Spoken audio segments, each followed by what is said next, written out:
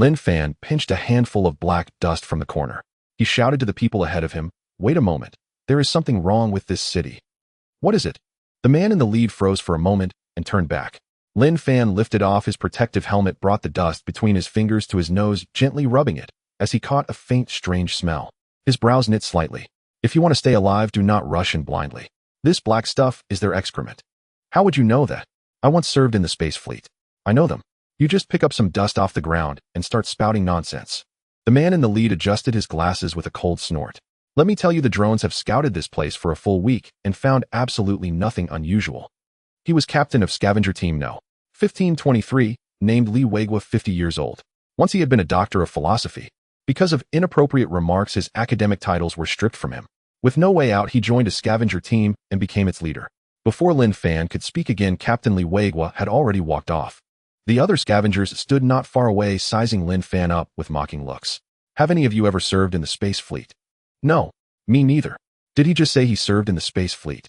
"I'm a former crewman of the space fleet, and yet, how did he end up degraded to a scavenger like us?" Laughter burst out. Among scavengers were paupers drowning in debt and criminals of ill repute, but none had ever heard of someone from the space fleet among them. If such a person truly existed, he would surely be a joke. Everyone looked at Linfan with open disdain. Linfan was without doubt the one being ostracized in the scavenger team. Proud and aloof, he kept to himself and was unwelcome. Even scavengers understood that in this era, serving in space was a supreme honor. Only those well-educated and exceptionally capable could set foot aboard a starship. Those who served aboard starships were revered when they returned to the surface. Even high-ranking government officials dared not slight anyone from the space fleet. Not a single scavenger believed Linfan's words. After a few more jeers, they followed Li Weigua away. Linfan shook his head helplessly and had no choice but to go after them. Yellow sand filled the sky as a gloomy wind howled. The city before them was now called Chongtie City. No one remembered its name from before the solar era. Backed against mountain ranges, it had once been a forest of skyscrapers, a century ago, thriving and prosperous. The war 3 years prior destroyed it, leaving only shattered ruins and no sign of human life. A scavenger team of more than 10 people entered Chongtie City. This time their objective was to search for rare earth or needed to resolve the resource problem in starship construction. Wearing simple nuclear radiation protective suits, the scavenger team trudged on foot toward the city center. In the lifeless city, there was no sound but the hiss of wind and sand. The number 17 was printed on Linfan's protective suit, his designation as a scavenger. Unlike the others, he was taciturn, prone to secretly drinking, and there was always a certain heaviness in his eyes. Chongtie City stretched 80 kilometers deep, the rare earth lying in its depths. After its fall, nearly all roads and bridges had been destroyed. The heavy trucks could go no further after less than 5 kilometers. Even so, everything was going relatively smoothly, and the intelligence had proved accurate. A day later, they reached the old city hall at the center. Inside a downed transport aircraft, they found the rare earth. There were a full 10 tons of rare earth. After clearing the obstacles, 2 heavy trucks were driven up to the spot 5 kilometers away, and the scavenger team used forklifts to load the ore onto the trucks. Their mission was complete, yet the scavenger team did not leave immediately. The operation had gone far too smoothly, so smoothly it exceeded everyone's expectations. The radiation index in Chongtie City was almost zero. There were no Chinyong behemoths entrenched here, and the drone scans had shown no errors at all. As for Linfan's warning, reality once again proved him wrong. He was branded a coward. His claim of having served in the space fleet had become a running joke among the scavengers. Human desire slips the leash of inner reason step by step, even in an age riddled with crises. They were the first scavenger team to enter Chongtie City. Though this place had been destroyed, many valuables still slumbered within its ruins. With 10 days remaining until their mission deadline, the scavenger team decided to continue scavenging in Chongtie City. In an era of scarce supplies and brutal survival, humanity could only cling to life in the narrow gaps. Though scavengers were not in name allowed to hoard items, they always found ways to skim something for themselves. Scavenging was fraught with danger. Every year some people died among the ruins. To encourage scavenging, the Scavenger Bureau of Shikuiching City all but turned a blind eye to such behavior. The sandstorm was fierce, shrouding Chongtie City in a gray haze, yet it still appeared outwardly tranquil. To scavengers, this city was irresistibly alluring. The others were already digging for treasure among the ruins, but Linfan alone felt no interest. Linfan sat alone in the truck, took off his protective helmet, pulled a bottle of strong liquor from his pocket, and began to gulp it down. At that moment, the door swung open. A thin, elderly man climbed into the heavy truck. No one knew his real name. Everyone called him Old Blind, and his left eye was already sightless. He snatched Linfan's bottle, sniffed it, took a small sip, and asked, "Where did you pick this up?" A rare hint of a smile crossed Linfan's face. "Found it in a warehouse. This stuff became a rarity decades ago." "What is it?" "It is called wine," Linfan said. "A curious invention from before the solar era, capable of numbing a person, of making you mistake the hell before your eyes for paradise." "Sounds like something that makes people sink into decadence," Linfan said. Old Blind added, "Don't wallow in gloom. Come on, let's go scavenging in this city. This is a rare chance. There are no monsters in Chongtie City. Quite a few people have already dug up fine things in the ruins, the sort that will fetch a good price on the black market." "Money doesn't interest me," Linfan said, waving for Old Blind to return the bottle. "Dense fellow. You'll live out this whole life in such a cowardly fashion," Old Blind snorted. Old Blind shook his head, put his protective suit back on, returned the bottle to Linfan, and stepped once more into Chongtie City. As he left, even his blind eye seemed to gleam. Perhaps this scavenging trip would bring him a haul enough to let him carouse for a while. Roughly half a minute later, a shrill howl tore through the low air, shattering the silence of Chongtie City and making the heavy truck lurch violently. Linfan rolled over and sprang up. Through the windshield of the heavy truck, he saw a black shadow 1 zhang tall appear 50 meters ahead. A dog-headed winged beast. Old Blind was already dead. The creature's talons had torn him apart, and its sharp beak was pecking at his skull. It was a native life form from Chinyong star. The elemental makeup of Chinyong star resembled Earth's extremely closely, and it too had birthed a vast variety of carbon-based organisms. Dog-headed winged beasts were fierce and cunning, with bodies resembling bats from Earth, save that they were far larger. An adult dog-headed winged beast could span 5 zhang across, and scavengers were exactly their prey. Linfan drew a deep breath. He knew these creatures all too well. Their ferocity was boundless. Back in the era of the colonial trade group's invasion, the people of Chinyong star had released them onto Earth, where they bred in great numbers and wreaked havoc on the planet's ecology. Dog-headed winged beasts often launched assaults on humanity's surviving cities, seizing many innocent humans. Humanity had mounted extermination campaigns against them again and again. In the end, they entrenched themselves in ruined cities, lying in wait, still causing mankind endless grief. The winged beast before him was only a juvenile. But their kind lived in groups. If there was a juvenile here, there had to be adults as well. Chongtie City was very likely their lair. Linfan dimly surmised that in recent days they had left to hunt, which was why the drones had failed to detect any trace of them.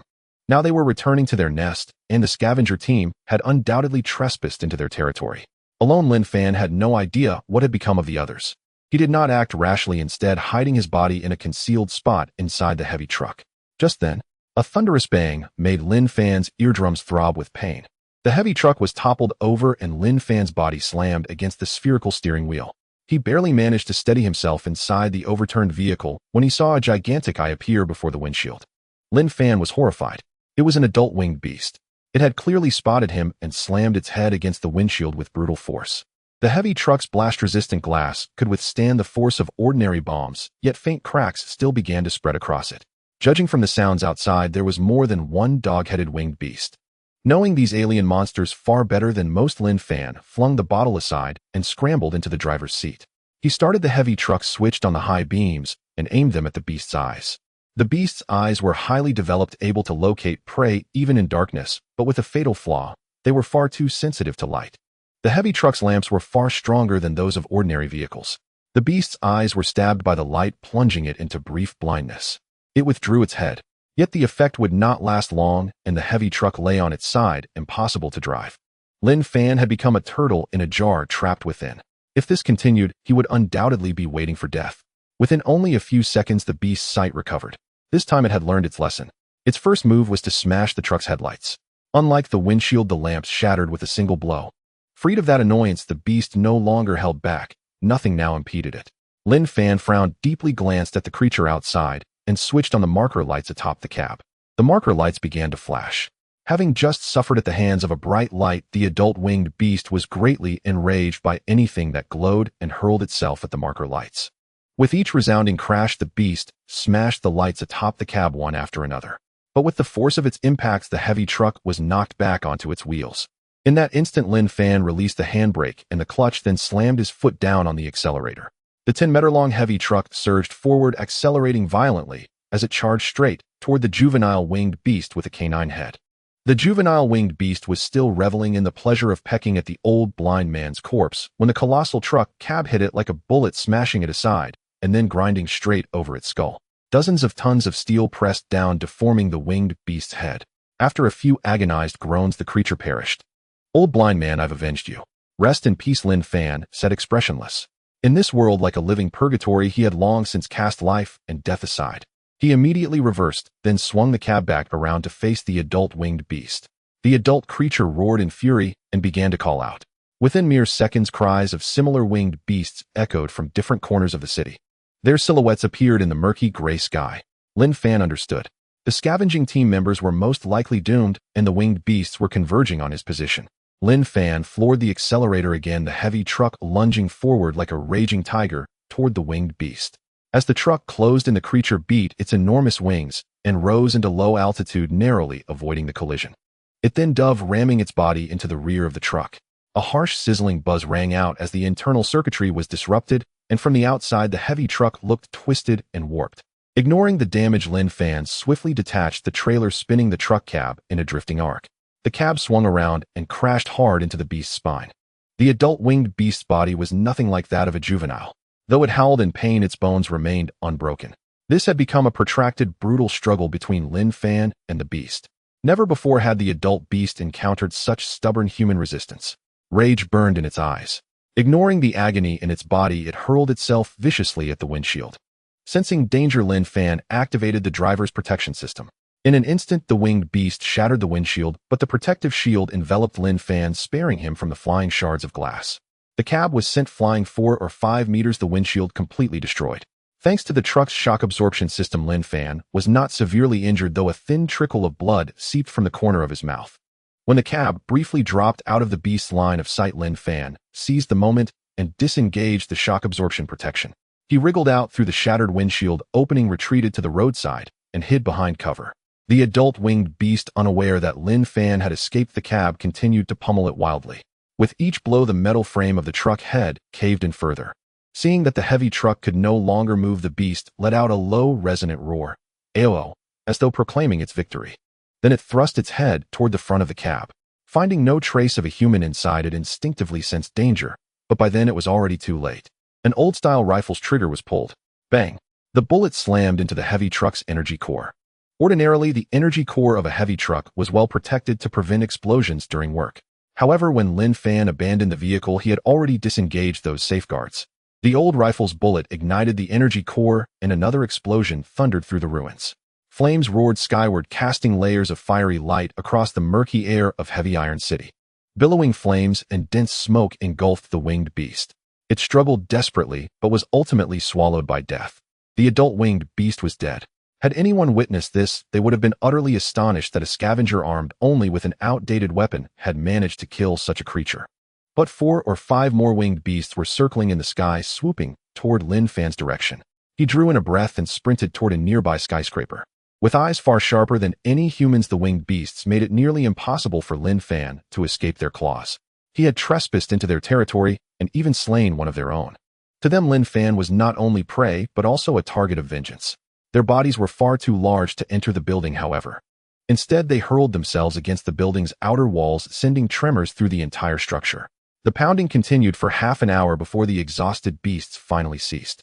Yet they had no intention of letting Linfan go. Taking turns, they patrolled around the building, hoping to wear him down and wait for his death.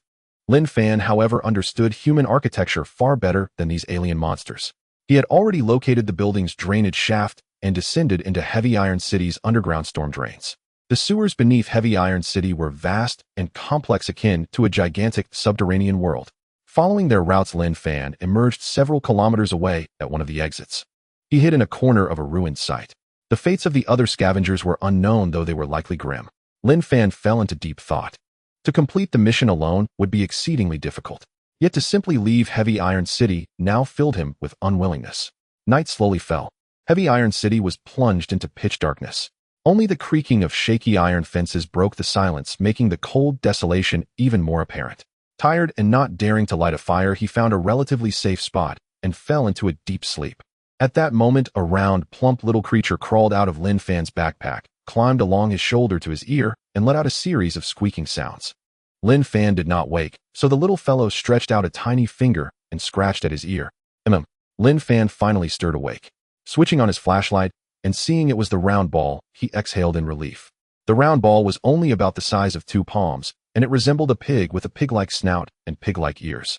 Its limbs, however, each had 6 fingers with 5 joints far more dexterous than human hands. Its fur was black and a row of hard spines ran along its back.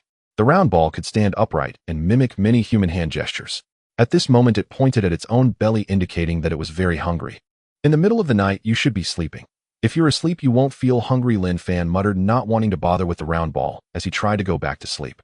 But the round ball refused to let him off, tugging at his ear again, patting its shriveled belly and gesturing frantically. It was declaring that it was extremely hungry, so hungry it could no longer sleep. How did I end up with such a troublesome little thing? Grumbling, Linfan nonetheless smiled, took a compressed biscuit from his pocket, and handed it to the round ball. It stared at the biscuit with no appetite at all, and immediately tossed it aside. Its eyes rolled about, and it curled its lips. It was clearly uninterested in such food. Scratching his head, Linfan drew a breath, and said, "Right, I forgot. You idiot, don't eat biscuits." At that moment, a subtle change flickered in Linfan's pupils.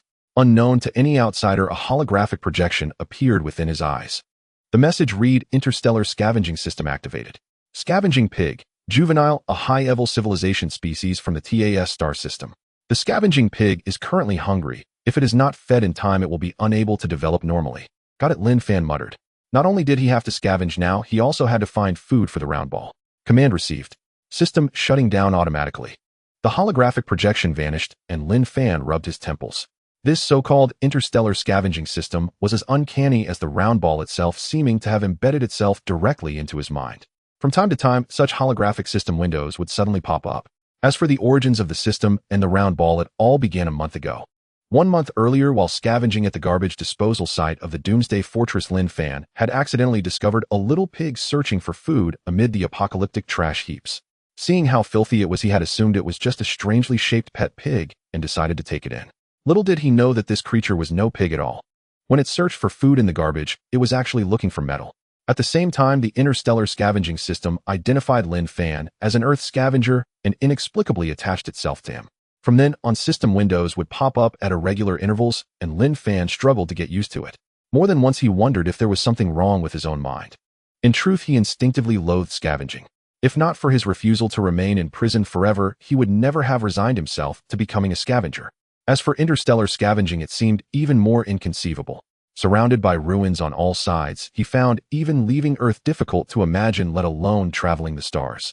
When his gaze fell upon the round ball, his headache worsened. This so-called scavenging pig was not easily dealt with. Once it grew hungry, it would cry, make a scene, and throw endless tantrums. Anything metallic he managed to scavenge could never escape the round ball's nose and mouth, much to Linfan's distress. Because of this, he could never complete the scavenging team's assignments and had been harshly reprimanded more than once. The scavenging pig ate only metal, nothing else, its appetite bottomless. After months of feeding, it was still the same size as before. Linfan had tried to drive the little creature away or send it back to the doomsday garbage dump, but it was cunning and always managed to find its way back to him. Faced with its pleading eyes, Linfan had no choice but to take it in again. Now in the present moment, he looked out at the city, seething with hidden dangers, and said, "You'd better behave. This city is nothing like the doomsday dump. There are many giant monsters here, and we have to be careful." The round ball nodded, repeatedly signaling that it would obey. Then it clambered up his trouser leg and climbed all the way to his shoulder. Pointing with its tiny hand in a certain direction, it gestured rapidly. Go this way, this way." The round ball is not a real pig. It possesses a remarkably high intelligence. After spending a few days together, it can understand all of Linfan's words, disguising itself as a pet pig in front of outsiders. At this moment, guided by the round ball, Linfan, under the cover of night, arrived at a nearby passage, stopping by a damaged truck. "Are you particularly sensitive to metal elements?" Linfan patted the round ball's head, which squinted its eyes and nodded, eagerly jumping down from Linfan's shoulder. For humans, the truck is quite large. However, in the eyes of the round ball, this amount of food is just enough to barely fill its stomach. The round ball climbed onto the top of the truck, exhaling vapor from its nostrils, its eyes glowing with a turbine-like blue light. A wave of heat surged from the round ball's body, causing the surrounding scenery to blur, forcing Linfan to take a step back. The round ball's tongue licked the metal shell of the truck, its mouth resembling an electric arc furnace and its tongue akin to a welding machine. However, the temperature is estimated to be thousands of times higher. The metal shell of the truck turned fiery red, and in the blink of an eye it transformed into molten iron, which the round ball effortlessly swallowed like a lollipop. While foraging in the apocalyptic junkyard, the round ball had never been this reckless, as humans often appeared there. But in this ruined city, it could finally eat freely. This little guy is not to be underestimated. Linfan thought to himself that if this creature could lick these metals, it would likely evaporate him as well. About 15 minutes later, the round ball managed to consume the front of the truck. Linfan wondered why this little guy was eating so much metal every day. Ding! The Interstellar Scavenging system has been activated, and a holographic image appeared in Linfan's eyes. Report to the host: the scavenging pig is currently in a developmental stage, and devouring metal elements is to construct its body structure. The system was rooted in Linfan's mind, and communication did not require vocalization. Linfan asked the system. The round ball doesn't excrete, and it doesn't seem to grow. What's going on? The body strength of the round ball is beyond human imagination. Master, do you know the strength of a white dwarf? Its current body strength is similar to that of a white dwarf. The food it consumes is negligible compared to its body strength, and as it continues to grow, its strength will only increase. After hearing this, Linfan gasped. As a former astronaut, he understood the strength of a white dwarf, which can reach dozens of tons per cubic centimeter. With the round ball being this heavy, wouldn't it be crushed if it jumped around on itself every day, given such strength? The system explained further the four fundamental forces of the universe: strong force, weak force, gravity, and electromagnetic force, are unified. The scavenging pig is a creature of a higher civilization. After billions of years of evolution, it has mastered these four forces, generating an electromagnetic field within, easily countering gravity. Linfan, having heard of the four fundamental forces, muttered, "So the scavenging pig is such a powerful creature. Of course, it is a creature of advanced civilization in the universe, while the Chinyong star people that humanity fears are merely a primitive civilization in the cosmos. So where do you and the round ball come from?" Linfan asked. The system paused for a moment, then began reciting a poetic verse about the universe, from the vast universe, from the end of time, when the final chapter of destruction sounds, when darkness envelopes the entire galaxy. Linfan interrupted without mercy, asking, all right, are you reciting poetry now? What is the universe like?" The system replied, "The universe actually has a lifespan, and every civilization will have its end, but at every moment new civilizations will emerge. However, even those who reach advanced civilization will eventually face destruction one after another. This is the universe." "And what about Earth? What level of civilization is Earth?" The system responded, "Earth is still in the Enlightenment era, not yet having fully ventured out of its solar system." "And the Chinyong star people?" "The Chinyong star has entered the era of primitive civilization, and the Chinyong civilization is like an ant that can be crushed underfoot in the face of intermediate civilizations in the universe. However, for Earth it is a formidable existence, and Earth will face a very brutal war." Linfan fell into thought upon hearing this, sighing, "It is not just brutal, it is already the end of the world." "The end of the world? This is merely a very miniature war in a corner of the Milky Way, and doesn't even qualify as a true war." The system replied. "Have you ever seen the end of the world?" Linfan asked. "Of course, compared to a real cosmic end, the crisis that Earth faces is like a small droplet in the vast ocean.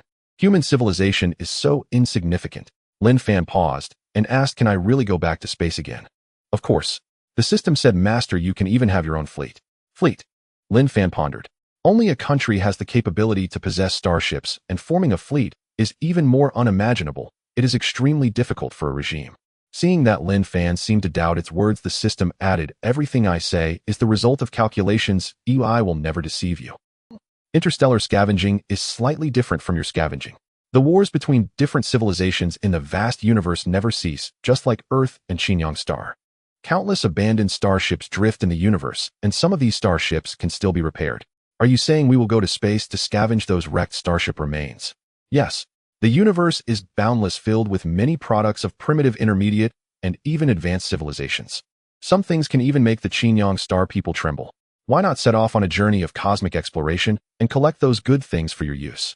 Linfan looked at the ruins around him and his own dire situation, saying, "How are we supposed to leave Earth?" Indeed, returning to space had always been his dream, but as a scavenger, how difficult would it be for him to fly out of Earth? Repair those abandoned spaceships. The system said the scavenging pig is the loyal companion of the master, a supreme craftsman in the universe, and once it evolves, it will be able to repair them.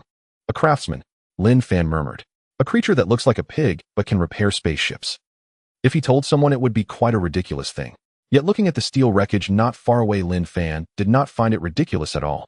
In just half an hour, the large truck was reduced to 1/10 or 1/12 of its original size. The round ball held its belly and burped, still feeling unsatisfied. What an unbelievable scene. According to the system, the round ball is currently in a developmental stage. Once it develops to a certain extent, it will become a true alien craftsman capable of repairing anything on Earth. But that is not the main point.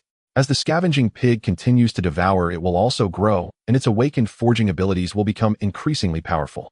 The scavenging pig rose to prominence a billion years after the birth of the universe, growing by devouring the free metal elements that emerged post-creation. The birth of this civilization evolved under extremely harsh conditions, but the result of natural selection allowed this life to develop into an advanced civilization. The scavenging pig passes down its forging knowledge through a method similar to genetic inheritance. With such a life form of advanced civilization, embarking on the journey of interstellar scavenging is not impossible. Moreover, there are various abandoned airplanes and tanks scattered throughout the city now. If the round ball can truly repair them, it may not be impossible to form a small team to combat alien monsters. As for the system's mention of building a space fleet, it certainly won't be that easy. Earth's space fleet was constructed with the utmost effort of all humanity. Countless individuals have contributed silently behind the scenes. The wisdom and labor of innumerable scientists and engineers crystallized. That night, Linfan gazed at the sky filled with wind and sand, lost in thought. He had been imprisoned for many years, and now he had become a scavenger. He had endured immense sorrow throughout his life, but when one door of fate closes, it seems another window opens. The sorrowful depths of this man's eyes had never ceased to struggle. He was unwilling to wait idly for the final war of the apocalypse. A sudden sizzling sound caught Linfan off guard. He quickly turned his head and found the round ball's mouth was already reaching toward the fuel tank's shell. No, Linfan tried to stop it, but it was already too late. The round ball had melted the fuel tank, and with a loud bang, the remnants of the truck were blown apart in flames.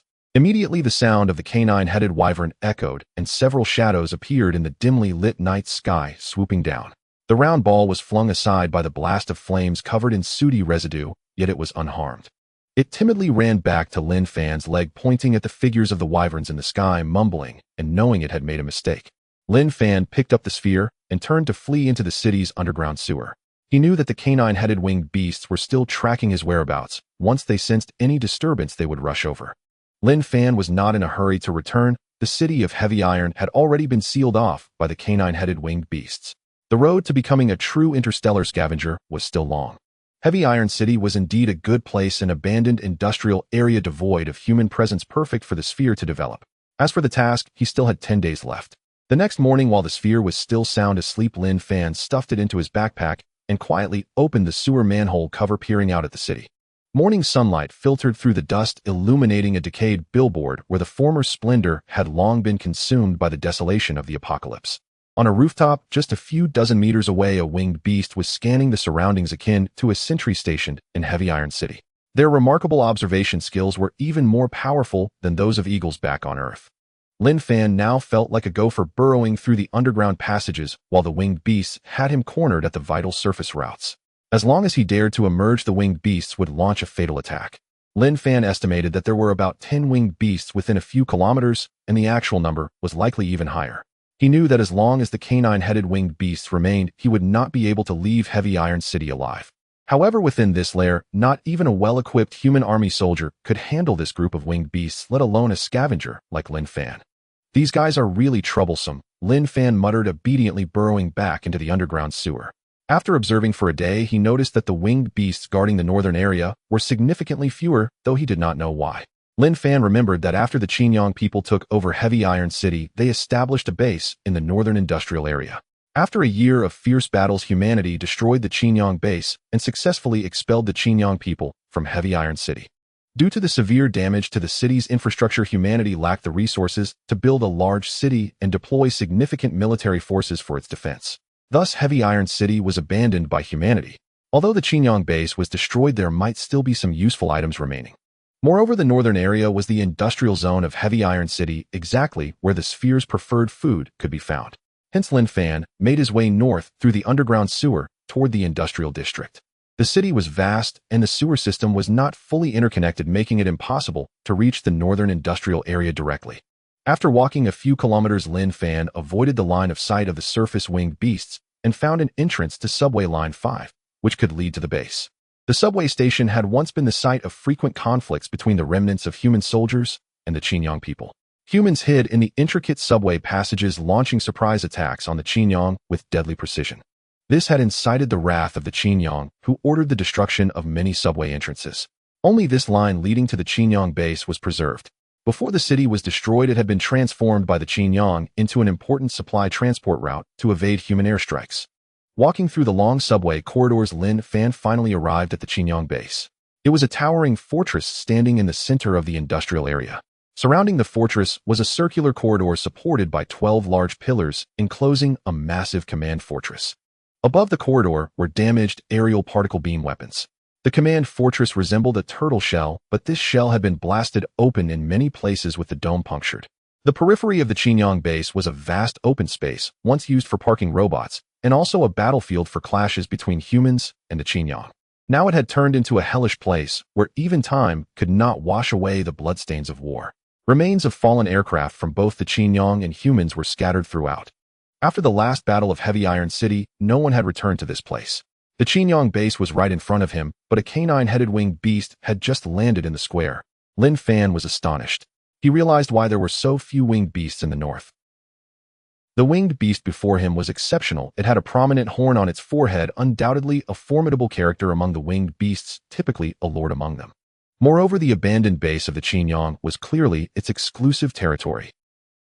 With keen eyes, it constantly scanned the surroundings. Any human or animal that approached would become its prey, and even the other winged beasts dared not disturb it. A lord-level winged beast posed a significant threat, as long as it was alive it could launch an attack on Linfan at any moment. Linfan had only one option to eliminate this lord-level winged beast to secure his footing here. The hierarchy among the winged beast species was strict. This was the territory of the lord-level winged beast. Once it was killed, no ordinary winged beast would dare enter its territory for some time, making this place relatively safe. Compared to dealing with a group of winged beasts, Linfan might as well seize the territory of this lord-level winged beast. However, all he had was an old-fashioned rifle which was incapable of killing a winged beast.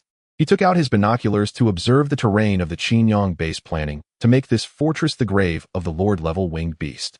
Linfan woke up the sphere which had been sleeping soundly in his backpack. The sphere blinked its eyes, looking at Linfan with a confused expression. "Sphere, I will kill the monster in the square, but there is a very important task that requires you to cross the square to execute. Only then can we escape from here," Linfan said. Executing a task. The sphere blinked its eyes. It then spotted the fearsome winged beast in the distance and felt a bit scared, gesturing to Linfan, asking if he would accompany it. "No way, I'm too big of a target. It would be easy to expose myself," Linfan replied. Upon hearing this, the sphere quickly shook its head, gesturing vigorously. "Completing the task alone would mean being eaten by the monster.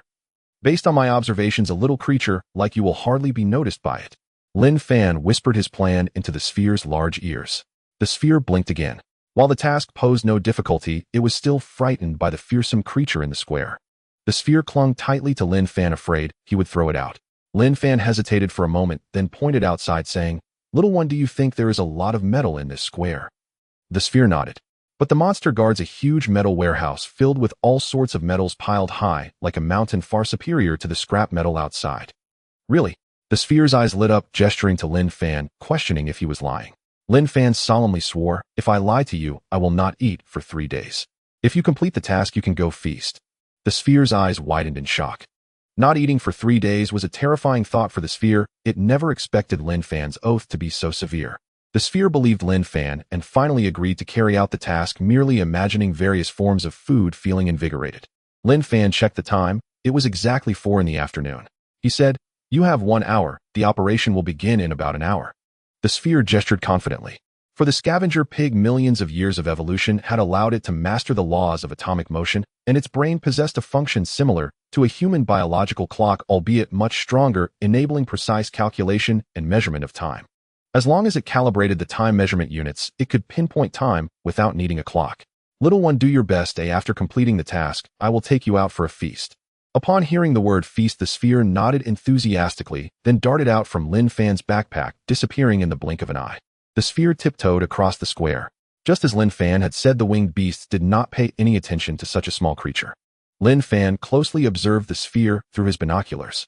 He saw the sphere climb up the bridge, peer like a mouse, carefully concealing its body in an inconspicuous corner of the corridor. If one did not look closely, they would truly miss it. Linfan knew that this little guy was working hard, focused on the task. An hour later, the sun set, and the ruins were bathed in a glow. Linfan checked the time. It was almost time. Under the observation of the binoculars, the sphere was waving its little hand at Linfan, signaling that it was ready to act. Linfan looked at the excited little creature in the distance, gestured back with the same signal, and a faint smile appeared on his lips. The hunting operation began. Linfan emerged from the subway entrance stealthily, making his way to the square.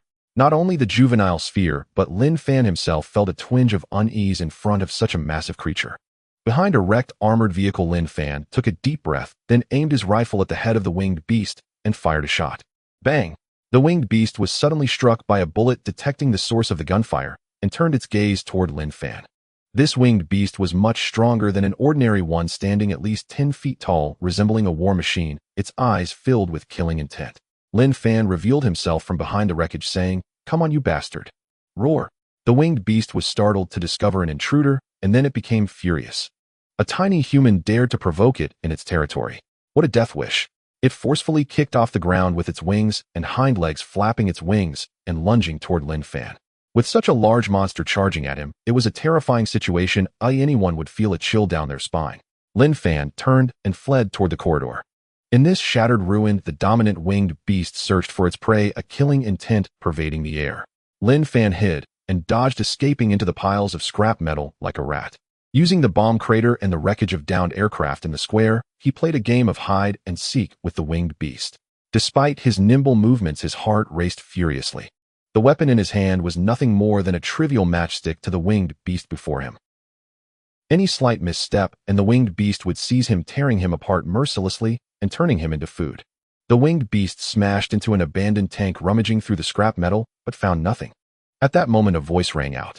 "I'm over here." The winged beast turned its gaze toward the sound, discovering Linfan had already appeared at the edge of the military fortress. In that instant, Linfan leaned against a massive pillar. The overhead bridge corridor was nearly 40 meters high, and the 12 large pillars stood around 50 meters tall. After the battle from years ago, the circular corridor was now riddled with holes. Although it had not collapsed, it was in a state of severe disrepair, swaying precariously. The sound of the wind swept past, and the steel cables at the break of the corridor whistled ominously. At that moment, the winged beast was only 50 meters away from Linfan. Linfan was surrounded by emptiness. There was nowhere to hide except for a single bridge support. The winged beast let out a low growl, its sharp jaws wide open, revealing its fangs. It flapped its wings and charged at Linfan, cornering him. Clearly, Linfan was like a turtle in a jar, with barely any distance between him and the winged beast. Linfan swiftly dodged to the side, hiding behind the massive pillar. He circled to the other side, raised his rifle, and aimed at the winged beast's eyes, firing a shot. Bang! The gunshot echoed. However, the winged beast seemed to have anticipated Linfan's trick, tilting its head to avoid the bullet. It let out a hissing sound of triumph. In its eyes, this human was merely prey. Its actions were futile, a desperate struggle before demise. Yet the winged beast was unaware that a trace of danger was rapidly approaching. It did not realize that it itself was the prey, stepping right into a trap laid by humans. And that seemingly weak being was the true hunter. It was time to reap the rewards. Boom! The sound of shattering echoed. That was the sound of the circular corridor breaking. The winged beast didn't react in time. A circular corridor 50 meters long and 10 meters wide came crashing down like a massive shackle upon the winged beast's head. The winged beast's head was smashed against the ground, its entire body pinned beneath the corridor, shattering the stone slabs below. The circular corridor had transformed into a gigantic trap. Originally crafted by the Chongtie people, it was extremely sturdy. However, after enduring countless bombs during the war, it had become severely damaged. Both sides of the bridge structure were broken, barely held together by countless steel cables to prevent a collapse. Under Linfan's cunning plan, the sphere had quietly severed more than half of the steel cables that stabilized the corridor. Unbeknownst to anyone, it had become a trap for the cornered beast. The sphere calculated the stress on the bridge structure at the point of collapse. Before acting, the tension on the corridor had already reached a critical point. When Linfan's gunshot rang out, the last major steel cable was severed. Immediately afterward, the corridor collapsed. At that moment, the winged beast was lost in the excitement of capturing its prey, unaware that it had stepped into a trap. Ow! A cry of despair erupted. The massive corridor descended like a giant shackle, squarely smashing the dominant winged beast beneath it.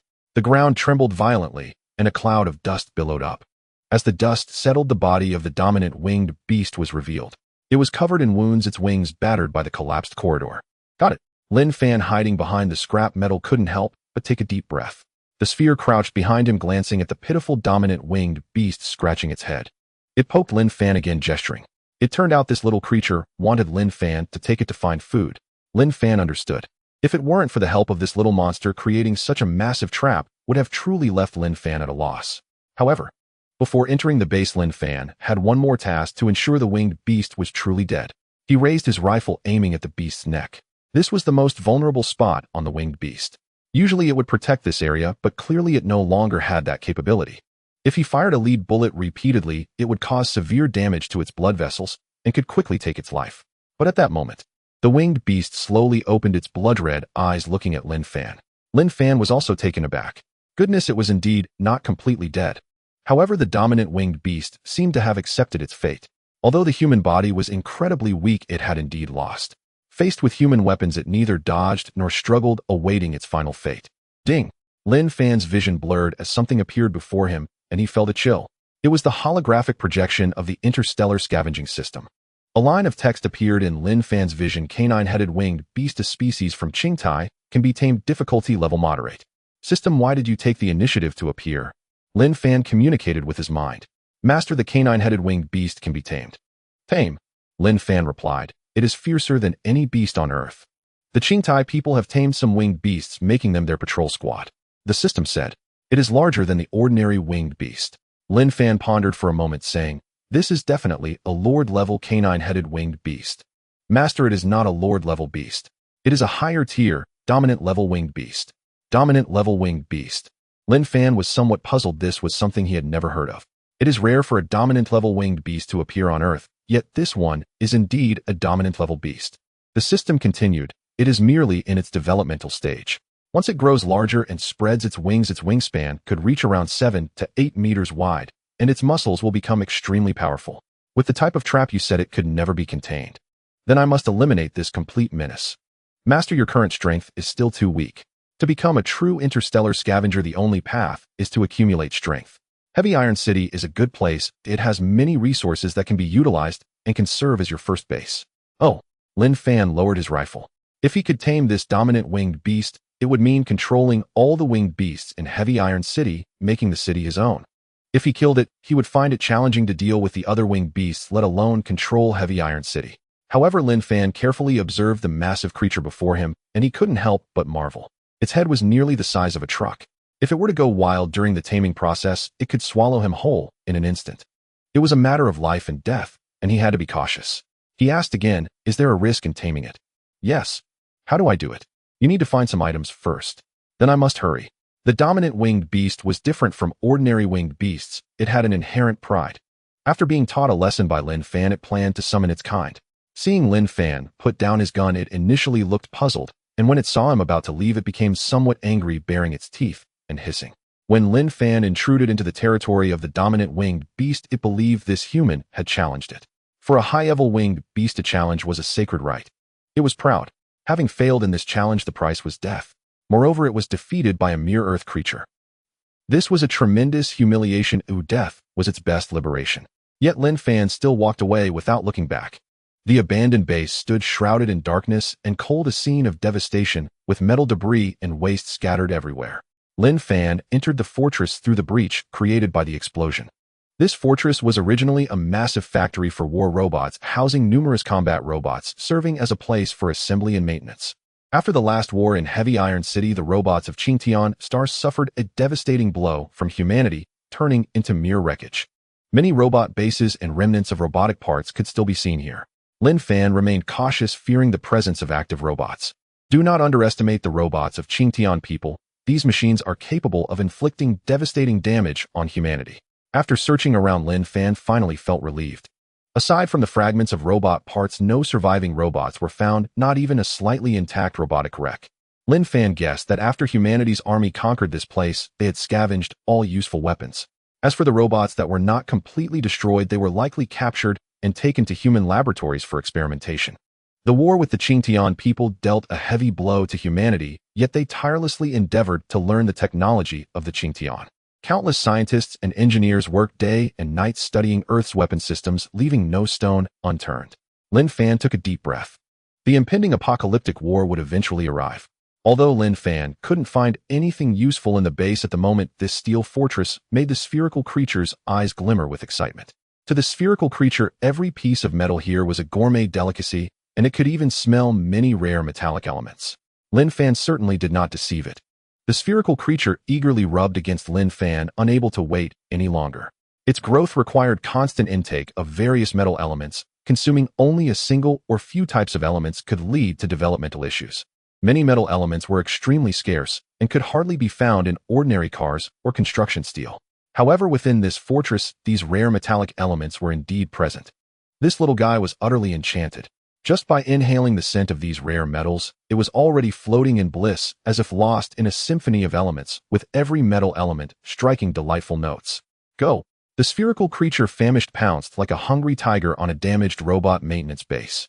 The metallic blades above were crafted using the exceptional forging skills of the Chongtie people, incredibly tough, capable of easily piercing through robot steel plates. The spherical creature's eyes glowed a deep blue, and as its tongue touched the metallic blade, it turned red under intense heat, becoming soft and malleable. It indulged in devouring the metals of this base, though its size was difficult to perceive as increasing. According to the description of the Interstellar Scavenging system, the greatest specialty of the scavenging pig was not eating. Rather, it was its ability to repair and forge nearly all items from civilizations in the universe. High-tech weapons and spacecraft were a mere trifle. Much like its love for metal, the scavenging pig exhibited an almost fanatical state towards forging. Through billions of years of evolution, the body of the scavenging pig had become a furnace brimming with immense energy and a powerful forging tool. Once this little guy grows a bit more, a certain gene-like substance within it will awaken, and its forging and repairing skills will elevate to a higher level. The growth of the scavenging pig encompasses at least 4 stages: infancy, growth, youth, and adulthood. Each stage is further divided into early, mid, and advanced phases, with varying forging and repairing skills across different periods. Currently, it was in the early infancy stage. When the spherical creature reaches the mid-infancy stage, it will not only consume, but also repair items. What do I need? Linfan asked the system. A sonar capable of emitting infrasound waves. Infrasound? Can this thing subdue the winged beasts? Yes. Seeing Linfan still puzzled, the system continued. Let me explain the winged beast race first. For the winged beast race, hierarchy is strictly enforced. Lower-tier winged beasts submit to higher-tier ones. When they submit to a particular entity, a remarkably powerful mental contract forms. The winged beast lords outside have not formed a mental contract with any individual. Master, as long as you force it to submit and form a mental contract with you, it will remain eternally loyal to you. Moreover, this mental contract is unbreakable. Then how can a mental contract be established? Linfan inquired. The dominant winged beasts are very proud and will not easily form a mental contract, but they have a fatal weakness. They are extremely sensitive to infrasound waves at a frequency of 1 pi-Hz, which resonates slightly with the sensory organs in their heads. Once subjected to such infrasound, they will suffer immensely. While it endures the torment of the sound waves, the master can take advantage of the situation, coercing and enticing it. Once its mental defenses collapse, you can force it to form a mental contract with you. Is there really such a thing? After hearing the system's explanation, Linfan was somewhat taken aback and asked, did the Chongtie people force it to submit in this manner? Aside from this primitive method, the Chongtie people prefer to use genetic means to tame the winged beasts. However, our current conditions do not allow for that. Apart from the infrasound intimidation, there is no other way to make it yield. Additionally, the master needs to first spend 200 scavenging points to unlock the master's low-level life superspecies communication consciousness simulation technology. What is that? This is the starry scavenging technology tree that comes with this system. The technology tree is divided into exploration, warfare, and civilization. After obtaining scavenging points, you can use them to unlock skills in these 3 domains. Such a thing exists. Yes. At different stages of the scavenger, different technologies can be unlocked. The master currently belongs to the junior scavenger category. What is the superspecies? Simulation technology. The superspecies consciousness simulation technology is a civilization domain skill for the junior scavenging stage, effective against low-level life forms in the universe. It can decode the consciousness streams of low-level intelligent and semi-intelligent beings, allowing the master to communicate with these lower species that generate consciousness streams. Are you saying I can communicate with the winged beasts? Exactly. The Chongtie canine-headed winged beasts belong to the low-level, semi-intelligent beings. However, unlocking it requires spending 200 scavenging points. A holographic interface popped up displaying Linfan's scavenging points as 210.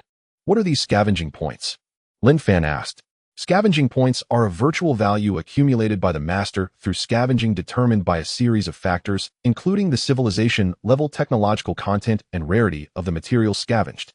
I worked hard for so long and only earned 210 scavenging points. Master, you misunderstood. Of the 210 scavenging points, 200 were given by the system, and only the remaining 10 were accumulated by the master during the scavenging process. What? Only 10 scavenging points? Upon hearing this, Linfan felt slightly embarrassed. Damn. After working so hard for so long, he only earned 10 scavenging points. After all, he had been a scavenger for several years. All right, Linfan said, then unlock that superspecies simulation skill you mentioned. Ding. Low-level life superspecies communication consciousness simulation has been activated, consuming 200 scavenging points. Attention. Most low-level life forms that hosts can currently interact with essentially transmit thoughts through electrical signals, so direct contact with the target is still required. When the host needs to engage in superspecies communication, direct contact with the target is required, and the system will invade the target's consciousness stream. After understanding the target's language encoding method, the host can communicate with the target species. I need to make contact. Linfan was taken aback. However, he hesitated no further. But Linfan couldn't worry about that now. The apocalyptic war was a hurdle that Earth civilization could not overcome, and the fleet of Chinyong star might descend upon Earth again at any moment. That could potentially be Earth's final battle. Linfan hoped to contribute during that war. Yet in his current state of weakness, he couldn't even stir a ripple in the tide of war. He needed to quickly accumulate his strength. Taming the winged beasts would be his only path to controlling the ruined city, and he was willing to take any risks. Dawn. The wind and sand spread through the air, and the iron fortress remained lifeless. The wounds of the overlord winged beast were healing, a testament to its tenacity for life. When Linfan appeared, the overlord winged beast assumed he was there to end its life, and was surprisingly calm. For a death felt like a release. The winged beast revered the strong. Having been defeated by Linfan, it now respected him. As the loser, it naturally accepted the beast's tradition, the baptism of death. The overlord winged beast was mistaken. Linfan had no intention of killing it. Instead, he threw a wire that made contact with its body. In an instant, the system had established a mode of consciousness exchange with the winged beast. Using the system, Linfan projected his consciousness directly into the beast's mind. Big guy, I'm sorry, I was forced to injure you. The overlord winged beast was taken aback. Linfan had taken his time, and not only refrained from killing it, but also began to communicate. However, it ignored Linfan snorting through its nostrils. Submit to me, and I can spare your life. Submit. The overlord winged beast was initially puzzled, but then it became utterly enraged. It bared its teeth and roared, forcing Linfan to stagger back. To the overlord winged beast, the victor should be respected, but that did not mean submission. Submitting to another race was undoubtedly a greater humiliation, especially to one so frail. It would never yield to a human out of fear of death. Linfan frowned slightly, having sensed the beast's determination, and gestured to the sphere in the corner. The sphere was concealed behind a worn-out sonar, with 2 fingers resting on the power input system. An electric current surged within the sphere, activating the sonar, which successfully emitted an infrasound attack at 1 pi-hz. An infrasound wave inaudible to humans radiated from the base of the chilling people. In that instant, the winged beast several kilometers away also sensed the infrasound and frightened fled in panic. A woo. The overlord winged beast approached the source of the sound, howling in distress. Its eyes gradually lost their luster, and its head drooped, clearly tormented by the infrasound. Linfan projected the demand for submission into the beast's mind. Choose to resist, and you will endure endless suffering, ultimately leading to your demise. However, the overlord winged beast's eyes widened, turning blood red. A woo. It howled skyward, the sound vibrating through Linfan's ears. The rage and defiance within the winged beast's voice were palpable. The infrasound was its Achilles heel. Strangely, this sound, more terrifying than death, did not crush the overlord winged beast, but instead ignited its resistance. Gradually, the overlord winged beast lost its sanity, its muscles tensed as it gathered strength to break free from its shackles. The entire corridor shook. But the corridor was too heavy. Exhausted, it ultimately could not break free from its bonds. What in the world is happening? Linfan snapped back to reality amidst the beast's roar. Master, this winged beast is resisting too fiercely. The infrasound seems unable to make it submit. The system's voice echoed in Linfan's mind. At that moment, the channel of information exchange between Linfan and the overlord winged beast had not been interrupted. Strangely fragmented streams of consciousness from the overlord winged beast entered Linfan's mind. On a vast and desolate planet, there were winged beasts everywhere. 2 massive adult winged beasts stood atop a mountain, while a small winged beast followed closely behind. Oh, everything was so tranquil. until several flying vehicles appeared similarly, using infrasound interference leading to the slaughter of winged beasts. The adult beasts were ultimately killed, and the young beast was captured by the chilling people. Then within the memories of the young winged beast, he saw shackles and cages. It endured daily infrasound attacks. Despite suffering torment, it never submitted to the chilling people. A seed of hatred had long been buried in the young beast's heart, a seed that helped it survive. Linfan clearly sensed that the infrasound had stirred up an infinite hatred within the overlord winged beast for the chilling people. This hatred triumphed over fear and pain. The overlord winged beast knew that this wire was the culprit behind its communication with Linfan. With a flap of its wings, it broke free from the wire, ending the interspecies exchange. Linfan jolted. He had finally emerged from the memories of the overlord winged beast, but he was feeling unwell, his head pounding, drenched in sweat. He was inwardly shocked. The infrasound was ineffective against this creature and instead had stirred its resistance. Without hesitation, Linfan gestured for the sphere to cut off the sonar. Once the sonar was turned off, the overlord winged beast's world returned to silence, but its gaze towards Linfan was now filled with wariness. Master, the probability of taming this overlord winged beast has decreased to 0.07. If you feel pity for it, I suggest ending its life soon. I understand. Linfan hesitated for a moment and added, however, I want to try one more time. Master, please be cautious. Linfan slightly crouched and took 2 slow steps toward the winged beast. The anger in the overlord winged beast's eyes flared up, its fangs bared, unwilling to allow this strange human to approach. Linfan knew that if he advanced recklessly again, the winged beast would definitely attack him. He hesitated slightly and shouted, "Sphere, bring the sonar over." As soon as he spoke, the observing sphere poked its head out, pushing the infrasound device into the winged beast's line of sight with its small body. The winged beast clearly recognized this device that emitted harsh sounds. Its eyes glinted with endless hatred, deeply despising it. At that moment, Linfan picked up the rifle on his back and aimed at the infrasound device. With a bang, the bullet pierced through the device. The winged beast was taken aback. Linfan did not stop there. He continued firing several shots until the device was shattered. Linfan's actions left the sphere dumbfounded, scratching its head in confusion, thinking it had made a mistake. The overlord winged beast, seeing the sonar destroyed, felt its anger ease, and its hostility towards Linfan diminished. At least from the winged beast's perspective, Linfan had made his stance clear, distancing himself from that device. Linfan knew his goal had been achieved. The winged beast no longer reacted violently, and Linfan set down the rifle, continuing forward until he stood beside the winged beast. At that moment, although the winged beast could not attack with its head, it could still harm Linfan with its wings. Fortunately, the beast chose not to do so.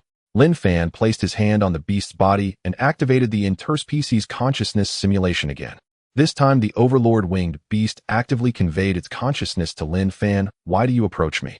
Do not worry, I will not make any improper moves against you. I just want to see your wounds." The winged beast remained silent, ignoring Linfan.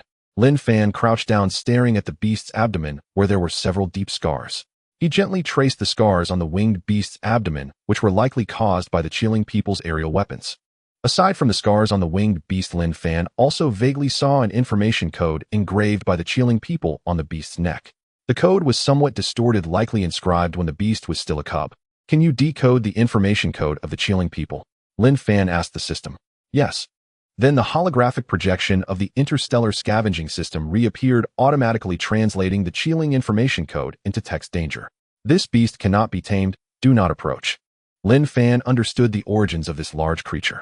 Having fought the winged beast multiple times, he had already experienced its cunning and organization. This overlord beast exhibited intelligence far exceeding that of ordinary winged beasts. The reason it had been captured was likely due to underestimating its opponent. He had never held back against these alien creatures, but knowing the overlord winged beast's background, the killing intent in his heart began to fade.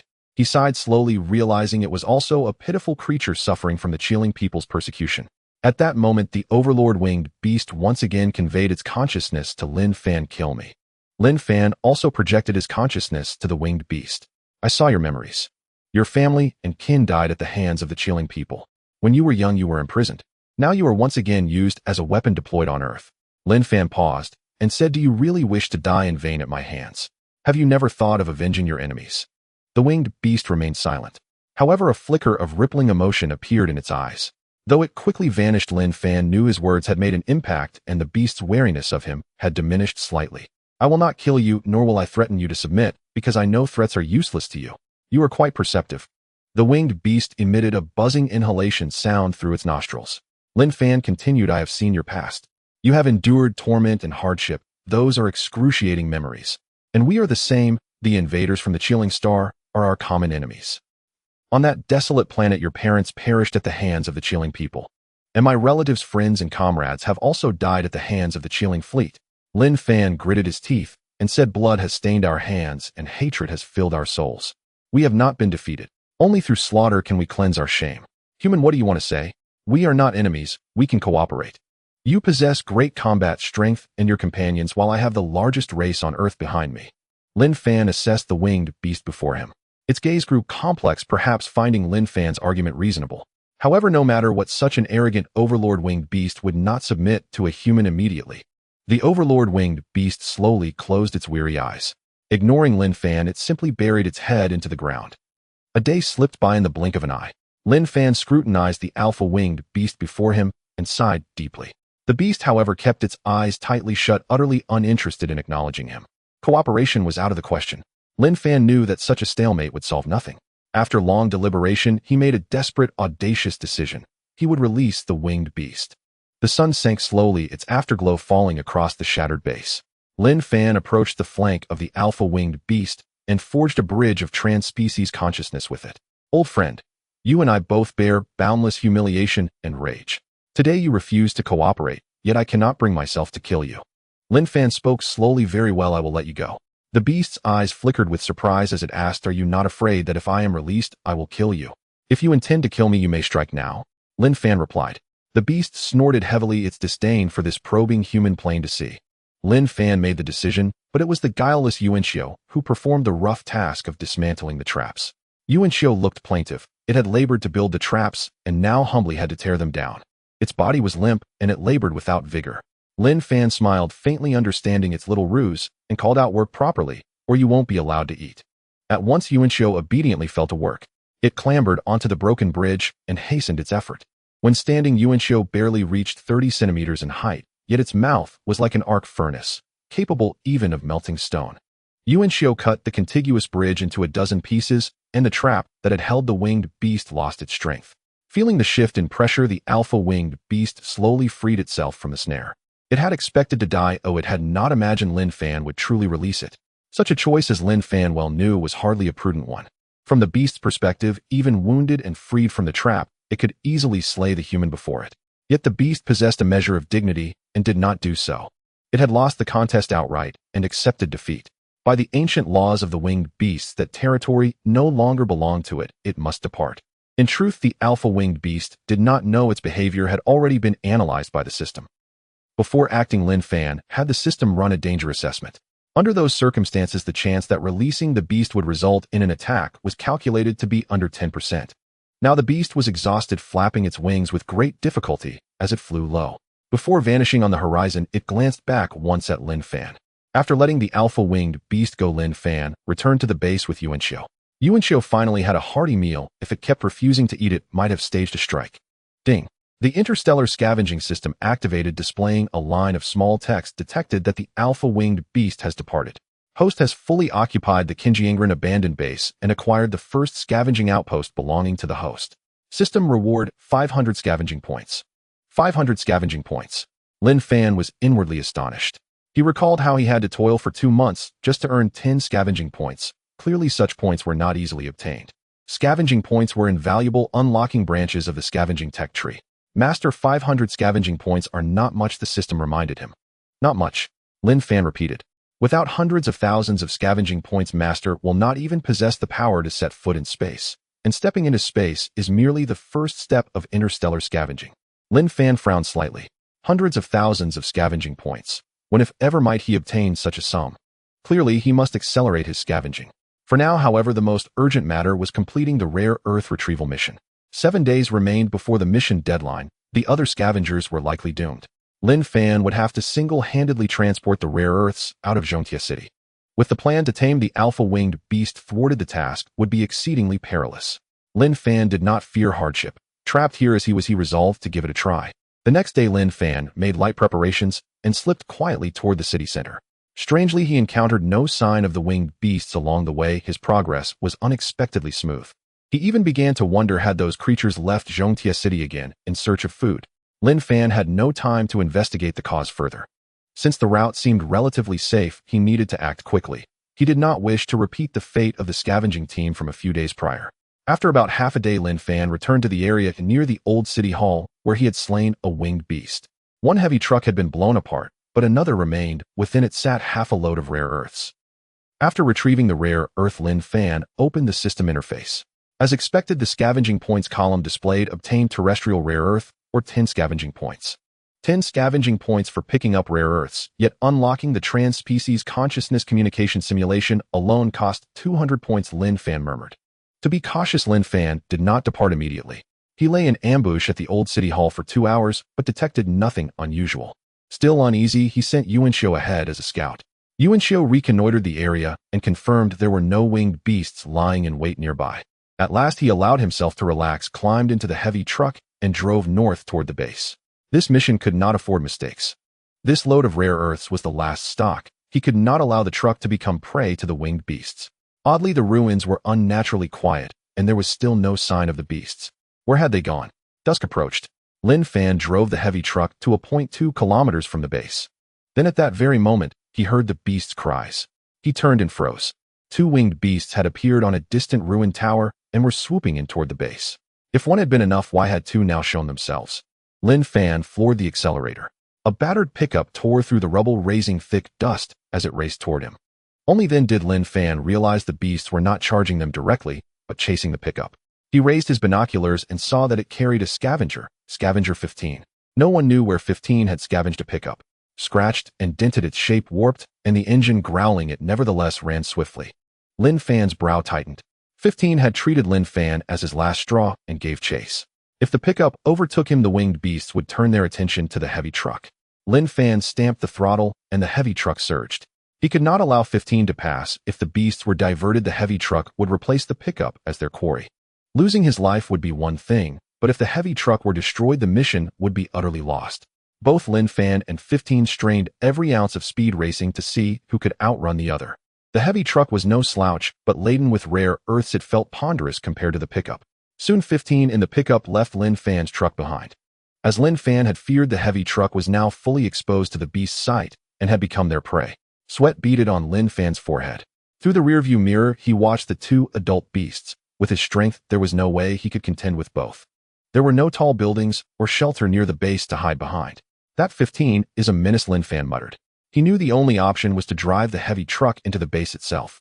The territory surrounding the base belonged to the alpha winged beasts. Only by bringing the heavy truck within the base might they spare it. But the pedal was already to the floor. The truck buzzed at its limit. Still, the 2 beasts pressed their attack, diving in unison and closing on the truck. One landed before and one behind, surrounding Linfan's heavy truck and forcing it to a halt. Was abandoning the truck the only choice? This was Linfan's last gambit. If he could not drive the heavy truck out, he would abandon it and flee, using himself as bait to divert the beasts and spare the vehicle. With no alternative, Linfan grabbed the old musket, leapt from the truck, and ducked behind a broken wall. Strangely, when the beasts saw him, they did not attack. They turned their gaze back to 15's pickup. 15, white with terror, drove the pickup headlong into the base. The 2 winged beasts did not pursue 15, nor did they strike Linfan. They beat their wings and rose into the sky, leaving the area. Linfan was baffled. Why had the beasts abandoned their attack? He had assumed the winged beasts of Chongtie City were out foraging, but now it seemed they had never intended to attack him at all. Watching their silhouettes vanish on the horizon, Linfan breathed a slow sigh of relief. If they had attacked after he abandoned the truck, his chances would have been slim. At this moment, 15 returned with the pickup, murmuring, "Heaven has shown mercy, heaven has shown mercy. It spared both of us." Linfan ignored him. 15 rummaged through the heavy truck and asked again, "Is it only you in that truck?" 17, "How did you survive?" "I was fortunate to slip into this base through an underground passage and barely preserved my life," Linfan replied coolly. "Is there rare earth inside?" 15 pointed at the heavy truck. Linfan nodded. "You really intend to complete the mission alone?" "Yes." 15 snorted with disdain. "All of us together could not complete the task. How could you alone possibly haul the rare earth out of this city? The winged beasts patrol every corner. With such a big target as a heavy truck, how will you succeed? My life has long since been of little value. Whether I succeed or fail is a matter of fate," Linfan said calmly. "You really fancy yourself a hero," 15 mocked. "I once thought of teaming up with you, but never mind. Go court death if you will, I won't stop you." He chuckled and gestured to his own vehicle. Let me tell you, I've hauled a lot of good stuff. In this era, what use is wealth? Staying alive is what matters most. Linfan replied coolly, have you seen how others fared? For the sake of scavenged trinkets, they needlessly sacrificed their lives. 15 snorted coldly. I say the one needlessly courting death is you. You wouldn't understand even if I told you. I won't linger here a single minute longer. Take care of yourself. 15 drove the pickup and left ahead of him. From that moment, the two men went their separate ways. As night fell, Linfan returned to the base.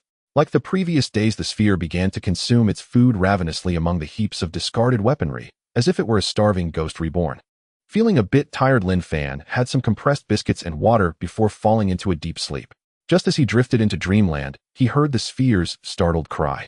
Linfan jolted awake, instinctively grabbing his rifle and turning on the spotlight above him. He saw the sphere frantically running out from the pile of scrap metal, quickly hiding behind Linfan, too scared to come out. Linfan surveyed the garbage heap and asked in confusion, Sphere, what happened? The sphere's eyes widened in panic and it gestured vigorously. Is there a moving monster? The sphere nodded repeatedly. Aren't you a little monster yourself? What are you afraid of? The sphere pouted and gestured, indicating that the creature was very ugly and terrifying. Then take me to see it. The sphere hesitated for a moment, but reluctantly agreed, pointing out the location of the monster before quickly burrowing into Linfan's protective suit pocket. However, the sphere was too plump to fit entirely inside, leaving its round head poking out. The spotlight illuminated the metal refuse, and Linfan cautiously examined it, finding nothing unusual.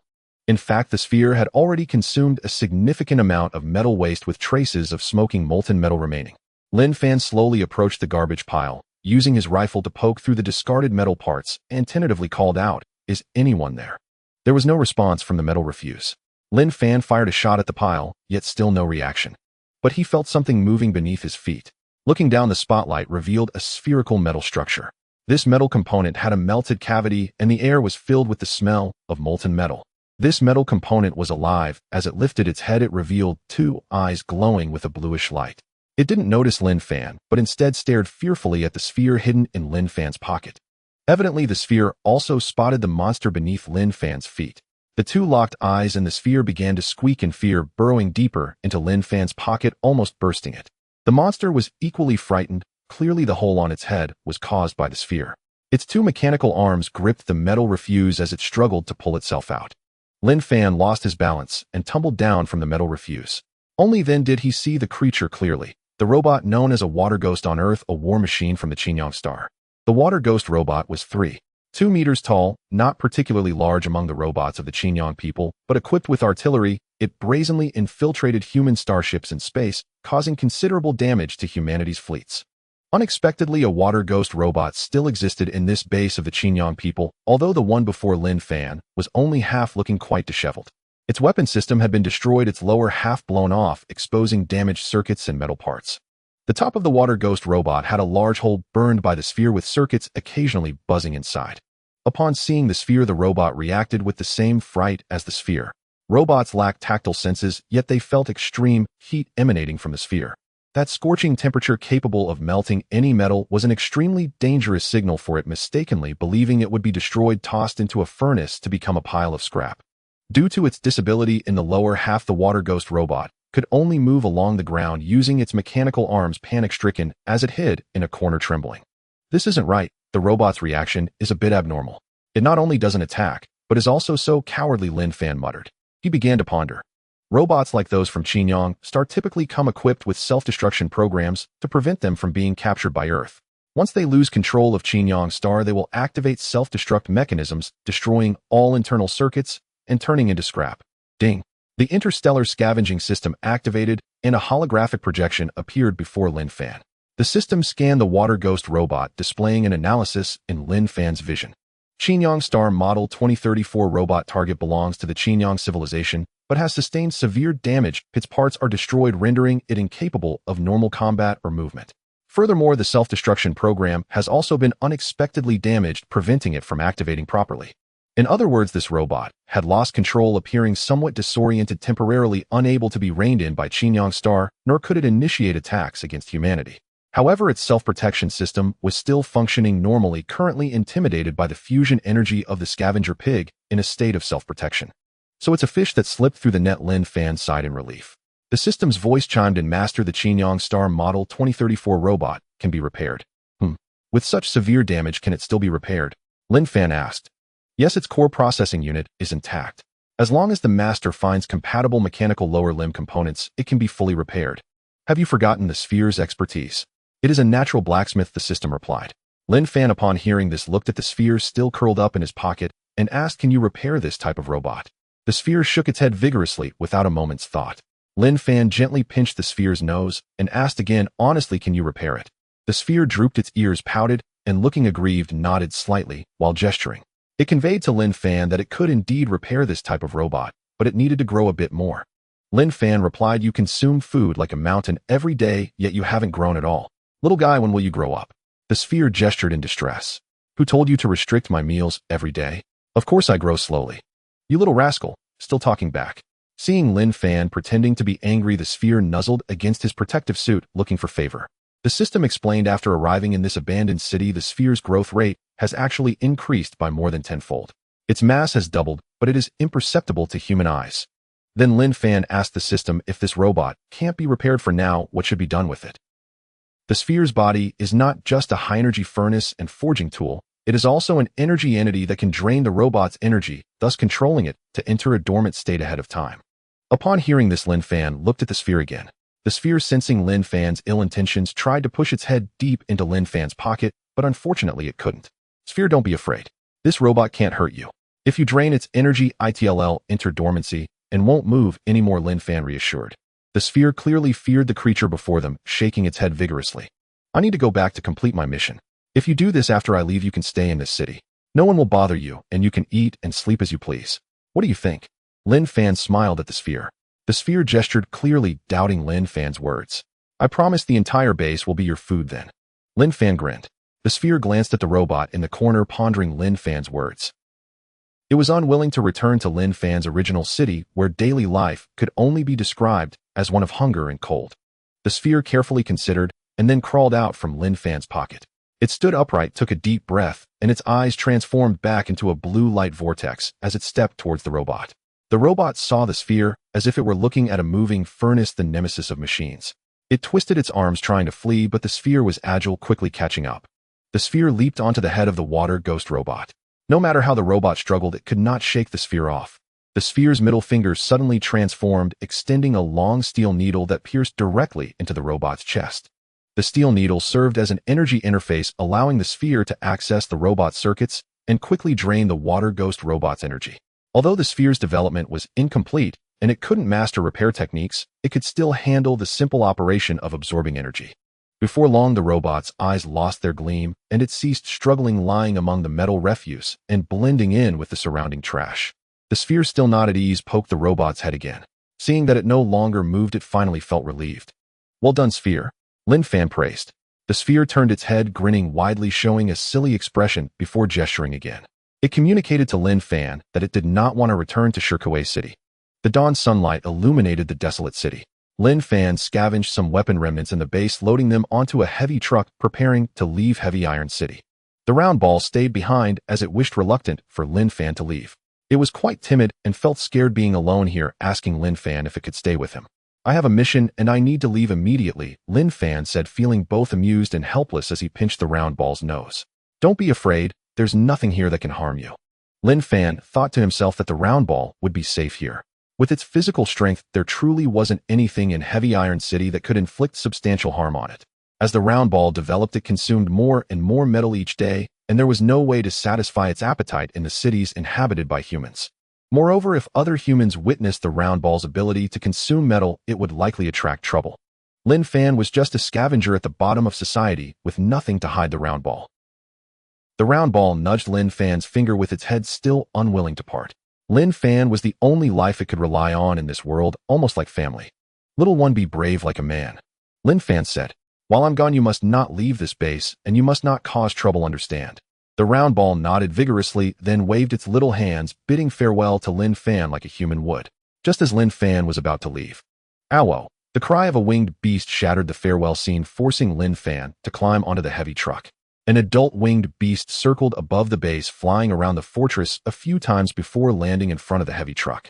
The winged beast let out a low murmur towards Linfan, appearing calm with no intention of attacking him. Linfan felt puzzled, suspecting that this winged beast had not come here for no reason.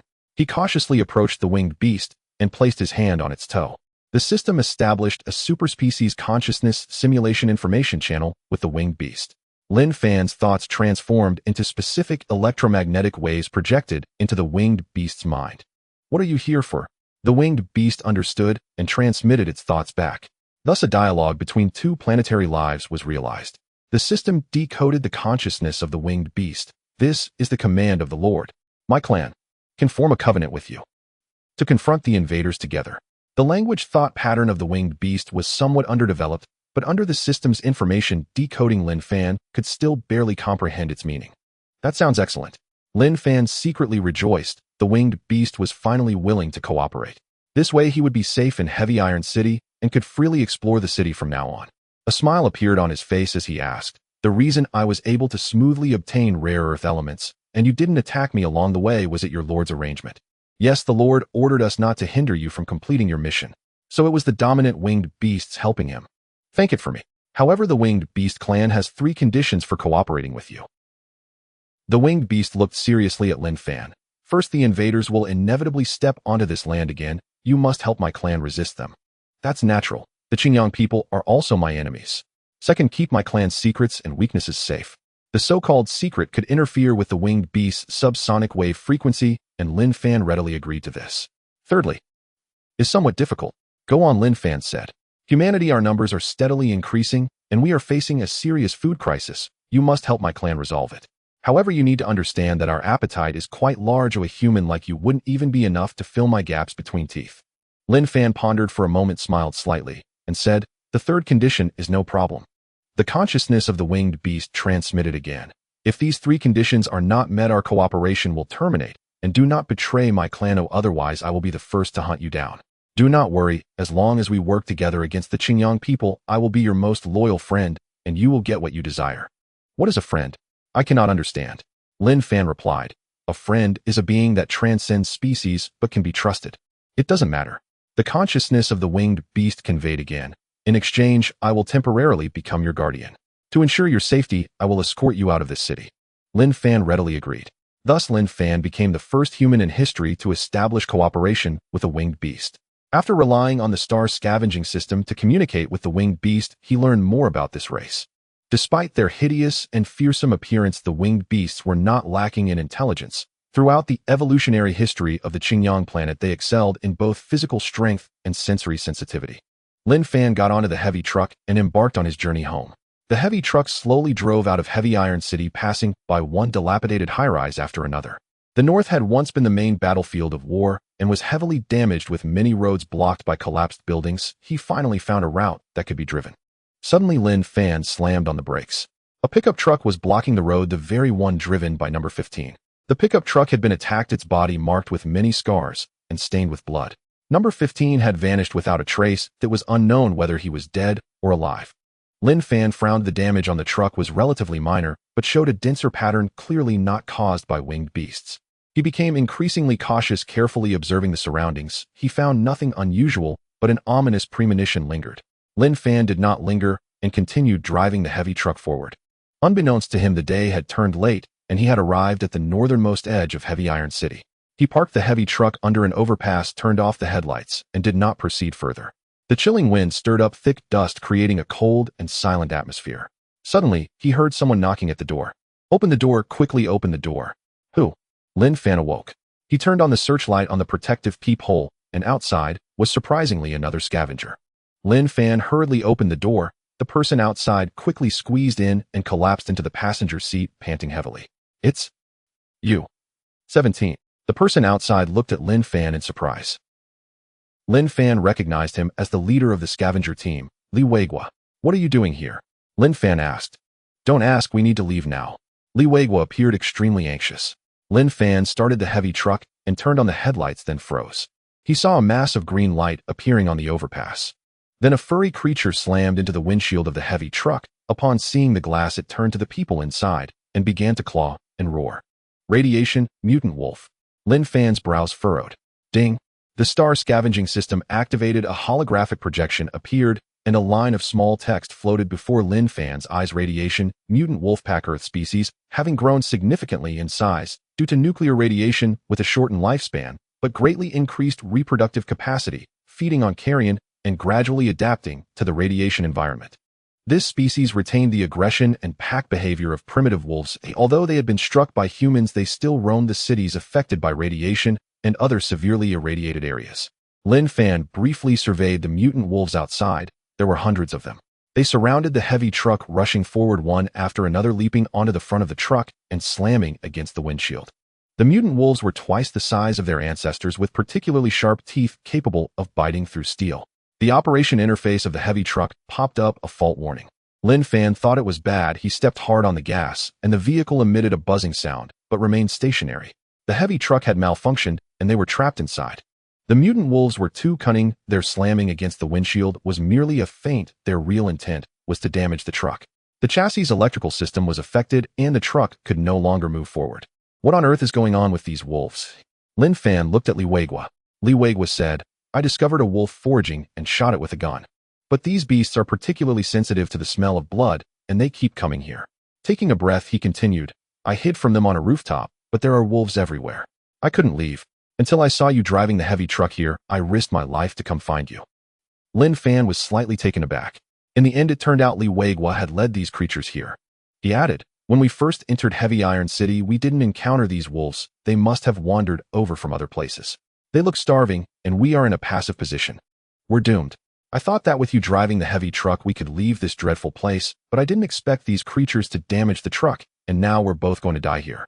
Li Weigua took off his glasses, tightly gripping an ion pistol. This was his only weapon, but facing the densely packed wolves he knew it was utterly useless. Linfan frowned, lost in thought. He said, don't worry, while these wolves can damage the tires, they're not strong enough to break the windshield. At least we won't become the wolves' food. Really? Li Weigua prayed. The only hope was that the windshield was strong enough and the wolves wouldn't be able to break it, losing interest and leaving.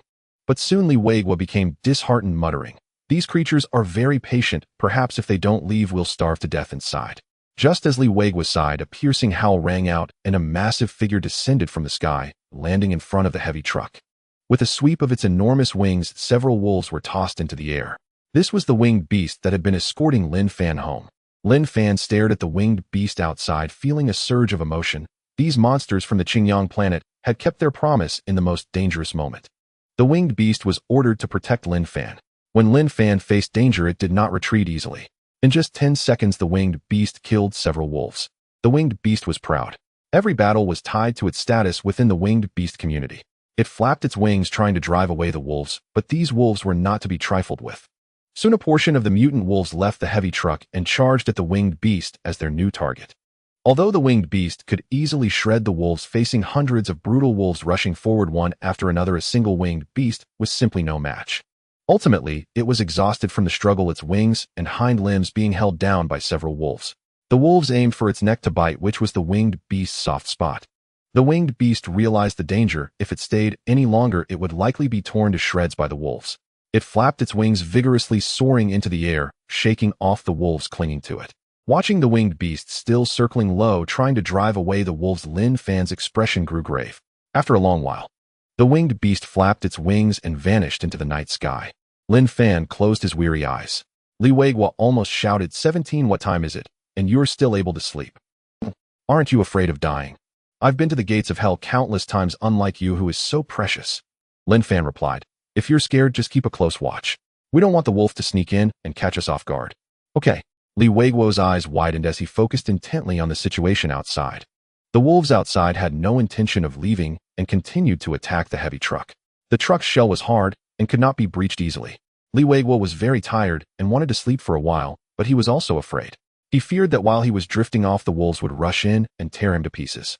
He didn't know how long it had been. The sky was already lightening with dawn. Linfan patted the dozing Li Weigua. As soon as his hand touched Li Weigua, he jolted awake. Li Weigua hurriedly put on his glasses, grasped the gun in his hand, and quickly asked, how's it outside? Did the wolves leave? Look for yourself. Linfan pointed to the sky. Li Weigua looked up. He was stunned. He saw over a dozen winged beasts circling in the gray sky. 1, 2, 3. So many winged beasts. Li Weigua dared not count further, and the gun in his hand clattered to the ground. He collapsed pale and trembling. Meanwhile, Linfan observed the movement outside and said, "The swarm of winged beasts has arrived. The wolves are no match for them." Li Weigua took a deep breath, his voice trembling as he muttered, "The wolves, although not a match, the winged beasts are even more terrifying. Just take a look." After Linfan finished speaking, he glanced at Li Weigua. "What else is there to see? It's completely over." Li Weigua was in despair. Outside the truck, the wolves on the ground had not retreated. They stretched their necks and began to howl, their fur standing on end, each appearing fierce and terrifying. This was a battle between the canine-headed winged beasts and the radiation-mutated wolves. Suddenly, a massive winged beast charged down the very dominant one. In its eyes, the wolves were merely prey. It swooped down, and the tremendous impact swept dozens of wolves into the air. The cries of the wolves echoed, and their companions became bloodthirsty as hundreds of fierce wolves charged at the dominant winged beast. The dominant winged beast had to avoid the onslaught, quickly flapping its wings and soaring through the air. Soon after, all the winged beasts in the sky began to join the battle, diving into the pack of wolves. Although the wolves had become stronger due to nuclear radiation and the modifications by the Chongtie species, they seemed very insignificant compared to the ancient species that had evolved for millions of years. Dozens of canine-headed winged beasts tore at the wolves with their powerful beaks and fangs, slashing with their sharp wings covered in spikes. It was truly a massacre. The wolf pack was no longer a match, retreating step by step, with each one becoming food for the winged beasts. The dominant winged beast stood at the center of the battle, fearlessly intimidating the pack of wolves, who dared not step forward. "Howl!" it roared, declaring to the invading pack of wolves who was the true lord of Heavy Iron City. Despite the wolves being numerous, their sheer numbers were washed away by the winged beasts. The remaining wolves began to flee, still being pursued by the winged beasts. The winged beasts had excellent eyesight, soaring high above, and not a single rustle of grass or wind escaped their notice, leaving the wolves no escape. This massacre lasted nearly half an hour before finally ending. Surrounding the heavy truck were bloodstains and the corpses of the wolves. There were no more sounds from the wolves, only a strange silence remained. Boom! The dominant winged beast landed in front of Linfan's heavy truck, its massive size causing the truck to tremble slightly. Li Weigua had already hidden in a corner of the heavy truck, his gaze vacant, having lost the last shred of his desire to survive. He knew the winged beasts were not like the wolves. They could easily shatter the windshield and kill them without effort. However, at this moment, Linfan opened the door of the truck and stepped out. 17, are you throwing away your life?" Li Weigua called out softly, stunned by Linfan's actions. Linfan ignored him and touched the wire on the ground. The dominant winged beast tilted its head slightly and slowly approached, stepping on the wire. The superspecies consciousness simulation was activated. "What a clever fellow," Linfan murmured. He then had his words translated into the language of the winged beasts by the system projecting in their minds. "Thanks to you, otherwise I would have died here. Our kind will naturally honor the contract. Thank you. No need, it's just that you were too weak. If this had been an invasion by the Chongtie species, you probably wouldn't have made it to our arrival." "Indeed," Linfan replied somewhat regretfully. "You defeated me, and I admire your courage and wisdom, so I am willing to cooperate with you. But if you cannot demonstrate your strength, even if I acknowledge you, my other kin will ultimately not want to associate with the weak." Linfan said, "Big guy, don't worry, I won't make it difficult for you. I will fulfill the 3 conditions you proposed. The last condition is not simple. I hope you can really accomplish it." Linfan glanced at the winged beast that was devouring the wolves and smiled slightly, saying, "No problem.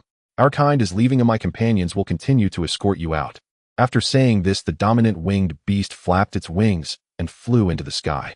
The other winged beasts carried away 1 or 2 wolf corpses and also left the area. Linfan returned to the heavy truck, but Li Weigua stopped him, his eyes filled with confusion and shock. It took him a while to muster a sentence. "Why didn't those monsters attack you?" Linfan replied, "Perhaps the wolves have filled their bellies." "I don't believe it. The winged beasts had no aggression towards you." Li Weigua was filled with suspicion. "Do you know how to repair cars?" Linfan asked. Li Weigua honestly shook his head. "Then don't stop me. We need to fix the truck quickly. Otherwise, the surviving wolves may still come back to attack us," Linfan said. Li Weigua obediently stepped aside. Linfan found the repair tools in the heavy truck, crawled under the truck chassis, and spent about an hour fixing the damaged transmission circuit. Although the tires of the heavy truck were also damaged, they were multi-layered. Even if damaged, they could still travel a certain distance. Linfan started the heavy truck and successfully set off. The heavy truck appeared bulky and slowly drove out of Heavy Iron City. In the twilight of the sunset, Heavy Iron City glimmered with a golden glow. Although lifeless, it still appeared very magnificent from a distance. After 2 days, the heavy truck arrived at the first human outpost along the way. The outpost was located in a vast wasteland. Its exterior was made of steel surrounded by a military fortress and over 10 air defense turrets designed to defend against the invasion of Chongtie aircraft. The heavy truck stopped outside the outpost.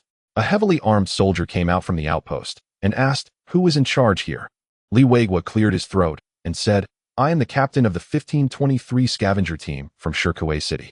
Please allow us to enter the military fortress for truck repairs and resupply." The soldier asked the device on his wrist, "Command Center, please report on the situation of the 1523 scavenger team from Shikuiching City." A line of text appeared on the soldier's wrist-mounted mini-screen. The 1523 scavenger team was on a mission in Heavy Iron City, sent a distress signal 4 days ago, and encountered an attack from Chongtie winged beasts and a large number of wandering radiation-mutated wolves with a survival rate of nearly 0. Please verify their identity again.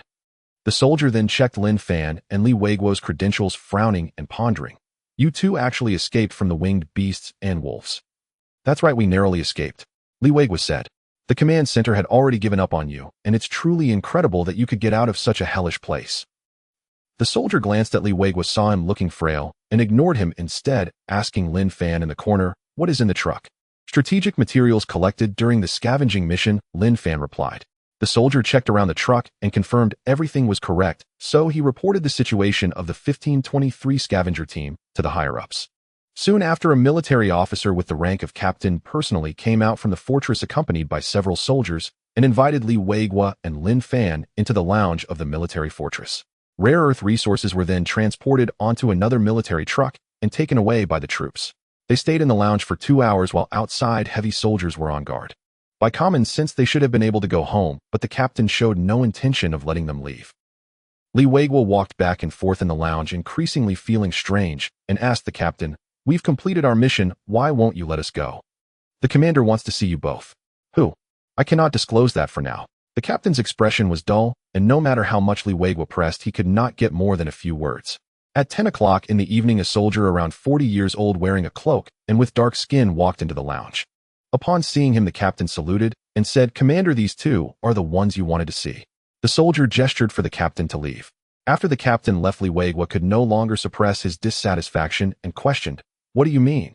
We just walked through the gates of hell, and yet you have us under house arrest here." The soldier lit a cigar, removed his cloak, revealing his military uniform. He was a lieutenant colonel. The lieutenant colonel said blandly, "It was I who instructed him to do this. Do you have any objections? Do you doubt us?"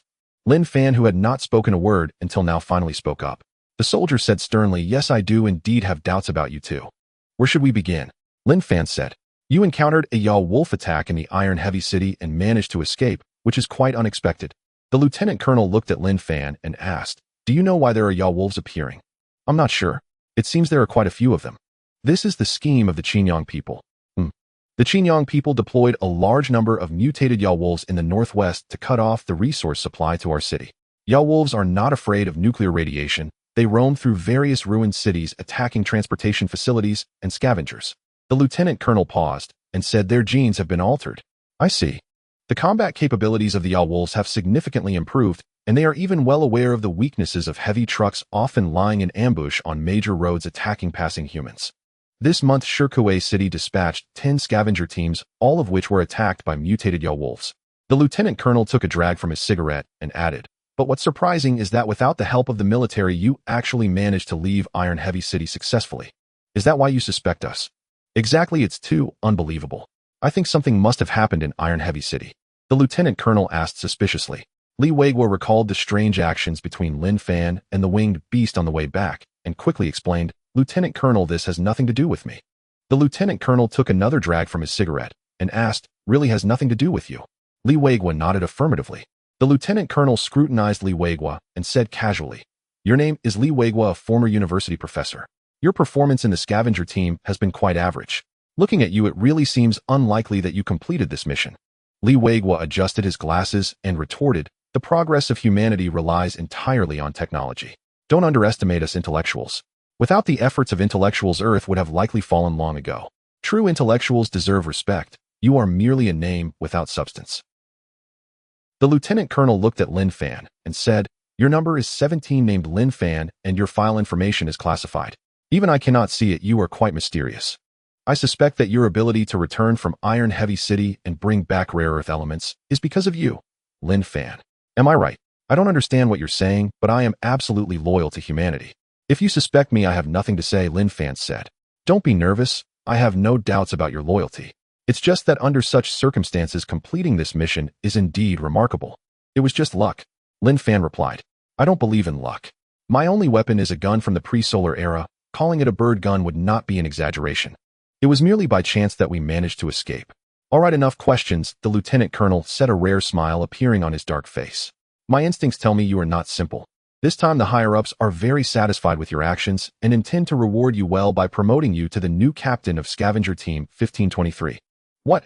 Li Weiguo, upon hearing this, felt both anxious and angry, saying, I am the captain of the Scavenger Team. I am the leader of the Scavenger Team. He is just a criminal. You admitted just now that this mission has nothing to do with you, the lieutenant colonel slowly continued. The surveillance of the heavy truck shows that Linfan risked his life to seize the heavy truck and brought back the rare earth elements alone. And you only got on the truck days later, bringing the mutated Yaw wolves along. I have reported everything to the higher-ups. Li Weiguo's expression shifted unpredictably. He shouted hysterically, have you considered why the winged beast did not attack him? He must have a problem. What do you mean? The lieutenant colonel said. We not only encountered Yaw wolves, but also winged beasts. But I saw with my own eyes that number 17 stood in front of the winged beast, and the beast showed no intent to attack. Li Weiguo said fiercely, he definitely has unspeakable secrets and may have colluded with the winged beast, and even allied with the treacherous Chinyong people. Colluding with the winged beast. Allying with the Chinyong people. The lieutenant colonel burst into laughter and then coldly glanced at Li Weiguo, saying, that is pure nonsense. Li Weiguo, you are no longer the captain of the scavenger team. The following matters have nothing to do with you. Please leave. Li Weiguo hesitated to speak, knowing his argument lacked persuasiveness and that no one would believe him. He could only leave the lounge in displeasure. I don't care how you completed this mission. What we need is results. The lieutenant colonel then asked, so are you willing to take on the role of this scavenger team captain? Sorry. Linfan glanced at the lieutenant colonel and replied, I'm not interested in being this scavenger team captain. The lieutenant colonel said, Comrade Linfan, please don't refuse just yet. Let me finish. Our situation is dire, and we need someone like you who is both courageous and capable to step up. What do you mean? The lieutenant colonel turned sideways and said, since the Fourth Great War, we have lost most of our space battleships. Although we have entered a phase of hostility with the Chinyong people. In the near future, their battleships will arrive in the solar system and humanity will no longer be the masters of Earth. Therefore, we have initiated the Doomsday Strategy to accelerate the development of weapons to face the impending crisis. I know about the Doomsday Strategy, Linfan said. The lieutenant colonel glanced at Linfan with some depth and said, the Chinyong people have also realized this. They are doing everything they can to hinder Earth's Doomsday Strategy. The mutated Yaw wolves are just one method. They breed too quickly and adapt well to the radioactive environment, making the scavenger plan very difficult to implement. The lieutenant colonel paused and said, now that the Doomsday Strategy has reached a critical stage, resources are extremely scarce, and we need you to complete some special tasks. What about your military? Linfan asked. The lieutenant colonel took a breath and said, once we move, the commotion will be too great. Linfan smiled wryly in his heart. He was all too familiar with the military's tricks. They meant to send him in as cannon fodder while dressing it up in grandiose words. However, as a scavenger, he did not have much choice. The appearance of Yaw wolves has geometrically increased the danger of scavenging in ruined cities. In the past, Linfan would have weighed this matter carefully. But now it's different. He had reached an agreement with the winged beast. The mutated Yaw wolves are very troublesome for humans, but for the winged beasts, they are just food. Linfan said, I can become the captain of Scavenger Team 1523 and take on those special tasks. But you have to agree to 3 requests from me. What requests? Just say them, as long as you complete the tasks, the lieutenant colonel said, patting Linfan on the shoulder. Linfan glanced at his tattered protective suit and said, first you need to provide a set of the latest combat gear according to military standards. The lieutenant colonel replied, that's not a problem. The second request is that your military must have killed quite a few Yaw wolves recently. Let me know the locations where their bodies are buried. The lieutenant colonel found this strange and said, indeed, our military has repelled the Yaw wolf attacks, and the bodies carry radioactive materials. For safety reasons, they were transported to remote, desolate areas for burial. But these Yaw wolf bodies are of no use. Why do you need to know this? It's actually quite useful for me, Linfan said. If it's convenient, please send me the locations. The lieutenant colonel asked, can you tell me your reason? I can't disclose it for now, but I won't betray you, Linfan replied. If you find it difficult, then forget it. I don't want to be this scavenger team captain. All right, fine, I'll agree to that, the lieutenant colonel said. The third request is that I will do my utmost to execute the tasks and will be utterly loyal to the United Government. As for how to complete the tasks, you don't need to worry about that. During the execution of the tasks, you must not obstruct my actions, and if necessary, you need to grant me temporary command of a small combat unit. The lieutenant colonel hesitated for a moment and said, "Let's do this. I will report this matter to the higher-ups. Your last two requests, I can't promise anything until I hear their opinions. If they agree, I will respond to you together. I'll wait for your reply." "All right." The lieutenant colonel extinguished his cigar and said, "Oh, by the way, my name is Chun-Hu, and I belong to the Western Region Combat Unit 178. After saying this, the lieutenant colonel left the lounge. A day later, Linfan returned to Shikuiching City. It is one of the largest cities in the northwest, relying on the Mengliang mountain range. The mountain range runs southeast. Before the solar era, it was a mining area with abundant iron and copper mines, but it was just a small town. After the Second War with the Chinyong people, the war intensified, and a large amount of heavy industry migrated to this inconspicuous small town. To evade attacks from the Chinyong people's battleships, people hollowed out the mountains and secretly established an industrial city within the mountain. Because the outer shell of the city is all rock like armor on its body, it is named Shikuiching City. After the Third War, Shikuiching City gathered more and more people. In just a few decades, this industrial city developed into a metropolis integrating scientific research and military industry. Like a giant fortress, it occupies the Mengliang mountain range. Although Shikuiching City is built within the mountains, it is larger than some human cities before the solar era.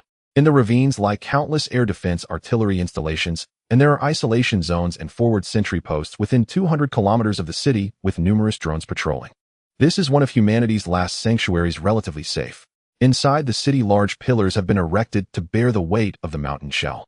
The dome above the city simulates a mirror of the sky about several hundred meters high, indistinguishable from the outside, and people do not feel they are living within a mountain. The residents of the city moved hurriedly with little laughter. The entire city was shrouded in a heavy and oppressive atmosphere. Linfan took the underground transit train through the mountain ranges and arrived at the residential area of L1904 Mountain to the south of Shikuiching City. His home is on the 17th floor, about 30 square meters, all rented to him by the Scavenger Bureau. It can hardly be called comfortable, it's just a place to get by. In this difficult era, most people do not have the opportunity to leave their cities. Of course, they are also unwilling to go outside. Only within the city is it the safest. There are the industrial production lines most valued by the government, guarded by heavily armed troops. Once one steps out of the city, there are nuclear radiation pollutants left over from the 4 wars outside. There are also mutated beasts and insects that have appeared in the radioactive environment of Earth. Most frightening of all are the monsters deployed by the Chinyong people and their war machines. Many who ventured out of Shikuiching City never returned. Thus, only the lowest tier people become scavengers, which include criminals and those who are desperate. In fact, human cities no longer have the capacity to hold too many prisoners, so letting criminals out of the city is in reality a form of punishment. A few days later, on one evening, Linfan stayed at home, sitting by the windowsill as he opened a paper letter, which was a wedding invitation. A familiar name was written on it, Yang Xiaoqing. Without carefully reading the contents of the letter, he silently took out a bottle of liquor from the drawer and took a small sip. Yang Xiaoqing was originally Linfan's fiancée. The two were childhood sweethearts. They had become engaged before Linfan's last voyage on the revival ship. He had originally thought that after returning to Earth from his mission, they could be together and spend the rest of their lives side by side. Unfortunately, time had passed, and fate played its tricks. On the eve of the Fourth Great War, due to hijacking the revival ship to escape, Linfan, as a young officer, was sentenced to prison for treason. This matter was classified as top secret, known only to a few, and even the crew aboard the revival ship did not know what had actually happened at that time. When he decided to hijack the revival ship to escape, he had already considered the worst consequences and was now willing to bear it all. At that time, the United Fleet was facing the most severe existential crisis in history, and Linfan, as a crew member of the revival ship, did what he believed was the right thing. He would rather bear the infamy and disgrace than hesitate. In the face of national interests, personal honor and disgrace and matters of love are ultimately unimportant. Later, when Yang Xiaoqing's parents learned that Linfan was in prison, they wanted to call off the engagement. She refused adamantly and came to visit Linfan in prison, questioning him about what had happened. Linfan remained silent. Yang Xiaoqing said that no matter what happened, she was willing to wait for Linfan to be released. However, he did not want to hinder her life because of his mistakes, and at that moment, he resolutely proposed a breakup. Yang Xiaoqing left crying like a heartbroken child, utterly despondent. Linfan's heart was also filled with despair, and he silently recited 8 words. "I dedicate my body to the country. How can I dedicate it to you?" Years later, Linfan chose to become a scavenger after his release, the most dismal profession in the city. During these years, Yang Xiaoqin transformed her sorrow into strength, using her abilities and knowledge to become a prominent figure in Shikuiching City. At that time, Yang Xiaoqin was like a naturally radiant moon admired by all. Linfan, on the other hand, was like dust in the underground, hardly worth mentioning. When he saw the wedding invitation from Yang Xiaoqin, he couldn't help but feel a twinge of concern. In the apocalypse, no one knew how much longer they could live. Linfan had no family left, and although they could not be together for a lifetime, Yang Xiaoqin was akin to a family member. He hesitated for a long time and decided to attend the invitation. It had been many years since they last met after their parting. Now, as the impending catastrophe loomed, he wanted to settle the unresolved matters from that year. From now on, he would be all alone with no attachments. He walked toward that apocalyptic war. After drinking about 2 or 3 bottles of liquor, Linfan was already a bit tipsy. Knock, knock, knock. At that moment, there was a knock at the door. Linfan was taken aback. In all the years he had been a scavenger, no one had ever visited his home. He called out groggily, "Who is it? Did you knock on the wrong door? Is Linfan there?" A polite and gentle voice came from outside. Linfan was puzzled. Who would knock at such a late hour, especially with a woman's voice? He stood up and walked to the door to open it. He saw an exquisite woman standing at the door. With delicate eyebrows and cherry-red lips, her skin was as smooth as jade, and she exuded an aura like a serene orchid. This young woman before him resembled the stars of old films, perhaps even surpassing them. Could it be that he was drunk and imagining things? Linfan mumbled to himself, wanting to close the door. This is not an illusion. The girl quickly blocked the door with her hand, her brows slightly furrowed, looking somewhat irritated. She exclaimed, "Are you really that unwelcoming to me? Is this real?" Linfan took another look at the girl, feeling a bit more sober, and said, "I'm truly sorry, miss. Who are you?" The girl pouted, exhaled softly, and said, "It seems you don't remember me. But that's okay." "Huh? Know me?" Linfan, still a bit dazed, asked, "Do I owe you money?" "No." "Did I bully you?" "Neither." The young woman pushed Linfan's hand aside and walked into his room, confidently looking around before fixing her gaze on Linfan and saying, "Your place is really small. I heard you've been a scavenger these years." Linfan was puzzled. This girl had come to his door and even knew he was a scavenger while he could not remember her at all. Linfan scrutinized the girl again. She had an elegant demeanor, and the hem of her clothes bore the emblem of the United Fleet. Seeing this emblem, Linfan's drunkenness faded significantly. He knew that this young girl was no ordinary person, but someone from the United Space Agency. Linfan's expression grew serious as he said, "What are you doing here? I have no ties with your organization now." The girl noticed Linfan's anger and pouted, saying, "My name is Wang Kiki, and I currently work at the Northern Space Command Center. I just wanted to pay a visit to my senior." "Visit me?" Linfan was utterly confused as he had no recollection of anyone named Wang Kiki. He replied bluntly, "I don't believe that someone from the United Space Agency would have the time to visit me at this hour. You should leave him, just an ordinary scavenger now, and I have long severed ties with you." Wang Kiki glanced at the liquor bottle on the table and then noticed the invitation letter, quietly saying, "You and her. Let's go, I don't have time to chat with you." Linfan acted as if he was seeing her off, pulling Wang Kiki toward the exit, muttering, "Where did this wild girl come from?" Wang Kiki, feeling aggrieved, was dragged outside by Linfan, and with a loud bang the door was shut. "Open the door, open the door." Wang Kiki's angry voice came from outside. Linfan ignored her, lost in thought. This girl named Wang Kiki had an impressive background. At such a young age, she was already at the Northern Space Command Center. The Northern Space Command Center was one of the 3 largest space command centers on Earth, a military stronghold that concerned the fate of humanity, and not just anyone could go there. However, Linfan searched through his memories and could not recall such a girl. "It's driving me crazy. At this hour. Are you really going to leave a girl outside overnight?" Linfan remained indifferent, ignoring Wang Kiki's knocking and continuing to drink. The next day at 3 in the morning, there was another knock at the door. Linfan peeked outside. It was still dark. After finally returning to Shikuiching City, he still couldn't get a good night's sleep. Who on earth is it? Isn't anyone going to let me sleep?" Linfan shouted a few times, but no one responded. Strangely, the knocking did not sound like human fingers tapping, but rather like metal being struck. He immediately became alert, grabbed an old revolver, and walked to the door to look through the peephole. He saw a massive robot head appearing at the door, its eyes peering inside. This startled Linfan, and in an instant, he raised his old revolver. However, Linfan soon noticed a small figure standing on the robot's shoulder, waving at him. It was Yuanxiu. Linfan then opened the door. Outside stood the scavenger pig Yuanxiu and the Shui Gui robot. The Shui Gui robot, whose lower limbs were once damaged, was now repaired. Even though its upper and lower parts did not match, it was barely able to stand and walk. Yet it emanated an unpleasant odor reminiscent of the sewers. Yuanxiu stepped into Linfan's house in small strides, then waved at the Shui Gui robot, signaling it to come in. Moreover, Yuanxiu instructed the Shui Gui robot to move carefully, ensuring that nothing in Linfan's house would be broken. The Shui Gui robot appeared very obedient, immediately curling its body and cautiously squeezing into the small corner of Linfan's room. Yuanxiu, why are you back? Linfan asked, puzzled. Yuanxiu pointed at its body and made several gestures. It told Linfan that it had grown. Linfan examined Yuanxiu closely. Oh, it had indeed grown a bit. It had gone from being merely the size of 2 palms to now being about the size of a small dog. Ding. The holographic projection of the galactic scavenger system appeared, scanning Yuanxiu, then displaying a line of small text. The scavenger pig has upgraded and is now in the early juvenile stage, unlocking basic forging and repair skills. Linfan found it incredible and asked, in the days I've been away, did you eat all the scrap metal from the Chongtie base? Yuanxiu grinned and nodded. Linfan pondered for a moment and then asked, did you also repair the Shui Gui robot? Yuanxiu nodded again. In a cramped room, the spherical figure gestured to Linfan, indicating that it had been eating continuously for days after he left. Its belly felt as if it would burst, its entire body resembling a ticking bomb ready to explode at any moment. It could no longer bear it and dozed off in a daze. Upon waking, it discovered that it had grown.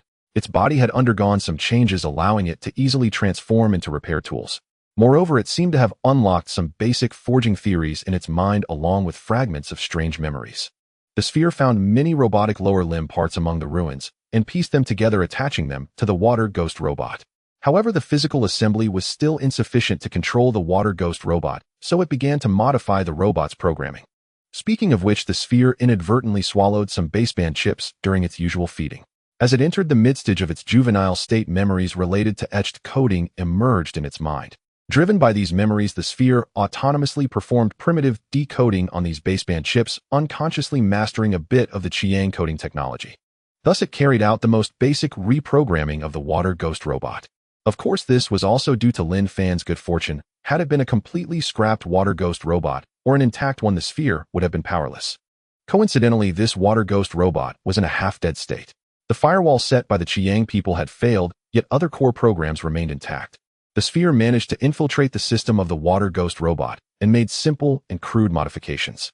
In fact, while the sphere as a scavenger excelled in forging, it had no advantages in programming. Linfan pondered. This time he truly hit the jackpot, finding this overlooked opportunity. But if only he could repair the scrapped Chinyong robots, that would be wonderful. At that moment, the Interstellar Scavenging system sensed his thoughts and displayed a message. If the master wishes to forge and repair a completely scrapped Chinyong robot, the sphere needs to reach the juvenile advancement stage to gain forging capabilities. The sphere was a remarkably gifted forger, but being in its juvenile stage meant that repairing various civilizations' artifacts would require scavenging points to unlock the corresponding technological trees of those civilizations. Thus, it would also need to spend 100 scavenging points to unlock basic civilization, robot forging, and control technology for the sphere. Linfan was momentarily taken aback. So it really could be done. However, this task seemed exceedingly arduous. The sphere's growth was slow. The higher it developed, the exponentially greater the quantity and quality of metals it needed to consume. Additionally, 100 scavenging points were too much for Linfan. Repairing the scrapped Chinyong robot was indeed something to look forward to, but he dared not indulge in such aspirations for now. Linfan took another look at the water ghost robot. It sat quietly in the corner, completely obedient to the sphere. After the internal programming was modified, the water ghost robot surprisingly became the sphere's guardian, no longer taking actions that could harm the sphere or humans. However, the sphere was not particularly focused on the modification of the water ghost robot this time. Despite the water ghost robot squatting in this low house, its upper and lower limbs still appeared uncoordinated. Just a moment ago, while walking, it still had a bit of a splayed gait. Although this did not affect its movement, it looked rather awkward. Linfan felt both happy and worried, furrowing his brows tightly. The sphere growing up and mastering forging skills was indeed a good thing, yet it was also unexpected. However, the presence of a Chinyong water ghost robot in a human city was a cause for alarm. If discovered by human guards, the consequences would be unimaginable. The sphere seemed to sense Linfan's thoughts. It informed Linfan that they had sneaked into the city through the drainage system. Despite the water ghost robot's lack of coordination, while walking it excelled at stealth, being very cautious when infiltrating Stone Helmet City and went unnoticed by anyone. Linfan was slightly taken aback upon hearing this. He had not expected that the heavily fortified Stone Helmet City could be breached by such a scavenger and an awkward robot through the sewer. Do you know how dangerous that is? Linfan still reprimanded the sphere. The sphere hung its head, looking pitiful. It told Linfan that after it had eaten its fill, it repaired the water ghost robot and missed him dearly. Hence it had the water ghost robot carry it back to Stonehelmet City. Linfan couldn't help but smile wryly at such a mischievous little one. He added, "Today I have to attend an important ceremony, so stay at home and don't cause any trouble." The sphere, seeing that Linfan was no longer blaming it, felt very happy and nodded obediently. Linfan had lost all desire to sleep, got up to wash up, put on the scavenger team's uniform, and spent some time readying himself before heading out. Shortly after Linfan left, the sphere stayed in the room, pacing back and forth. Every time it heard a sound outside, it ran to the door to listen, hoping Linfan would return. The sphere remembered that Linfan usually wouldn't be out for too long. However, this day was unusual. A long time passed without any sign of Linfan returning. The sphere poked at its slightly deflated belly, realizing that it hadn't eaten anything for several days. Thus it stealthily stood up and moved a chair over. After jumping onto the chair, it hooked the door handle with its finger and easily opened the door. It looked around cautiously at the entrance before sneaking out. Hero Square. It is located between Hill 077 and Hill 082. Originally, it was the first-generation starship of the United Fleet, Dawn, which suffered severe battle damage. After the war, the starship was transformed into a small square. From a distance above Stonehelmet City, the wrecked starship appeared oval-shaped, resembling a worn-out shield. In the square, numerous statues stood tall, honoring human heroes who had achieved great feats since the solar era. They led humanity to withstand 4 great wars, yet the crisis was not averted. The Chinyong people would descend once again, shrouding the entire human world in oppression. The Doomsday Wedding could not break this heavy sense of oppression. This wedding was no exception, yet it carried an additional sense of tragic grandeur. The protagonist was Chinyong, a hero of the 4th Great War who was about to marry the official young Chinyong of Stonehelmet City before boarding the starship again. Speaking of Chinyong, he held the rank of Major General, one of the few survivors of the 4th Great War.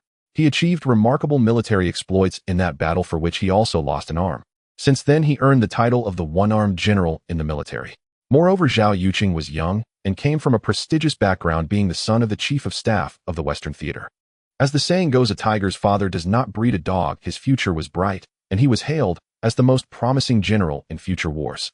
During the wedding ceremony, Chinyong read his vows to Yang Shaoqin beneath the statue of heroes, while a tear slowly fell from the corner of Yang Xiaoqin's eye, sliding down her cheek. In the crowd, a man dressed in the most ordinary uniform stood quietly in the least noticeable spot, feeling utterly lonely. He gently raised a glass, pulled out a bottle of wine, and drank alone. He wished well for the newlyweds and for Earth in the days to come. The man bore 2 scars on his face, his expression stern and his eyes deep, having experienced the vicissitudes of life. Although he was out of place among the crowd, no one noticed him. This glass of wine was different. It contained wishes as well as bitterness that held hope and worry. Yet he remained oblivious. Just as everyone turned their gaze to the embracing, weeping newlyweds, a small pig with black mane swaggered into the wedding venue, taking advantage of the security's inattention. It looked around and grinned. The little pig followed the scent of the man, and upon reaching the wedding venue sniffed the air as if searching for delicacies. Suddenly, while the surrounding people were distracted, the little pig dashed onto a banquet table with lightning speed. It showed no interest in the delicacies on the feast, but quietly swallowed a metal fork when no one was watching. Afterward, it did not spit out the metal fork as if it had melted. This little pig was the sphere. The metallic cover of the Hero Square opened with a clang, and a gray circular aircraft slowly descended. Everyone was captivated by this scene. Riding such an aircraft surely indicated that the person was extraordinary. The door of the aircraft opened, and a plump middle-aged woman exuding elegance descended while holding a black mastiff. Vice Mayor Li of Shikuiching personally went to greet her. The guests began to whisper among themselves. "Look, who is that? Don't you know? That's the wife of the governor of the Central Province. All the important figures from the Central Province are here. This is quite a grand occasion." At this moment, the wedding ceremony concluded, and Chinyong and Yang Shaoqin took a temporary pause. Madame Zhang was led by Mayor Li to the statue of the hero. The governor of the province is the highest-ranking administrative officer in the western region. Especially in wartime, they hold significant power over resource allocation, often capable of determining the rise and fall of a city, as well as the fate of individuals. Exhausted from the journey, Madame Zhang appeared weary, and the crowd dared not approach her. Only Vice Mayor Li of Shikuiching stayed by her side, discussing the situation in Shikuiching. Suddenly, the black mastiff in Madame Zhang's hand let out a low grunt, sniffed the air, and then looked toward a corner. In the corner stood a person in rags, distinctly out of place among the others. This person had a different scent. The mastiff bared its teeth, revealing its fangs, and barked at him. The person merely glanced over unfazed. Seeing the governor's wife, everyone wanted to pay their respects, yet he did not. "Stop barking, mastiff. You must be polite," Madame Zhang said, glancing at the man and then turning to Mayor Li. What kind of person is that? Mayor Li shook his head and replied, I don't know him either. Oh, Madame Zhang responded. Your dog is quite intelligent, Mayor Li remarked. The mastiff is a genetically modified fighting dog combining the strengths of all dog breeds specifically bred by the military to counter those mutated wolfhounds. No wonder, Madame Zhang said, not paying any attention to the strange man, and continued walking forward with the mastiff toward the luncheon. The luncheon was about to commence. The food was somewhat simple as grains were scarce in this era. However, the mastiff sensed something was off. It sniffed around the dining table, becoming alert, and turned to see a shadow beneath a distant table. The shadow was holding a metal fork. The mastiff locked eyes with the shadow, feeling a bit frightened, quickly swallowed the metal fork whole, and waved its paw in a friendly gesture. It was the sphere. However, the mastiff's eyes glimmered with fierce intent, its predatory instincts surfacing. Suddenly, it broke free from Madame Zhang's grip and charged at the foraging sphere. Mastiff, come back. What's happening? No matter how Madame Zhang shouted, the mastiff did not turn back. The mastiff dashed through the crowd, lunging at the sphere. The sphere sensed danger and bolted. But the mastiff was fast, its body much larger than the sphere, and soon it tackled it down, exposing its sharp teeth as it went for its neck. The sphere, terrified, tightened its neck and rolled on the ground, twisting its small body to escape from the mastiff's jaws. The mastiff was puzzled, feeling as if it had bitten into stone, its teeth feeling a bit loose. This only fueled the mastiff's aggression, refusing to relent. The sphere, frightened, ran for its life, panicking until it reached the edge of the Doomsday Dawn Square. With no other options, the sphere dove into a dirty and foul-smelling dumpster, curling up inside. The sphere squinted its eyes, thinking that this clean-looking creature wouldn't dare follow it into the stinky dumpster. Then with a loud thud, the mastiff surprisingly dove in as well. Instantly, the dumpster shook violently, with the mastiff viciously attacking the sphere. Inside, there were sounds of the mastiff's frenzied scratching and biting, followed by the sphere's desperate cries for help. But then came a cracking sound, and the dumpster ceased its shaking. A crack appeared. A whoa!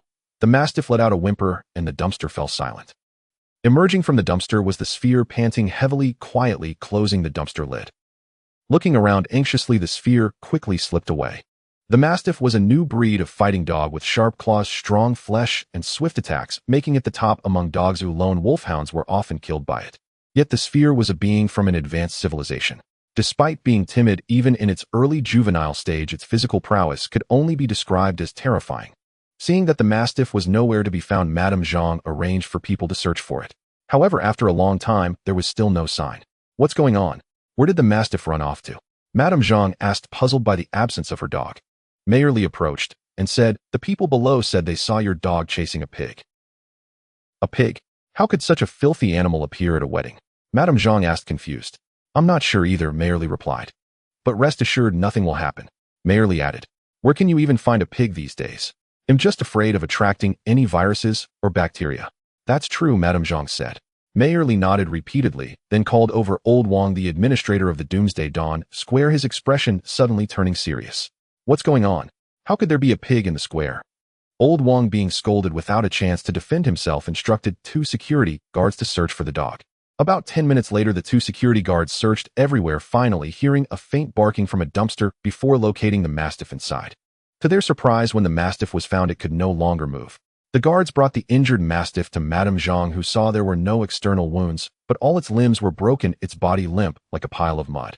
What on earth happened? What exactly occurred? Seeing the mastiff's tragic condition, Madame Zhang's face turned pale with anger as she questioned Mayor Li, what's going on in Shikuiching? What's wrong with your square management? Mayor Li looked at the square administrator. I don't know anything, Old Wang replied in a panic. Mayor Li was also puzzled. How could such a strong mastiff end up like this? He had been racking his brain to leave a good impression on the governor's wife, yet unexpectedly such an incident occurred at the Doomsday Dawn Square.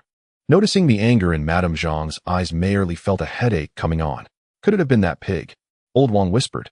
A glint of cold light flashed in Mayor Li's eyes as he said, it must be that pig. You all need to find it quickly.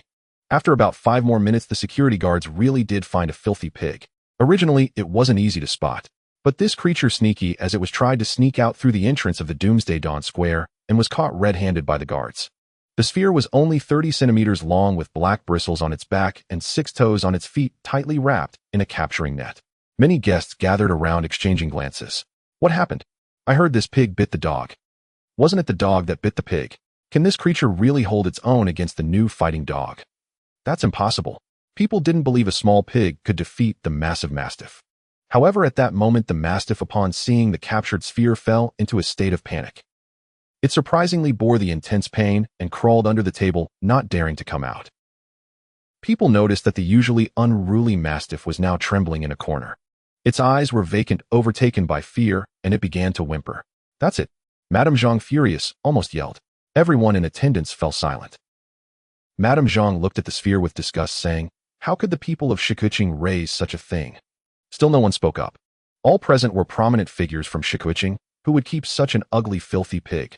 Mayor Li exchanged glances with Old Wang. Old Wang felt awkward, walked up, and said, "Madame Zhang, this pig has no markings, it's probably not domesticated." Mayor Li continued, "This unidentified pig may have come from the radiation zone outside. It's not like an ordinary pig, it might be a mutant caused by nuclear radiation." Upon hearing the word radiation, Madame Zhang instinctively took a couple of steps back.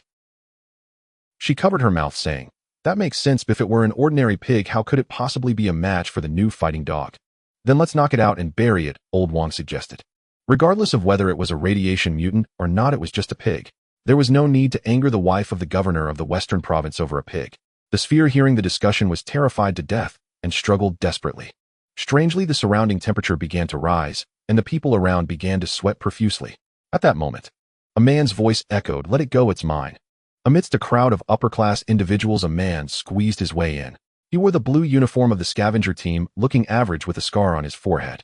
The round ball was overjoyed to see the man, no longer fearful. "Mrs. Zhang found it quite strange and asked, 'Who are you?' Before Linfan could respond, a middle-aged woman's voice rang out. "His name is Linfan, a scavenger from Shikuiching City." Linfan was slightly taken aback upon seeing this person. She was none other than Yang Xiaoqin's mother, who had almost become his mother-in-law. Mrs. Zhang scrutinized Linfan with evident disdain. She had no fondness for urban scavengers.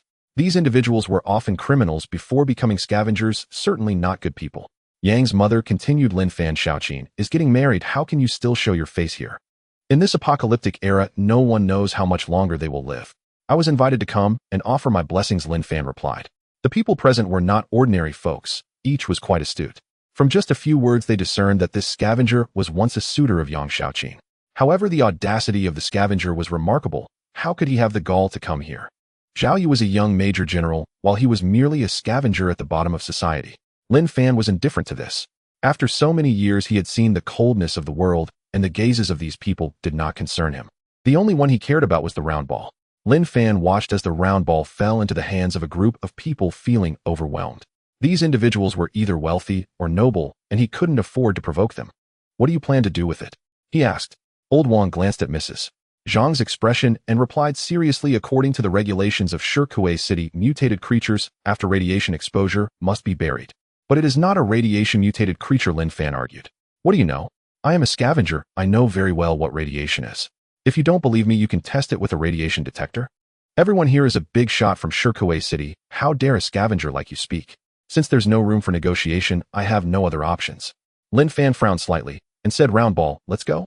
Hearing this voice, the round ball's eyes brightened as if it had been recharged. It bit down on the net, and the wire netting was instantly severed. It slipped away from the security guard's grasp and darted behind Linfan, no longer daring to come out. Linfan intended to flee with the round ball. Seeing this, the security guards rushed to catch Linfan, but he was not polite and quickly took them down.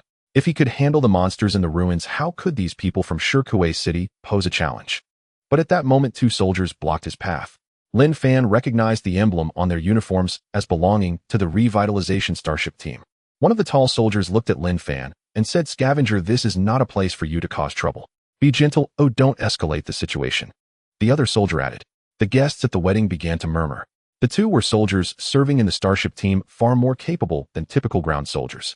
They thought this scavenger was certainly overestimating himself. "It's fine, I know what I'm doing."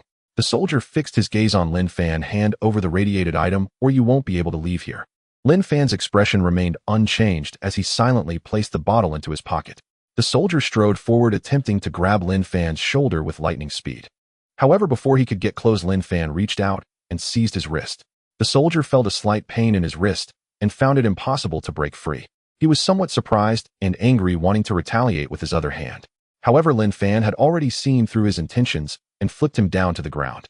"Ouch!" the soldier cried out, having been thrown onto the ground. He never expected this scavenger to possess such strength. His prowess was among the top on the starship, yet he was taken down in full view of everyone. The other soldier was surprised that his companion had been beaten and became angry, wanting to help deal with the scavenger. However, an officer appeared behind the soldier and kicked him hard in the rear while shouting, "Zhao Dabiao, you're out of line." Get lost." "Yes, sir." The two soldiers retreated in defeat. The officer approached Linfan's side and murmured, "Bro."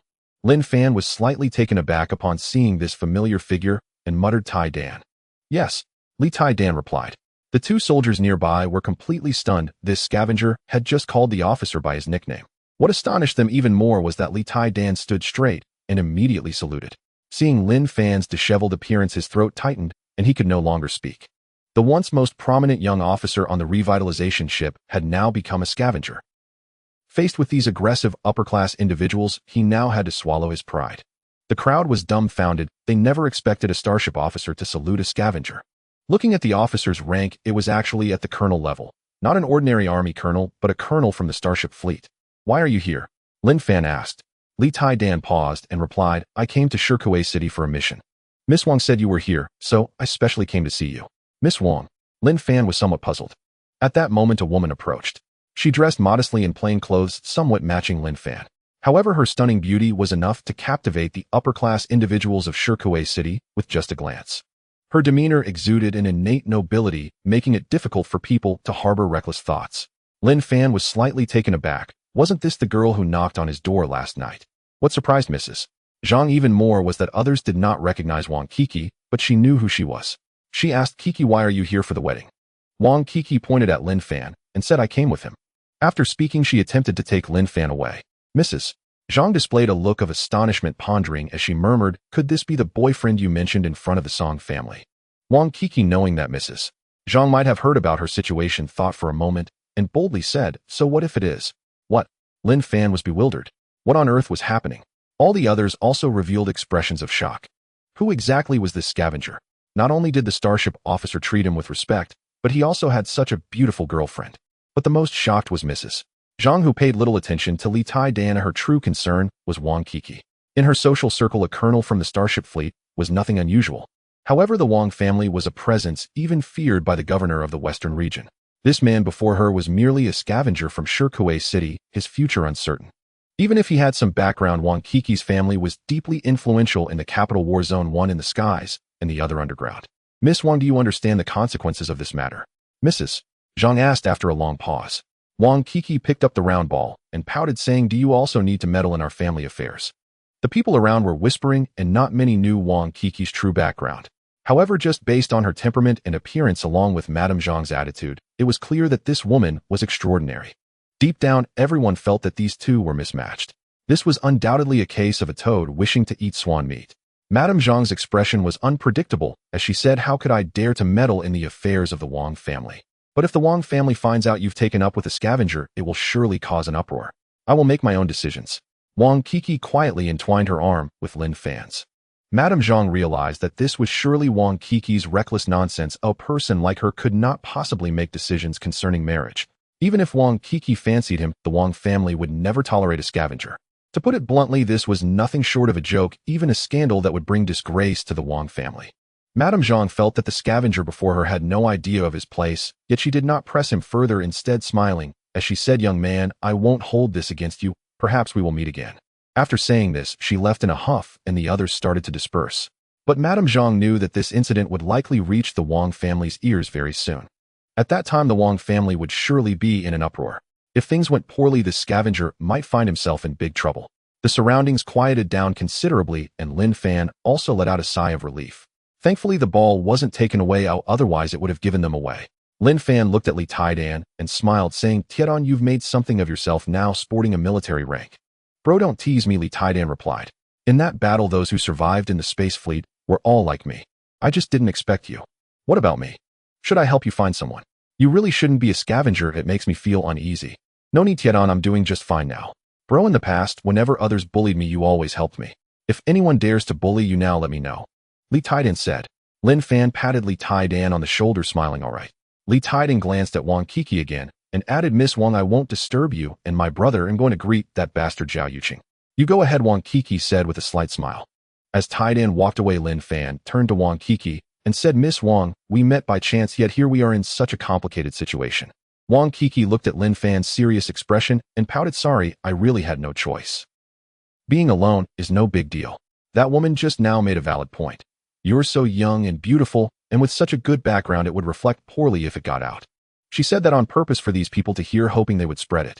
Wang Kiki looked at Linfan, pressed her lips together, and smiled, what do you think of me? Linfan assessed Wang Kiki. Her elegance was extraordinary, truly a rare beauty. If an ordinary person saw such a beautiful woman, they would likely be lost in thought. His face was as cold as water, and his heart felt deadened. This scavenger, who had long wandered through ruins, could only let out a soft sigh. Miss Wang, you appeared at my home yesterday, and now you're here at the wedding. What exactly do you want? Linfan, born in the 73rd year of the Solar Era, a student at the National Space Academy, later served on the Revival, but then went to prison, losing a bright future and a beautiful fiancée, becoming a scavenger. Linfan was taken aback. Who was this woman? Logically speaking, his file had been sealed, and no one should know his past. At this moment, the ball rubbed against Wang Kiki's jade arm and gestured at Linfan. It asked if it could take Wang Kiki home with them. Linfan was stunned, unable to help but smile wryly, and said seriously, little rascal, you'll get a good scolding when we get home. Little rascal. But it was clear that he was a little pig. The ball's ears drooped, its eyes blinked, looking pitiful. Why are you so fierce? Wang Kiki shot Linfan a glance, not minding the ball's dirtiness, gently stroking its mane, and said, don't be afraid, with your sister here, no one can bully you. The ball bared its teeth, showing a silly grin, truly enjoying the attention. Linfan looked towards the figures in the distance, and slowly said, I need to go greet someone.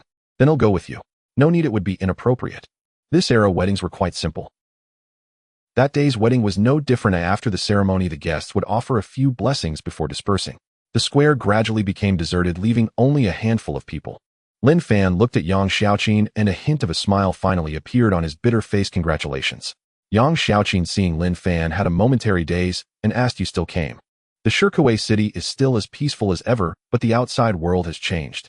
Linfan took a deep breath and said, I don't know how much longer this time can last. Perhaps this will be the last time I see you. After a hasty farewell, several years had passed. The woman before him was still so beautiful and virtuous, but she had become another's wife, and the words of apology were ultimately left unspoken, because it was no longer necessary. Are you doing well? Yang Xiaoqin asked. Not bad, Linfan replied.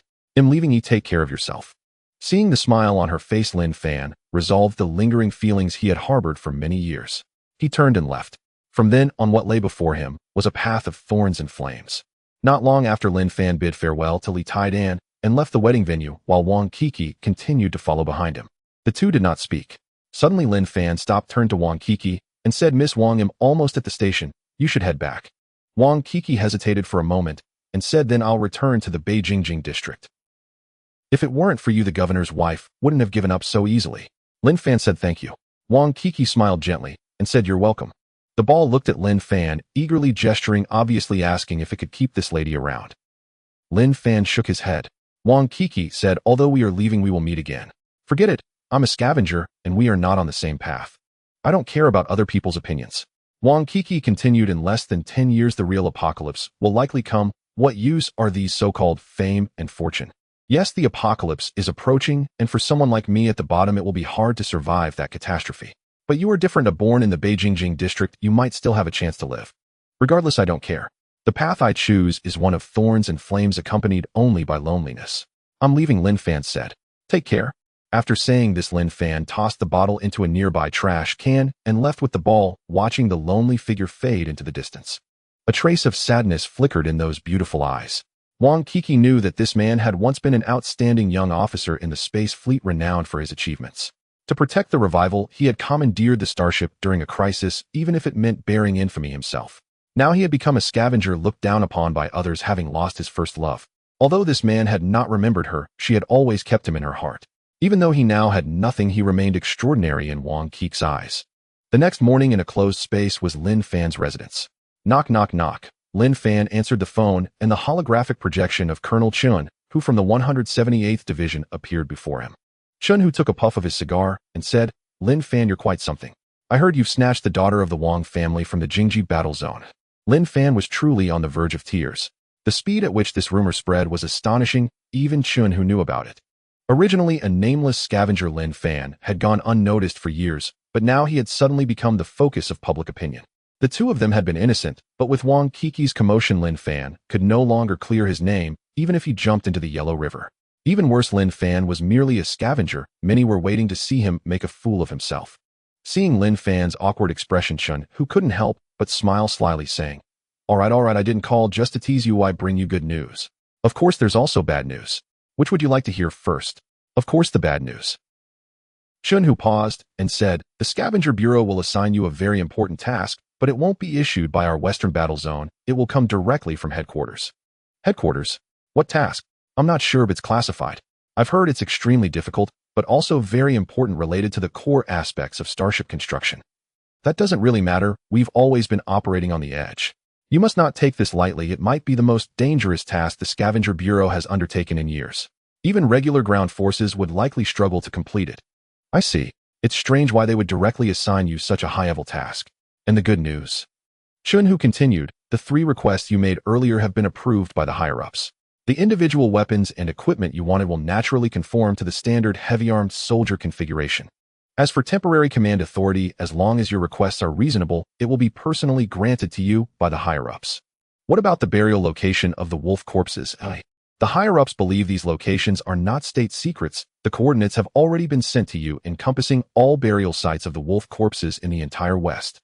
Chun, who took a puff of smoke, and added, I'm curious about what you plan to do with these coordinates. The wolf corpses affected by radiation are still a hazard to humans. I have my reasons which I can't disclose yet. Linfan sighed with relief. He had finally heard some good news. Currently, he had established a cooperative relationship with the winged beasts of Heavy Iron City, but this relationship was extremely fragile, with cooperation and rupture resting on the whim of the dominant winged beasts. Linfan had to seize the opportunity to deepen and develop this fragile relationship, thus forming a stable and equal strategic alliance. In simple terms, he needed to showcase his value to the winged beast population.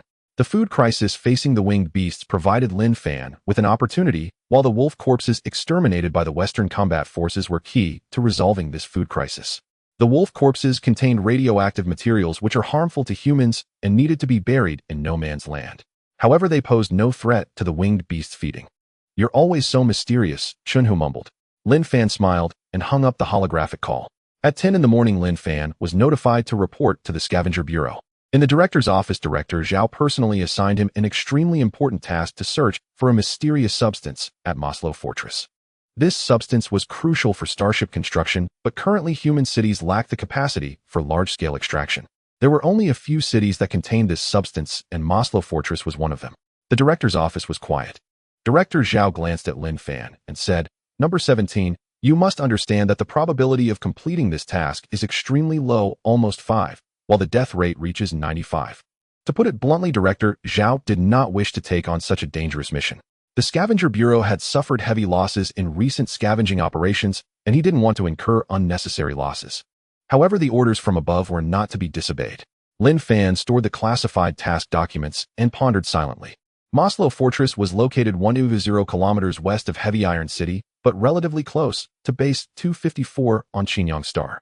Once the military's heavy tanks and low-altitude aircraft approached Moslo Fortress, it would be difficult to escape the strikes from Base 254 on Chinyong Star. In recent years, to reclaim black iron oil, the combat forces had already lost dozens of army soldiers' lives, and yet returned empty-handed. Scavengers would not attract much attention from the Chinyong Star base, but Moslo Fortress itself was a veritable gate of hell. Even for those soldiers, this mission was perilous. But Linfan did not refuse immediately.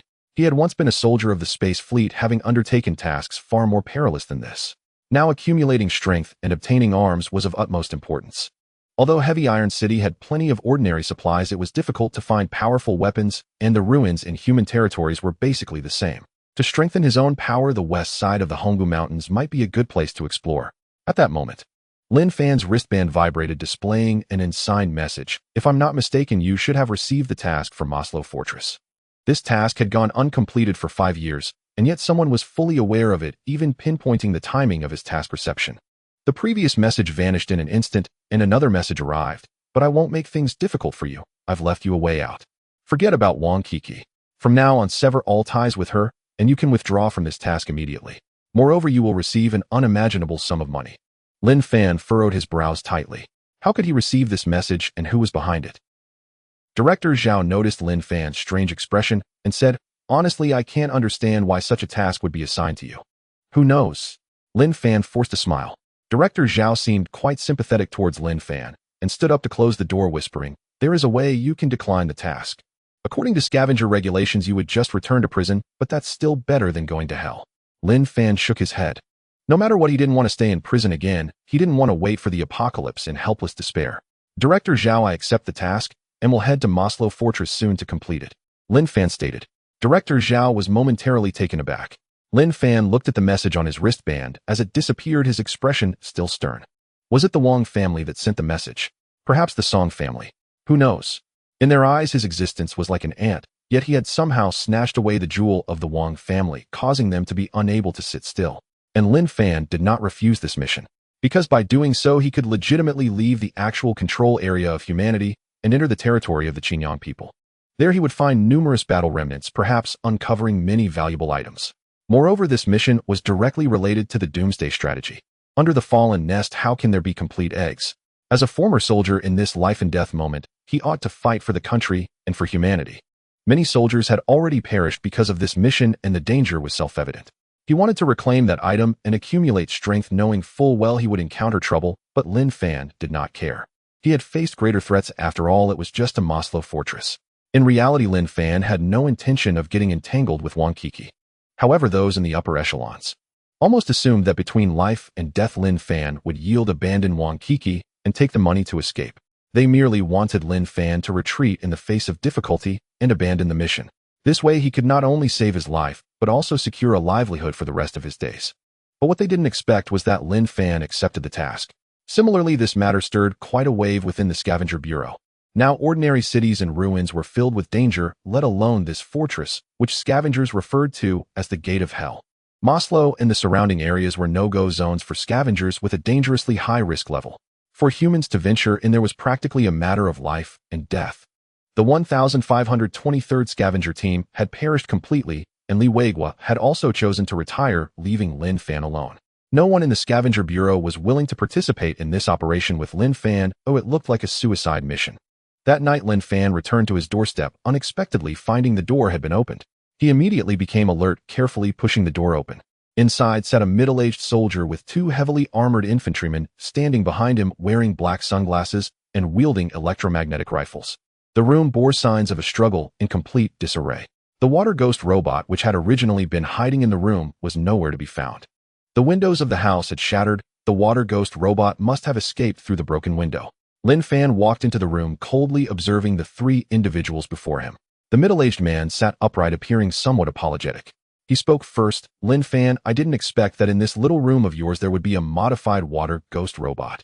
The water ghost robot has been reprogrammed. Otherwise, in such a confined space, the robot attacking you would have been quite a challenge for you. Of course, these things are a major weapon on the front lines. The Chinyong robots cannot capture them. I'm curious, how did you manage that? Did you come here regarding the robot modification?" Linfan asked. "Not really." The middle-aged man paused and replied. "We are here concerning the young lattice matter." "The young lady? That would be Wang Kiki. I'm here to convey the old man's apologies." "I don't understand." Linfan replied. "Wang Kiki is the apple of the old man of the Wang families." The middle-aged man took a deep breath and said, "With the apocalypse upon us, the higher-ups also have their disagreements. To unite the entire battle zone, the Wang family intends to arrange a marriage between the young lady and a top family in the Jingji battle zone, a political marriage. And she refused, and the root cause lies with you. Is that the reason why they assigned me the task for Moslo Fortress?" "Exactly. Some in the Wang family do not wish for you and Wang Kiki to be together, and the Song family feels the same. Thus they assigned you an impossible scavenging task, aiming to force you to back down. What they didn't expect was that you actually accepted it. You think I'm afraid of such despicable tactics?" Linfan sneered coldly. "You mustn't misunderstand who I'm here representing the old man. Miss Wang is very upset with their actions, and the old man, upon learning of this, greatly admires your courage and has reprimanded those individuals and the Scavenger Bureau. He instructed me to apologize to you, and tomorrow I will order the Scavenger Bureau of Shikuiching City to cancel this task." "No need to. I've already decided to carry out the task," Linfan stated, "but it's not because of Miss Wang. You can rest assured I have no intention of overstepping my bounds or making a fool of myself." The middle-aged man looked quite surprised and asked, "Aren't you afraid of death?" "The apocalypse is near. If our lives are no longer important, the survival of humanity is the final hope." Linfan replied, "The item in Moslo Fortress is very important. I will find a way to retrieve it. You are entirely different from those scavengers." The middle-aged man said, "Old Master Wang is quite fond of you, but you are still just a scavenger. The roots of the Wang and Song families are deeply intertwined, so you must be very careful. I met Wang Kiki by chance. Whether or not I complete the task, I won't disturb her, and there's no need for the Wang family to worry." Linfan smiled faintly. He sighed softly to himself, having already let one person down in this lifetime. How could he let another down? "Young man, be very careful when you go to Moslo Fortress." The middle-aged man stood up and patted Linfan's shoulder. All right, Linfan replied irritably. "You've broken my things at home. How do you plan to account for that?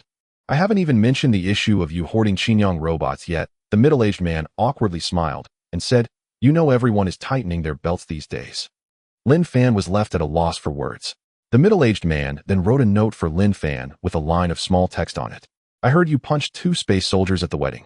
I quite like you for that. If you have any issues, come find me." On that day, Linfan drove the YT-887 heavy truck alone. He passed through a long, dark tunnel, slowly emerging from the mountains of Stone Helmet City, once again greeted by the sunlight of the outside world. The YT-887 heavy truck was unlike any other, resembling a giant beast crawling forward. It was a 5th-generation heavy truck powered by a miniature nuclear reactor, providing sufficient energy for Linfan to complete his mission. Moreover, it was equipped with a self-unloading system and even had a machine gun turret on top. In addition, the 178th Division fulfilled their promise, providing Linfan with a set of heavy infantry weaponry and advanced nuclear radiation protective clothing. For this mission, Linfan was not at all careless. Before entering the Moslo Fortress, he planned to first reach Iron Heavy City and make thorough preparations. After driving for about 50 kilometers, Linfan arrived at an abandoned gas station on the south side of Stone Helmet City, honking the horn repeatedly. At that moment, a figure appeared near the abandoned gas station, rising from the ruins. It was the water ghost robot modified by the sphere. After encountering Luo Wenhu in the room, the water ghost robot escaped into the sewers of Stone Helmet City. Linfan worried it would be discovered by humans, so he provided a coordinate for the water ghost robot to wait for him. The water ghost robot surveyed its surroundings and, finding no abnormalities, climbed onto the roof of Linfan's heavy truck. Its performance was formidable in every aspect, particularly in stealth, possessing advantages that other robots did not have. However, it was currently unarmed and defenseless. If it encountered a beast like the Tooth Wolf, there might still be a slim chance of survival. But against larger monsters or other robots, the water ghost robot would find itself in a passive position. Thus, upon returning to Iron Heavy City, Linfan planned to equip it with weapons to make it a vital combat force for his journey. Naturally, the task of modifying the water ghost robot would fall to the sphere. 2 days later, Linfan finally arrived at Iron Heavy City. At the edge of Iron Heavy City, a winged beast soared into the sky. It was the very winged beast assigned to guard Linfan. Due to its unique crimson body, Linfan named it Red Robe. Red Robe had been waiting for Linfan's return diligently after he left Iron Heavy City. As soon as Linfan stepped back into Iron Heavy City, it informed him that the Lord of the Winged Beasts had been waiting for him for several days. In the central square of the city, Linfan met with the Lord Winged Beast. Dozens of winged beasts of various sizes landed in the square, creating quite a spectacle. In the center of the square stood the Lord Winged Beast, its eyes full of authority, while the surrounding winged beasts bowed their heads in submission. This was a grand welcoming ceremony from the winged beast race for Linfan. Upon seeing Linfan arrive, the Lord Winged Beast's eyes revealed anxiety as it raised its head and let out a low growl, seeming to have urgent matters to discuss. Linfan stepped down from the heavy truck and approached the Lord Winged Beast. As he made contact with the Lord Winged Beast, the superspecies simulation activated. "Little one, you have come. I thought you would never dare to set foot here again after escaping." "How could that be?" Linfan chuckled. "I summoned you for a pressing matter." Linfan glanced around at the hungry winged beasts and said, "Is it about your food crisis?" "Indeed," replied the Lord Winged Beast slowly. "To speak frankly, during your absence, we also hunted nearby, but the results were quite poor. Now the environment within hundreds of kilometers has deteriorated, and various cities have established defense networks, leaving fewer and fewer places for you to hunt. If this continues, we will have to leave the city and settle in other more prosperous places," the Lord Winged Beast stated. "That won't be necessary. Can you think of a solution?" "Actually, I have already found a way for you," Linfan replied. "What is it?" The Lord Winged Beast was taken aback, then continued, "Do you know that our appetites are not something you can compare with? A mere 1 or 2 creatures won't suffice." "I understand. Undeniably, you are a cunning fellow, but given the appetite of our kind, is it really possible to solve our food problem in such a short time? Are you afraid that if food is scarce, we will consider you as food?" You don't need to worry about that. With me around, other winged beasts won't dare to touch you. Just listen to me. Linfan said currently in the western region the toothed wolf species is rampant and humans are conducting extermination operations with a large number of toothed wolf corpses secretly buried in uninhabited zones. Toothed wolves. A glimmer of excitement appeared in the Lord Winged Beast's eyes. Indeed, these deceased toothed wolves would make excellent food for you. The winged beasts became a bit agitated at this point, asking, "Do you know the locations of these places?" Of course I do. There are about 7 or 8 locations, all very hidden and a considerable distance from human cities, but they are not within the areas controlled by the Chinyong people, making them perfect for you to forage. Quickly tell me these locations, the Lord Winged Beast exclaimed, flapping its wings in excitement, eager to set off immediately. However, you must avoid the trucks transporting toothed wolf corpses used by human soldiers, try not to be discovered by them, and definitely avoid conflicts, or else this food source may very well be cut off. That goes without saying. We're not fools, otherwise we wouldn't have survived under the slaughter of the Chinyong invaders. The Lord Winged Beast was very eager. Linfan then provided the coordinates of the toothed wolf corpses to the Lord Winged Beast. The Lord Winged Beast gazed at Linfan, its expression shifting slightly. After a moment it said, "Little one, I did not misjudge you. There is one more thing I need your help with. Please go on." Linfan then explained his plan to head to the Moslo fortress to the Lord Winged Beast. The Lord Winged Beast surprisingly knew that place. It said, "The Moslo fortress has become extremely dangerous. With your strength, you won't be able to escape from there." "I know. So I will send 10 companions to accompany you. 10 winged beasts." This caught Linfan by surprise. There were only a few dozen winged beasts in Iron Heavy City, and this number was almost a third of their total. Originally, Linfan was planning to take 1 or 2 winged beasts with him. The Lord Winged Beast unexpectedly proposed to send 10 winged beasts at once. No wonder if what Linfan said was true, then those locations buried with toothed wolf corpses would undoubtedly solve the current issues faced by the winged beast flock. The Lord Winged Beast certainly did not want to be stingy. It glanced at the small human in front of it and said, "I do not wish to see you perish there." The Moslo fortress is not a peaceful place. Even the Lord Winged Beast had its concerns about that location. Then it flapped its enormous wings, flying in low circles before landing on the ruins of the municipal hall. It issued a low roar to the gathered winged beasts, and upon hearing its voice the winged beasts grew excited. What? Hidden places for food? Do such places truly exist? If so, we no longer have to risk our lives to forage or go hungry. At first, Linfan thought that the winged beasts might not be able to accurately locate the burial site, and he considered leading them personally. However, the Lord Winged Beast declined. The winged beasts had a unique skill. They were adept at reconnaissance. As an ancient flying race, they had evolved to sense planetary magnetic fields, allowing them to determine direction through magnetic resonance. Although Earth was not Chinyong's star, the two planets were very similar, and the differences in magnetic field distribution were minimal. Once they knew the general direction, there was no need for a guide. With Linfan following the Lord Winged Beast, even worried that he might expose their whereabouts. After their meeting concluded, Linfan drove the heavy truck to his territory, the abandoned base of the Chinyong people. Inside the base, the metal products had been mostly consumed by the sphere. Linfan sighed. No wonder the sphere had reached its mid-juvenile stage. This place had been stripped bare. In the following 2 days, Linfan began searching for suitable weapons for the Water Ghost robot in Iron Heavy City, while the Water Ghost robot joined the scavenging efforts. However, these weapons were indeed difficult to find. The weapons used by ordinary human soldiers were completely unsuitable for the Water Ghost robot, and it was nearly impossible to find even slightly intact Chinyong star robots. Just as Linfan was feeling frustrated, Red Robe landed in front of his truck. Since Linfan resolved the food issue for the winged beasts, their attitude towards him had changed. Red Robe had become Linfan's little follower. It had been following Linfan day and night for the past few days, seemingly guessing that he was searching for something. It emitted a low hum, wanting to convey something to Linfan. It suddenly occurred to Linfan that the winged beasts had a bird's-eye view of the entire city, taking everything in. Perhaps no one understood this ruined city better than they did. After establishing the superspecies consciousness simulation, Linfan shared his thoughts with Red Robe. Indeed, Red Robe knew quite a few places. Among them was a site that had once witnessed intense warfare littered with debris, where Linfan thought there was a high likelihood of finding suitable weapons for the Water Ghost robot. Under Red Robe's guidance, they arrived at that location, a small military fortress in the western part of Iron Heavy City. This fortress had originally been a defensive work built by the Chinyong people, but under the concentrated bombardment of humans, it had been almost reduced to rubble. The area was filled with wrecked human aircraft and remnants of Chinyong star robots. The sphere, seeing so much scrap metal, was already ravenous, steam billowing from its nostrils. It looked at Linfan with a pitiful expression. Linfan nodded. This fellow had hardly eaten since returning to Stone Helmet City and was now desperate, rushing toward the pile of scrap metal. Linfan and the water ghost robot were busy exploring the ruins. The sphere had a high-energy reactor hidden within its belly. When it began to eat, the reactor would activate, resembling a sun. Any metal beneath the sphere's mouth would turn to liquid. Although the sphere knew how to avoid the release of internal core temperature, the surrounding temperature still rose by several degrees. Red Robe had never seen such a sight and was quite alarmed, keeping its distance from the sphere. It had not paid much attention to this little one before, but now no longer underestimated it. However, at that moment, a red dot appeared on the sphere's body. The sphere clearly noticed the red dot, as well, stopping its eating and shifting its body. Strangely, the red dot moved along with it.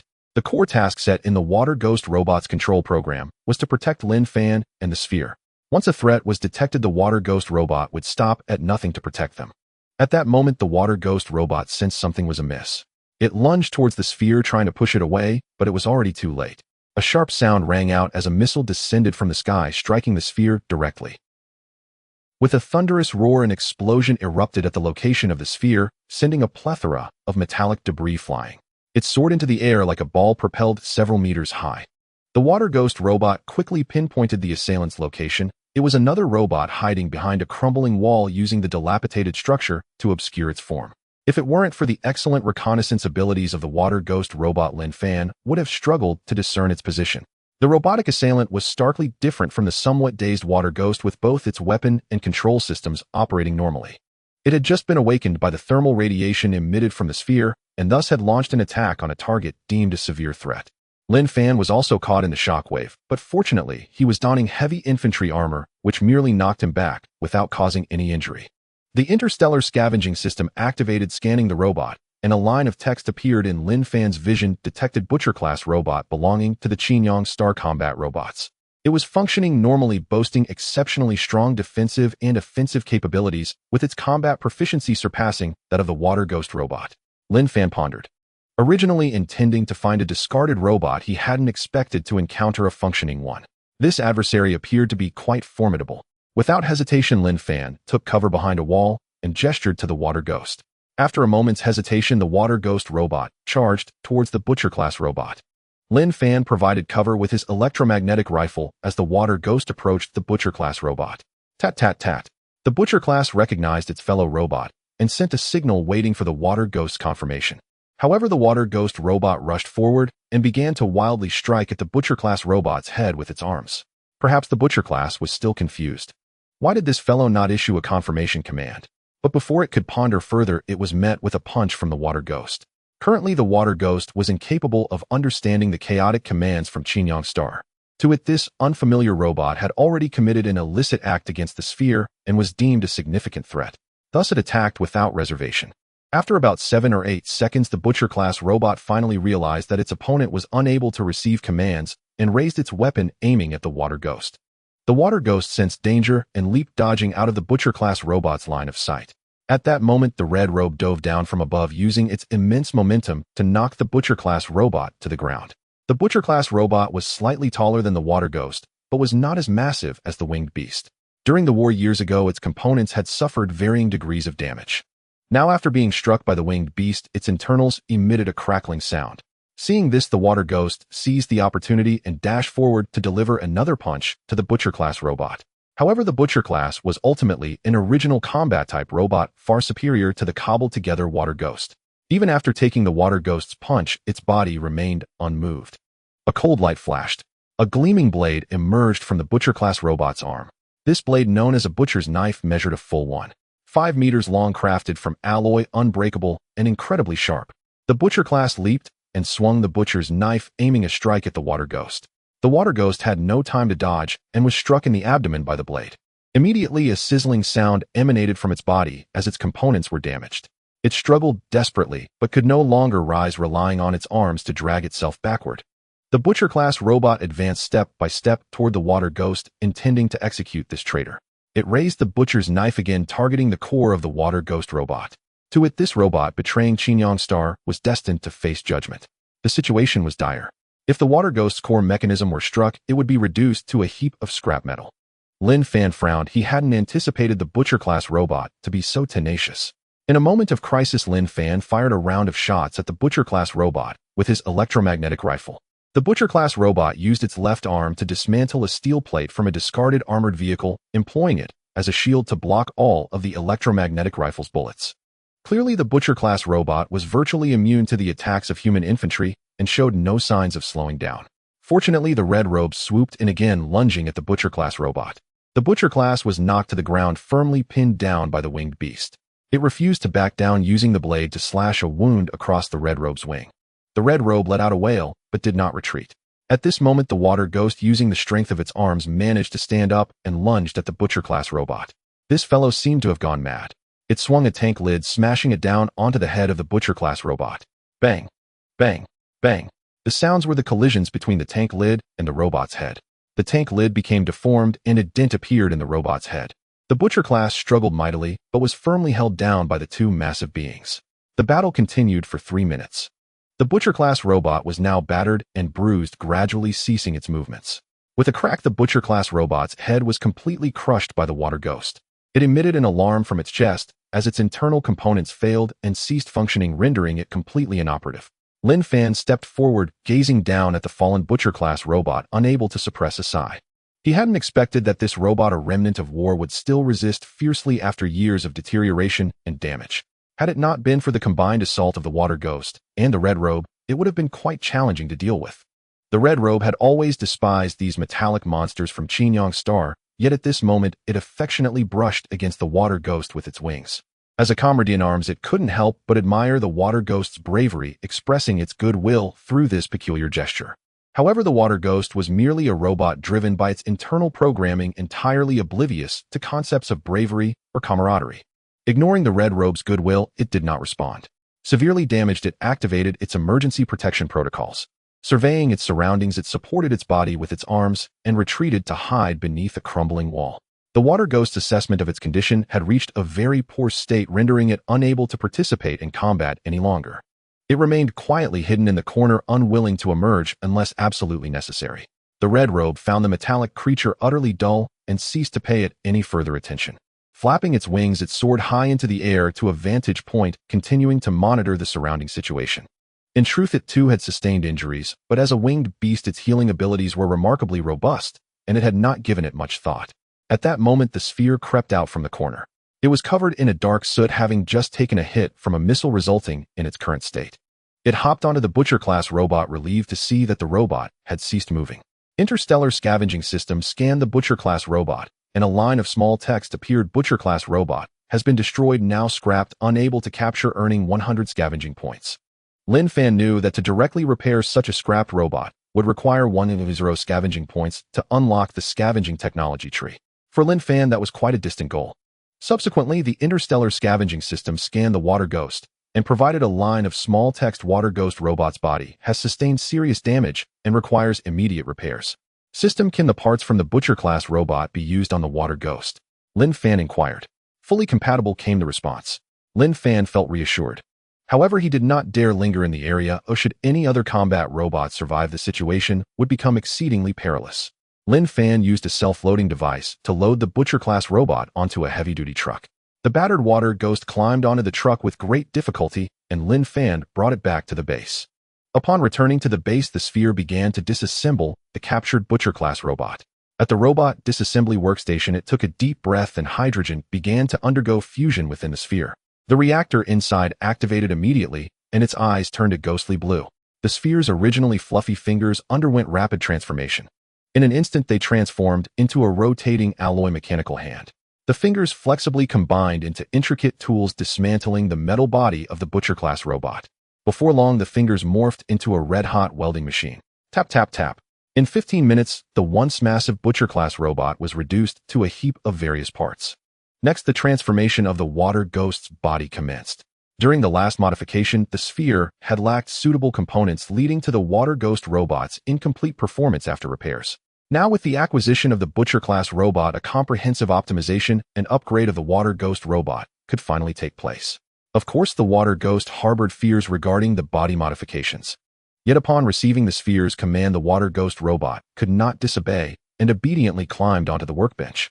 Despite its small size, the sphere functioned like a human surgeon, thoroughly conducting a transplant on the water ghost robot. After about 2 hours, the water ghost robot stood up again. Aside from its unchanged size, its external appearance had undergone a drastic transformation. Under the sphere's command, the water ghost robot twisted its body, significantly enhancing its flexibility and resilience. The sphere not only replaced the damaged components from the battle, but also swapped out the water ghost's aging parts. Most importantly, the water ghost robot finally acquired its own weapon. An automatic cannon originally belonging to the Butcher class appeared on its body. A sharp butcher's knife was also transplanted to the water ghost robot's form. This cannon served for long-range attacks, while the knife and arm fused into one, providing robust close combat output. The water ghost was no longer merely a brawler robot, but had evolved into a multifunctional combat robot capable of both combat and reconnaissance. However, this was still insufficient. After enhancing its combat abilities, the water ghost robot required a more powerful energy source and compatible program modules to support it. Thus, the sphere removed the energy module from the Butcher class and implanted it into the water ghost. The water ghost was no longer a robot with a single energy core, but possessed a powerful dual-core power system. Admittedly, the dual-core configuration was somewhat extravagant. Nevertheless, it undoubtedly elevated the water ghost's combat capabilities to a new level. Finally, program coding corrections were made. Thus, the robot's major overhaul was completed, and the water ghost was reborn. A powerful combat robot adept at both offense and defense, and skilled in stealth and reconnaissance, was born. Even if an engineer from Chinyong were to witness this, they would marvel at the sphere's craftsmanship. It could be said that the water ghost's transformation was anything but ordinary. It retained its previous stealth and reconnaissance abilities, while its attack and defense capabilities were now far superior to before. This restoration technology was not something just anyone could master. Only a peculiar creature like the sphere could execute it freely. The sphere's body was originally a forging tool harboring unimaginable energy, capable of forging any metallic components, including various parts found on robots. Some small components even required high-end human production lines for precise forging and polishing. Yet for a gifted and extraordinary being like the sphere, this was merely child's play. In the western region, yellow sands swirl in the air. The outbreak of war has led to large areas of grasslands and forests turning into deserts, especially severe in the inland areas. As night fell, the stars were nowhere to be seen in the sky. A convoy of human heavy trucks rolled across the desert, heading towards a valley in an uninhabited area. In the windy and sandy weather, even with the headlights on, the visibility was limited. The transport captain glanced into the rearview mirror and said, "I feel something is off today." "Captain, did you notice something?" the driver asked. "I just feel like something is tailing us." The driver looked around, but saw nothing unusual. He chuckled and said, "Captain, you are overthinking. This place is very safe, but we have been here many times and have never seen anything unusual. A few minutes ago, I seemed to see some dark figures behind us following our convoy," the transport captain muttered. "Are they wild beasts?" "Not sure, but I'm worried about the Yaolong." The transport captain paused and said, "I'm concerned that what we're carrying in the truck will attract them and they will attack our convoy." "That shouldn't be the case. Otherwise they would have come in droves by now," the driver replied. "Let's hope so." The convoy captain said, "These Chinyong people are truly despicable, coming up with such vile methods. I heard that several strongholds have been destroyed again. Why do you think they can reproduce in such large numbers?" "The genes of the Yaoling have been modified to adapt to the current environment of Earth better than any other creature. They primarily feed on carrion and, when hungry, even consume vegetation. The cost of cultivating them for the Chinyong people is very low. This is truly despicable. It greatly impacts the already fragile ecological environment." The convoy slowly drove towards its destination. Everything appeared so tranquil. However, the convoy was unaware that a massacre was occurring 5 kilometers away. As it turned out, the Yaoling had targeted the convoy over an hour ago. They stealthily followed behind the trucks, waiting for the right moment to strike. The Yaoling intended to attack the human convoy, but unexpectedly the flying beasts pursued them from above. The flying beasts did not allow the Yaoling to attack the convoy carrying their corpses. To the flying beasts, the convoy was delivering food, and they could not allow the Yaoling to cause havoc. Food was crucial for the survival and reproduction of the flying beasts. Upon discovering these miscreants, the flying beasts took the initiative to attack. With a thud, a massive flying beast landed, blocking the Yaoling's path.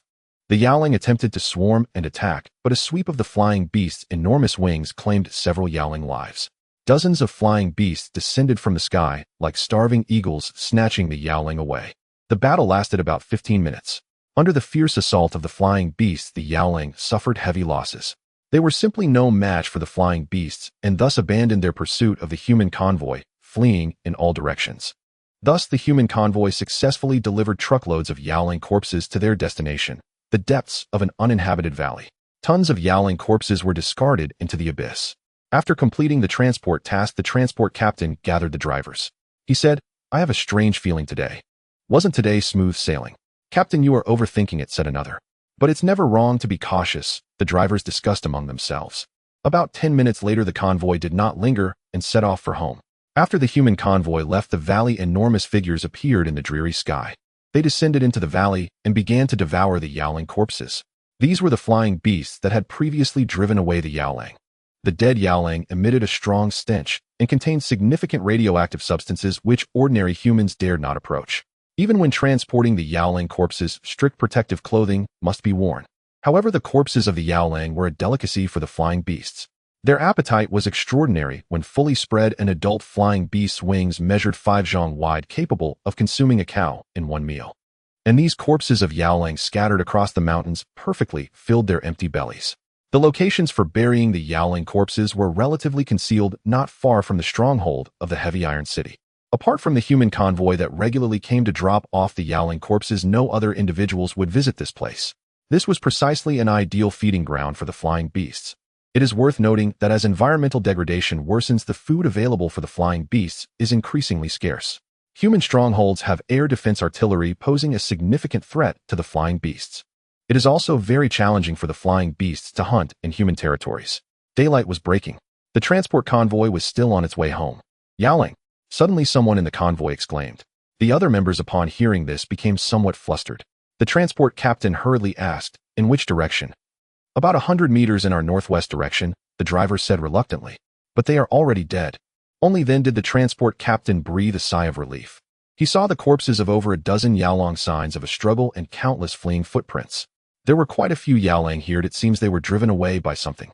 The transport captain, puzzled, asked, "What could have done this?" "No one but the regular troops could kill so many Yaoling. I'm sure it was them." "This isn't right," the transport captain said into his wristband. All convoy members speed up. 50 kilometers west of Heavy Iron City, Linfan drove the heavy truck heading towards the Moslo fortress. The Shui Gui robot sat atop the heavy truck, observing the surrounding movements. 10 flying beasts were distributed in various positions following the heavy truck and advancing slowly. They were led by a redrobed leader escorting Linfan and his group. 3 flying beasts set out first to scout ahead. Should they encounter enemy activity, they would report back immediately. 3 flying beasts monitored both flanks to guard against unexpected events. The entire route was an uninhabited area. Although they occasionally encountered remnants of human towns and villages, they were mostly buried under sand and dust with no signs of human life. Linfan was shrouded in worry. Although he had meticulously planned this mission, he still felt uncertain, having to take it one step at a time. Seeing his anxious expression, the round ball jumped into the passenger seat and began gesturing. It asked Linfan if he wanted to listen to some music. "Sure." Upon hearing this, the round ball looked delighted. It then climbed onto the control panel, poking the vehicle's screen to play music. It carefully flipped through the song list and selected a piece called "Journey to Hell." The music began to play. "Lonely Souls Dance in Hell."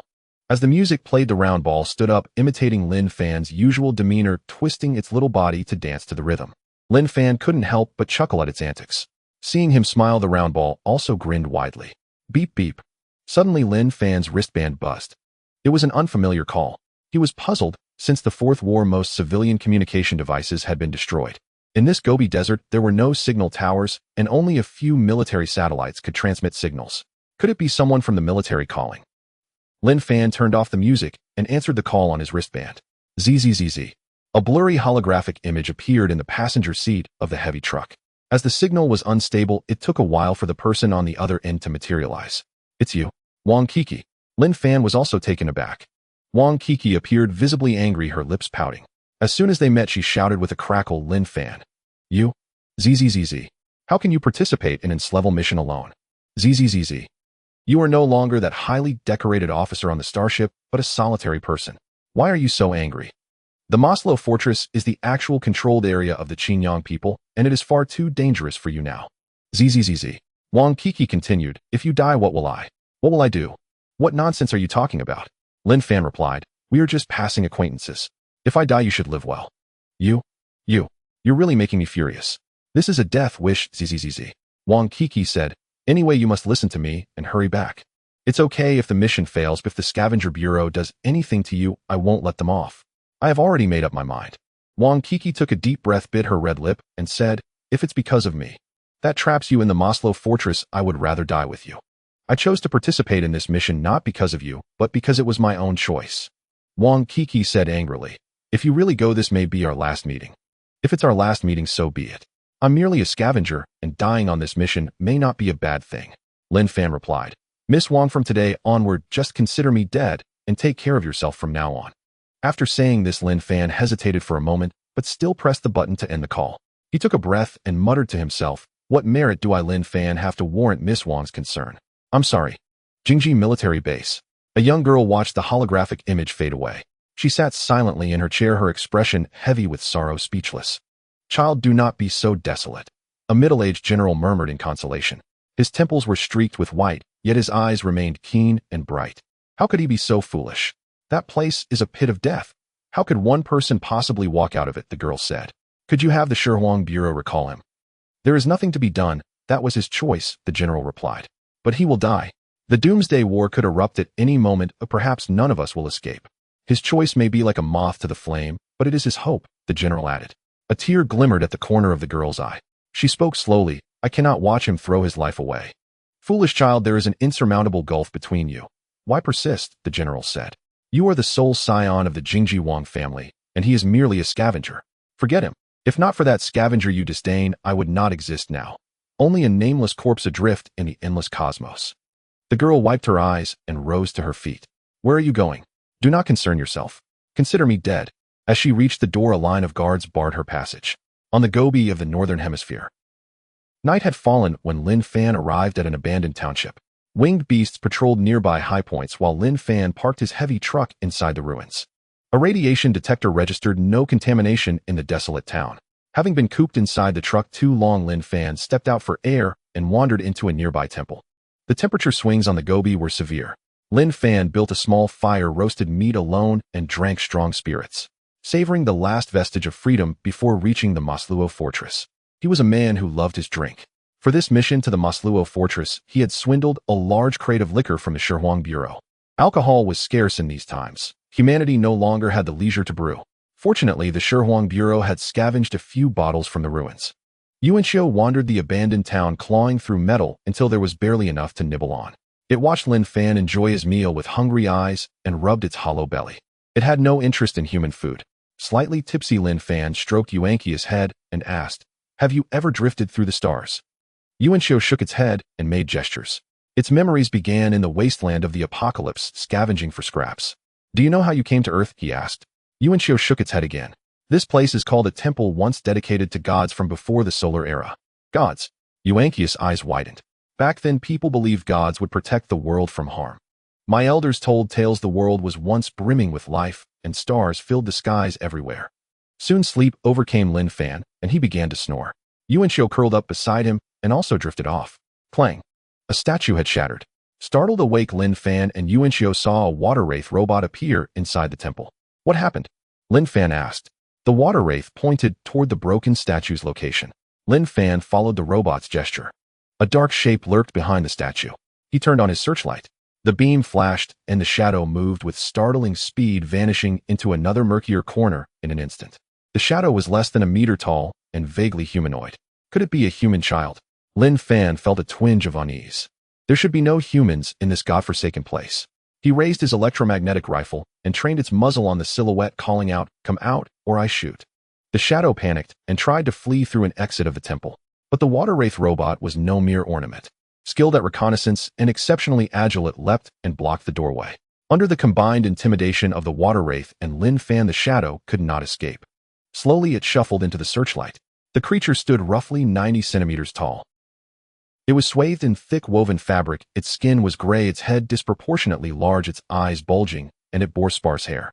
It stood upright like a human with 2 legs and 2 arms. Ding!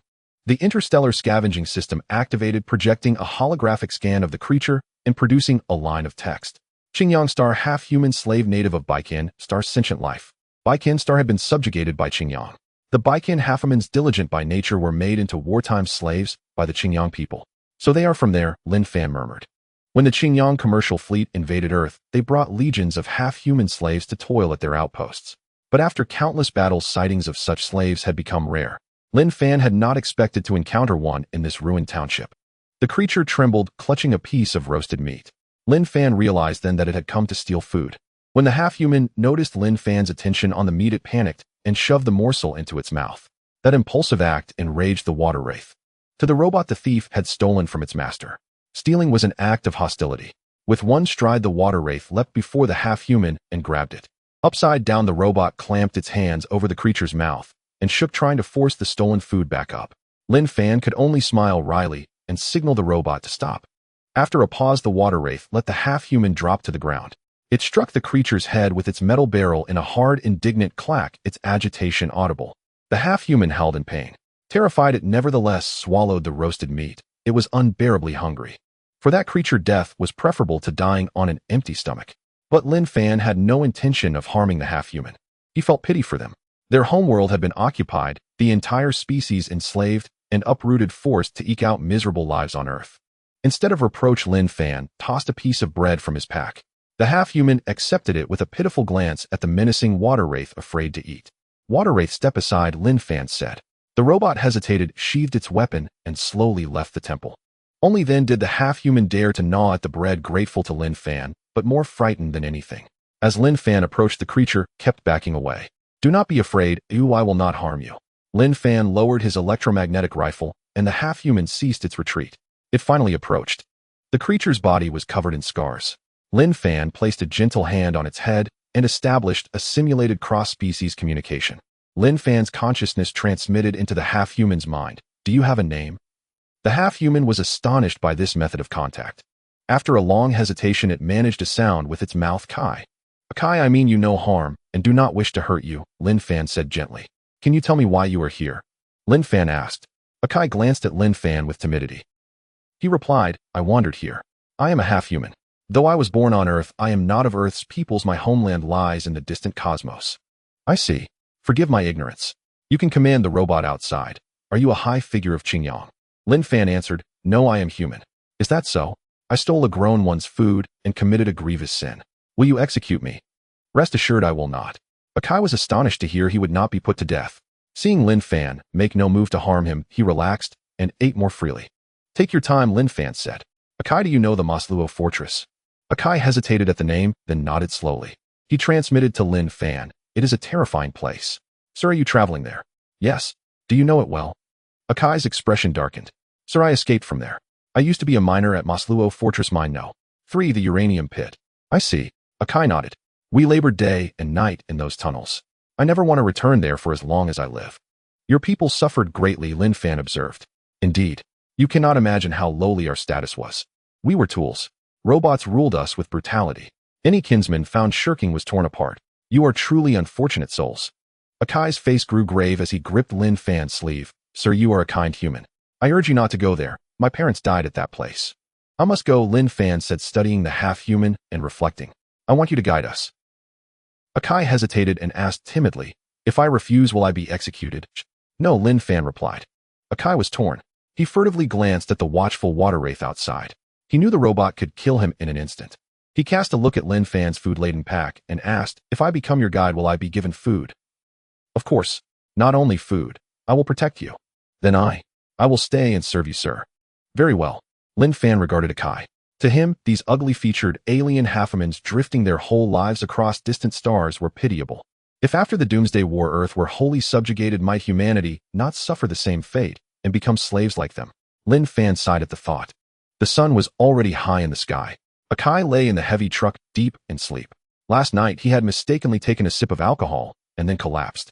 Linfan was carefully examining the map, his brow furrowed slightly, showing a hint of anxiety. Originally, he had planned to traverse the Great Basin in the southwest, bypassing the southern part of the Honggu Mountains to reach Moslo Fortress. However, the winged beasts had established numerous strongholds of the Chongtie star in the Great Basin.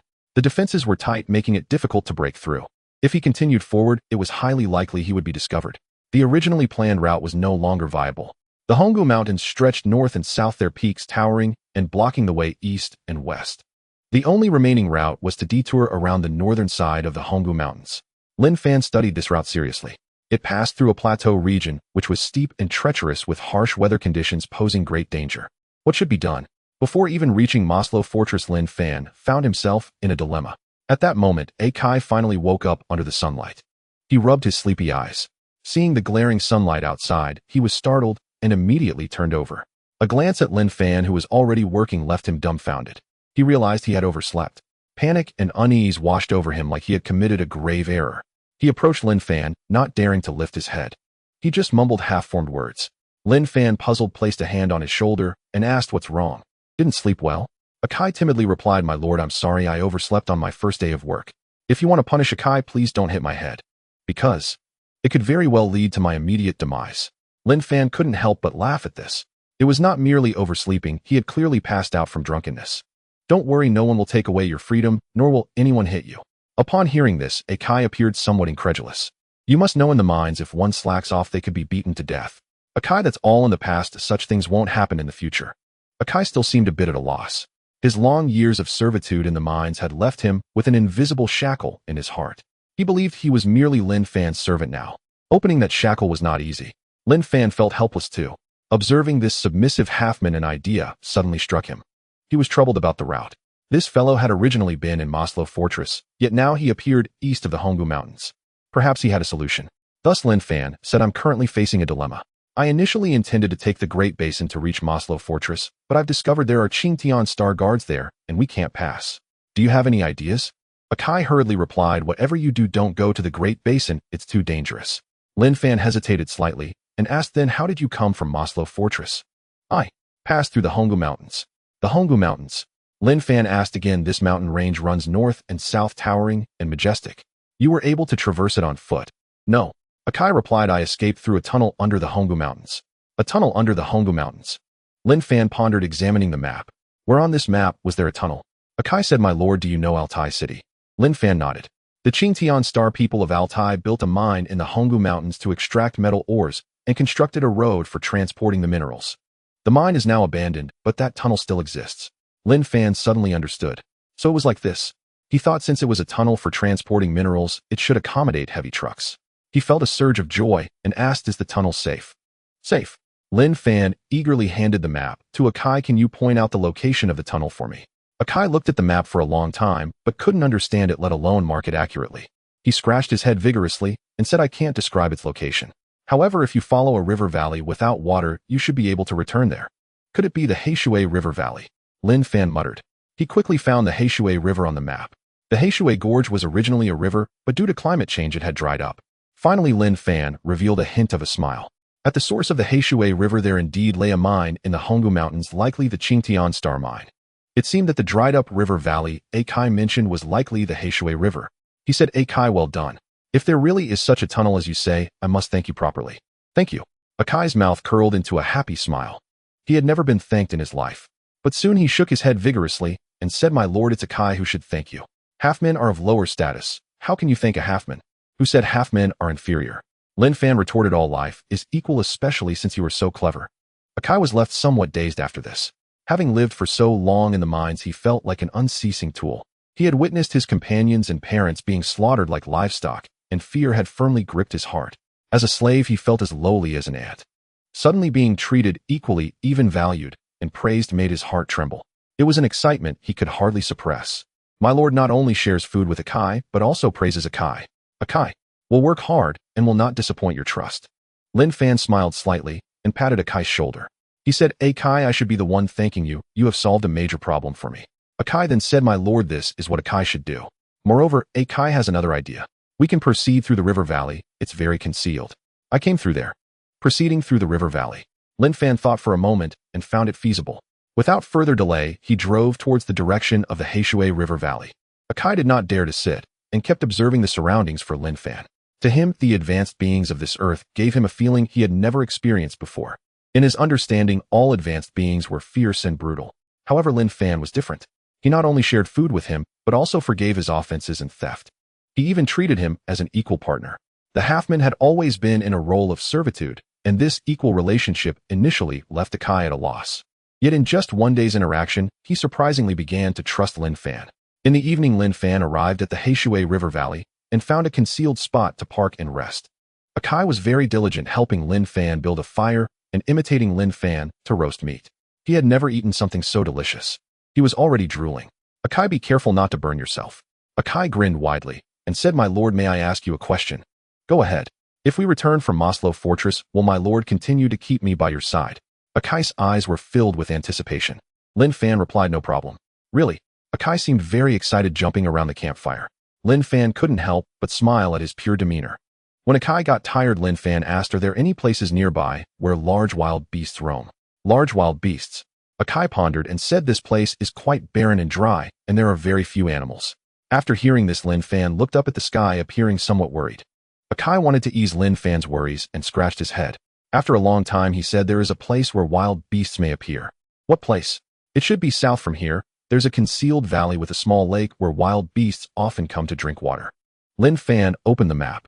In the light of the campfire, based on Akai's description, he pinpointed the approximate location. Akai scratched his head and said, my lord, I'm really sorry, though I can't remember the exact location. The approximate location is enough. After Linfan finished speaking, he stood up, raised his torch, and waved it in the distance. The originally silent and dark night sky faintly echoed the sound of the wind. Then a shadow appeared. The black figure swooped down directly towards the heavy truck. Wow, wow, wow! Akai shouted. The shadow in the air frightened Akai. Having worked in the dim mines for a long time, his eyesight was sharper than others. It was clearly a fierce, giant beast flying through the air, its wings spread wide, measuring over 4 meters. Seeing the giant beast approaching, Akai ran away in a hurry, disappearing without a trace. But Linfan remained standing still, which made Akai panic and rush back. He shouted in the language of the Chingtian, star, seeming to urge Linfan to hide quickly. The nearby water ghost robot looked at Akai curiously, clearly unable to understand his overly agitated reaction. Linfan shouted to the panicked Akai, don't panic, Akai, nothing will happen. However, without the superspecies consciousness simulation, Akai couldn't understand what Linfan was saying. Seeing Linfan indifferent, Akai became as anxious as an ant on a hot pan. He thought Linfan was having a problem or was immobilized. He even rushed to embrace Linfan, trying to carry him away. At that moment, a loud thud was heard. The claws of the winged beast landed right in front of Linfan. Akai raised his head and looked closely at the giant beast, his body trembling uncontrollably. But he somehow found a stone. He actually mustered the courage to raise the stone and protect Linfan. Even the winged beast was taken aback by Akai's actions. The winged beast before them was the red robe that had been guarding Linfan, who it had never seen Akai. The red robe noticed this little fellow's provocative behavior, so it glared at him and emitted a low growl from its throat. This scared Akai badly. His body immediately became limp, and he hid behind Linfan. Finally, Linfan managed to grasp Akai and convey his thoughts to him. It is not an enemy, it is our friend. You don't need to be afraid. Friend. Akai looked at Linfan, then at the giant beast, his eyes filled with surprise. Such a sky giant beast would only see ground dwellers as prey. How could it be a friend? He still couldn't believe it until the winged beast lay down on the ground, its demeanor softening. Linfan approached and made contact with the winged beast's body, informing them of the location of the small lake Akai had mentioned. It turned out this area was quite desolate, and the winged beast had not eaten for days, feeling extremely hungry and needing to feed. Then Linfan waved to Akai, signaling him to come over. Akai was very scared at first, but with Linfan's encouragement, he eventually came to stand behind him. Linfan told Akai its name is Red Robe. By the way, you've done them a great service. A great service. It has been following us for several days and has not eaten. Just now I informed them of the location of the small lake, and they will go there to hunt. So my lord asked Akai about the wild beasts for their sake. Yes. Linfan said, for this it asked me to convey its gratitude to you. You can touch it. No way it will eat me, though I'm not enough to fill its teeth gaps. Akai replied. Don't be afraid, Linfan encouraged. Akai thought for a moment and saw that Linfan didn't seem to be lying. So after taking a deep breath, he cautiously walked up to the red robe and gently touched its toes. At that moment, the red robe also looked down at Akai. Instantly, Akai's body went soft. However, the look in the red robe's eyes was very gentle. It gently touched Akai's head with its wings. Then it pushed off the ground with its legs and soared into the night sky. Akai wore an expression of disbelief.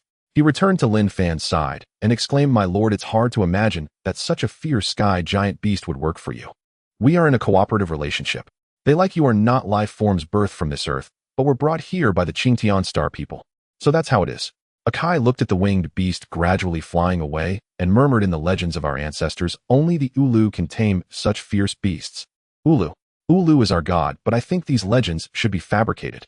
If there really were powerful divine protection, we wouldn't have to leave our homes and suffer such hardships.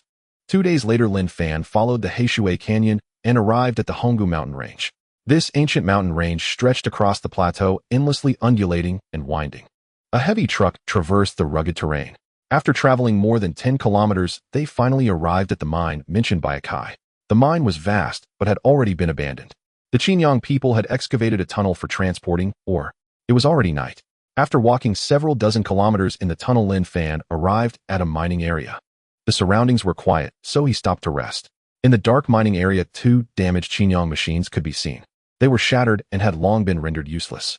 The Interstellar Scavenging system has been activated, scanning the Chinyong machines and displaying a line of text: Chinyong mechanical mining vehicles non-combat, capable, severely damaged. Walking on the gobi was a challenge to find metallic objects. The round ball happily ran off to eat. Akai was astonished to see it devour a metallic mining vehicle.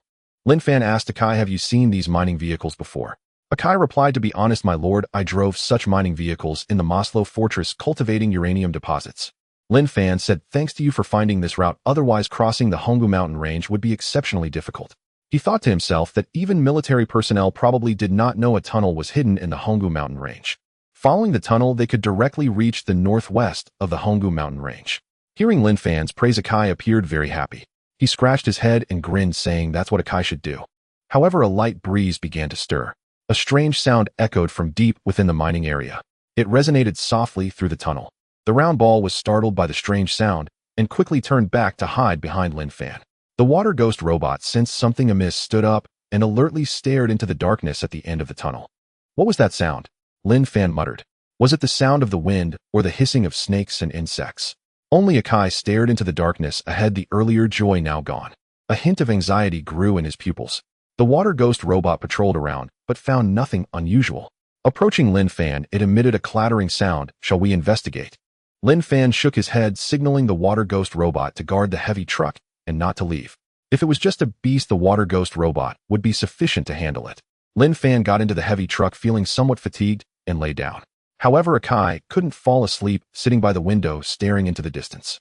Looking around, he saw that Linfan and the round ball were still fast asleep and quietly climbed up. He stood in front of the heavy truck's door, hesitating for about 5 minutes. Looking back at Linfan, he took a deep breath, but ultimately did not go down. The next day, Linfan set off. The heavy truck moved smoothly. Akai was right. The tunnel was very discreet and safe. Soon after, Linfan reached the other end of the tunnel. It was the western side of the Honggu mountain range. A sandstorm emerged, and the wind and sand nearly engulfed the entire sky. Linfan did not continue forward and chose to rest on the spot. However, there was a hint of unease on Akai's face. He was no longer as lively as in previous days. Suddenly, he asked, "My lord, can Akai mark something on the map?" "What do you want to mark?" Akai replied, "My lord, there are many dangerous places to the west of the Honggu mountain range. Do I want to mark them for you?" "Sure." Akai worked hard to understand the map. Holding the pen, he quietly began to sketch carefully on the map. "Akai, if you need my help, just let me know. Consider it a reward for your guidance," Linfan said. "We are partners, understand?" "My lord, I am fine." Akai lowered his head and said softly, "The Moslo fortress is very dangerous. You must be careful." Until nightfall, the wind and sand did not disperse. Hiss! A strange cry came again, soon drowned out by the sound of the wind. Akai heard the sound and opened his eyes. At this moment, Linfan was already asleep. He took a deep breath, reluctantly gazing at Linfan. In a few days, he realized that not all civilized races in this world were brutal and ferocious. There were also kind and generous individuals like Linfan. Perhaps he had truly made up his mind to accompany Linfan to the Moslo fortress. However, there were still many helpless feelings. He made a decision. Opening the truck door just a crack, he looked around cautiously. Noticing the water ghost robot was absent, he stealthily slipped out. Before leaving, he gently stroked the wheel of the heavy truck and whispered a phrase in the native language of the Baikin star. Then he turned and vanished into the sandstorm. Little did he know that his movements had not escaped the watchful eyes of the water ghost robot. Moments later, Linfan stepped out of the heavy truck. The water ghost robot sent a clatter request to Linfan. "The target has exhibited treacherous behavior. Should we pursue?" "No." Linfan, with weary eyes, stealthily followed behind Akai with the water ghost robot. Nearby, a winged beast also took flight following him. In Linfan's heart, Akai had freedom. If he wanted to leave, Linfan would never stop him. Moreover, thanks to Akai, he had smoothly reached the northwest of Honggu. However, Akai felt restless, and Linfan sensed that this matter was not simple. Hence, he wanted to investigate further. The water ghost robot had unique advantages in scouting. Although Akai had been very careful, he could not escape the surveillance and tracking of the water ghost robot. After walking several hundred meters, Akai found a half-human compatriot. Walking another 10 kilometers, Akai arrived at an abandoned warehouse on the outskirts of Altai City. Inside, the warehouse glowed with dim yellow light. Linfan picked up binoculars to observe from a distance. Besides Akai, there were actually 8 or 9 other Baiken half-humans. Each one was ragged, tattered, and looked much like Akai. Linfan carefully watched the movements inside and sensed something was off. They huddled together, seemingly plotting something.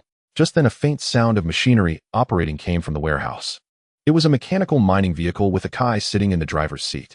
It appeared that his driving skills were quite proficient. Most surprisingly, a machine gun was mounted on top of this mining vehicle.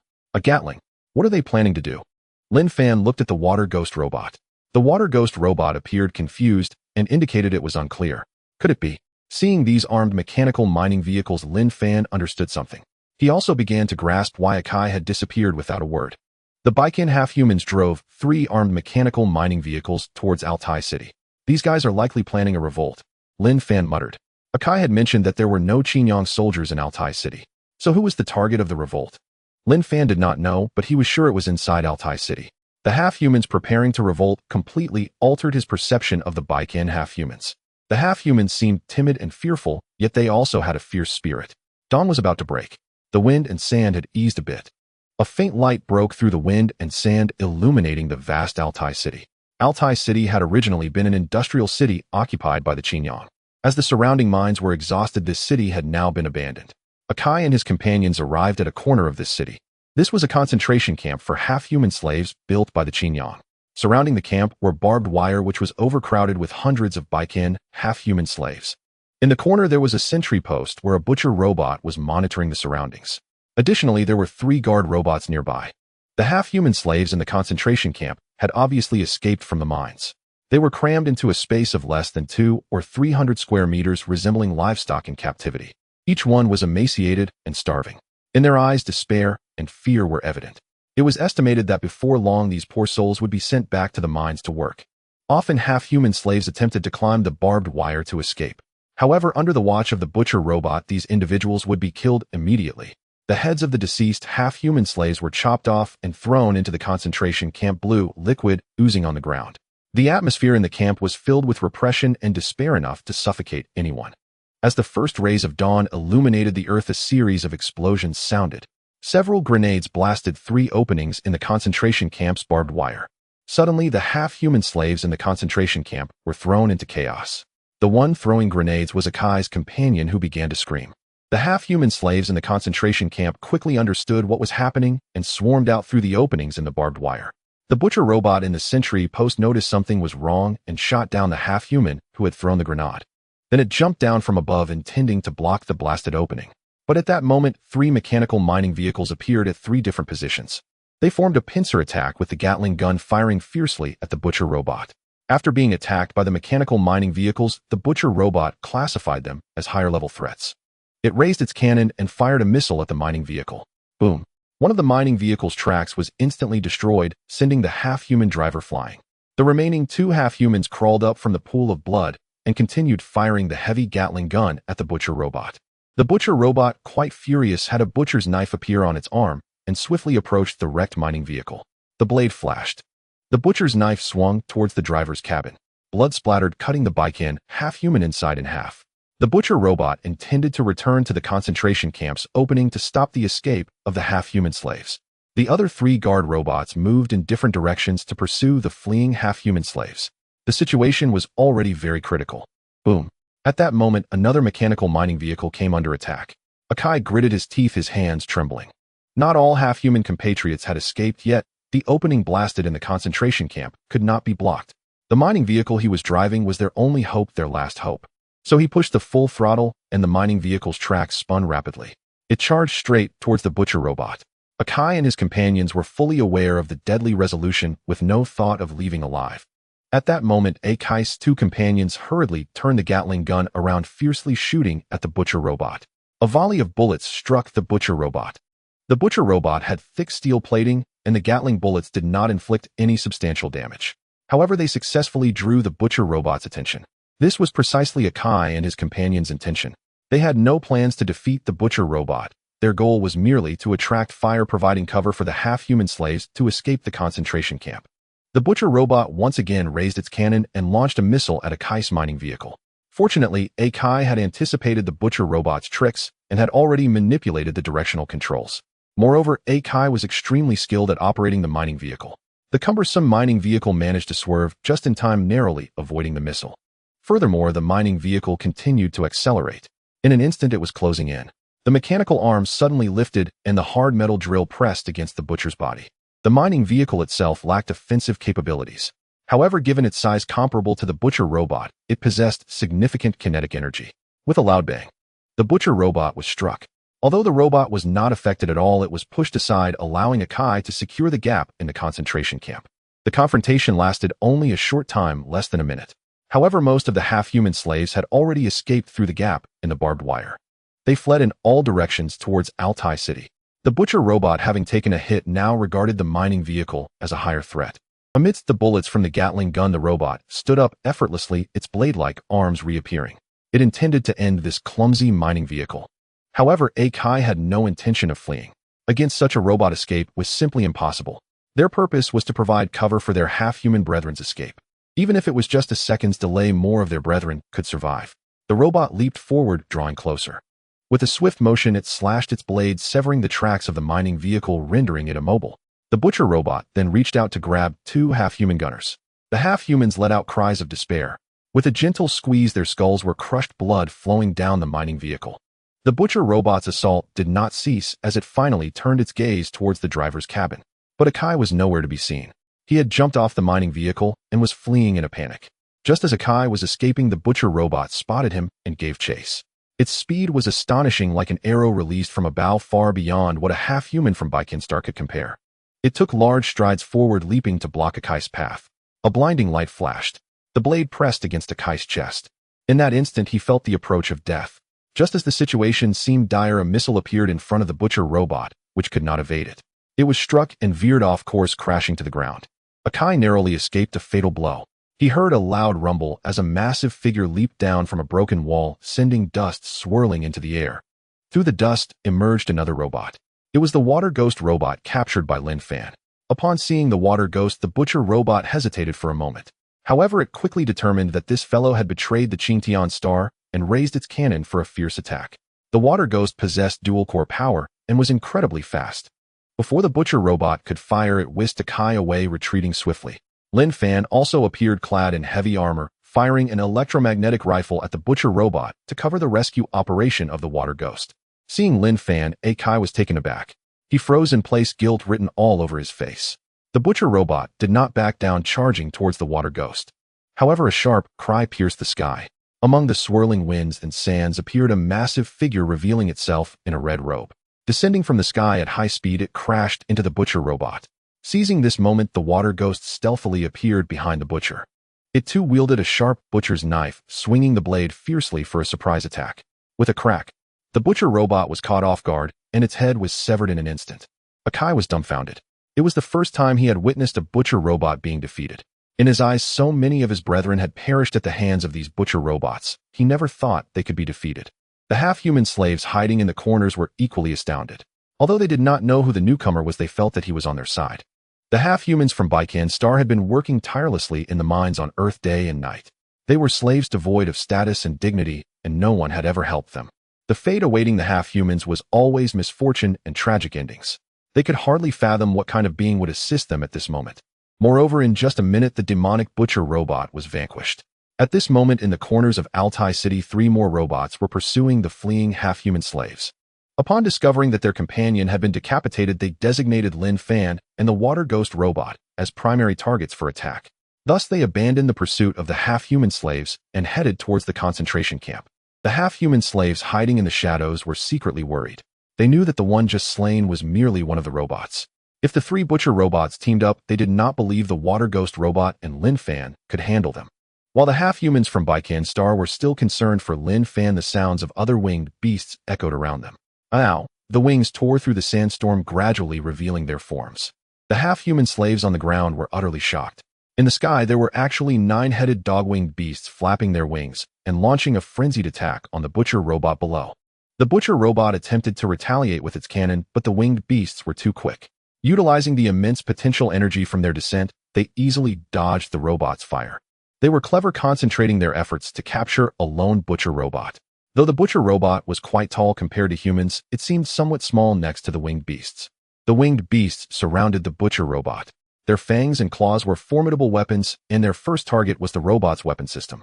They surged forward, their powerful jaws clamping down on its arms, ripping the parts apart piece by piece. The robot's arms malfunctioned, no longer posing a threat. What followed was a massacre. Soon after, a small-scale war concluded.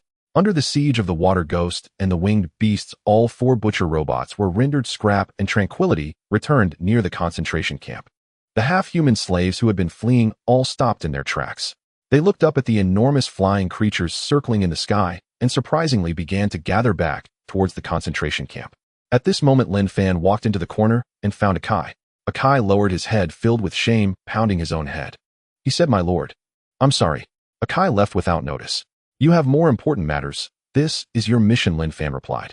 "I do not blame you," Linfan said. Akai's frown lifted somewhat as he asked, "My lord, can you really forgive Akai? I too bear a mission like you, compelling me to cast aside emotions, even at the cost of my own life," Linfan replied.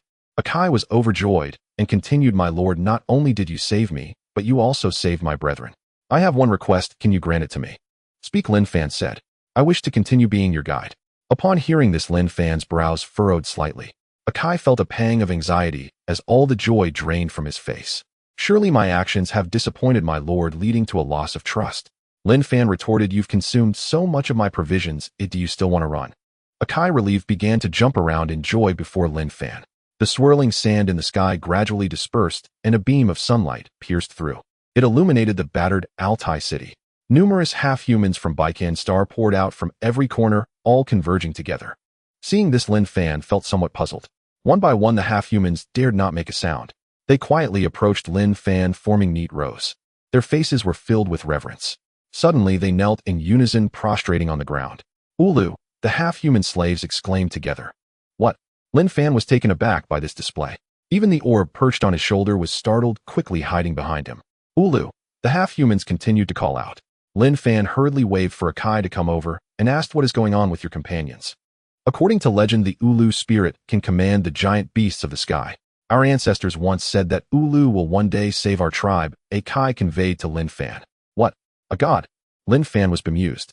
He quickly said, "Tell them I am just a human from Earth, not the god they believe me to be." Aka stood before the half-human slaves of Baikan Star, raising his voice. He spoke in half-human language, telling them that Linfan was not the god you, but merely an indigenous person from Earth. However, Linfan was genuinely a good person who helped the half-humans of Baikan Star. As Aka finished speaking, the half-human slaves exchanged strange glances and whispered among themselves. Suddenly, an elderly half-human stood up, trembling, and made a small yet furious sound. It was the language of Baikan Star, seemingly reprimanding Aka to be quiet. The other half-humans around raised their heads to look at Aka. They appeared both angry and fearful. Although Akka was the hero of this rescue, he was insignificant before you and could not act recklessly before the deity. His previous words were filled with disrespect, desecrating the great god you. What did he mean by not being the god you? The half-humans of Baikan Star felt an overwhelming anger. After long years of difficult waiting, they believed that day after day of prayers had moved you, and the god had finally come to this world. Yet Aka's blasphemous words might have angered the wise you, causing the deity to depart once more. Aka felt somewhat at a loss, still thinking of explaining himself. However, several burly half-human slaves rushed forward, grabbing Aka. They beat him while driving him away from the crowd of half-humans. What a pitiful race, forced to leave their own planet for countless years. You. A group of half-humans from Baikan Star continued to worship Linfan. Aka huddled alone in a corner, afraid to come out. What should he do? Linfan was at a loss as well. "Aka, come over here," he beckoned to Aka, who was pushed into the corner. After much hesitation prompted by Linfan, Aka steeled himself, covering his bruised face, and stood up. Amid the hostile gazes of the half-humans of Baikan Star, he dejectedly returned to Linfan. Linfan placed a hand on Aka's shoulder, conveying his thoughts. "Explain again, tell them I am not their god." Aka felt quite troubled. He was already beaten to a pulp, emphasizing further might get him killed by the enraged tribesmen. He pitifully told Linfan, "Sir, I'm sorry, but they will not believe me. They think that aside from you, no one else would show compassion to our race. If I say again that you are not you, they will drive me out of Altai City." Linfan and Aka's conversation was silent, The half-humans of Baikan Star found this normal, believing it to be the way divine messages were conveyed. Once again proving that Linfan is you are you. Linfan felt overwhelmed.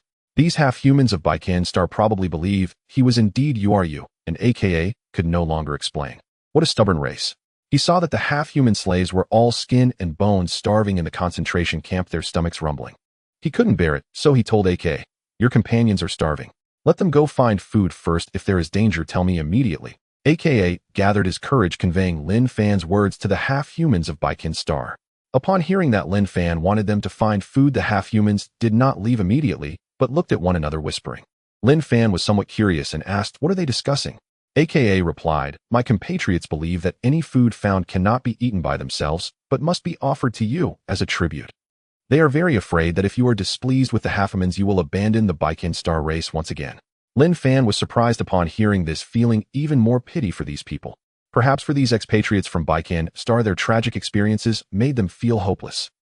Yet the endless years of enslavement had not destroyed their most primitive faith. Their only hope might be the so-called God you are you.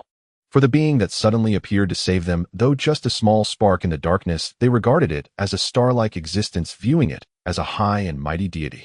They feared that the God you are you would leave again. However, in Linfan's eyes, life should be equal. So he conveyed his thoughts to AK. "Tell your compatriots that the God you are you does not require any tributes. They should have freedom and dignity, the right to eat and sleep and do whatever they wish." AKA hesitated and said, "Sir, I must tell them this is the oracle of you are you. Otherwise my compatriots will not believe me and may attack me." "All right then." In a corner of Altai City, AKA once again shouted in half-human language to his compatriots. He straightened his small frame and spoke a long passage conveying the essence, "Compatriots of Altai City. The God you are you appreciates the day and night prayers of the half-humans of Baikan Star descending here to save the suffering. Now he decrees granting all half-humans of Baikan Star freedom and dignity. Everyone has the right to pursue survival, and food and property do not need to be shared with you are you." At this point, AKA clearly felt the half-human's gazes, changing, his heart pounding. To the half-humans, how could you are you not demand something from them? It was only natural for the half-humans to offer tributes to the God you are you. They pondered whether AKA had altered the meaning of the deity. They could see the flames of anger burning in their eyes. In a panic, AKA shouted, conveying that the God you are you no longer required material tributes. As long as they maintained utmost sincerity in their souls, the deity would not abandon the beings of Baikan Star. The emotions of the half-humans of Baikan Star finally stabilized. So it turned out they were to offer their sincerity. Although they felt uneasy, they breathed a sigh of relief and began to worship Linfan. AKA's words and actions always irritated the other half-humans, but as the only one who could communicate with you are you, everyone had to accept him and regard him as the messenger of you are you. The half-humans of Baikan Star began searching for food and places to stay.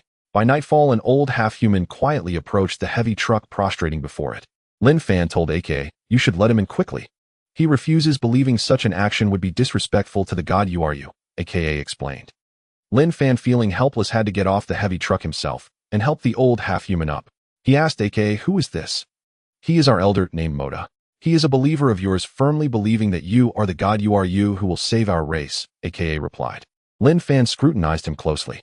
This was the same half-human elder who had commanded the others to drive AKA away. Elder Moda, noticing Linfan's gaze upon him, was filled with joy and excitedly trembled while speaking. Linfan could not understand what the old half-human was saying and asked AK, "Does he have something to say to me?" "Sir, Elder Moda wishes to speak with you, but he wonders if you will allow him to express his impudent words." "It's all right, let him speak." So AKA began to communicate with Elder Moda. After finishing, Elder Moda anxiously rubbed his palms, waiting for Linfan's response. AKA conveyed to Linfan, "Sir, he wants to ask if you are about to leave Altai City soon." Linfan hesitated before saying, "Tell him I indeed have to leave, as I have tasks to attend to, you know." AKA communicated Linfan's words to Moda. Upon hearing this, Moda's expression turned grave, filled with urgency, yet his gaze towards Linfan remained devout. Unlike during the day when he scolded AKA, he tightly grasped AKA's hand, urgently expressing his thoughts. AKA sighed and approached Linfan, saying, "Elder Moda said that when you do not demand tributes from the half-humans of Baikan Star, he guessed that you would abandon them again.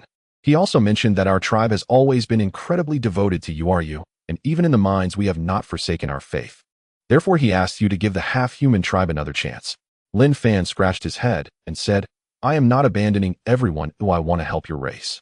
It's just that I have tasks to complete and cannot stay in Altai City for long.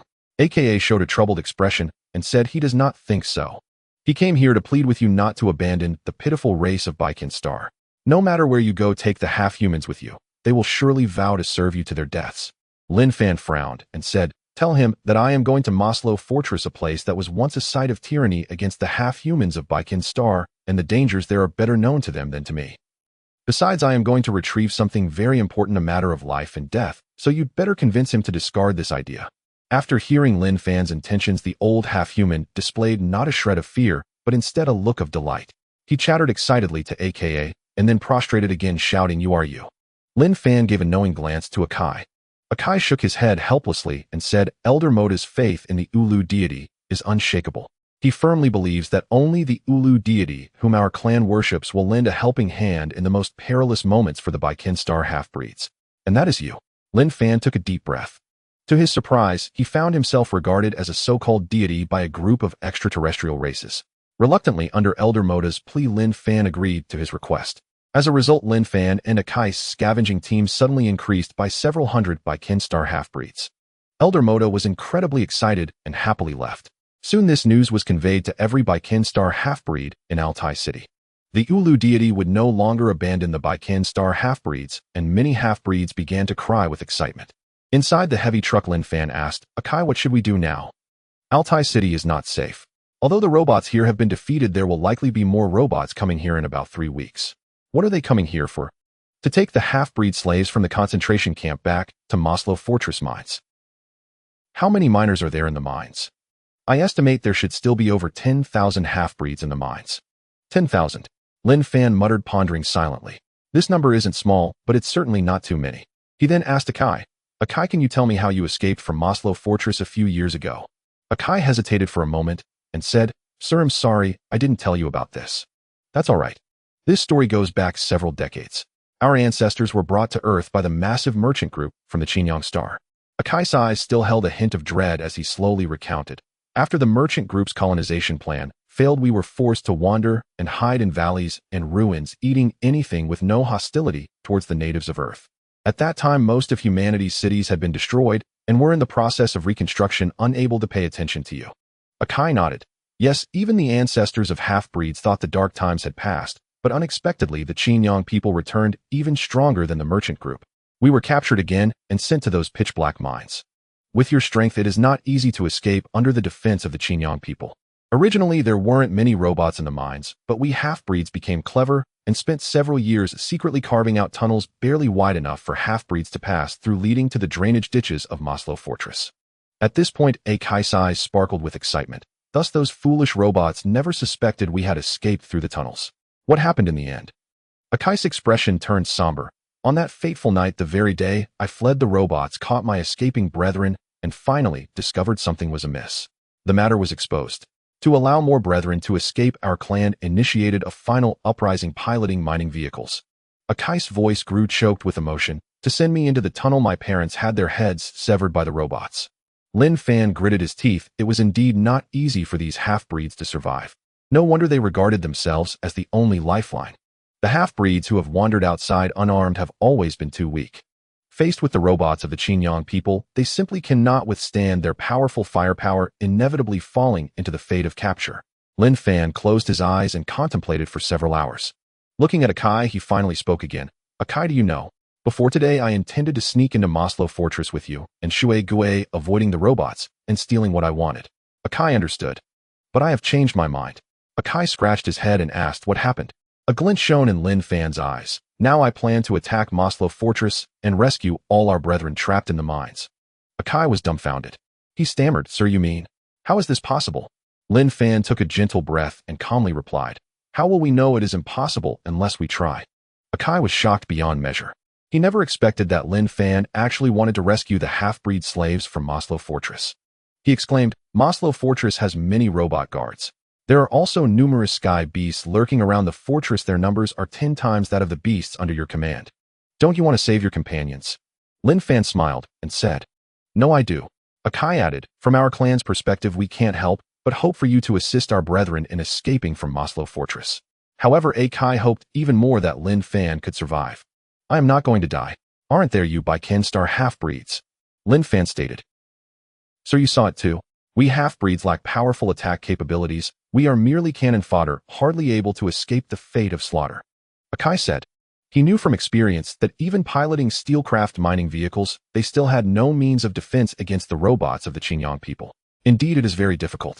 Based on your intelligence, I estimate that there are about 50 to 60 of the butcher robots in Moslo Fortress. To prevent you from digging tunnels to escape again, a significant portion of the robots should remain in the mines. Exactly, the robots are more vigilant than ever. It would be too difficult to attack the mines of Moslo Fortress. Akai remarked. Although it is incredibly challenging, I have made up my mind. Linfan said slowly.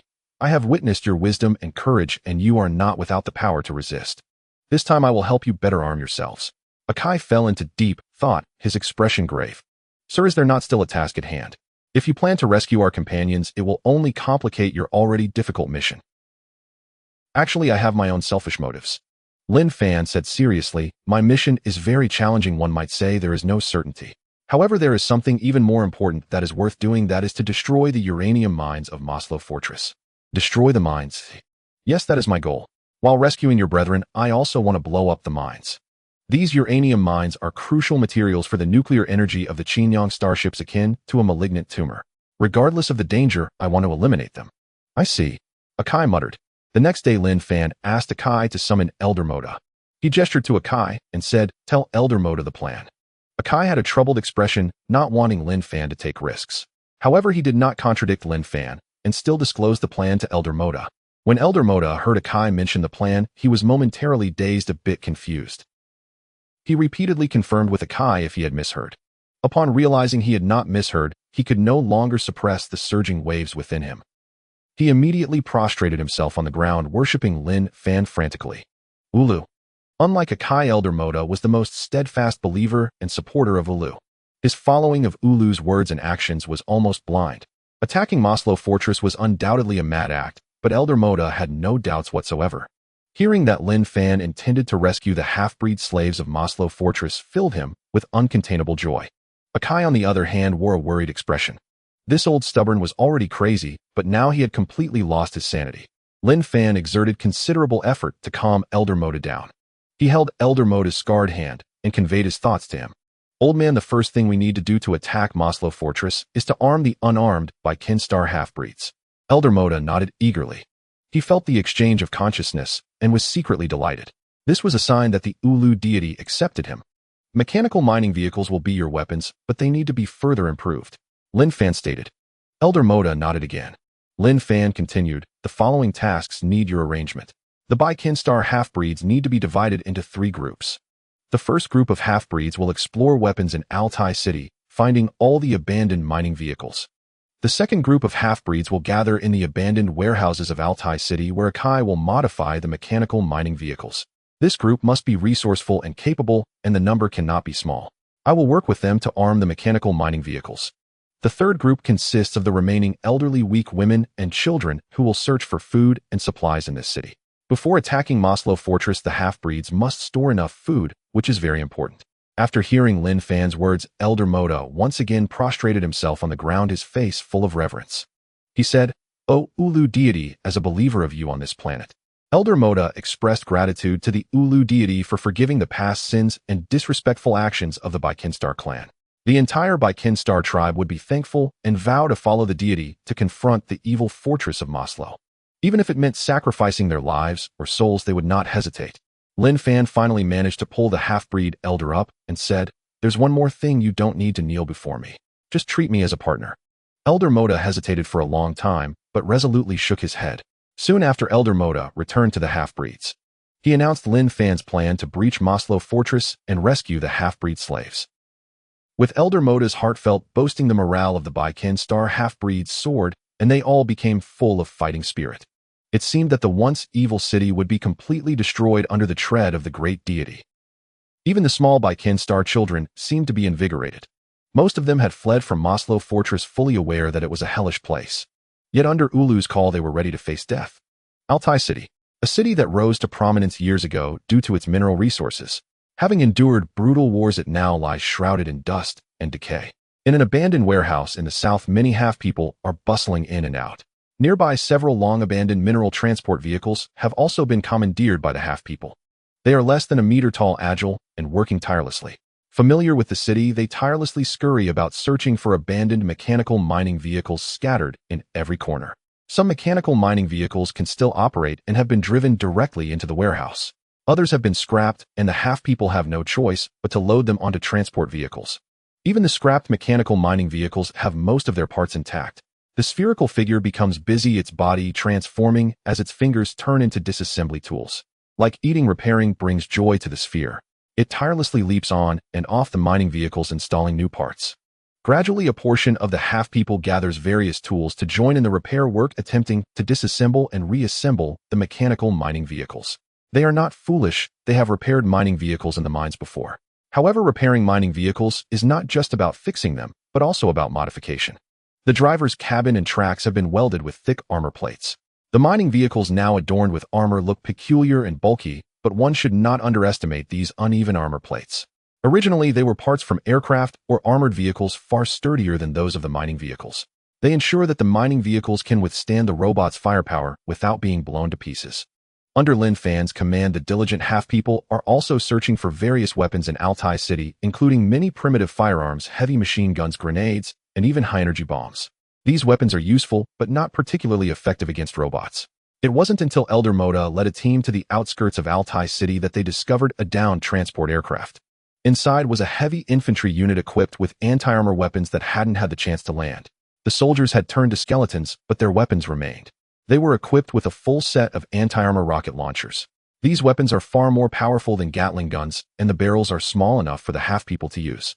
The recoil of the rocket launcher is considerable, but 3 half-people working together using the mining vehicle for support can manage to fire it. Linfan himself is not idle. He drives a heavy truck to tow back the 4 scrapped butcher-type robots to the warehouse. This astonishes the half-people, who never expected Lord Ulu to join them in their work. They are quite panicked, fearing their slow work has caused Ulu to lose patience. Thus, the half-people become even more diligent. Currently, the sphere cannot directly repair these robots. It feels awkward to discard them, yet it seems a waste. Therefore, Linfan instructs the sphere to dismantle the matrix cannons from these robots. The matrix cannons are heavy, too much for the half-people to move, but these massive cannons are loaded onto the mining vehicles.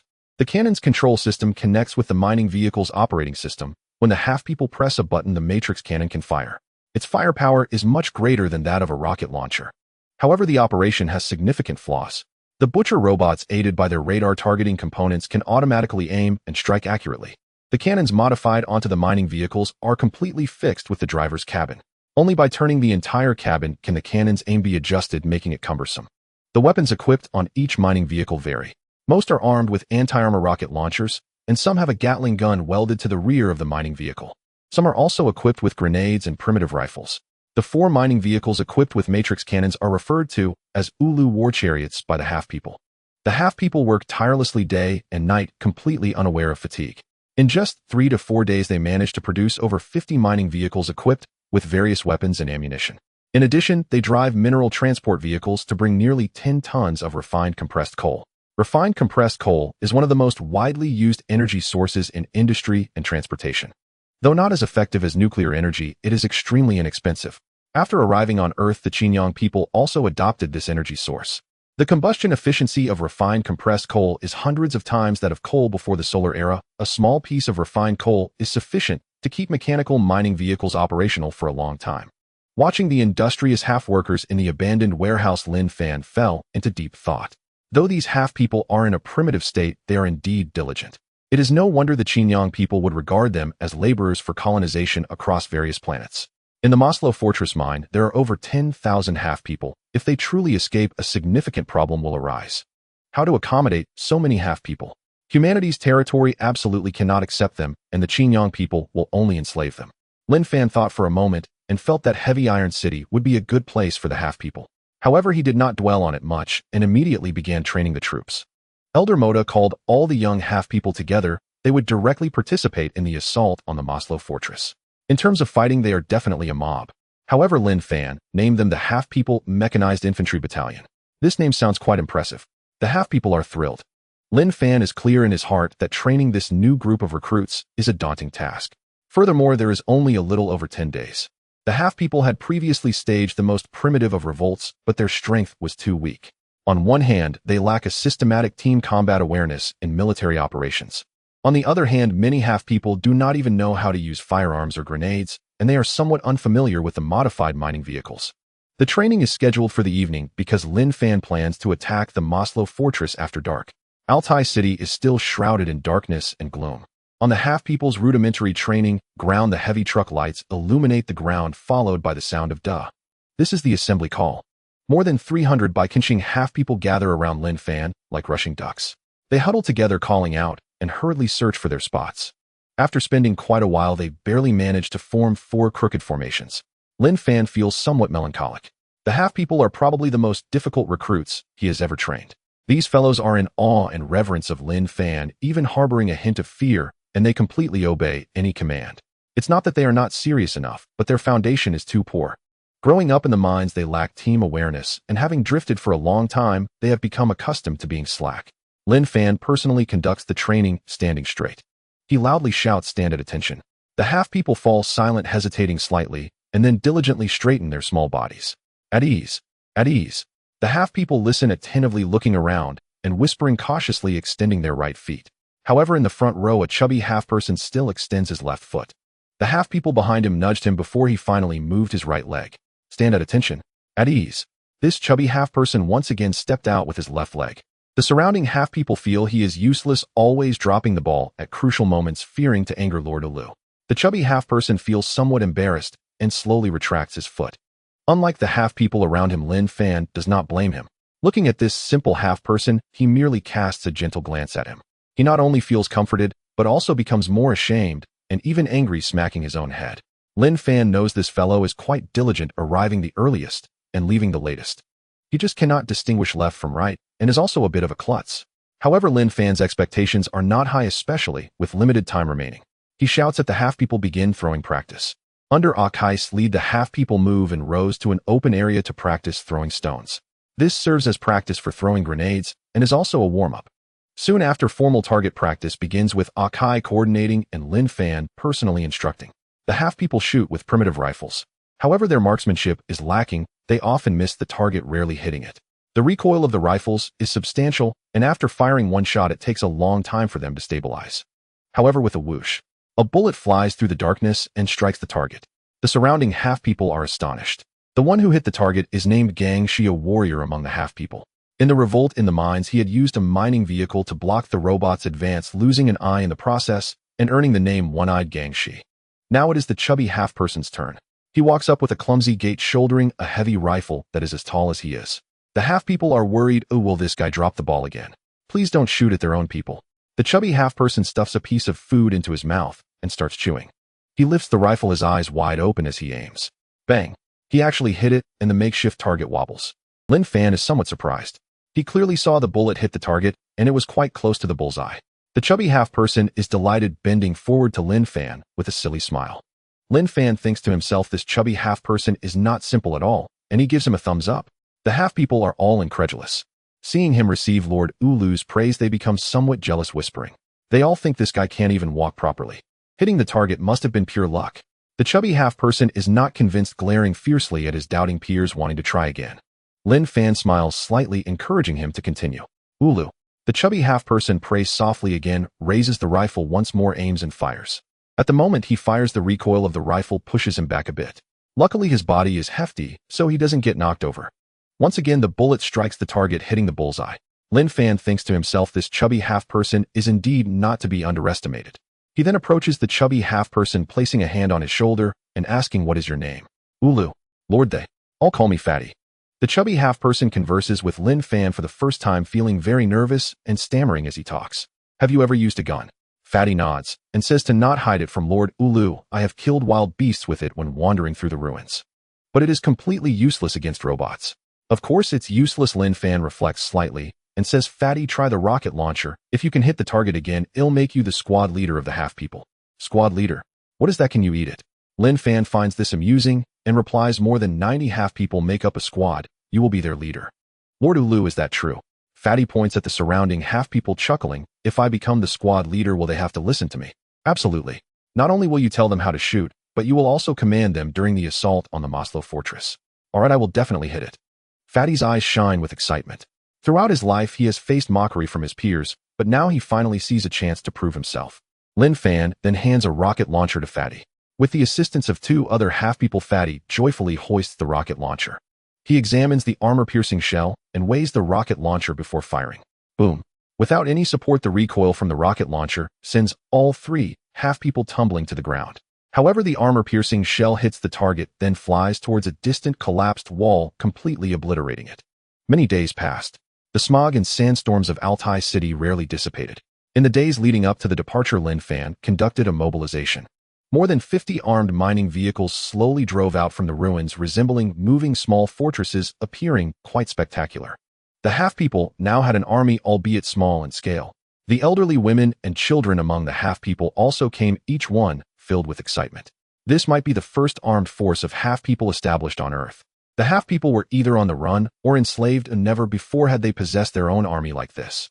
Nearly 300 half-people were divided into 4 squads.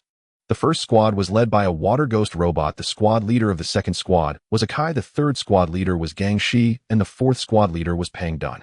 These were all handpicked by Linfan during basic training. They were resolute, sharp-minded, and stood out during training. Initially, the half-people warriors did not understand the title of squad leader, but they all admired it from the bottom of their hearts. That was a title personally bestowed by Lord Uru. The half-people squad leaders also drove Euro-class vehicles equipped with matrix artillery. These vehicles had firepower that could barely rival the mining vehicles of the Chinyong star robots and would be a crucial force in attacking the Moslo fortress. In addition, each squad had over 10 armed mechanical mining vehicles. Each mining vehicle was crewed by 5 half-people, 1 half-people driver, 1 main weapon operator, 2 main weapon assistants, and either 1 half-people grenadier or 1 half-people demolitions expert. Do not underestimate these armed mining vehicles. Their main weapon was an anti-armor rocket launcher capable of posing a certain threat to the robots. The remaining weapons were quite varied, including grenades and heavy machine guns, which could provide some fire cover. Inside the cockpit, all the half-people warriors stood at attention. Now they were no longer the slaughtered prisoners in a concentration camp, but rather proud half-people warriors. Though small in stature, each one was full of fighting spirit. Perhaps the Moslo fortress was a hell with painful memories that were hard to look back on.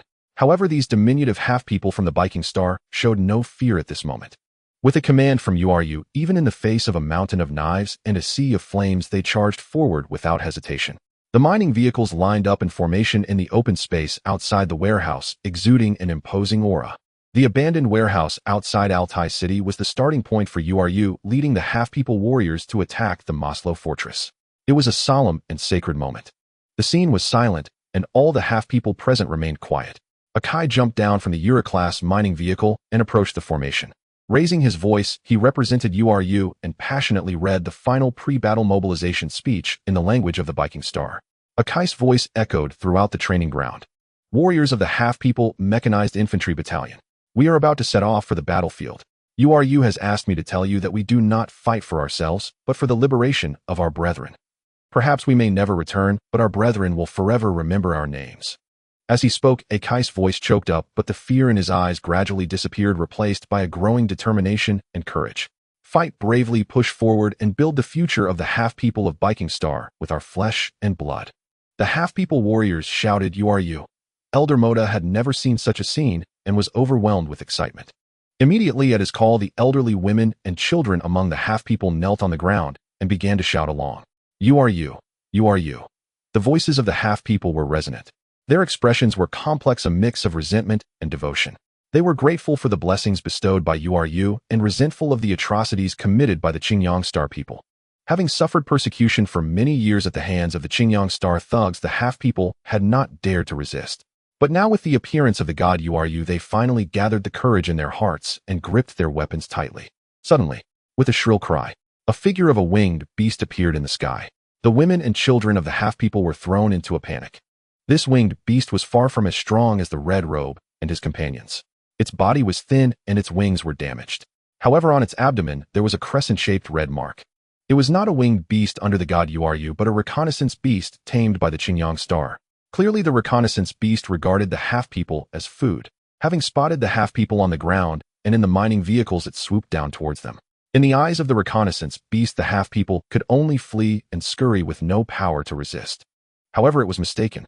In the past, even the strongest half-people would surely have fled in fright. But this time they did not run away.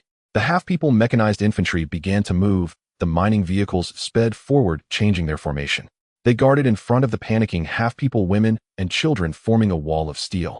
More than 20 armed mining vehicles took up a defensive position, locking onto the direction of the winged beast and firing in a frenzy. Countless bullets were shot towards the reconnaissance beast. The aim of the half-people was not very accurate, and it dodged most of the bullets. However, several bullets still struck its body and wings. It howled in pain. It felt confused and even furious.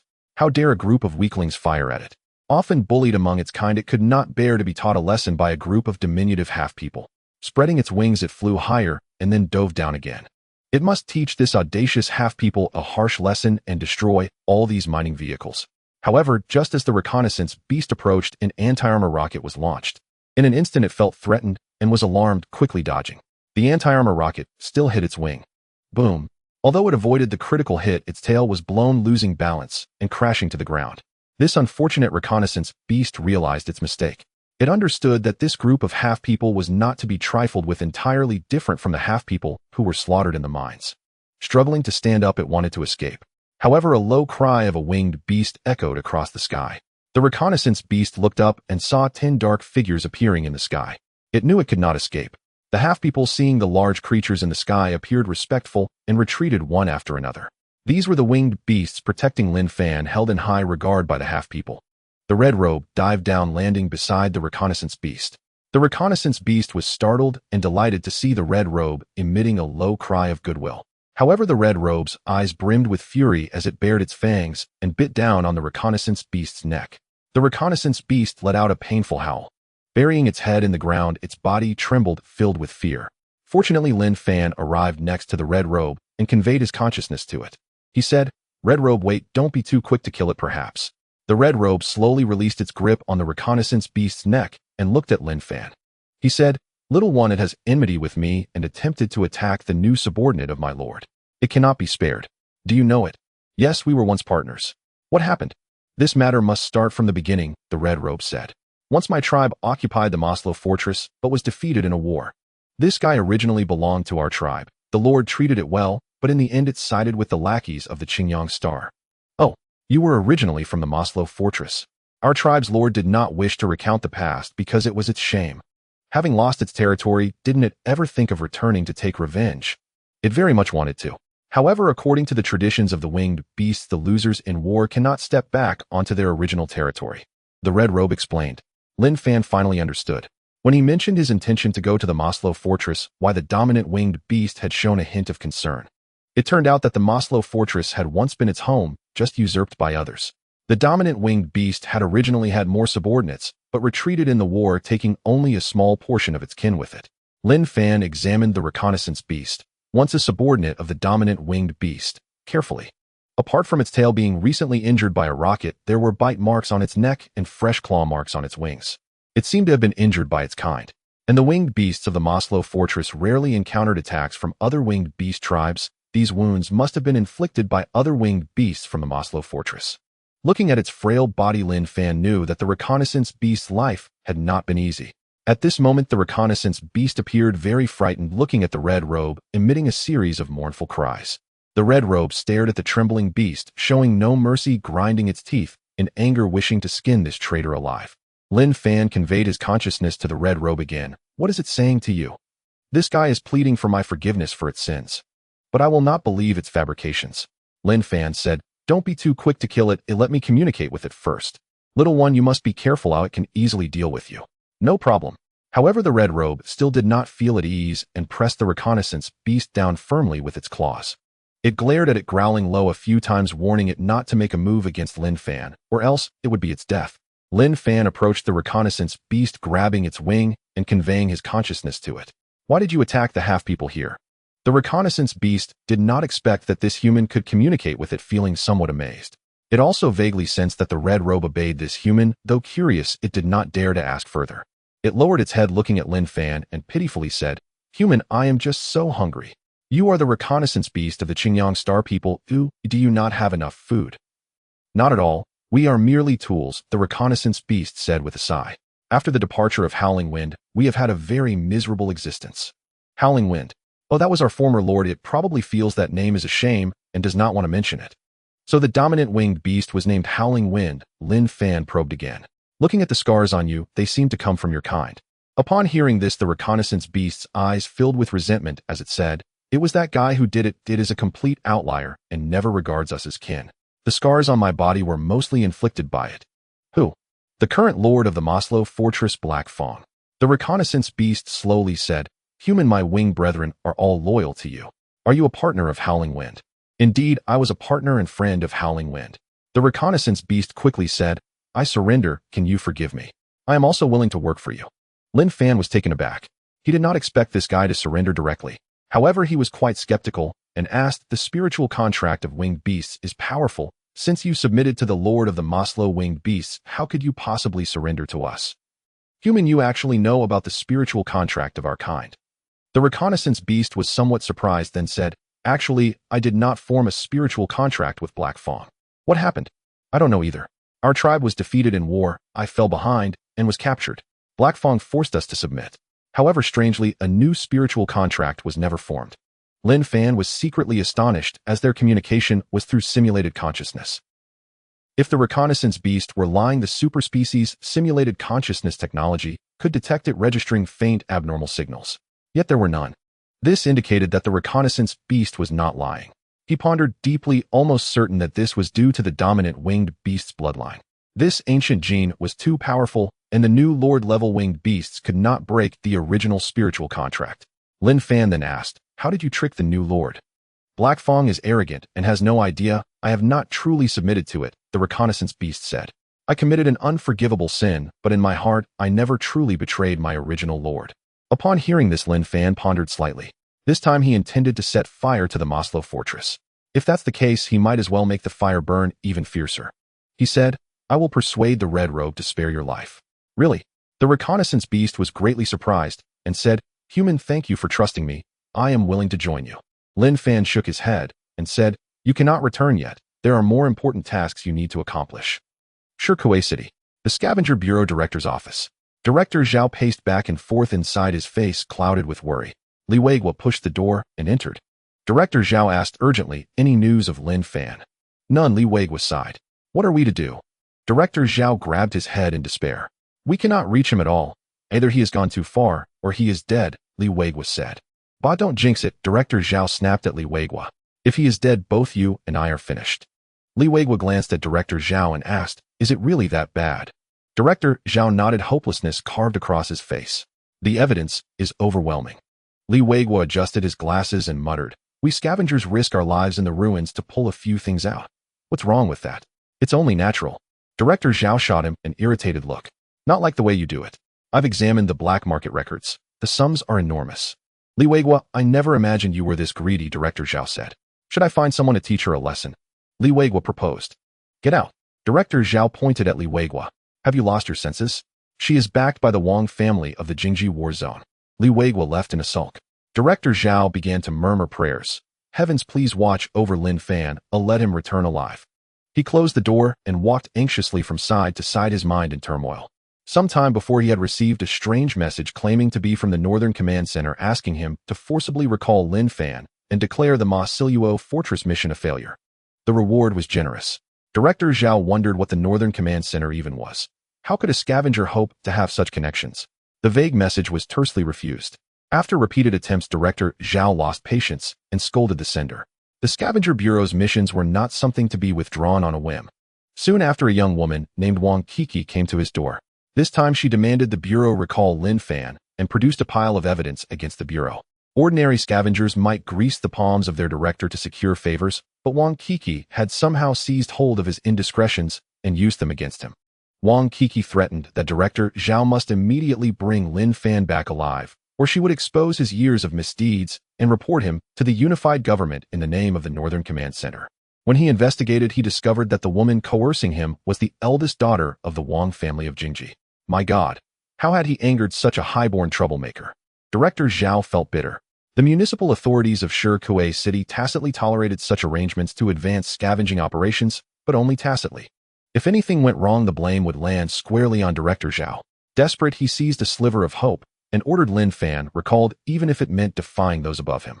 In this age, all communication satellites had been destroyed. Base stations sustained communication within human areas, though sometimes a signal could drift outward. So long as the distance from human territory was not too great, there remained a chance to make contact. Yet Director Zhao did not know Linfan had gone far. He had taken the mine tunnel and in a short time crossed the Red Valley Range, arriving at Airtai City. Director Zhao tried every channel but could not reach him. There was no news from the other scavenger teams either. Director Zhao's mind unraveled. If Wang Kiki detonated this time bomb, even if he kept his post, his name would be ruined. Helpless, Director Zhao prayed for Linfan's safety day after day, hoping for great fortune and that he would return from the Moslo fortress alive. Yet in his heart, he was nearly convinced it was impossible, for Moslo fortress was a gateway to death. Airtai City. The head of a winged beast scout rested gently against Linfan as it emitted a soft, low sound. Linfan conveyed his thoughts to it. When we return to Moslo fortress, it'll trouble you. No problem, the winged beast scout replied. Hongpao says they no longer worry about food sources and no longer need to hunt, and you are the one who helped them. Is that true? Linfan was momentarily taken aback. Hongpao had no doubt been bragging to the scout. With a rueful smile, he answered yes. The winged beast scout looked at him with a hint of envy. We were once Howin's subordinates and remain loyal to it.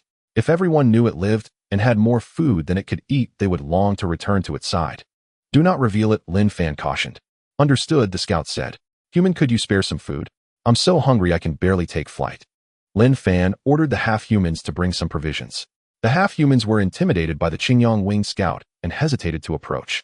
Only Pangdun showed no fear. He dragged a piece of rotting meat to the scout, and the creature devoured it voraciously.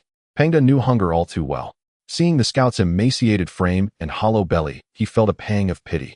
He gently stroked its damaged wing. The winged scout lifted its head, studied the plump half-human, and uttered a low, grateful cry. It was a sound of thanks. Soon the winged scout beat its wings and rose into the sky, glancing back, once before flying toward Moslo fortress. Hongpao approached Linfan and touched him with its feathers. Little one, it is now a winged beast of Moslo fortress. Do you truly trust it? I do. Hongpao relaxed. If you believe, then I do as well. Why, oi? Because you are wiser than I, Hongpao said.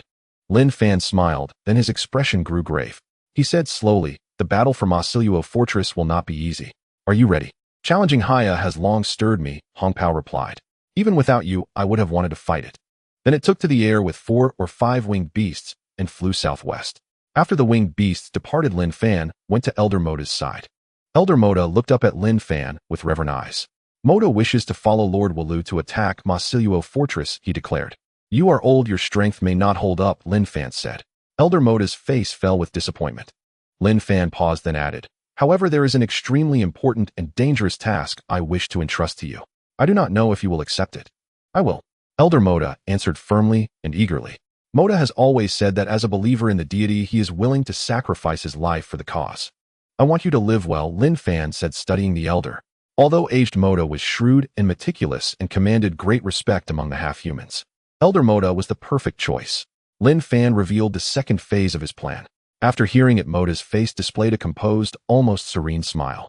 A day later, the half-human mechanized infantry battalion set out in great numbers. At that moment, in Airtai City, apart from the infirm, the rest of the half-humans remained. Elder Moda stayed behind with them. They were to carry out Linfan's second phase, the Trojan horse plan. This step was crucial to freeing the half-human slaves of Moslo fortress. At dusk, the sun sank, casting Airtai City in a golden light. A black dot appeared in the sky, heading straight for Airtai City. Half-humans facing such a thing would normally flee in panic. But this time they did not run. A smile creased Elder Moda's mouth as if he had long awaited this moment. The dot grew larger.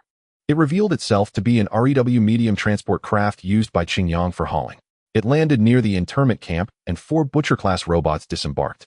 They quickly discovered the camp had been damaged by explosives, the guard robots gone, and the Baikan Star half-human slaves vanished. The Butcher-class robots immediately went on alert. They calculated that the half-human slaves had staged a prison break, attacked the robots, and succeeded. A search was conducted throughout Airtai City. Most of the half-human slaves had fled to a small group, were captured. Those taken were old and frail and had offered no resistance. At the sight of the Butcher-class robots, they prostrated themselves on the ground. Assuming they had surrendered, the robots did not open fire. Thus, the half-humans were loaded onto the REW transport craft. Inside the craft's specially designed half-human cells, Elder Moda and the others stood crowded together in silence, not hysterical as before. They bore a grim and noble duty to return to the uranium mine at Moslo Fortress and tell every oppressed half-human slave of Lord Woola's plan to strike the fortress. The REW speed outpaced that of the mechanized half-human battalion. In just over an hour they arrived at Moslo Fortress. Elder Moda and the others were taken back into the mine tunnels. The uranium field had 3 shafts, each containing several thousand half-human slaves. Because the half-humans had once tried to dig their way out, each shaft was guarded by many butcher-class robots. Against the machines, the half-humans had no means of resistance. The Chinyong believed that as long as the half-humans could not break through, escape was impossible. Riding the mine lift, Elder Moda descended to the deepest level. The tunnels branched in every direction, a complex web leading to every corner of the uranium field. Bang, bang, bang. Half-human slaves drove mining rigs to extract uranium. A ragged band of half-humans loaded or onto carts and sent them up by lift to the surface.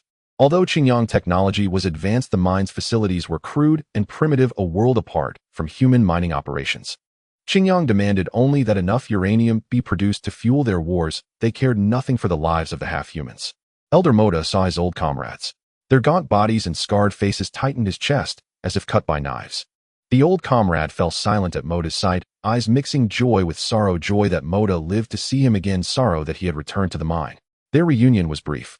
The butcher-class robots kept watch over every move in the tunnels, forbidding any loud disturbances. The old comrade stole a glance at a nearby robot and hurriedly pushed his heavy or cart away. Elder Moda knew how bitter life was for the half-human slaves in the mine. Every day some died within those tunnels. Either they collapsed from exhaustion, or when they could no longer work, the butcher-class robots would sever their heads and display the bodies on the rock walls as a warning. At that moment, a young half-human vaulted from a mining cart, dragged Elder Moda up, half clinging to him. The youth had brown eyes, a wide mouth, skin slightly darkened, and a sturdy build. Moda recognized him, and though he kept silent, could not hide his joy. He whispered tenderly, "Kun." The youth was Moda's beloved grandson, Akan. Elder Moda wiped tears from his eyes. His grandson still lived. Years before, during the uprising, Moda had led part of the half-humans to escape Moslo Fortress. But his young grandson Akan had remained trapped in the mines. For years, Moda had been racked with guilt, believing he had failed to protect his kin. When Moda left the tunnels, Akan had been small, and now, upon his return, the boy had grown into a man. Akan did not blame his grandfather. He only babbled and asked why he had come back to the mine. After finishing the delivery, Moda led Akan into a corner and spoke a few words of half-human tongue gently into his ear. Akan's face first registered shock at the name, Woolu. Then he mirrored Moda's devout expression, his heart stirred and alight with fervent excitement. The city of Altai is located 500 kilometers away from the Moslo Fortress. Armed mining vehicles are clearing the way ahead, loaded with various weapons and explosives. Behind them are the cargo trucks transporting resources, carrying food, refined coal, and other supplies. The half-elf infantry battalion traverses the western foothills of the Red Valley mountain range, heading north to the Black Hill Plateau. This is the domain patrolled by the Winged Beast Scouts, and with the Winged Beasts scouting ahead, it is relatively safe. The cold wind howls across the plateau. The half-elves are wrapped in thick cloth, yet their bare feet, walking on the frozen ground, feel bone-chillingly cold. From the Black Hill Plateau, the mountains to the north can be seen. It stands taller than the Red Valley mountain range, one of the highest mountain ranges on the continent. Ancient and sacred, it rises majestically. At an extremely high altitude, the weather is harsh, making it difficult even for migratory birds to cross. This is known as the Death Mountain Range, Mount Moga. After days of marching and arduous trekking, the half-elves finally arrived at the eastern edge of the Moslo Fortress, only 10 kilometers away from its boundary. Unknown to anyone, a small half-elf army has secretly stationed itself in the deep valley. Many years ago, the half-elves discovered this concealed valley. During their escape, they had used this place as a resting point. It lies between two mountains with boulders scattered about, leaving only a narrow crevice through which the conditions in the valley can be glimpsed. Akai led the second row of half-elf warriors into the Moslo Fortress first. Under the cover of night, they stealthily infiltrated through the underground drainage pipes. They are the reconnaissance squad of the half-elf infantry battalion, gathering intelligence from within. The rest of the half-elves are hiding in the valley, feeling both tense and excited. After all, the Moslo Fortress was the city that once enslaved them. Inside it is the lair of the winged beasts, patrolled by numerous robots. While it is somewhat possible for the half-elves to sneak in, rescuing their compatriots from the mines is nearly impossible. Without URU, they would never have the courage to attack the Moslo Fortress. On a dawn 2 days later, Akai returned and entered the heavy truck. Grasping a pen, he marked the enemy's troop strength on Linfan's map. Linfan observed the map and nodded slightly. The second row did very well. Are there any leads on that item, Akai? Akai hesitated for a moment, shook his head, and said, I have been searching, but have not found anything. Linfan took a gentle breath. The item he referred to as the target of the scavenging mission, a substance known as black iron oil. It is extremely rare, but crucial for the forging of starship engine parts. Years ago, several operations targeting black iron oil failed, leading to a breakdown in intelligence. In fact, there is only a 70% chance that heavy iron oil exists within the Moslo fortress. The remaining 30% chance suggests it may no longer be there. From the perspective of the Scavenging Bureau, Linfan is unlikely to complete the mission. The black iron oil mission is not only life-threatening, but also akin to searching for a needle in a haystack. Fortunately, Linfan has a group of half-elves to assist him. In comparison, half-elves are more adept at scavenging in ruins, and their actions are much safer. The half-elf warriors in the second row are carefully selected. Although not particularly skilled in combat, they are agile and clever, specifically responsible for reconnaissance and exploration. With their full support, Linfan's chances of acquiring black iron oil greatly increased. However, the second row searched all possible locations for black iron oil, but found not a trace of it. Could it be that black iron oil is no longer in the Moslo fortress? Linfan couldn't help but mutter. It might be hidden somewhere, or we just haven't found it. I'm sorry, sir, we couldn't help you. This matter is not simple. It's not your fault, Linfan pondered, and said, next we can only see if Elder Moda has any leads. Linfan made 2 preparations. After Elder Moda returned to the mines, he would not only take on the wooden horse plan, but also inquire about the existence of black iron oil among the half-elf slaves. After all, these half-elf slaves have lived in the Moslo fortress for many years, and no one knows this city better than they do. Akai observed Linfan with a hint of worry on his face. Unlike other half-elves, he knows that Linfan is not truly the URU deity. He said, sir, according to our intelligence, there are many flying beasts and numerous robots inside. It is very dangerous. Akai, do you lack confidence? Akai honestly nodded. I worry about your safety.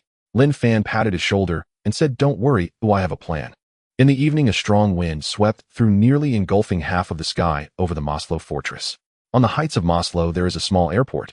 Animal white bones are scattered everywhere, along with several massive remnants of winged beasts.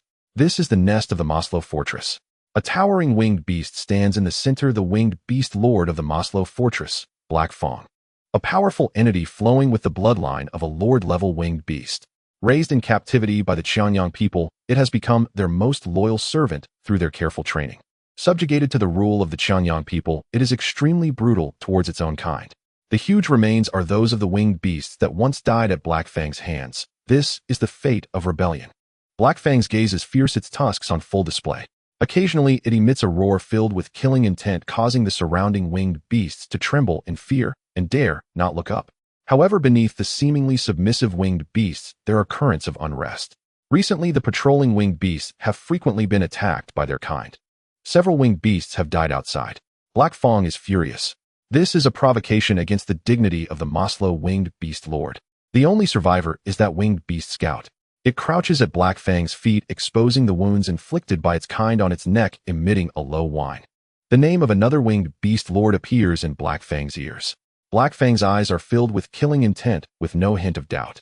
It believes that among the winged beasts on this continent, only the former lord of the Moslo fortress has the courage to challenge it. The war between winged beast lords is sacred and brutal, far more important than carrying out patrol duties. Upon hearing that the opposing force is powerful, Black Fong can no longer stay still. It lets out an angry howl directed at the winged beast scout. Then it steps on the winged beast scout, its sharp teeth ruthlessly tearing apart the scout's wings. The winged beast scout's body convulses in pain, emitting sounds of pleading. Although Black Fong tortures the winged beast scout brutally, it harbors no suspicion against it. Due to genetic influences, the spiritual bond formed between winged beasts is unbreakable. In its view, even if it kills the winged beast scout, it could never betray it. It even considers winged beasts to be a lower race. Even though it is also a winged beast, its genes have been modified, leading it to believe that it is the highest among winged beasts. Black Fong spares the winged beast scout and takes off into the sky. A small bullhorn machine follows, attempting to stop it. Black Fong sweeps its wings, sending the bullhorn robot flying. The war between winged beast lords is unstoppable. It may submit to the Chinyong people, but that does not mean it will obey such robots. Subsequently, led by Black Fong, the other winged beasts soar into the sky, flying southwest. Their destination is a ruined city to the southwest, Nanwa City. It is a full 1,200 kilometers away and will require crossing towering mountains. However, Black Fong does not fear the distance. According to the winged beast scout's intelligence, its nemesis, the former lord of the Moslo fortress Howling Wind, awaits. Only Howling Wind, this winged beast lord, can incite such anger and excitement in it. This time it cannot allow Howling Wind to escape again. Aside from those performing patrol duties, the winged beasts of the Moslo fortress unexpectedly swarmed out overnight. The body and wings of the winged beast scout are covered in scars, yet a hint of joy flashes in its eyes. Without it, Linfan could still use the red-cloaked figure to lure out the winged beast horde of the Moslo fortress, though it would be somewhat difficult. With its covert assistance, everything becomes much smoother. In the mines, ever since Elder Moda and the other half-elves returned, the atmosphere has become subtly different. On the surface, none of the half-elf slaves seem to be slacking off. In fact, they all appear spirited and full of energy. Yet they constantly exchange glances in silence. When Elder Moda first returned, the old colleagues mourned for him. However, Elder Moda brought shocking news. He told everyone that the prayers of the half-elves had been answered and URU has arrived on this planet. And he himself is the messenger of URU. The half-elves erupted in excitement. The darker and more desperate the situation, the stronger their yearning for the divine. This is especially true for the slaves in the mines. They are all devotees of the URU deity. Moreover, Elder Moda was once the leader of this group of half-elves, and his words can surely be trusted. When he declared that the URU deity would liberate the Moslo fortress and the half-elf slaves in the mines, the half-elves were immensely stirred. The half-elves from Baikan Star had long believed that the URU deity had abandoned them. As a result, they had been barely surviving in this dark mine, losing all dignity and freedom. They could only live like pigs and dogs at the mercy of others. Now Elder Moda's words are like a spark. With a flicker it ignites. A glimmer of hope ignites in the wounded hearts of the half-elf slaves. On the surface, the half-elf slaves in the mine act, as usual, showing no signs of abnormality. But secretly, the half-elf slaves in the mine are already prepared. All the mining vehicles have been thoroughly checked. At the sound of a command, that faint flicker of flame in their hearts will ignite into a raging fire. They are waiting. The more they wait, the slower time seems to pass. Elder Moda has been back for many days, yet the Moslo fortress remains as it has been. Although Elder Moda is very firm that the URU deity will definitely come, these fellows still remain anxious, fearing that the only glimmer of hope in the darkness will extinguish. One by one they silently pray. In the evening, Akun came down in the elevator of the mine. His face lit up with joy as he informed Elder Moda about the situation outside. He clearly saw a firelight appearing on the mountain peak in the east. The firelight was faint, but it was the signal between Linfan and Elder Moda. When the firelight ignites, it will be the day to attack the Moslo fortress, the moment to rescue the half-elf slaves. Akun also shared another shocking piece of news with Elder Moda and the surrounding half-elves. The winged beasts that have long been entrenched in the Moslo fortress have all headed southwest. URU. Elder Moda murmured a prayer, unable to suppress his excitement. The other half-elf slaves are also very excited. Even those giant beasts that rule the skies have been dispersed. Indeed, it is the URU deity. He has come. Moslo fortress, the sandstorm has yet to settle. It is a long, lonely night. A group of sneaky figures silently infiltrates Moslo fortress. At this moment, the half-humans in the second row have already gathered intelligence on the robotic guards. The winged beasts have taken flight, and most of the guard force at Moslo fortress has been diverted. However, the butcher robot remains a tough nut to crack. In the northwest uranium mine warehouse. Inside the iron fence, under the dim light, the half-human workers drag their weary bodies loading uranium or onto the transport vehicles. There are 2 patrolling butcher robots in the watchtower. There aren't many half-human slaves in the uranium mine warehouse, so there are only 2 robotic guards. They keep a watchful eye on the laboring half-human slaves, monitoring every move within. Suddenly, a shadow appears several hundred meters to the north of the warehouse. It emits a strange sound towards the warehouse. The half-human workers inside the warehouse are taken aback, stopping their tasks to look at that figure in the distance. Could it be a companion who has escaped? The butcher robots are highly alert and detect the anomaly. They quickly determine that the distant shadow is a Baikenshing half-human. However, the butcher robots inspected the uranium mine warehouse and found no breaches. The system even sensed something was amiss. Where did this half-human escape from? But after some analysis, they reached a conclusion. A half-human is fleeing. Soon one of the robots initiates a pursuit. For the fleeing half-human, the robot's first command is to capture, not to kill. In fact, the shadow is not a slave from the uranium mine warehouse. Instead, it is a soldier from the 4th row of the half-human infantry battalion. After attracting the robot's attention, he desperately flees north. The butcher robots move swiftly, and the distance between them gradually shrinks. As the robots close in, the half-human soldier frantically turns into an alley. Yet he never escapes the robot's line of sight. Before long, he arrives at an intersection. At this moment, the robot pursuing him is only a stone's throw away. The half-human gasps for breath, his expression tense facing the relentless pursuit of the robots, yet he stops in his tracks. It seems he has resigned himself to fate. The butcher robot sharpens its blades, emitting a rhythmic clicking sound ready to advance and capture the half-human. Just then a loud explosion reverberates. A violent explosion occurs beneath the robot's feet. Flames burst forth and debris flies. This is a bomb that the half-human had planted earlier. The butcher robot is blown away. Thick smoke billows and its body shows some dents. However, it suffers no significant damage. The butcher robot stands up, still unwilling to abandon the task of capturing the half-human. However, in the darkness, mining vehicles begin to appear. It unwittingly steps into the encirclement of the fourth row of the half-human infantry battalion. Bang! Flames erupt. Inside one of the mining vehicles, 3 half-human soldiers raise a rocket launcher already aiming at it. The rocket strikes the butcher robot. Another explosion occurs, creating a breach in its chest plate, and thick smoke emerges. The infrared detectors in its eyes scan the area ahead, and the system receives a notification. A group of weak half-humans driving mining vehicles appears, seemingly planning to attack the robot. The butcher robot appears quite composed. It stands up, shakes off the dust, and surveys the distant mining vehicles. Under the robot's recognition, the mining vehicles are deemed unarmed, and the half-humans are the same. But in that instant, 7 or 8 rockets are launched simultaneously. Boom! Explosions reverberate one after another. The robot's large body is caught off guard, and several rockets explode against it. The butcher robot stumbles and falls to the ground. It realizes something is wrong. These mining vehicles are different from usual. They are all armed. They are not ordinary half-humans, but an armed force of half-humans. Under the bombardment of numerous anti-armor rockets, the butcher robot can only dodge. However, there is simply no time. More than 10 armed mining vehicles have already sealed off its escape route. After enduring continuous attacks, it is blown down again, emitting a sizzling sound from within.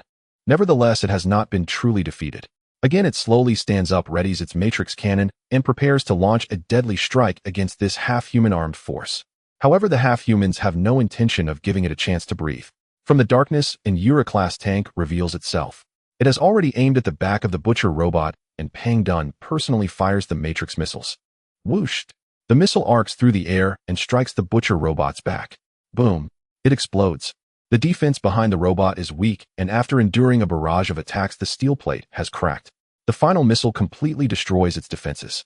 The butcher robot's body shows a breach, and the internal metal components emit a malfunctioning noise. Its body cannot stop shaking and is unable to remain upright. In the blink of an eye, it crashes to the ground. This powerful butcher robot has fallen into the half-human's ambush. Ultimately outnumbered, it has completely collapsed. Even so, the butcher robot still struggles to fight back. It laboriously raises its matrix cannon, aiming at the most threatening Euro-class tank. Pang Dun is startled. He quickly instructs the half-human drivers to retreat and hide behind a broken wall. Boom! Under the butcher robot's missile attack, the wall explodes.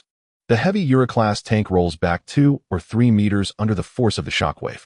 Fortunately equipped with thick steel plates, the Euro-class tank sustains little damage. Seeing this scene, the half-human soldiers in the fourth row become furious. All the half-human soldiers treat the Euro-class tank as a treasured offering, hoping to one day ride into battle. This robot actually dares to attempt to destroy the Euro-class tank. In an instant, all the half-humans open fire. Rocket artillery bombardments, Gatling gun barges, and even demolition experts throwing grenades. Under the dense barrage, the butcher robot's body is severely damaged, turning into a pile of scrap metal.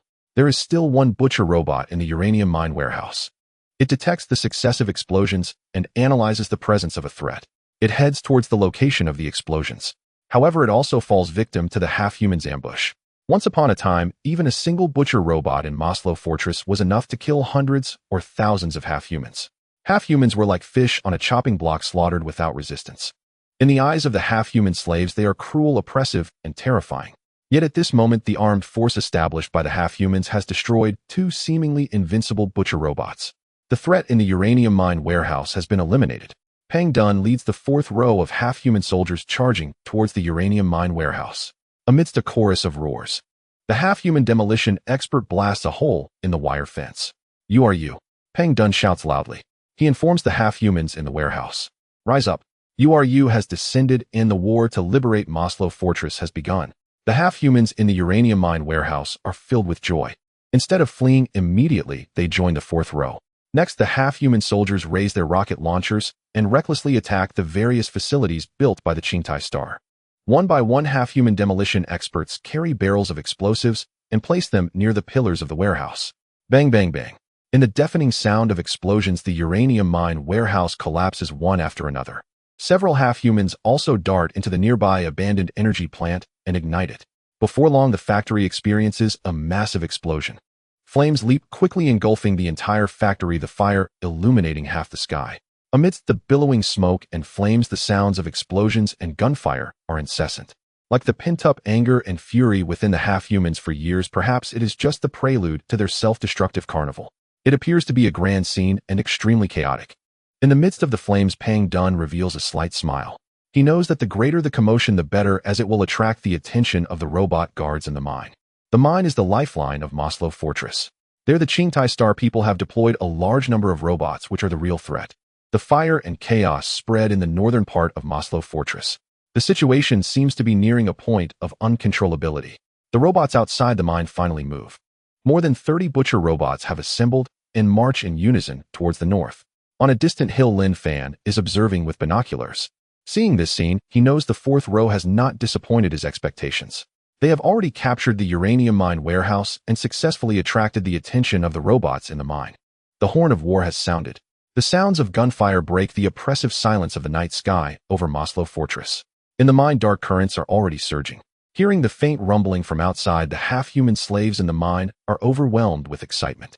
Because that is the step of URU, and the Bai-Qinqing half-humans are still favored by the deities. Their hearts are filled not only with excitement, but also with a strong sense of urgency and thrill. Elder Moda has long informed the half-humans in the mine that the attack on Moslo Fortress will be a fierce battle.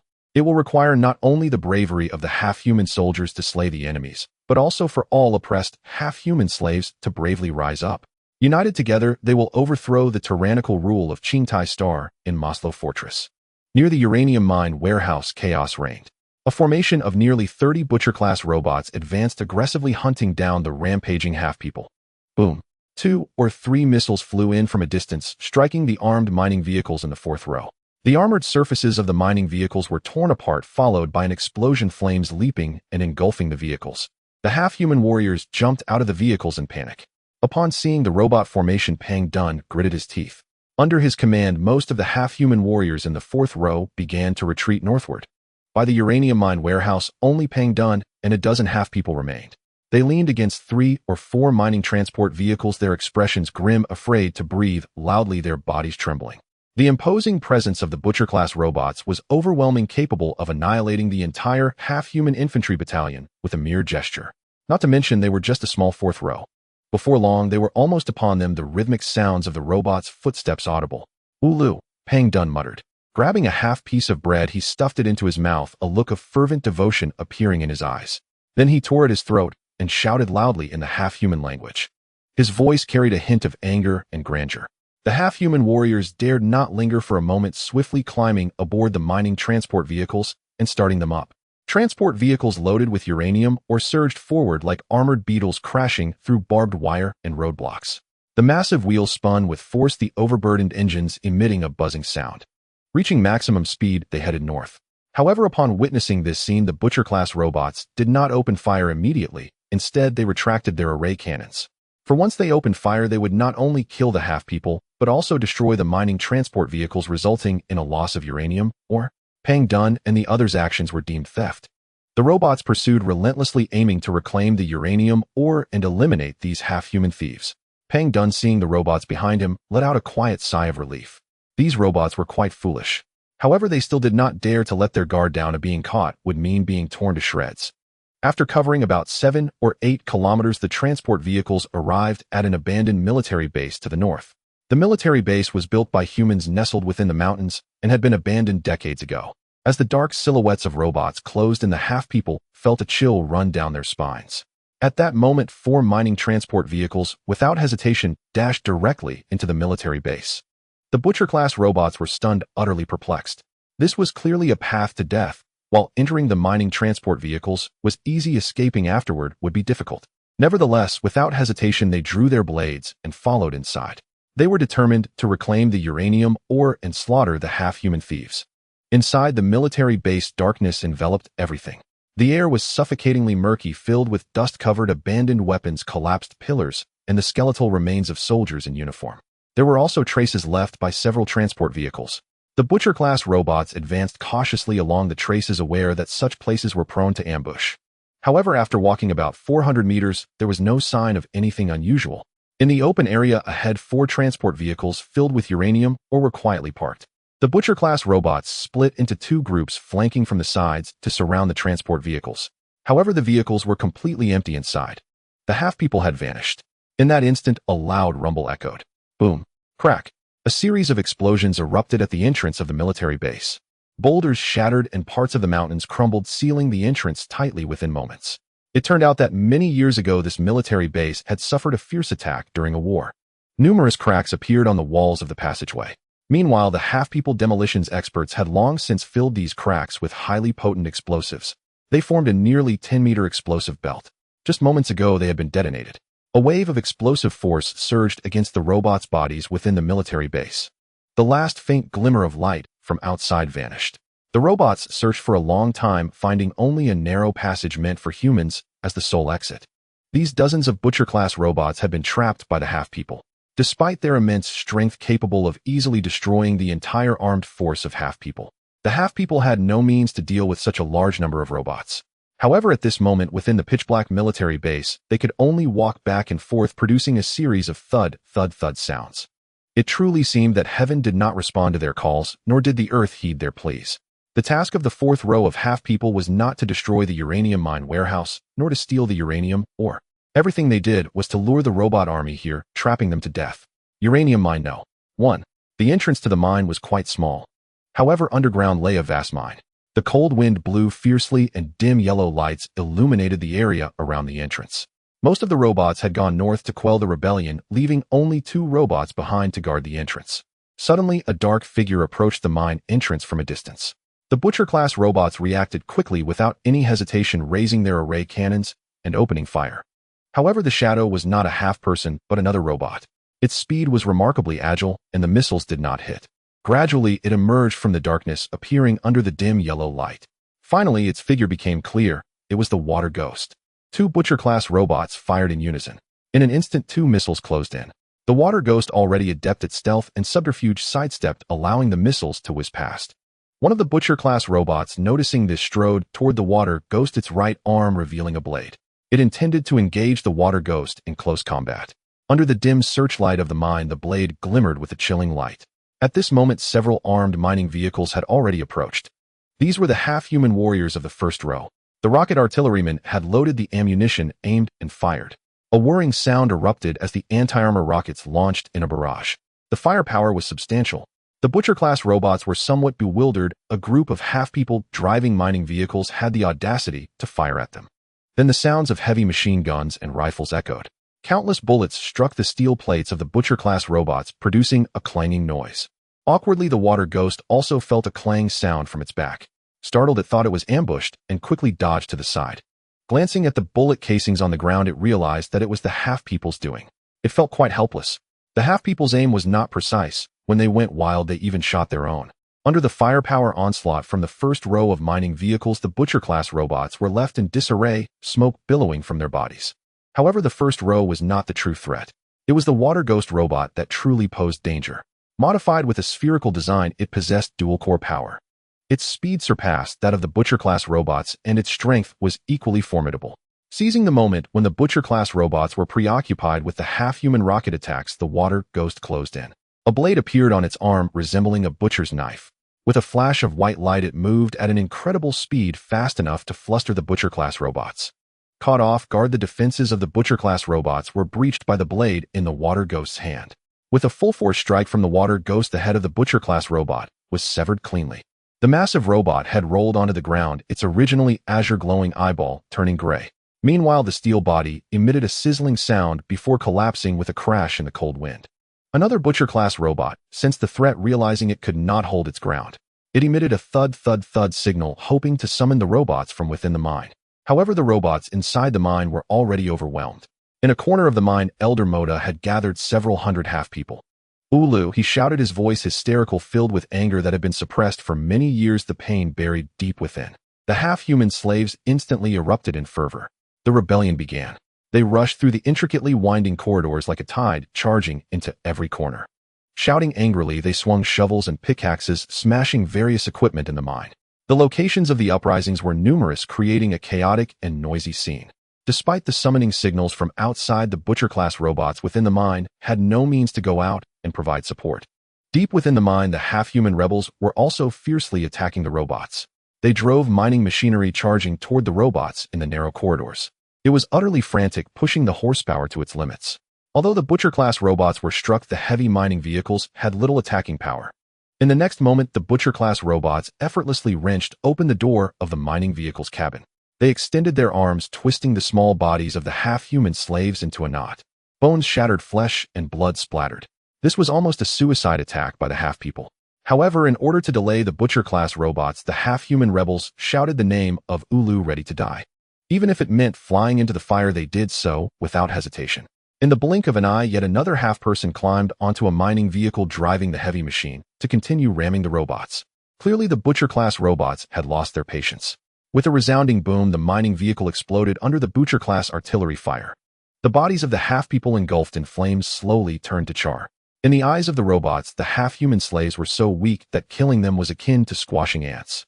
Nonetheless, the half-people's rebellion surged one after another. It was akin to pressing down on a gourd, causing another to pop up. In the intertwined and complex environment of the mine, the Butcher-class robots were momentarily unable to control the situation. At this moment, while the robots were dealing with the half-human rebels, the remaining half-human slaves frantically surged into the elevator, using it to escape the mine. Batch after batch of half-human slaves escaped from the mines of the Moslo fortress. They were stunned to see the remains of two Butcher-class robots. In their eyes, the Butcher-class robots were invincible, while the half-humans were merely lambs to be slaughtered. Outside the mine, one robot had its chest pierced by a sharp blade, and another was decapitated. Ragged and emaciated, the half-human slaves gathered around Linfan, examining him closely, glancing at each other. Linfan stood proudly amidst the cold wind. He was much taller than the halfhumans, clad in protective gear that concealed his true form.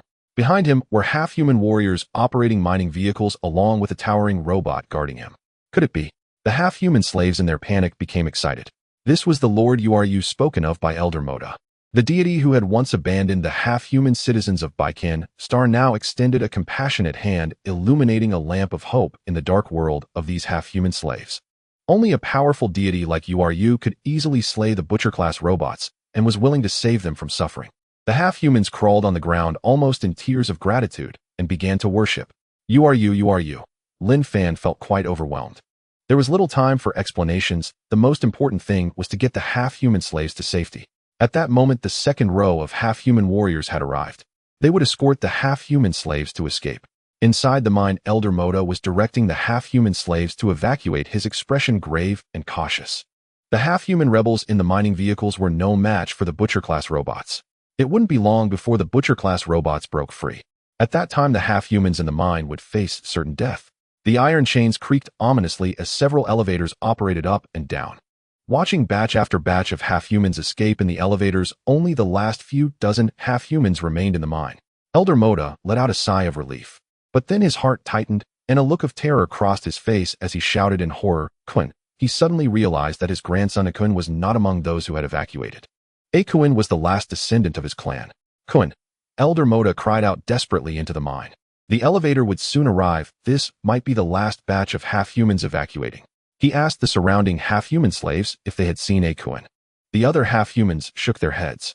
Suddenly, a thunderous noise echoed through the mine.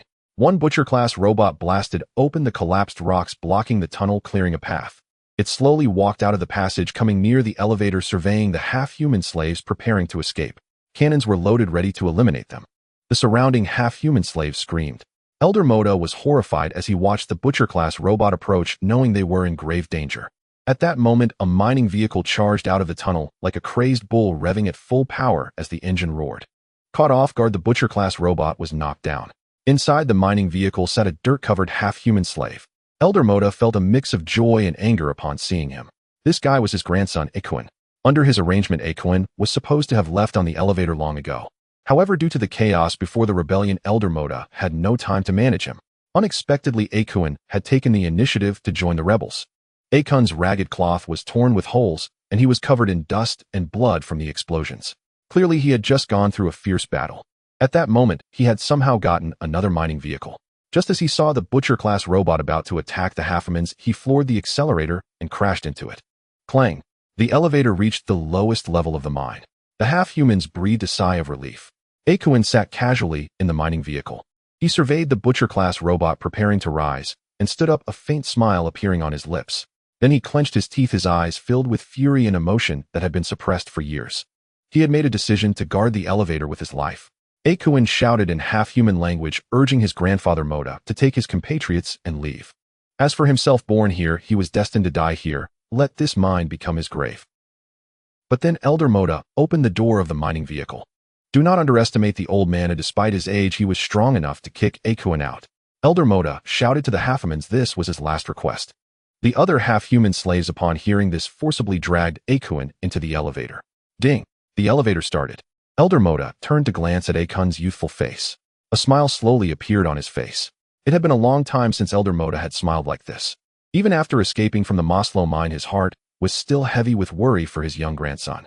With the elevator starting, the burden in his heart finally lifted. Akuin Dakin saw you, are you? Elder Moda called out. He used his final words to tell Akuin to forget him and follow the great deity of the Baikin Star half-humans. Their clan would serve you for generations. Watching that figure disappear from sight, Elder Moda felt an overwhelming sense of reluctance. But there were no more regrets. He was one of the earliest half-human slaves and was no worse than the younger half-humans at operating such mining vehicles. He drove the mining vehicle towards the butcher-class robot. Akuin cried out, desperately pushing against the elevator. But it was useless. A thunderous noise erupted. That was the sound of the mining vehicle exploding. A wave of heat surged forward. After about 2 minutes, the elevator reached the surface. The last batch of half-human slaves was rescued. Linfan asked one of the half-human warriors, "Where is Elder Moda?" "What?" the half-human warrior asked, and the escaped half-humans quietly recounted what had just happened in the mine. The half-human warrior gritted his teeth, his face filled with sorrow, saying, "Elder Moda has already sacrificed himself." "What?"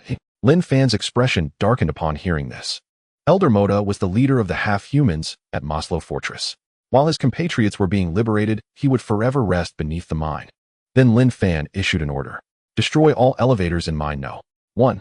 At that moment, the butcher-class robot was preparing to come up using the elevator. The water ghost robot received the command, and the cannon on its left arm was aimed, launching a barrage at the elevator. The other half-human warriors lifted rocket launchers, attacking the elevator. One elevator after another fell. The butcher-class robot was trapped in the mine, helplessly watching the half-humans escape. But that wasn't the end. The first row of demolition experts took their positions. Once the half-humans were a safe distance away, they tossed bomb barrels into the elevator shaft. These bomb barrels were not ordinary explosives. After throwing the bombs, the half-human demolition experts fled in panic. A thunderous explosion echoed. The ground shook violently like an earthquake. Clouds of dust erupted from the mine entrance, and the powerful shockwave nearly knocked the half-human demolition experts down. The floodlights outside the mine shattered.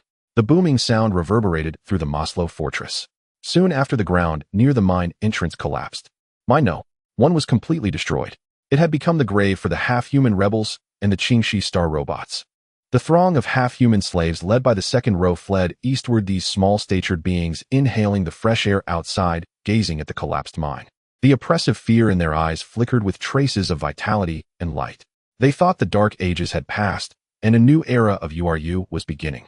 In their view, Linfan was the embodiment of the great and benevolent URU deity descending upon this planet, destined to dispel the shadows over the fate of the half-humans of Baikin Star and bestow light upon them once more.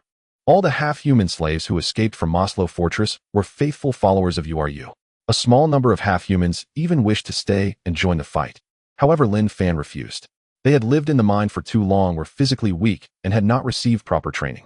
In battle, they might not be able to contribute effectively and could even increase casualties. The half-humans obeyed Linfan's orders and headed eastward. Yet one stubborn individual refused to leave, his face smeared with blood and dust. Linfan asked, "Who are you?" The half-human knelt on the ground, hiding his grief, and said, "I am Akuin, the grandson of Moda." "Akuin."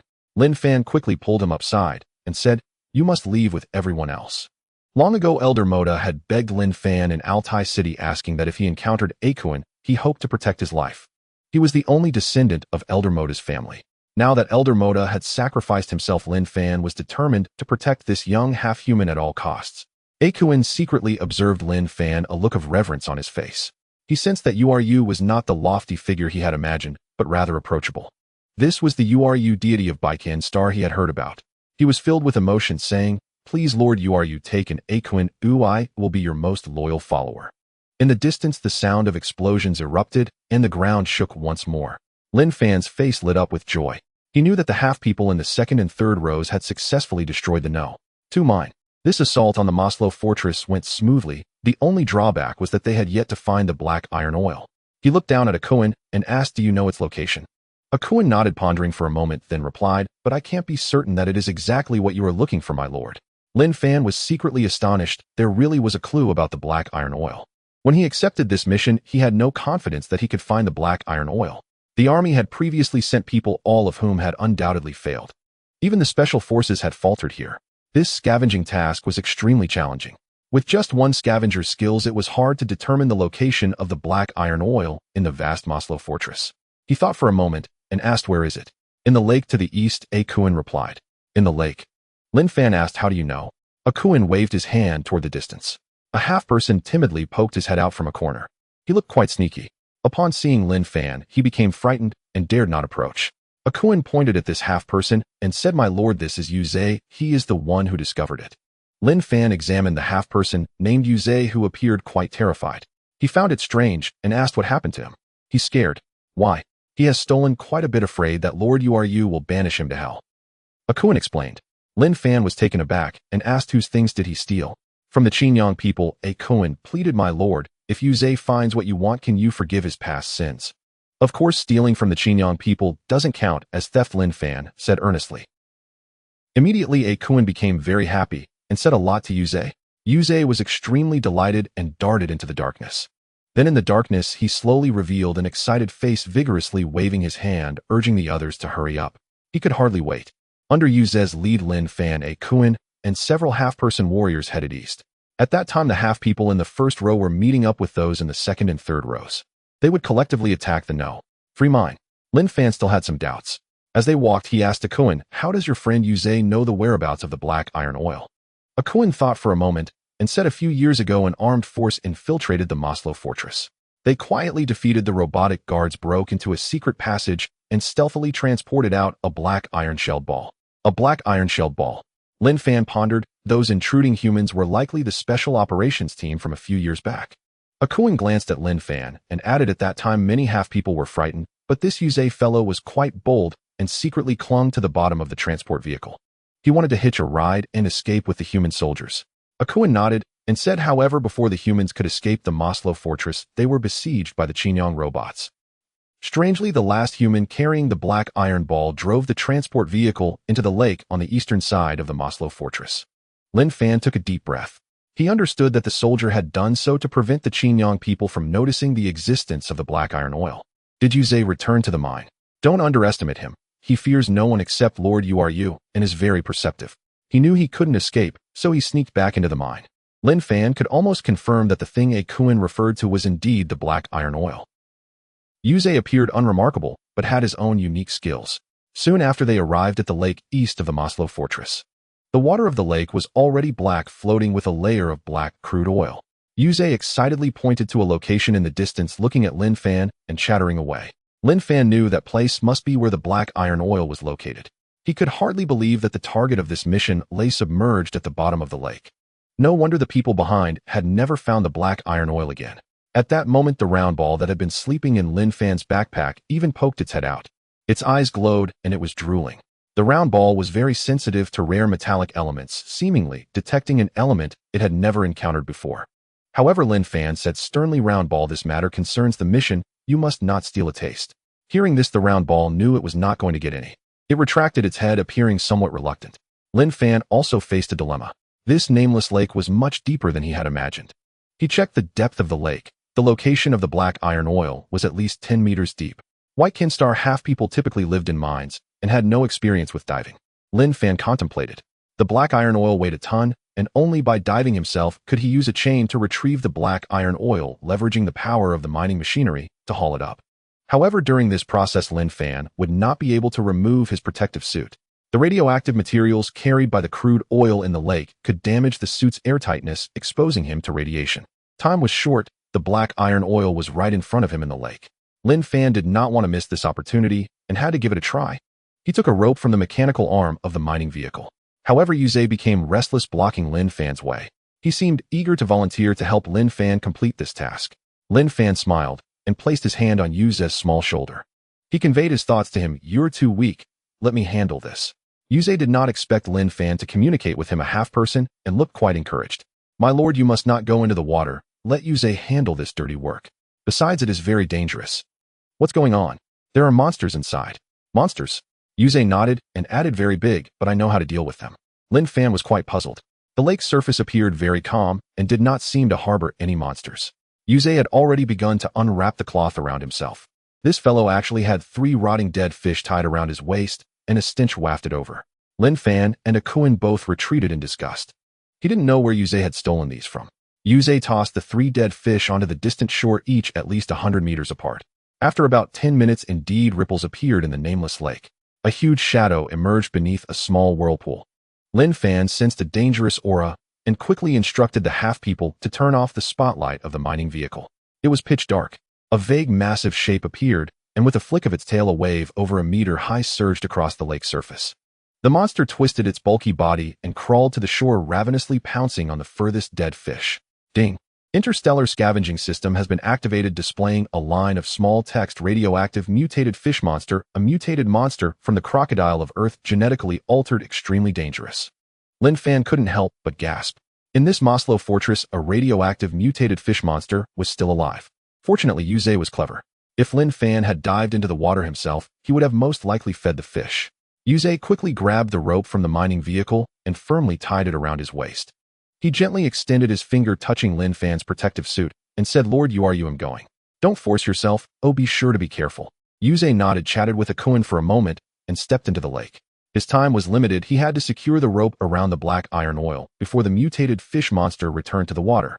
Yuze walked step by step into the lake. The water was cold, and he shivered from the chill. But he did not retreat. He sank down, bubbles rising around him. After a while, Yuze resurfaced. He wore an anxious expression, clearly having failed to find the black iron oil. Linfan felt a chill of fear. The mutated fish monster was not slow and had already devoured 1 fish, quickly approaching the second. Yuze also knew that time was of the essence. He held his breath and dove back into the water, swimming vigorously toward the lake bottom. The water in the lake was very dark, with only a faint glimmer of light from flames in the distance. Fortunately, these creatures lived in darkness for years, and with the faint light, he finally saw the vehicle submerged at the bottom of the lake. The transport vehicle was riddled with holes, and there was a large gaping hole in the body. It was clearly pierced by the fish monster at the bottom of the water. The soldier who had originally driven the transport vehicle had likely been swallowed by the fish monster long ago. Yuze entered the transport vehicle through the large hole made by the fish monster. The black iron oil was inside the transport vehicle. It was wrapped in a black iron shell, and the red pattern had become blurred due to the erosion of the lake water. Yuze was very happy. He untied the rope on his body and securely hooked the hook of the rope onto the iron shell. At that moment, he was nearly out of breath and quickly floated to the surface. Then he shouted in half-person language, informing his comrades that the rope had already snagged the iron shell surrounding the black iron oil. Akuin jumped for joy. The mining vehicle retreated, and the rope pulled the iron shell, dragging it toward the shore. However, at that moment, the mutated fish monster on the shore turned its massive head, sensing the ripples in the water, and looked toward the direction of the black iron oil. The iron shell was round with a diameter of at least 1 meter, stirring up quite a commotion.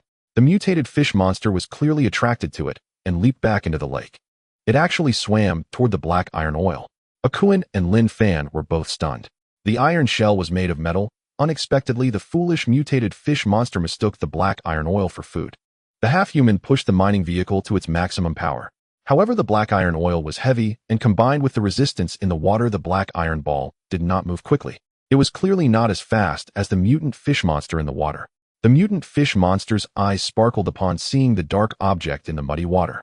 Yaoza gritted his teeth, filled with anger. Once the mutant fish monster bit the black iron oil, the tether would likely be severed. At that moment, everything would be in vain.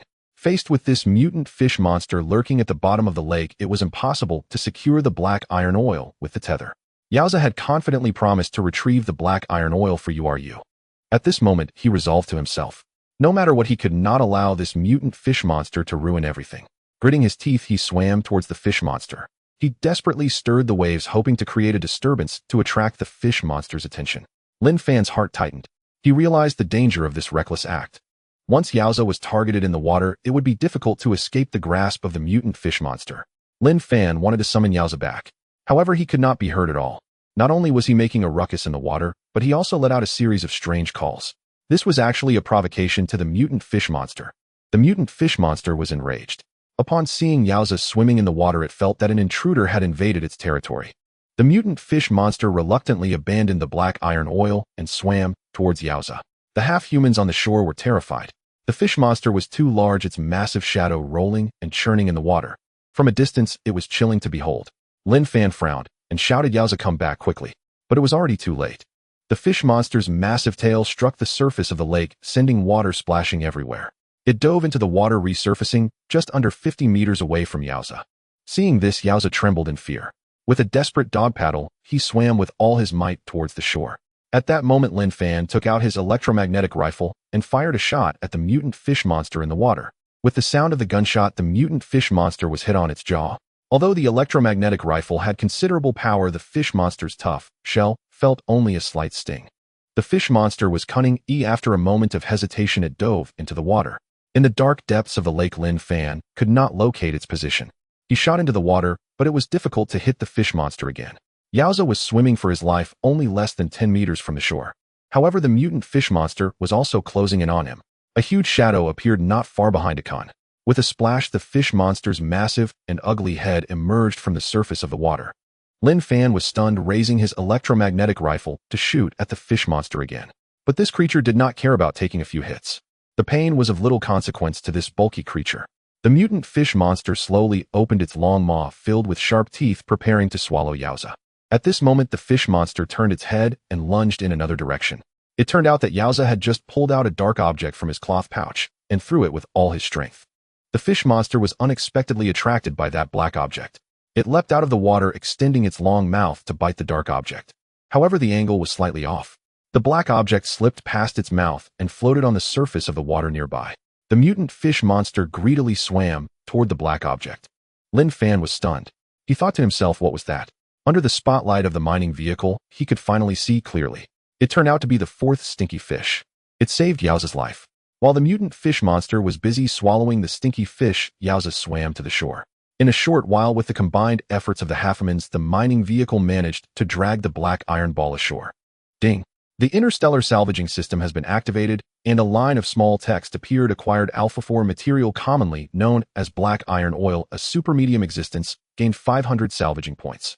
500 salvaging points. Linfan thought to himself, the black iron oil was indeed different. Several tons of rare earth only gave 20 salvaging points, but this substance had 500. Looking at the black iron-shelled sphere, he couldn't help but sigh. Many had lost their lives because of it. The reason he was able to find the black iron oil was entirely thanks to these half-humans.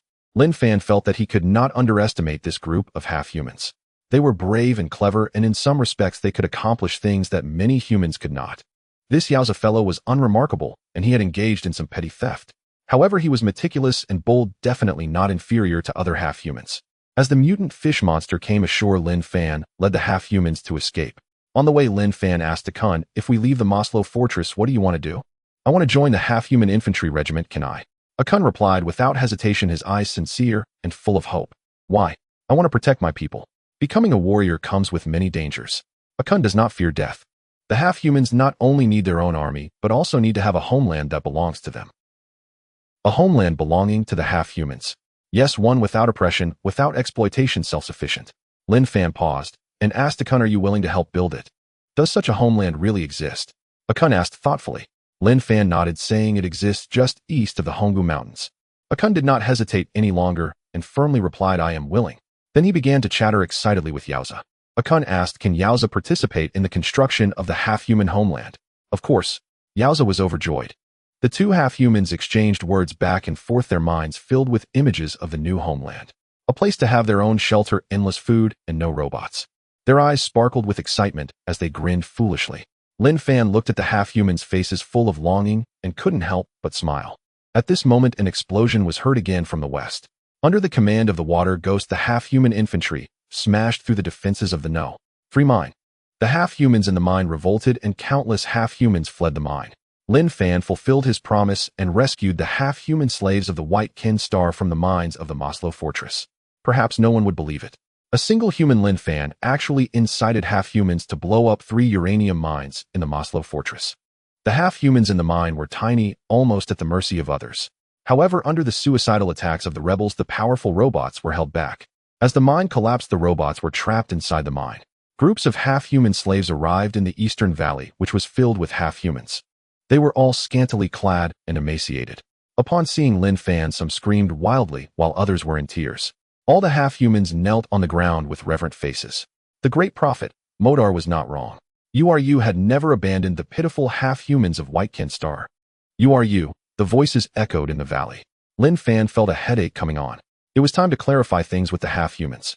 He was not any kind of URU spirit of White Kin Star, but an ordinary scavenger from Stone Helmet City.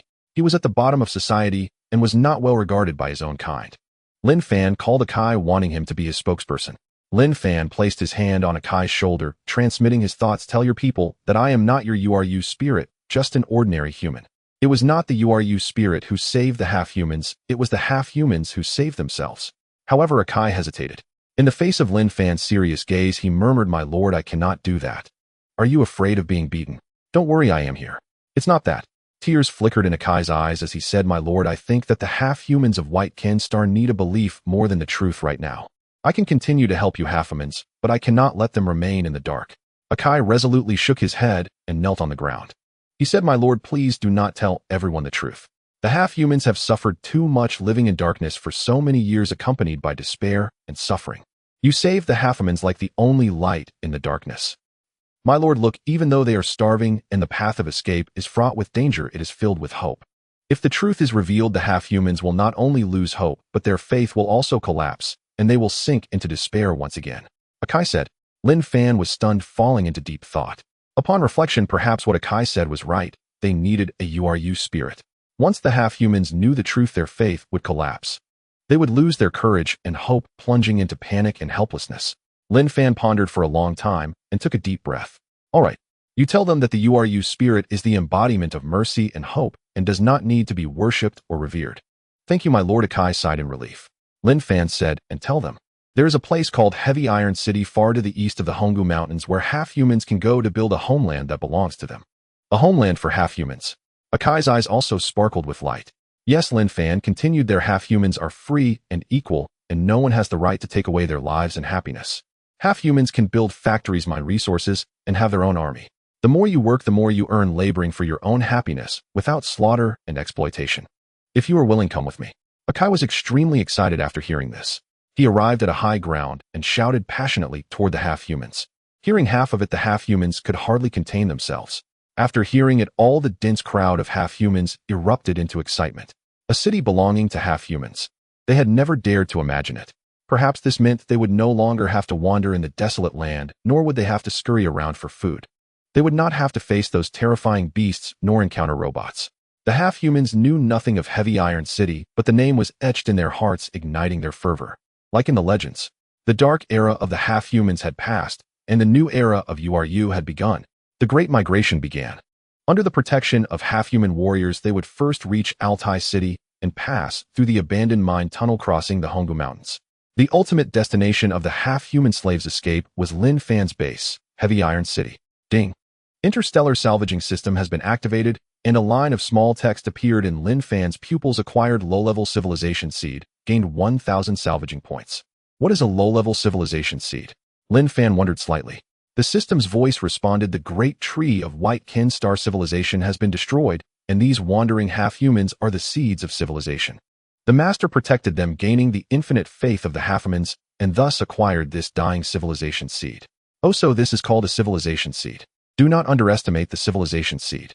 Once it takes root and sprouts and grows strong, the master will gain more salvaging points. Oh, master, this is not even the true power of the civilization seed.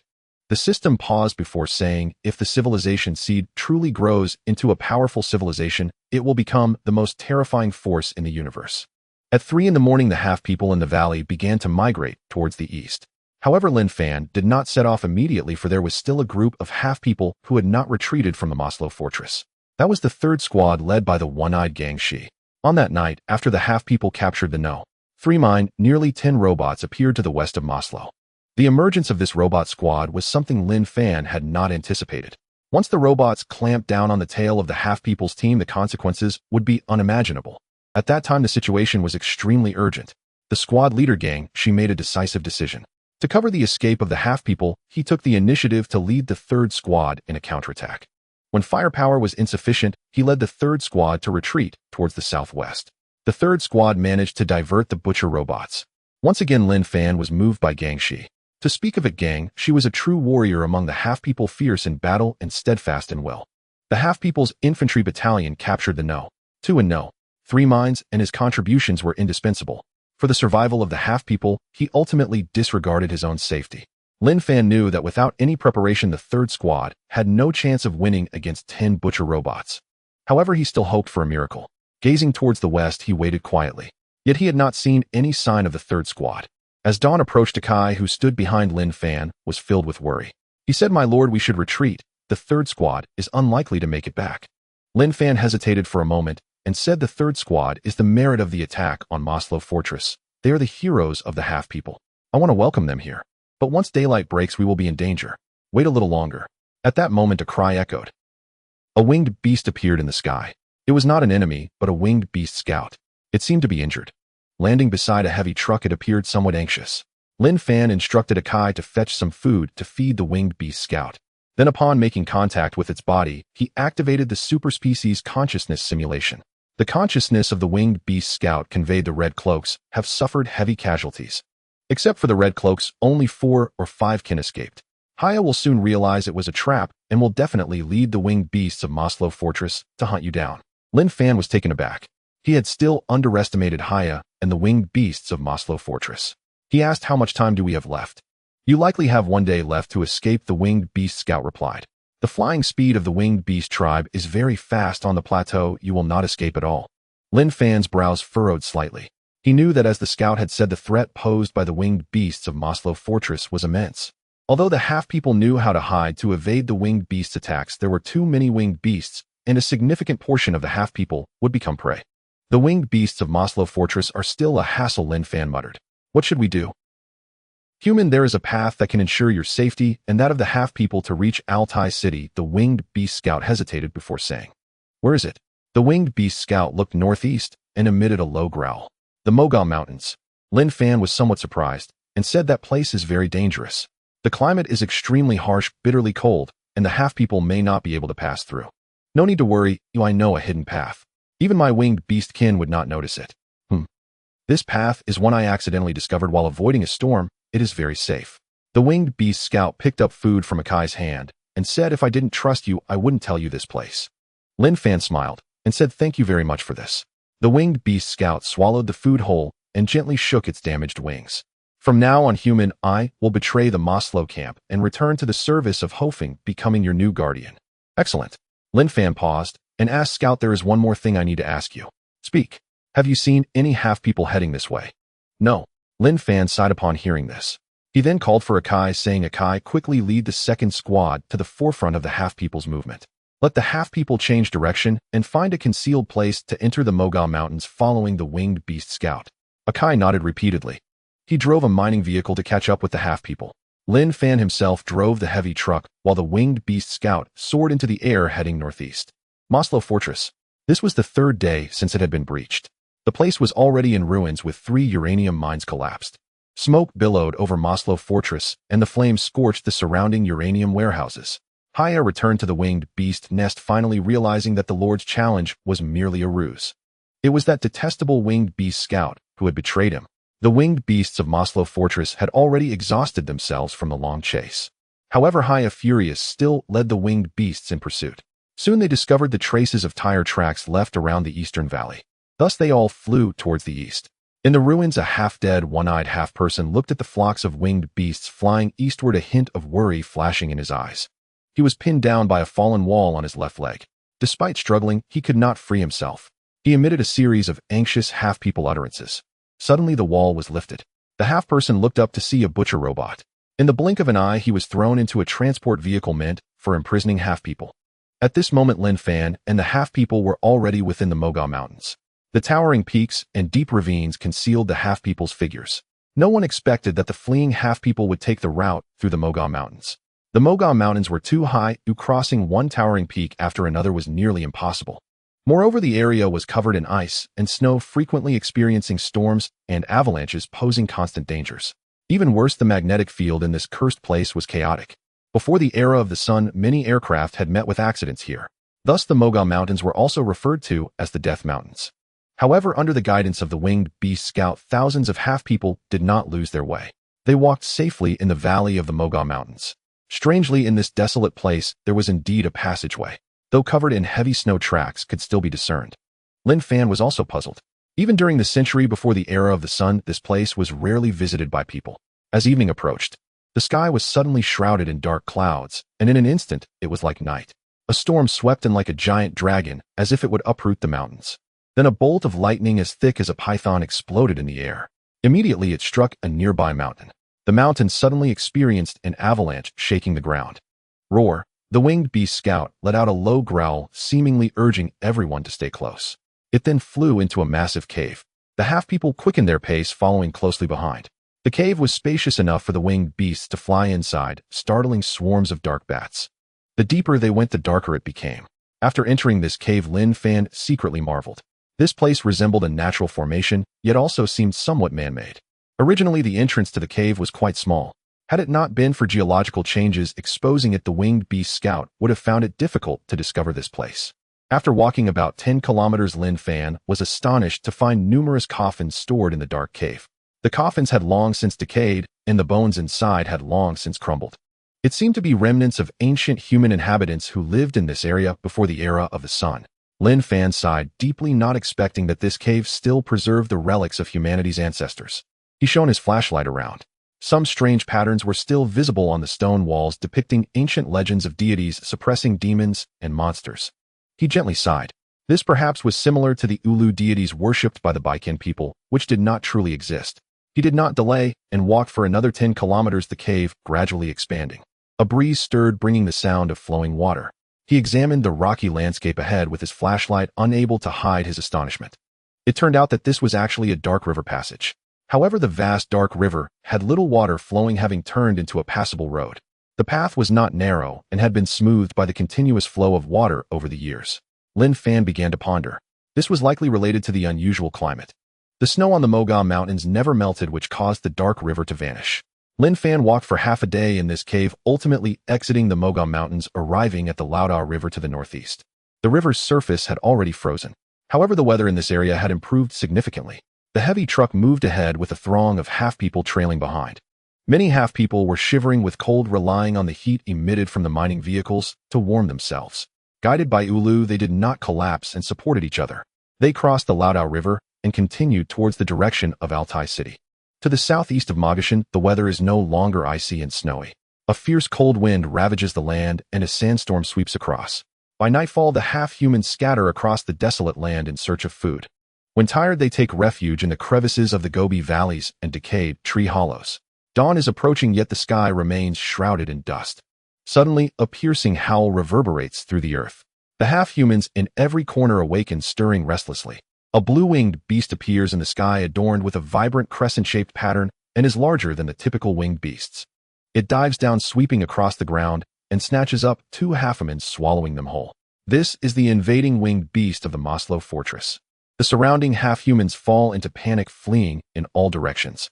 However, they cannot escape the grasp of the blue-winged beast. In the blink of an eye, several more half-humans become its prey. It lets out a low rumble, seemingly savoring the taste of the half-humans. The half-human warriors are desperately rushing over, with the first to arrive being Fat Dun. He drives an Euroclass war vehicle straight towards the winged beast. However, just as the cannon is aimed at the beast, it has already sensed the danger.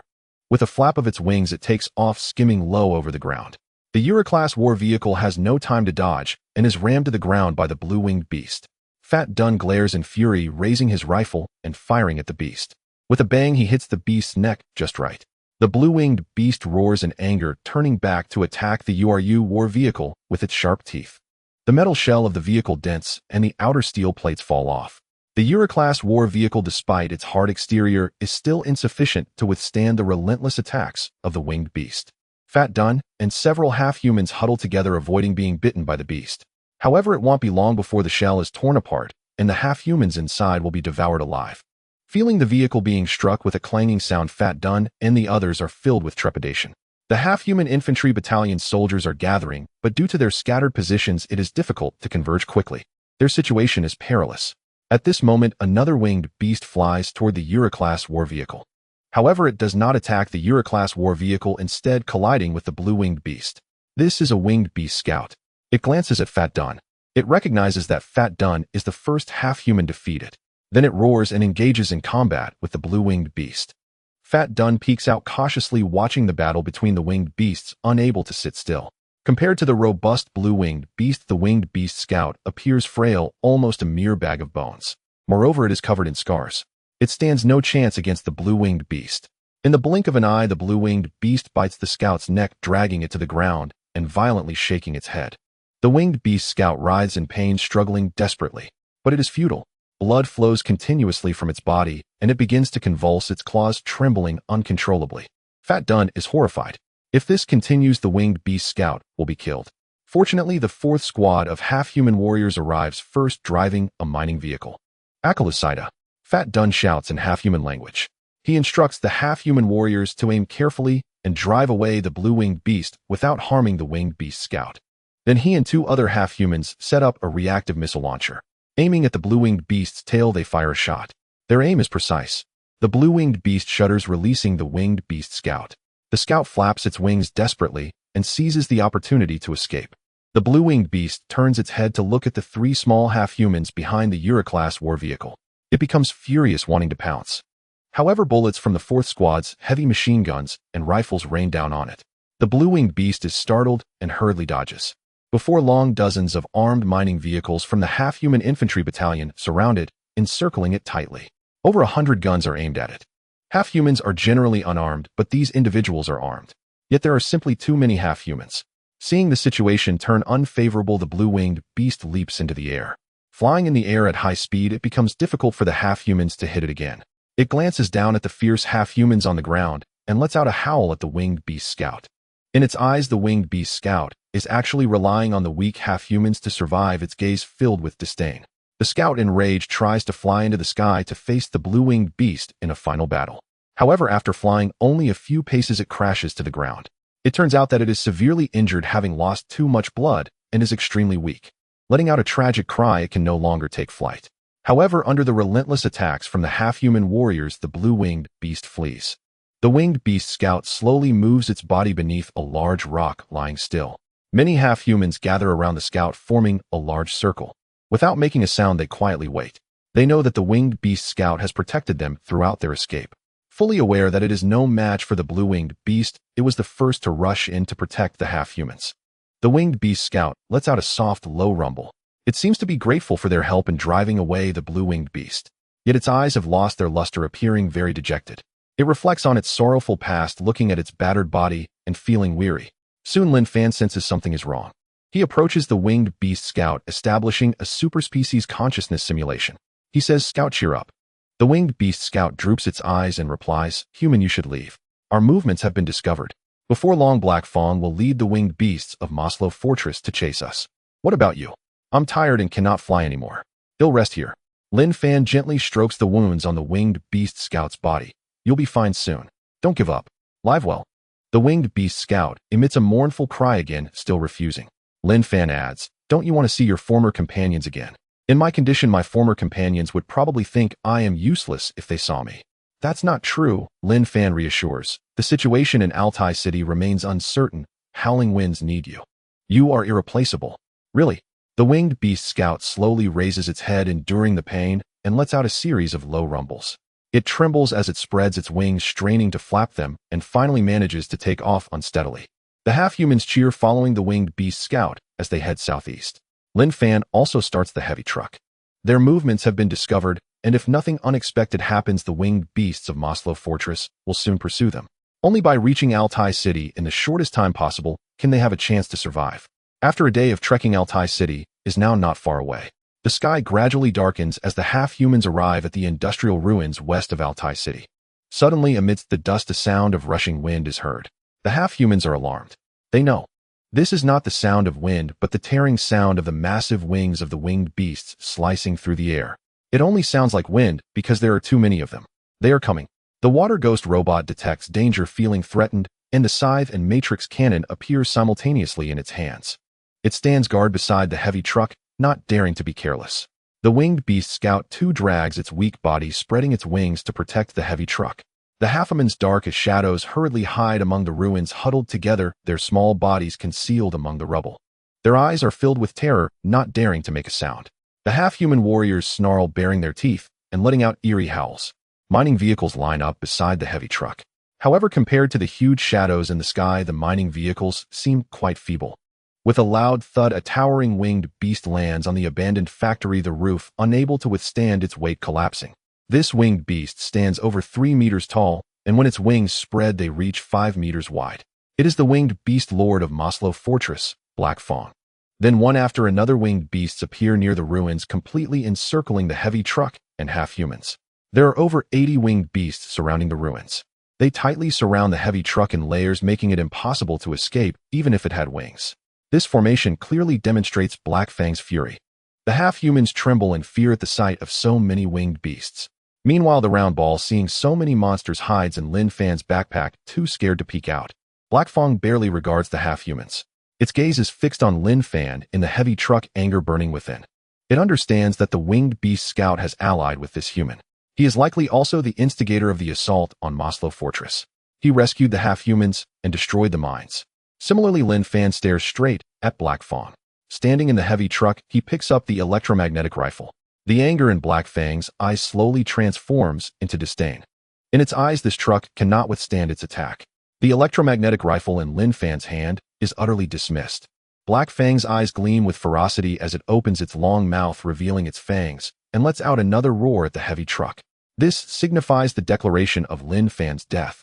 It supports its massive body with its enormous wings and slowly approaches the heavy truck, intending to personally end this human. The half-humans did not expect this towering winged beast to directly target Linfan. Seeing that Linfan is about to fall into danger, the half-humans spring into action. Under the lead of a Kun, countless half-humans shout as they surge out from the rubble like a tide. They encircle the heavy truck. The surrounding winged beasts are astonished. These small half-humans have always fled upon seeing them. Yet at this moment, they dare to confront the formidable Black Fang. The half-humans are overestimating their own strength. "You are you!" They scream and shout, throwing stones at Black Fang and letting out strange howls. Black Fang is instantly enraged. It is the winged beast lord of Moslo Fortress. Even other winged beasts do not dare to provoke it, yet these half-humans resembling ants are challenging it. Even Linfan himself did not expect that the originally timid and weak half-humans would form a small wall, wanting to protect their URU deity. The Black Tooth let out a roar. The half-humans stood firmly in front of the heavy truck, unwilling to retreat, even as their ears were nearly deafened by the sound.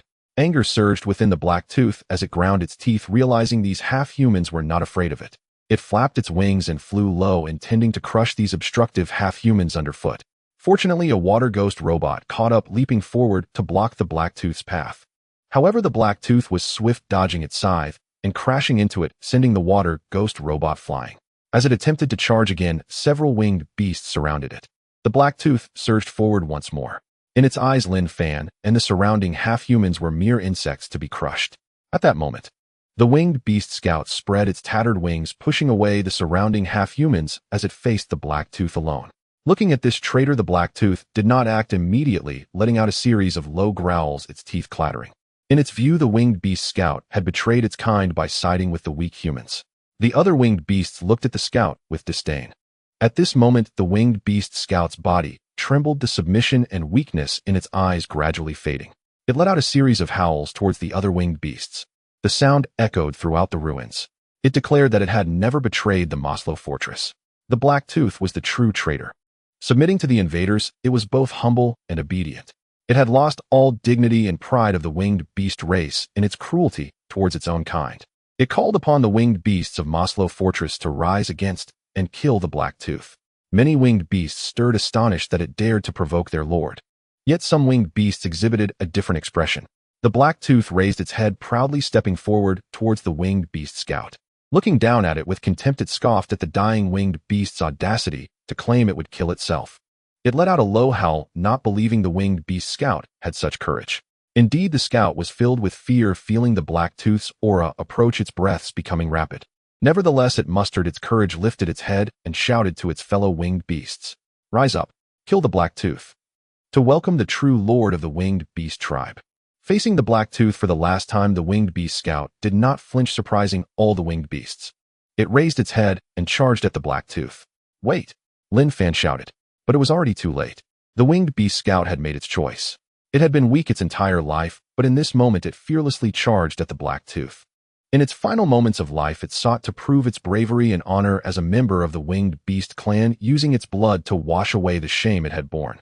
With a sharp sound, blood splattered as the Black Tooth bit through the neck of the aged winged beast scout. With a vigorous shake, the scout's body fell to the ground. Its wings curled up, its body convulsed, and blood flowed. The winged beasts present were shocked by this bloody scene, each one too afraid to move. The half-humans in front of the heavy truck witnessed the winged beast scout being dispatched in an instant. They regarded the fearsome winged beast lord with trembling fear.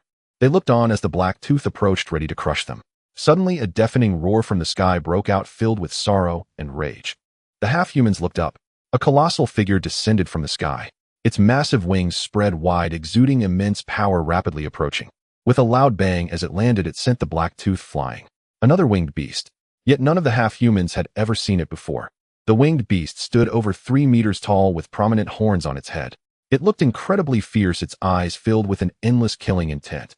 It was the partner of Linfan from Heavy Iron City, dominant winged beast Howl Wind. As the fierce wind swept and Howl Wind gently nudged the battered body of the winged beast scout. The scout's eyes quivered, letting out a weak whimper. It had finally awaited its former lord, closing its eyes peacefully. It breathed its last. The dominant winged beast gazed at the Black Tooth, roaring with a mixture of killing intent and fury. Next, dozens of winged beasts landed one after another in the ruins. All were the winged beasts that had occupied Heavy Iron City. The Black Tooth was overjoyed, not expecting its former enemy to lead its subordinates here. Years ago, Howl Wind was the true lord of Moslo Fortress. It had noble blood and exceptional combat skills. Although the Black Tooth also had the blood of a lord, it had been raised by the Chinyong people. Thus, taking advantage of the fact that the dominant winged beast had not fully matured, the Black Tooth ambushed it. In the end, Howl Wind managed to escape, taking some companions with it. All these years, the Black Tooth had sought to exterminate it, completely eliminating future threats. It never expected Howl Wind to walk into its trap. In this abandoned mine, the Black Tooth commanded over 80 winged beasts, while the dominant winged beast had fewer than 30 subordinates. The two winged beast lords faced off, and the winged beasts erupted in excitement. With a long howl, the Black Tooth issued the call of the winged beast race. In the name of the Lord, it commanded all its subordinates to attack the dominant winged beast. It did not anticipate that not all the winged beasts would follow its orders. Some bared their teeth, glaring angrily at the Black Tooth and hissing. Meanwhile, the dominant winged beast leaped onto the heavy truck. Its wings spread wide, it exuded an imposing presence like a true king of the winged beasts. With a howl, it raised its neck and let out a piercing cry towards the sky like thunder, causing the entire ruins to tremble. This voice was incredibly unique, filled with authority and dominance. Only a winged beast with dominant blood could unleash such a roar. Moreover, this was not just any roar, it was the oldest command from the dominant winged beast, demanding the submission of all winged beasts. Indeed, some of the Black Tooth's subordinates charged toward their own. They had actually turned against it. Seeing this scene, Linfan breathed a sigh of relief. He knew the plan had succeeded. The system was right. The bloodline of the dominant winged beast was indeed powerful, with half of the winged beasts from Moslo Fortress turning against their master. When he first encountered the winged beast scout, Linfan understood the situation of the winged beasts in Moslo Fortress. The winged beast population in Moslo Fortress was very complex, not as harmonious as it seemed. They were divided into 3 factions. The first faction was the loyal subordinates of the Black Tooth, whose genes had been modified and were trained by the Chinyong people. They were few in number, extremely loyal, and very ferocious. The second faction consisted of the former subordinates of the dominant winged beast in Moslo Fortress. After Howlwind's defeat, they had been unable to escape and were enslaved by the Black Tooth.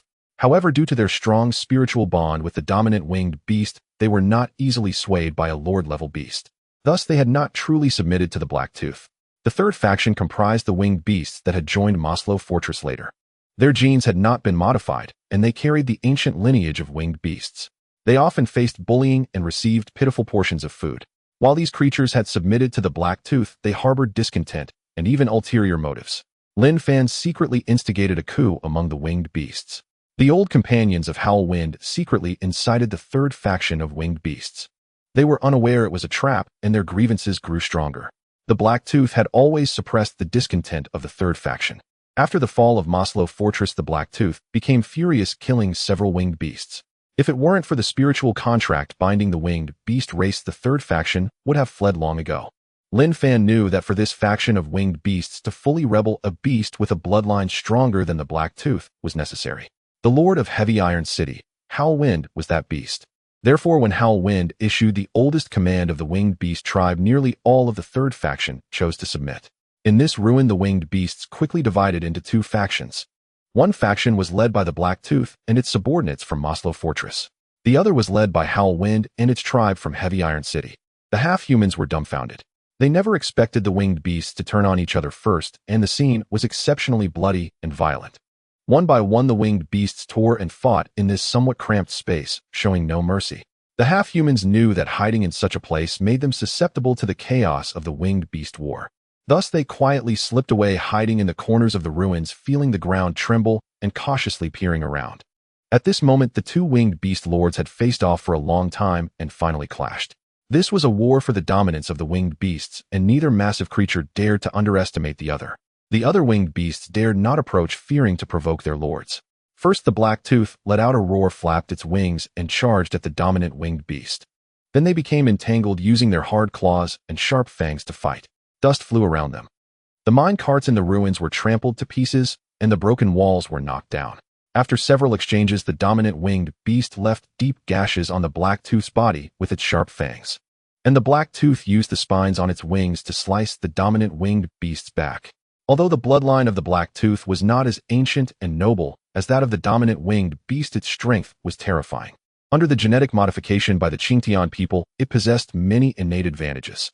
Its body was far tougher than that of an ordinary winged beast, and its teeth and claws were extremely sharp. If it weren't for these attributes, it would not have been able to dominate the winged beasts of Moslo Fortress. Furthermore, it was brutal and fierce, and its subordinates did not dare to resist. The battle between the lord-level winged beasts was incredibly intense, with no clear victor. The half-humans observed the fight, whispering among themselves. The half-humans hiding in the corners began to softly chant, Winkasa slaughter, Alameda. They prayed for the warriors to defeat the evil monsters and banish the wicked. Originally, Black Fong commanded numerous winged beasts at the Moslo Fortress, forming an overwhelming advantage. However, half of the winged beasts unexpectedly rebelled.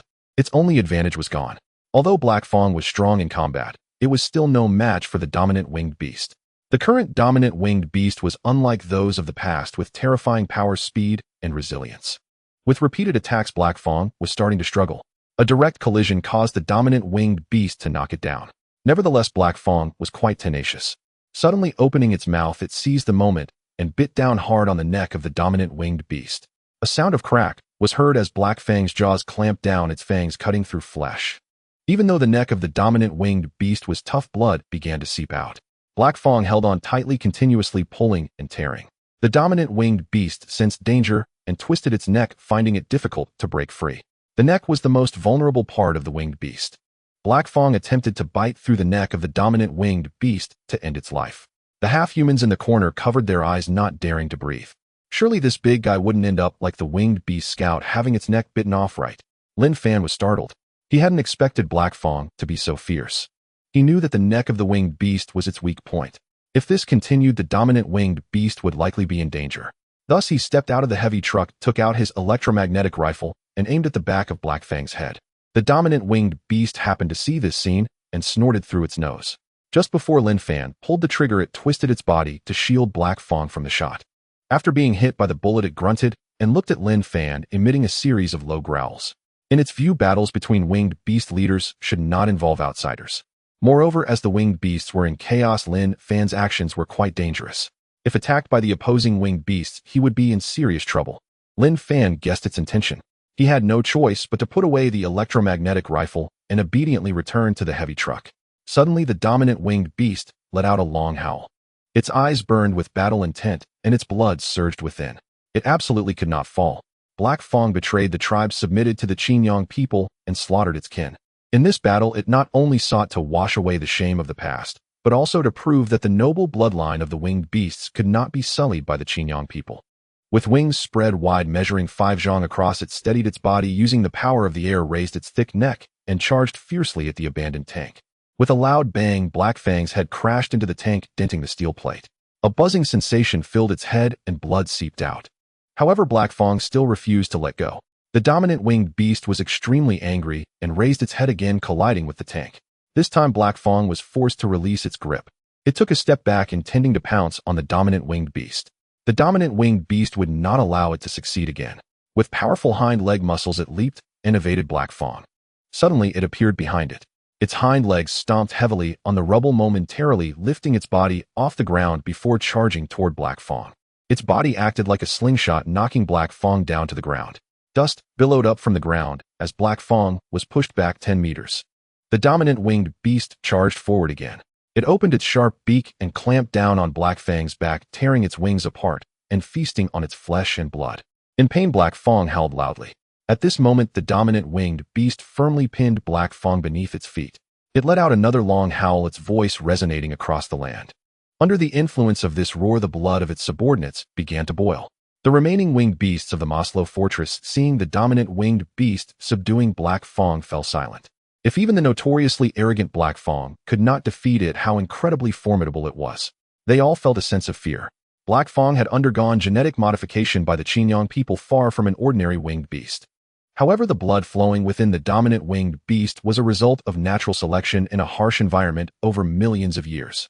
The prolonged suffering had honed its mind and body, making it unwilling to submit to fate.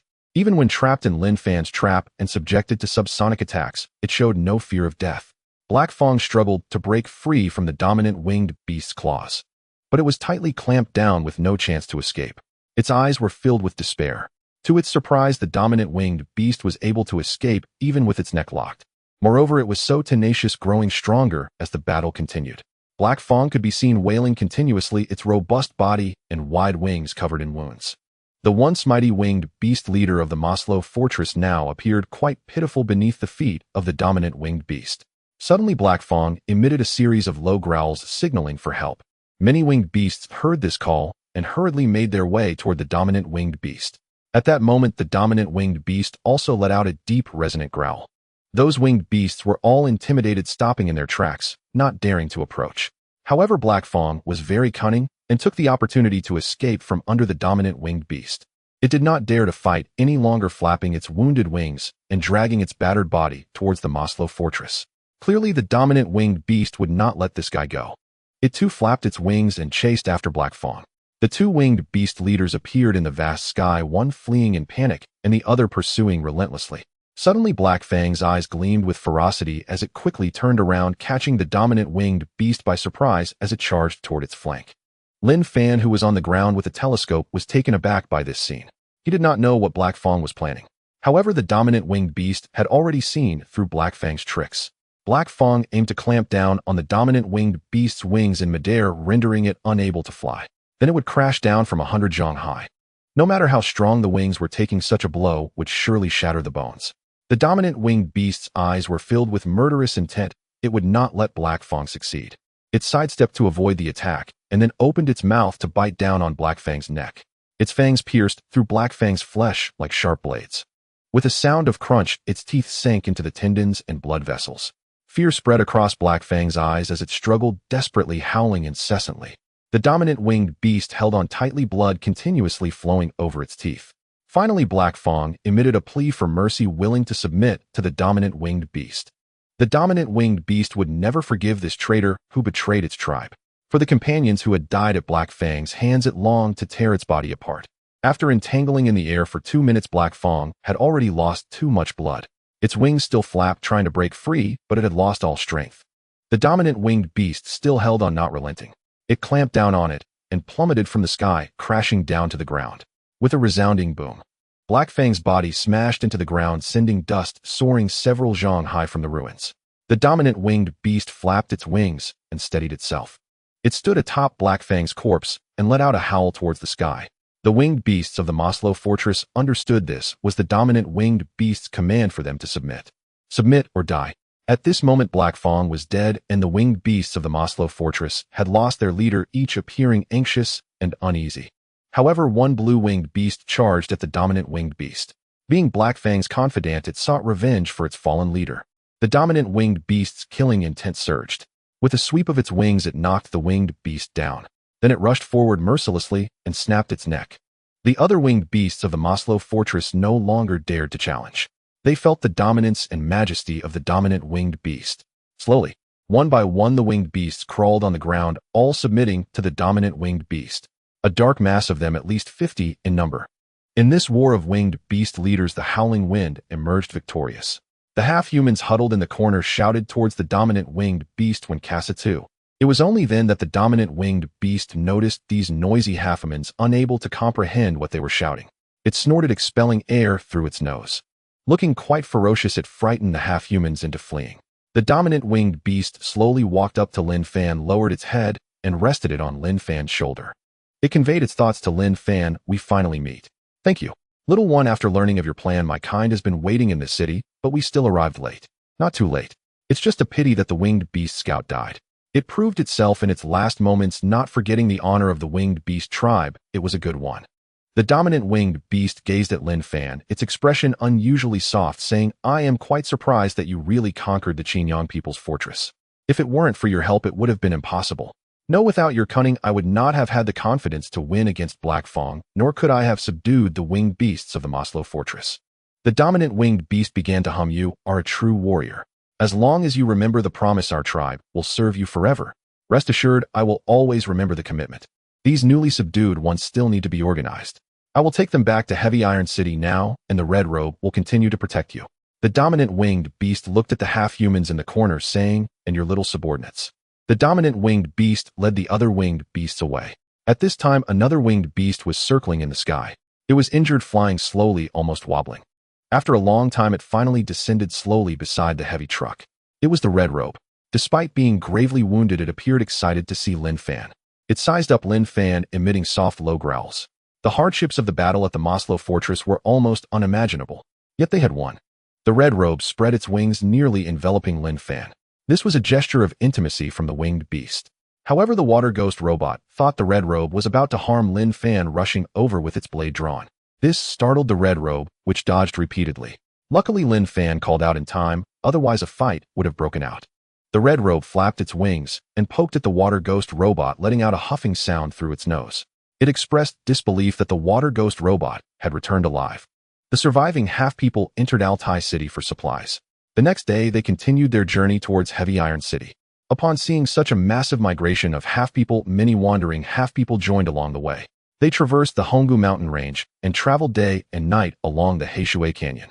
With the protection of winged beasts and half-people warriors, the half-people no longer feared the threat of the wolf-like creatures. Eventually, they arrived at the no man's land, actually controlled by humans. After nearly 10 more days, they finally reached Heavy Iron City.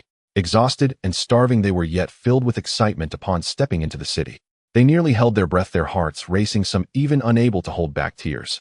This place held great significance. It symbolized the end of their enslavement and wandering, heralding the arrival of a new era. They quietly entered, glancing around, curiously exploring every corner. Crumbling high walls, shattered roads, dilapidated factories, abandoned tanks and transport vehicles, and advertising boards swaying precariously. Despite the desolation and ruin everywhere, in the eyes of the half-people, this place felt like a home. Soon they settled in the city. They did not scatter too far, mostly staying near Linfan's base. They did not wish to be too far from Wulatai. They were not accustomed to living in the houses abandoned by humans, as they were too large. Instead, they built small nests using broken stones amidst the ruins. They lived inside. Although it looked small for half-people who had been enslaved or wandering for years, this space was ample. In the biting cold wind, they no longer had to suffer from the chill. They were no longer wrapped in thin silk cloth, but instead donned thick cotton fabric wrapped tightly. In the days that followed, the rebuilding of Heavy Iron City commenced. Linfan informed the half-people. They were no longer enslaved miners or wanderers. With their own homeland, they must build it well and could not return to their past life of wandering and being at the mercy of others. The fate of the half-people must be firmly grasped in their own hands. Industrial productivity is the first line. Mastering industry is the first step for the half-people on their path to becoming stronger. Thus, an industrial revolution for the half-people is urgently needed. Linfan's words deeply encouraged these half-people. Having been miners for years, they were well aware that the bodies of half-people were weak, and only by relying on machinery could they become strong.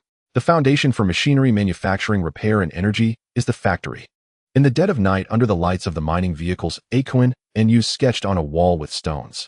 Akuin was appointed by Linfan as the leader of the Heavy Iron City reconstruction team. Yu's was his deputy. They were discussing earnestly. The pressure was not small. The reconstruction work was a task given to them by Linfan, and they could not afford to mess it up. The two half-people first focused on a coal mine cave and a compressed coal factory in the northern part of Heavy Iron City. They had previously worked in the compressed coal factory of the Chongtie people. They understood deeply that the energy for machinery, refined compressed coal, was the primary issue to solve. Various machines could be found in the ruins, but their operation required a large amount of compressed coal. Although there were remnants of compressed coal in Heavy Iron City, it was not a long-term solution. Ultimately, it would be exhausted. Thus, the production of compressed coal is fundamental to industrial production. The first factory they prepared to restore was the abandoned compressed coal factory. This was something the half-people had never attempted, filled with difficulties and hardships. However, the two half-people were filled with enthusiasm and vigor. Given the current situation of the half-people, some things could only be done slowly, starting from scratch, feeling their way across the river. After much discussion, the two half-people finally reached a conclusion. The most critical and easiest task was to integrate the useful resources of this city. The next day, Akuin gathered several thousand half-people. He informed them that compressed coal is the blood of machinery, and the compressed coal factory is the beginning of the industrial revolution for the half-people. Although it was a tough challenge, the half-people had to tackle it. They understood what the compressed coal factory meant, and each one appeared spirited. As they approached, they explored and scavenged wildly in Heavy Iron City. Diligently and joyfully, their footprints covered every corner of the city. Even the sewers and basements were thoroughly checked, not to mention various abandoned factories, garages, transport stations, warehouses, and military facilities. Indeed, they did reap a bountiful harvest. After all, Heavy Iron City was vast, extending a full 80 kilometers, including residential areas, mining zones, and industrial districts. Moreover, after the devastation, very few people had ventured here. Heavy Iron City was like an unexploited treasure trove. The half-people found many transport vehicles and trailers that could still be operated among the ruins. Do not underestimate the half-people. Many older ones had worked in factories and knew how to drive transport vehicles and trailers. With these transport tools, searching for supplies became much easier. In the compressed coal factory, the half-people were bustling inside and out. At Linfan's request, all the half-workers wore human safety helmets, sometimes unable to see the road clearly. They carried large backpacks filled with various tools. Using primitive wrenches to tighten screws, hammers to strike deformed machine tools, and rags to clean thick dust. The half-people were diligently restoring everything here. They had done similar tasks in compressed coal factories and mines before. After the production line in the mine broke down, they performed some simple repairs at the request of the Chongtie people. However, restoring an entire factory as a whole still proved to be a challenge. Nevertheless, the half-people were not afraid of failure. Failures could still be rectified. They worked hard with great enthusiasm. This long-abandoned compressed coal factory even began to show signs of life. As for Linfan, he did not remain idle either. Besides compressed coal, another crucial energy source was electricity. Without electricity, the industrial revolution for the half-people in Heavy Iron City could not progress. Therefore, he needed to help the half-people restore the power plant. Without restoring the power plant, this city would remain paralyzed. Without the compressed coal factory operating, all industrial production would face limitations. In the industrial zone of Heavy Iron City, there was a nuclear power plant that once supplied power to this industrial city. Linfan brought dozens of half-people here. Inside, it was dark and everywhere was thick with dust. Fortunately, the defensive facilities in this place were very solid. In the war a few years ago, the nuclear power plant had been affected but was not destroyed. The spherical creature became particularly excited upon arriving here. It emerged from Linfan's backpack, steam billowing from its nostrils. The scent of steel and heavy metal atoms filled the reactor. Seeing this, Linfan pinched the sphere's nose and said seriously, "It's very dangerous in here, so don't mess around. If there's a nuclear leak, I'm finished." The sphere pouted and nodded obediently. It finally realized that Linfan hadn't brought it here to find food. Linfan continued. What we need to do is repair the damaged power generation equipment and then get the nuclear power plant running again. The sphere's eyes lit up. So they were to repair this power plant. Thinking hard, it gestured. It told Linfan that repairing such a reactor was not a problem. However, this place was too large. If it were to be fully repaired, it would take quite some time. Time is not an issue, but I see this nuclear reactor won't be simple to fix. Upon hearing that it wouldn't be simple, the sphere became invigorated and hopped eagerly onto the nuclear reactor equipment. Transforming into a furnace state, its front limbs became repair tools, and it began a comprehensive inspection of the nuclear power generation equipment. In the eyes of the scavenging creature, this nuclear fission equipment was not unusual. Rather, it was a relatively low-end form of nuclear reaction. Now, as the sphere entered its mid-growth stage, repairing this nuclear reactor was not a big problem. Not long after the sphere completed its inspection, it joyfully informed Linfan that although there had been damage, the main reactor was intact. Moreover, the remaining materials in the nuclear power plant could still provide power for the entire city for 2 years. In a secluded valley hundreds of kilometers away from Heavy Iron City, under the lead of the old winged beasts, many new winged beasts arrived here. Starving winged beasts, upon seeing the mountain of wolf-like creature corpses, were all astonished. They rushed forward, devouring greedily. A few newcomers nearly fought over the food. You see, in Moslo's fortress, winged beasts were merely tools for patrolling. Every day they executed patrol missions, receiving only a small amount of food, and had never been full before. Now, with their bellies nearly bursting, it was hard to find food in the desolate Gobi of the West. The newcomers had never imagined that the winged beasts of Heavy Iron City were so well fed. Even the remnants of the former Black Tooth gang had completely changed their hearts. After eating their fill, they no longer held a grudge against Howling Wind for killing their former leader. Instead, they felt they had been deceived by Black Tooth all along. Howling Wind had liberated them from their suffering. As for the former subordinates of Howling Wind, there was no need to mention them. They were utterly grateful, all considering Howling Wind a great winged beast leader. Not only had he forgiven them for their sins over the years, but he also granted them such bounties. In the central old city hall, this evidently became the lair of the winged beasts. After winning the war against the winged beast leader, the winged beast tribe of Heavy Iron City underwent a tremendous transformation. Now Howling Wind commanded over 100 winged beasts, far surpassing the past. With the increase in the number of winged beasts, their composition became more complex. However, because Howling Wind controlled the distribution of food and possessed powerful bloodlines, strength, his rule became extremely solid. With a commanding roar, he announced 3 edicts to all the winged beasts. First, no matter how hungry, they must not attack humans or human cities unless the little one requests it. Second, no matter how hungry, they must not attack half-people unless the little one requests it. Third, the locations of the wolf-like creature corpses must not be discovered, but they must provide assistance if human transport teams are attacked by wolf-like creatures or other threats unless the little one forbids it. The numerous winged beasts bowed their heads in acknowledgement. Their heads pressed to the ground, they did not dare to defy the orders of their winged beast leader in the slightest. Heavy Iron City. The warehouse near the base has been transformed into a half-human military camp. Half-human soldiers armed with rifles set out from here. Scattered in the corners of the city, they carefully guard their new home, patrolling with great caution. Their movements are discreet and hard to detect. They closely monitor every sign of activity in the city. Collaborating with winged beasts on patrol, they establish tight surveillance in Heavy Iron City. The half-human mechanized armed forces have grown stronger. What began as a battalion has now turned into a regiment. The original few hundred half-humans have expanded to over 3,000. Many half-human miners have transformed into warriors. Linfan has returned command of the half-human forces to them. In the Battle of Moslo Fortress, Pangdun and Akai both achieved remarkable feats. With the expansion of the half-human infantry regiment, 4 battalions have been established. Pangdun has been promoted to half-human deputy commander and combat director, responsible for directing battles. Akai has become the armaments officer in charge of military supplies and defensive structures. However, the entire half-human infantry regiment believes they are fighting for Ulu and their tribe. They are steadfastly loyal to Linfan and cannot bear to leave him. Although Linfan no longer concerns himself with the specific affairs of the half-human infantry regiment, he still makes the important decisions. The half-human armed forces face a severe problem: lack of sufficient weapons and equipment. The remaining armed mining vehicles are far from enough for a regiment's supply, and more than half of the half-human soldiers do not even have weapons. The half-humans searched through Heavy Iron City and found various pieces of equipment, such as light weapons like guns and cannon tubes, as well as several armored vehicles and tanks. However, most of them are malfunctioning and require repairs. The half-humans are still unable to complete this work independently. Without weapons, the half-humans lack combat power.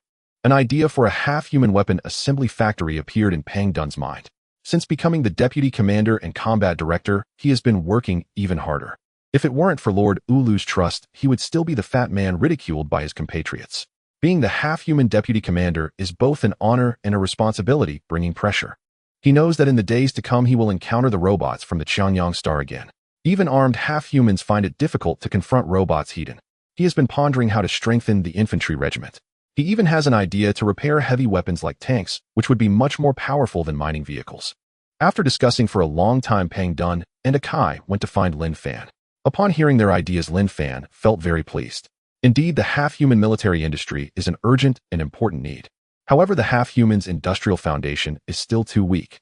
For them, independently repairing light weapons and slightly damaged heavy equipment is not overly difficult. However, to repair heavy weapons on a larger scale, such as tanks and armored vehicles, there is still a long way to go. Despite the lack of weapons and equipment, the expanded half-human infantry regiment did not remain idle. They are engaged in two tasks. One is training new recruits. Pang Dun personally oversees this task.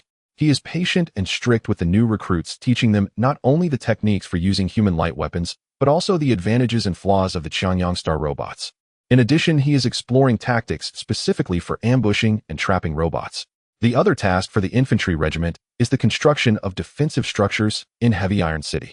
Due to insufficient weapons, some half-humans are acting as engineers. Akai leads them in their work, which is vital for the safety of the half-humans, and they dare not cut corners. Centering around the base, they clear obstacles from the main roads, restore traffic to key routes, and ensure the mobilization of half-human armed forces in case of war.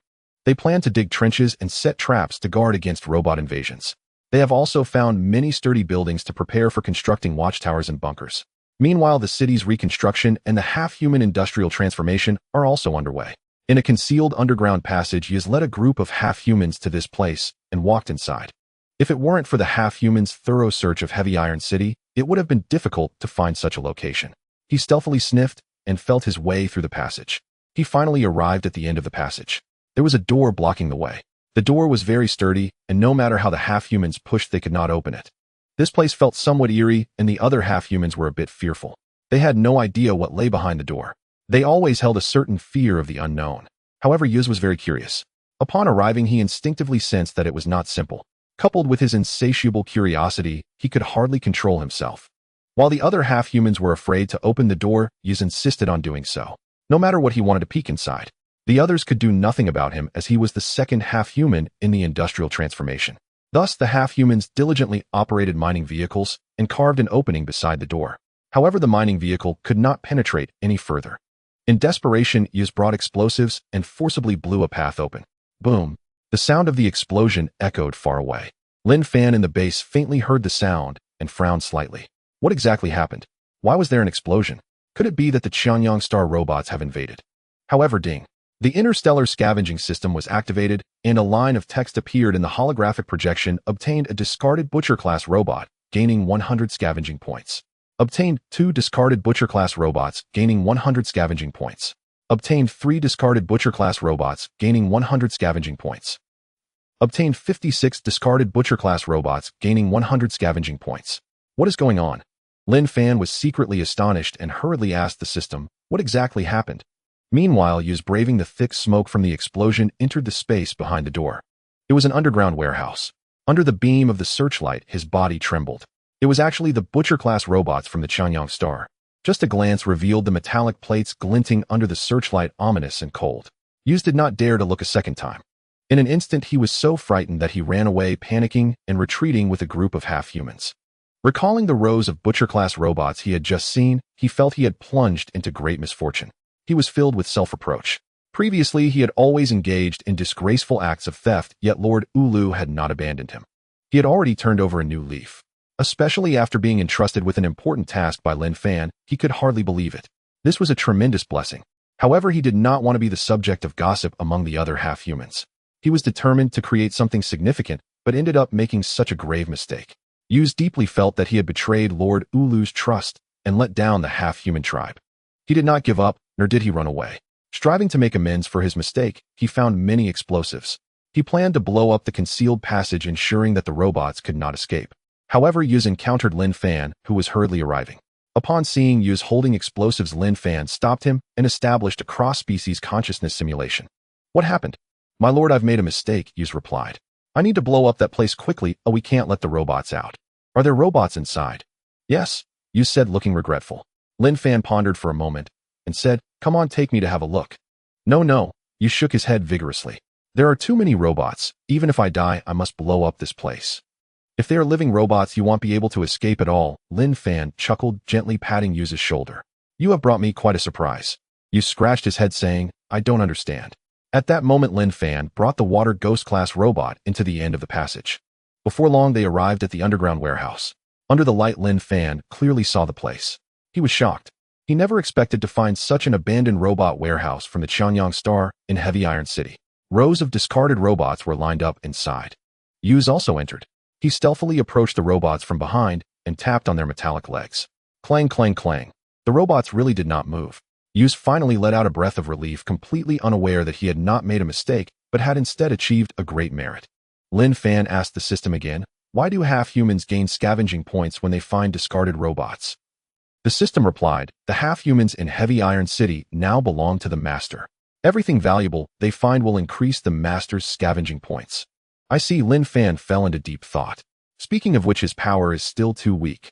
Although he achieved victory in the attack on Moslo Fortress, that battle was incredibly perilous. He has been contemplating how to enhance his armed forces. The annexation of the Winged Beast Legion and the expansion of the half-human infantry regiment are part of the plan. However, these forces are still far from enough.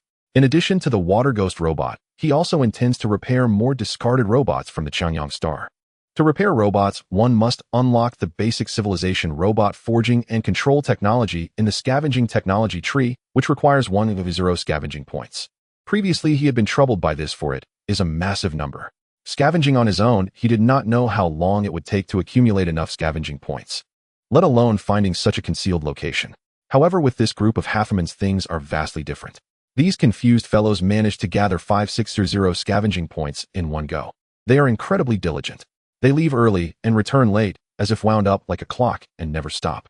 Their footprints cover every corner, eager to empty the entire ruin. Looking at the scavenging points in the system, he realized that they had already exceeded 8,000. A faint smile appeared in Linfan's eyes. In the base, A. Kuan brought a limping halfman before Linfan. The halfman was named Jimu, an elderly individual who once served as an associate of Elder Moda, holding great respect among the halfmen in the mine. Now responsible for addressing the food issues of the halfmen, he was leading a group of the elderly, weak, and women to search for food in Heavy Iron City. However, he appeared somewhat anxious this time. Linfan asked, Jimu, is the food left in Heavy Iron City insufficient? Jimu quickly bowed, his expression sincere, and replied, thanks to the grace of Lord Ulu, there is plenty of food in Heavy Iron City. Then did you encounter trouble while searching for food? Jimu shook his head again, saying, No, thanks to the Lord's protection, Heavy Iron City is very safe now. The halfmen can hardly imagine living such a stable life. Then why do you look so worried? Jimu hesitated for a moment and replied, My Lord, Jimu is still concerned about the food issue for the halfmen. What is it?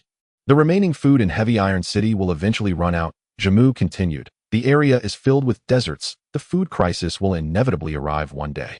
Linfan examined the elderly halfman and nodded slightly, saying, Indeed, that would be a problem. What do you plan to do? Jimu paused for a moment and said, I wish to lead everyone to establish our own halfman farm. A farm?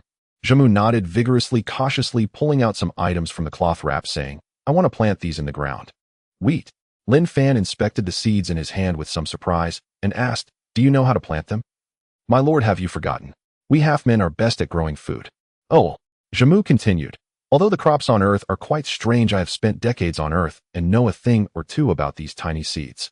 Linfan said, Currently the area is filled with deserts, developing agriculture won't be easy. Jimu saw that Linfan did not immediately deny his idea and showed a hint of joy. My lord, there is no need to worry about that. In the southwest of our new home, there is a river, and the riverbank is very suitable for planting. Is the area suitable for planting? Large? Very large. The area along the river is all suitable. Linfan was surprised that this elderly halfman had already understood the situation. He slowly said, Jimu, it seems that your idea has been thoroughly considered. Not to hide from my lord, ever since Jimu arrived at the new home, this thought has grown stronger in my heart, so I quietly took a look around. Linfan pondered, and his expression grew serious. He said, The halfmen urgently need to develop industry. If a large amount of manpower is devoted to agricultural production and it fails, it would be a significant loss. Do you have confidence? Jimu said firmly. Yes, I just need 2,000 elderly and weak halfmen, and I will definitely get this done. Linfan began to think. Not to mention that the halfmen needed to develop agriculture. The food issue also troubled the human cities. In the current western regions, outdoor agricultural planting was hardly visible. First, the external environment has deteriorated, making outdoor planting very difficult. Second, most residents are unwilling to go beyond the city. The indoor agricultural production in human cities is constrained by space and does not look optimistic. However, the halfmen in Heavy Iron City are different. They are not afraid of radiation at all. If the valley region is indeed suitable for planting, then this matter could be achieved effortlessly. Linfan considered again and said, 2,000 halfmen is insufficient. Jamu, upon hearing this, became anxious and said, if 2,000 is too much, 1,000 will do. Linfan smiled slightly and said, Jamu, your idea is excellent. Agriculture is fundamental and very important for the halfmen. 2,000 is too few, at least 3,000 halfmen. Jamu breathed a sigh of relief. It turns out that Lord Ulu thought the halfmen were too few. With Linfan's affirmation, Zama's heart was filled with excitement, and he choked up. Hunger is a shadow that looms over the halfmen, and agricultural production has always been his grand wish. However, the halfmen have long been enslaved and wandering, making the idea of agricultural production nearly impossible. Upon arriving at Heavy Iron City, this idea quietly took root like a seed. He emphasized, 2,000 halfmen are enough, they can produce sufficient food. Linfan waved his hand, saying, since we want to do it, we must do it on a large scale. We cannot limit ourselves to a small farm, but rather establish a large-scale agricultural production base. How large? Thousands of acres, Linfan said. Can you do it? What will the surplus food be used for? Jamu asked. That will have its own uses. Jamu did not ask further, nodding repeatedly. Linfan continued, this matter will commence immediately. You can discuss manpower with Akoin. By the way, I will also support you to the best of my ability. Thank you for your grace, my lord. Jamu left happily. Linfan was still contemplating the future of Heavy Iron City, while the halfmen were also working hard according to Linfan's expectations. The actions of the halfmen were clearly observed by the ruler Isho Beast. It was very surprised and found it hard to imagine that Linfan managed to gather so many small-sized gnomes under his command. In just over half a month, the halfmen were working vigorously and engaging in construction. They worked nearly day and night, showing no signs of slackening. It was unknown what mysterious tricks were being used. Time passed quickly, and in the blink of an eye, it was already 10 days later. Before Linfan returned to Stone Helmet City, he made one last visit to the valley area southwest of Heavy Iron City. He saw a great river stretching along the edge of Heavy Iron City, resembling a winding giant snake. It was called the Shigan River. The banks of the upper reaches of the Shigan River were mountainous, protecting this valley in the middle. Due to the drastic climate change, the flow of the Shigan River had sharply decreased. As a result, the original riverbed had turned into fertile land. It was already winter, and almost no river water was visible. However, when spring arrives and the snow melts in the western mountains, some water will flow down to nourish this land. The climate in the western regions is arid and the land is barren. Everywhere is barren and desolate, with very few places suitable for planting crops. Only this valley region is suitable for agricultural cultivation. A large group of halfmen were busy in the valley region. Despite the cold weather, the halfmen showed no concern. Most of them were elderly and weak halfmen, yet their enthusiasm was no less than that of the young and strong halfmen. They diligently used primitive tools to till the soil, flattening the originally uneven valley soil and planting the seeds they had found. For these halfmen, this valley had become a land of hope. Jamu approached Linfan with a limp upon seeing him. His body was covered in mud and his wrap was dirty. Yet he smiled happily. Linfan asked, Jamu, how is it going? Zama's face still showed a hint of worry as he replied, overall it is going smoothly, but there are also some issues. What do you mean? I made some attempts. However, not all the seeds can sprout. After saying that, Jamu gently opened the wheat in his wrap and handed it to Linfan. Linfan examined the wheat grains in his hand and found that some had already molded. Don't worry, I will bring you high-quality seeds that are intact. Linfan said. Really? Linfan nodded and said, not only wheat, but also seeds for other crops. For example, potatoes, which have high yields and are easy to plant. This is fantastic, wonderful. Jamu exclaimed excitedly, his eyes sparkling. Linfan added, moreover, I also want to provide you with a batch of machinery and equipment. Equipment for agricultural applications. Yes, relying solely on the halfman's manual labor is too inefficient. We must liberate your productivity. Jamu gritted his teeth, showing a pious expression. He choked up and said, how can the halfmen repay the generous grace of Lord Ulu? Linfan smiled slightly and said, perhaps one day I will also need your help. Zama's face showed a look of fear as he knelt on the ground. He said, no, that is not called help. The half-men are loyal servants of my lord. Whatever my lord requires, the half-men will do so without hesitation. Linfan pulled Zhemu up feeling somewhat helpless and said, all right, just don't slack off. The significance of agricultural production is not merely to solve the food issue of the half-men. I will, even if it costs me my life, I will establish the agricultural production base for Lord Ulu. Linfan felt relieved. The agricultural production of the half-men had already begun. Although there were difficulties, it was not an insurmountable task. Speaking of the half-men of Baikan Star, they were quite pitiful as their own planet had been occupied. During the era of the Chongtie Star People's colonial merchant group, they were brought to Earth as forced laborers completely devoid of dignity and status. However, Linfan did not underestimate them. These fellows were hardworking and brave. Although they were currently weak, perhaps one day they would grow strong and become a force to resist the Chongtie Star people together. As for Heavy Iron City, it was Linfan's first base for interstellar scavenging and the new home for the half-men. Originally a ruin, it gradually began to show signs of life. The armed forces of the half-men were constantly growing, and both industry and agriculture were quietly taking root. Despite numerous challenges, the future appeared bright. In Linfan's plan, Heavy Iron City was to become a new fortress against the Chongtie Star people. At this moment, Linfan had already stayed in Heavy Iron City for over half a month. It was time to return to the Scavenging Bureau to report. The heavy-duty truck drove out of Heavy Iron City heading northeast. This time he returned alone.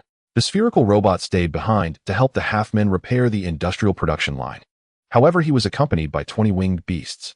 Howling Wind did not want to let Linfan fall into danger. After the battle at Moslo Fortress, Howling Wind had completely become Linfan's staunch supporter. The winter weather was particularly harsh. On that day, the wind and sand were fierce, swallowing the sky. Visibility was extremely low. It was nearly impossible to see one's own hand. The heavy truck detected winds reaching level 10 and only felt the vehicle swaying slightly in the wind. Linfan's pace was not fast. However, he knew he was about to reach the first small human military base along the way. He planned to stop there to rest and wait for the sandstorm to pass before continuing. It wasn't until dusk that Linfan arrived. But he was stunned. He saw that the watchtower of the military base had already been destroyed. The signal reception device was in ruins, burned black in the artillery fire, swaying precariously in the wind and sand. The underground air defense cannon had also been destroyed, and the bodies of human heavy infantry lay scattered on the ground. The troops of the Chongtie Star had invaded here. This small military base had been reduced to rubble. What happened? Linfan picked up his electromagnetic rifle and cautiously stepped down from the heavy truck. The only sound was the howling wind, indicating that the enemy forces had clearly departed. Upon entering the military base, he found no living souls inside. Looking at the corpses, the soldiers had fought desperately before perishing. This was not a small-scale harassment, but a genuine invasion. Against the military might of the Chongtie Star, this military base had no power to fight back. Linfan faintly discerned the footprints of robots in the sand. After conquering this place, they seemed to have headed in the direction of Shikuiching. Linfan was secretly astonished. It had been a long time since the Chongtie people had attacked human cities. What on earth had happened? He examined the bodies of the heavy infantry on the ground. Some of the armor had been blown away, leaving behind a bloody mess. Others had their bodies severed by sharp blades, blood staining the sand. The scene was a complete wreck, desolation all around. The soldiers' heads had been arranged to form a crescent-shaped symbol. This was a blatant provocation. Seeing this, Linfan's teeth chattered and his fists clenched tightly. He put down his electromagnetic rifle and gathered the belongings of the fallen soldiers, bringing their bodies together under the watchtower. He poured bottles of strong liquor over them and set the bodies ablaze. Linfan knew that no one would come to collect their corpses in the next few days. Had he not passed by here, the corpses of the dead soldiers would likely attract the hungry wolves. In the wind and sand, the bodies of the soldiers slowly burned. Linfan had seen such scenes far too often. His face bore no visible grief, only a glimmer of murderous intent in his eyes. He opened the last bottle of liquor and took a few swigs. Then he poured the remaining liquor on the ground. He spoke softly, "Farewell, my comrades." Then he straightened up and saluted the burning corpses. He had never forgotten his identity as a soldier. Perhaps on the day when the apocalypse descended, he too would fall with no one left to collect the bodies. But he would fight with all his might. Humanity had no more way to retreat. They could only resist until the end. At that moment, a figure in a red cloak emerged from the wind and sand, landing amidst the ruins, lowering its head and resting on Linfan. "What have you discovered?" Linfan asked. "I've found robots 10 kilometers to the northwest. They haven't been gone for long." "How many?" "I didn't dare approach, but there are at least 1,000 robots coming swiftly." "So many robots?" "Yes," the figure in red said. "We cannot proceed northwest any longer, or we will be in danger." "Are there any traces of them to the south?" None have been found for now. Linfan contemplated, then said, let's head south for now. Be very careful not to be discovered. The figure in red emitted a low hum. Don't worry, little one of my companions, and I will protect you well. Even if we can't defeat them, getting you back to Chongsu City shouldn't be a problem. With that, it flapped its wings and flew low into the air. Linfan did not delay and set off immediately. The truck was carrying heavy oil, and he needed to return to Shikuiching quickly. Unknowingly, the sky had darkened. Linfan walked along an abandoned road for several kilometers, noticing a track imprinted on the ground. Could there be soldiers ahead? Thus, Linfan quickened his pace following the tire tracks. After nearly 10 kilometers under the light of the heavy truck, an armored vehicle appeared ahead. The vehicle was blocking the desolate road. Linfan honked a few times, but it remained unmoving. Upon closer inspection, he discovered that the armored vehicle had exploded and the driver had been charred to a crisp. Beside the armored vehicle lay the corpse of a soldier. The body had been gradually covered by the wind and sand, yet blood and flesh were still visible, making for a tragic sight. In his final moments, he had made one last stand. In the soldier's hand, he clutched a metal plaque. Linfan picked it up and activated it. The metal glowed, revealing a line of text: Dr. Chen Ryu, Senior Specialist in Radiation Prevention and Treatment, Shikuiching. Linfan's brow furrowed slightly. The name sounded familiar. A few years ago, during the Shikuiching War, there had been a doctor named Chen Ryu who had gone deep into the front lines to treat many injured soldiers. Moreover, after the war, she was well loved by the citizens of Shikuiching. She was considered the youngest medical authority in radiation prevention in the entire Western theater. Linfan's brow tightened. Could Dr. Chen also be here? He turned on the spotlight and searched for traces in the surroundings. Finally, in the crevice of a giant rock several hundred meters away, he discovered footprints of different sizes.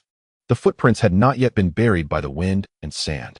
From the arrangement of the footprints, it was clear that the fugitives were in a state of extreme panic. It could be concluded that there was more than one fugitive and they were facing great threats. In the end, they were forced deep into the canyon, perhaps not having gone very far. A flicker of light glimmered in Linfan's eyes. There was a possibility that these people were still alive. Linfan quickly climbed onto the heavy truck and honked the horn. This was a signal to summon the winged beasts. About a dozen seconds later, the figure in red descended first near the heavy truck. Little one, what happened? It asked. Linfan replied, my compatriots are in danger and need your help. If they were ordinary humans, the winged beasts would not pay attention. However, Linfan's request was different, and the figure in red readily agreed. It then took off, flapping its wings and calling out to its companions. In the municipal hall of Shikuiching, government officials and military representatives gathered together. The news of the invasion by the Chongtie Star Army had already reached Shikuiching. An elderly man with white hair sat in the center of the hall, his expression solemn. He was the mayor of Shikuiching, Chen Dingtang. Mayor Chen looked at the holographic images transmitted from the front lines, seeing rows of robots advancing towards Shikuiching. He asked the military representative, for 2 years we have been in a truce with the Chongtie Star. Why are they invading now with such ferocity? The military representative replied, our doomsday strategy has reached its most critical point. The Chongtie Star people can no longer sit idle. I heard that the uranium mine in Moslo Fortress was destroyed. Could this also be a contributing factor? Mayor Chen inquired. Impossible. The collapse of the Moslo Fortress mine was due to the half-human rebellion. It has nothing to do with us, the military representative stated. Half-human rebellion. I thought you were responsible for that. Mayor Chen muttered, they are actually resisting the Chongtie Star, but I have never heard of such a thing. It truly wasn't us. We had a high-altitude reconnaissance aircraft that captured the scene. Thousands of half-humans were in rebellion. A hint of a smile appeared on the otherwise serious face of the military representative. I didn't expect those bastards from Chongtie Star to trip over their own feet. So that's how it is, Mayor Chen said. They are coming with great force. Oh, what should we do? Don't worry about that. They do have an advantage in the uninhabited area, but to breach the defenses of Shikuiching is impossible. Mayor Chen sighed in relief, but could not feel happy. He slowly said, is there still hope for my daughter? The military representative sighed and hesitated before saying, the base she is in was among the first to be attacked. We have lost contact. This invasion is different from the past. She is likely in grave danger. Mayor Chen's face turned ashen, and he remained silent for a long time. I'm sorry, Miss Chun is a good doctor, and we did not protect her well. In a secluded, deep canyon situated several hundred miles south of Shikuiching, the cold wind howled, and yellow sand filled the air, rendering everything dark. A huge rock stood amidst the wind and sand, drenched in fresh blood that stained it red. A soldier's corpse lay on top, bloodied and dismembered.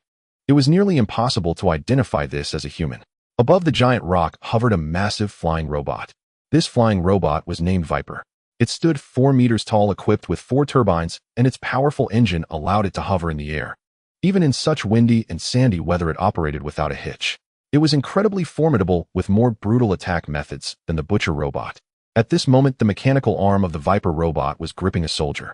Under the massive body of the robot, the human figure appeared diminutive. The soldier was a lieutenant. One of his legs had been torn apart by the Viper blood covering his body, yet he was still alive. The robot's icy blue eyes fixed on the unfortunate human, its metal fingers grasping his other leg. With a crack, blood splattered as the lieutenant's right leg was also torn off. The robot, expressionless, surveyed the convulsing lieutenant before discarding him onto the ground. Yet it did not stop its advance. It scanned the area searching for another target. However, the lieutenant had not breathed his last. Despite having lost both legs and feeling no sensation in his body, he still attempted to crawl slowly in the sand with his hands. He was trying to reach his electromagnetic rifle, but it was too far away. Not far behind a rock wall, there was a young female doctor. Watching her companion struggle in his final moments, her heart felt like it was being torn apart. As a doctor, she felt immense guilt and remorse. The lieutenant was on the verge of bleeding to death, and yet she dared not do anything. Even though the lieutenant was barely alive and had no chance of survival, she longed to rush over and stop his bleeding, but in the face of death, she felt a deep fear and could not move. She could not help but sob, her fingers trembling. Death was approaching. The young female doctor gritted her teeth, tears glistening in her eyes. The Viper-class robot was searching for her position. It wouldn't be long before she was discovered. Yet she had already lost the courage to run, feeling just like the soldiers, unable to escape death. The air seemed to have stagnated, making it hard for her to breathe.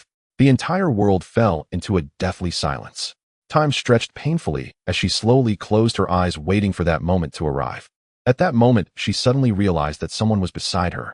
She opened her eyes wide to see a man's silhouette appearing in the darkness. In the darkness, she couldn't see his face clearly. She could only vaguely make out that he was wearing heavy armor and holding an electromagnetic rifle. That person was Linfan. The sudden appearance of this man surprised the female doctor. Yet Linfan quickly gestured for her to remain silent. Then, pointing at himself, he indicated that he would distract the Viper-class robot. He pointed at the female doctor, urging her to hide behind the rock immediately. To Linfan's surprise, the female doctor shook her head firmly, holding onto Linfan and urging him not to go out. She herself was unwilling to run away. In truth, the female doctor was now utterly despairing, watching as several soldiers fell one after another at the hands of the Viper-class robot. She knew that in front of the formidable Chinyong star robot, humans were utterly defenseless. She could not bear to see anyone else die before her. Originally terrified, she found a spark of courage from somewhere. "You should go." The frail figure took a deep breath, gently bit her lip, and clenched her fist. Looking at Linfan, she whispered, "I can't move. I would be a burden to you. You have hope of escaping. I will hold it back." "You." Linfan was momentarily stunned. After all the effort he had put into finding her, she wanted him to leave first. The Viper-class robot had already noticed the movement here and increased its flying speed. Linfan furrowed his brows and pressed the female doctor behind him. Then he leaped out from behind the boulder and swiftly rolled forward, darting towards another rock at high speed. In an instant, the Viper-class robot located its target. It abruptly raised its particle beam cannon. Fortunately, at the moment the particle beam was fired, Linfan's body was already shielded behind the boulder. A flash of white light erupted. The sound of zzz echoed. Although the particle beam didn't directly hit Linfan, it struck the boulder. The boulder cracked and a violent shockwave spread to Linfan. His body was flung back, crashing to the ground, blood seeping from the corner of his mouth. Despite being injured, Linfan visibly sighed in relief. The attention of the Viper-class robot was drawn to him, turning in his direction. A hissing sound filled the air. Moreover, the distance between the Viper-class robot and the female doctor widened. Finally, she could fight back. However, the female doctor looked terrified, covering her mouth. Her heart-shattered, tears fell. She believed Linfan would meet the same brutal fate as the soldiers. Unable to suppress her emotions any longer, she dashed out and rushed to Linfan's side. "What are you doing?" Linfan exclaimed. "I'm a doctor. You're injured. I can't leave you," came the woman's trembling voice. The Viper-class robot had already crossed the broken boulder, gradually revealing itself. The female doctor was terrified, tightly clinging to Linfan, her body trembling. She thought she was going to die, dying alongside this unfamiliar man. Linfan, however, was stunned, not because of the Viper-class robot, but because he looked up at the increasingly large shadow in the sky. The shadow was coming too fast. He had no time to push the woman away. In desperation, he could only turn over and shield her beneath him. At that moment, a sound like whoosh suddenly tore through the wind and sand. Even the Viper-class robot sensed something was wrong, stopping its attack and looking up at the sky. In an instant, a massive figure approached, larger than the Viper-class robot, diving down from the sky. It was a winged beast, Red Robe. The enormous body of Red Robe descended from the sky like a cannonball, carrying an extremely terrifying potential energy as it crashed into the Viper-class robot. At the moment of impact, Red Robe used the rebound force to change direction. Then it spread its wings, entering a gliding state at high speed. However, due to its immense momentum, it still slid nearly 100 meters across the sandy ground. Fortunately, Red Robe was tough-skinned and only sustained minor injuries. The Viper-class robot was slammed against the boulder with a loud crash. This impact shattered a part of the hard boulder. Countless fragments swirled in the air. Linfan's protective armor shattered, and his helmet was blasted off, blood staining his clothes. Then came the eerie howling sounds, all around sharp and hoarse, filled with terror.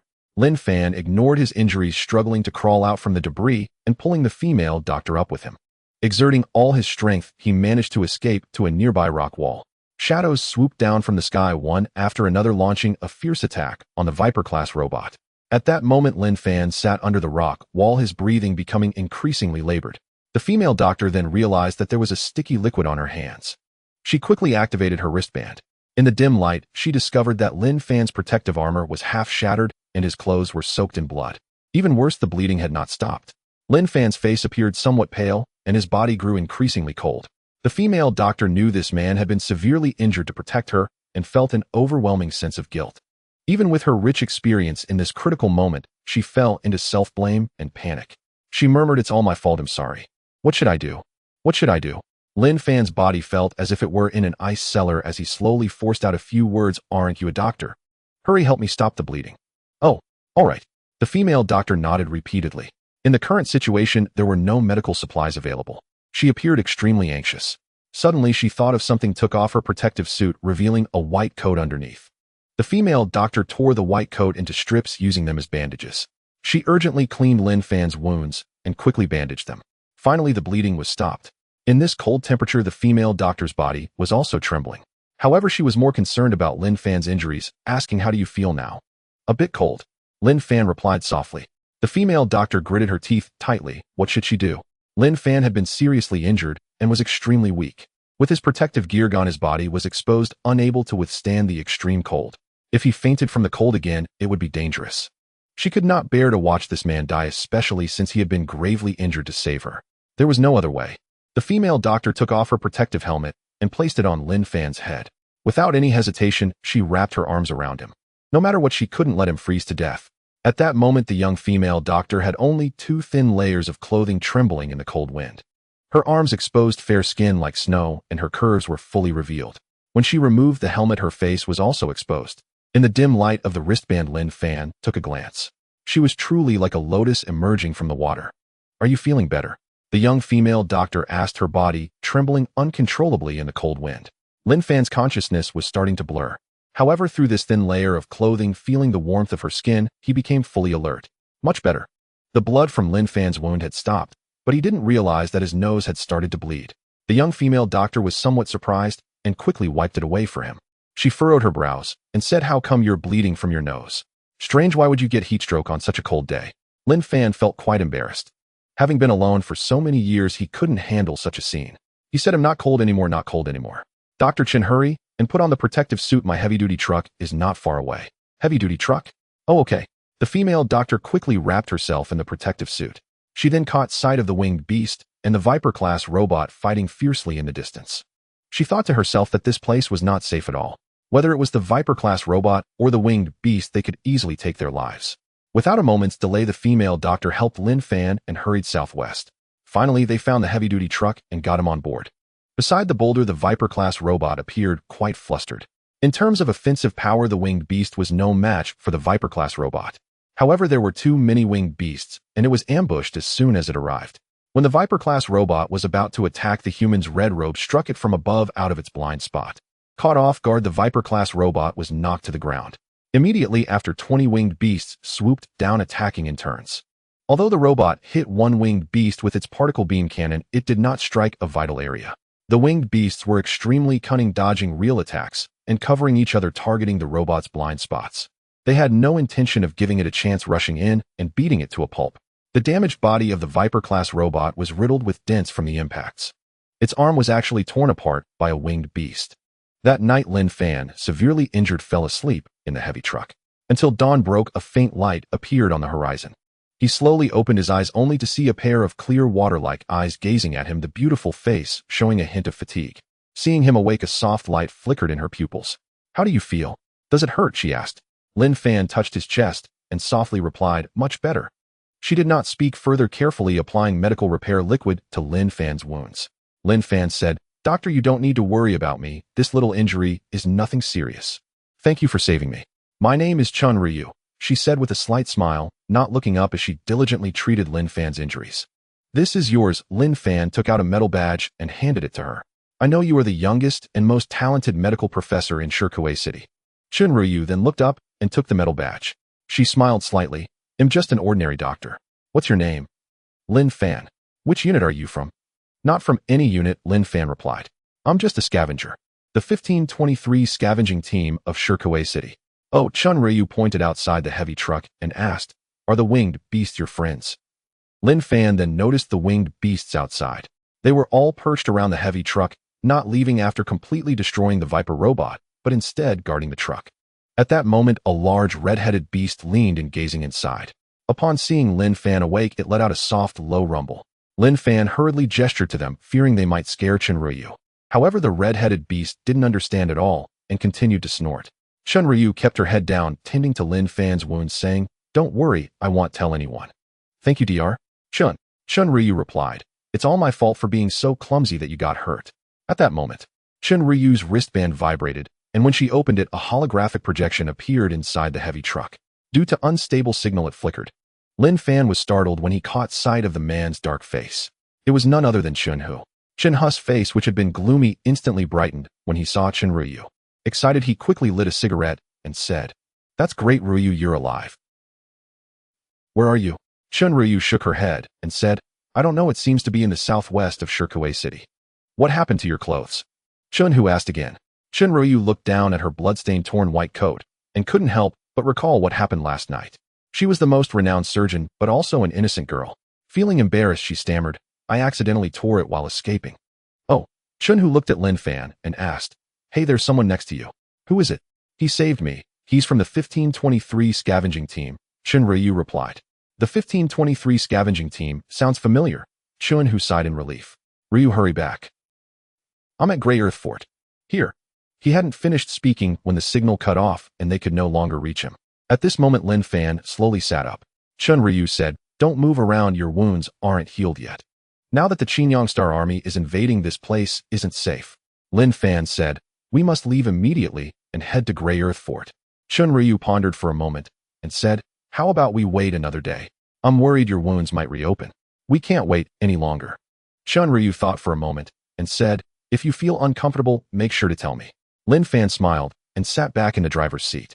The heavy truck started again, with Chun Ryu staying by Linfan's side, afraid that his wound would burst. They traveled for a day. The sky gradually grew darker. Linfan glanced at Chun Ryu. He saw her face was pale, yet she refused to leave his side. After a day and night of fleeing and keeping watch over him, she was already drained. Linfan said, "Dr. Chun, why don't you take a nap in the truck?" Chun Ryu gently bit her lip, shook her head, and said, "I'm not tired." A faint smile appeared on her pale face, like a white rose swaying in the wind. The bud was about to bloom, yet carried a trace of weariness. "Dr. Chun, you shouldn't push yourself. Don't call me Dr. Chun, just call me Ryu." Before she could finish her sentence, Chun Ryu fainted. Linfan was taken aback and hurriedly hit the brakes, causing the heavy truck to come to a sudden stop. He quickly climbed out of the driver's seat and lifted Chun Ryu. She looked pale and was extremely weak. Linfan, knowing nothing about medicine, could only pinch her acupoint and shouted, "Dr. Chun, Dr. Chun, what's wrong with you?" Fortunately, after feeding her some nutrient solution, Chun Ryu awoke. In Linfan's embrace, her long eyelashes fluttered slightly as she slowly opened her eyes, a faint smile appearing on her face. Chun Ryu weakly said, "Fine. I'm a doctor. Oh, no one knows my body better than I do. Dr. Chun, don't worry about me. You just rest well." Linfan helped Chun Ryu lie down, and until she dozed off, he continued on the road. In her sleep, her body still trembled as if she were having a nightmare. Linfan took a deep breath. Despite being the most renowned medical professor in the face of danger, she was still a vulnerable girl. Seeing soldiers die before her eyes, the terror she experienced was unimaginable. In the dead of night, they encountered the 178th Division. Under their protection, Linfan drove the heavy truck to Grey Earth Fort. It was a military fortress located to the south of Shikuiching City. Chun Ryu was taken to the medical room of the military base. Linfan did not receive such favorable treatment and stayed in the heavy truck to catch some sleep. Early in the morning before dawn, Linfan's wristband vibrated.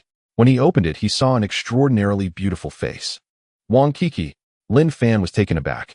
Wang Kiki appeared with her hair disheveled, wearing pajamas, her eyes still half closed, clearly just having woken up.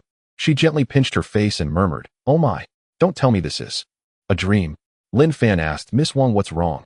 Wang Kiki fiercely pinched her face again, her face lighting up as she exclaimed, "So it's not a dream. Linfan, you're still alive." Wang Kiki, feeling a bit disappointed, said, "You jerk, why did you disappear for so long? It's been 2 months, though I couldn't reach you no matter what. Wasn't I on a mission? Where are you now? Hurry back to Shikuiching City. I'm at Grey Earth Fort. Someone's coming, I have to hang up." After hanging up the call, Linfan took a deep breath.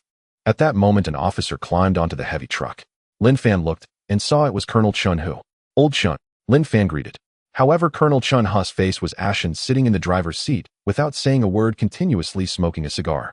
After a while he said, "Don't call me Old Chun." Linfan was quite puzzled and asked, "What's wrong, Colonel Chun Hu? So that scavenger is you?" Chun Hu stared at Linfan, struggling to calm his emotions, and slowly said, "What did you do to my sister?" "I didn't do anything," Linfan said firmly. Chun Hu replied, "Then why was she calling your name the whole time while she was asleep?" "Calling my name?" Linfan was confused. Chun Hu continued, "She kept asking you to escape." "Huh," Linfan said, "We escaped from the robots of Chinyong Star. Maybe she was just scared." "Really?" Chun Hu thought for a moment, and then said angrily, "Then why did I guard her all night? And when she woke up, it was as if she hadn't seen me, asking right away where you were." "Asking me?" "Yes, she said you were injured and wanted to care for you. And then, I said I would arrange for a military doctor to take care of you. She insisted, saying only she understood your wounds and was afraid others wouldn't take good care of you." Chun Hu took another puff of his cigar, trying to calm down. "She is a good doctor," Linfan said. "You have entangled yourself with that Wang family's young lady. You better not have any ideas about my sister, or I will kill you, you scoundrel scavenger. My sister is pure-hearted, always focused on saving lives. You can't deceive her," Chun Hu said. Linfan smiled and replied, "You worry too much. How could I dare to deceive someone with Dr. Chen's reputation? I know you wouldn't dare. It's wartime now, so you should take her back to Shikuiching City." "All right." Chun Hu's grim face finally relaxed a little.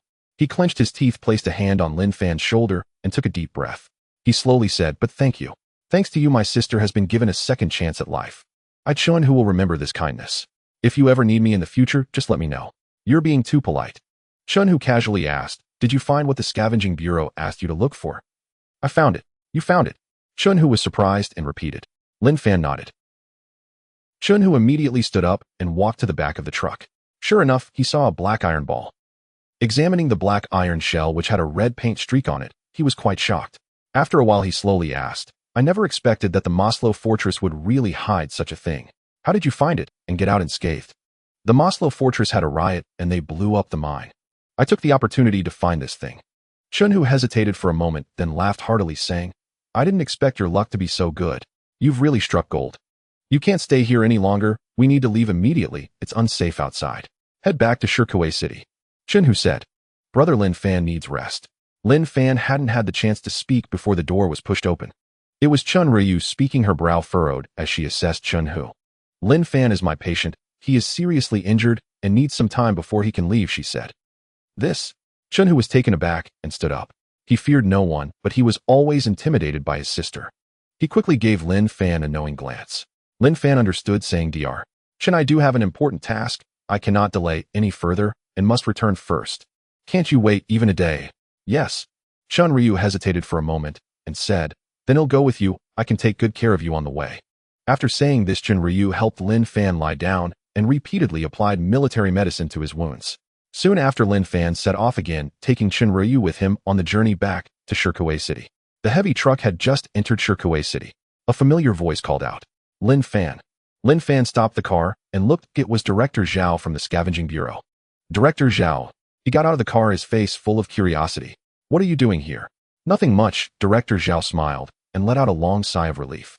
He muttered, "Heaven bless this bastard, finally returned, otherwise I would have been doomed." Upon seeing Director Zhao's expression, Linfan was equally puzzled. What on earth happened?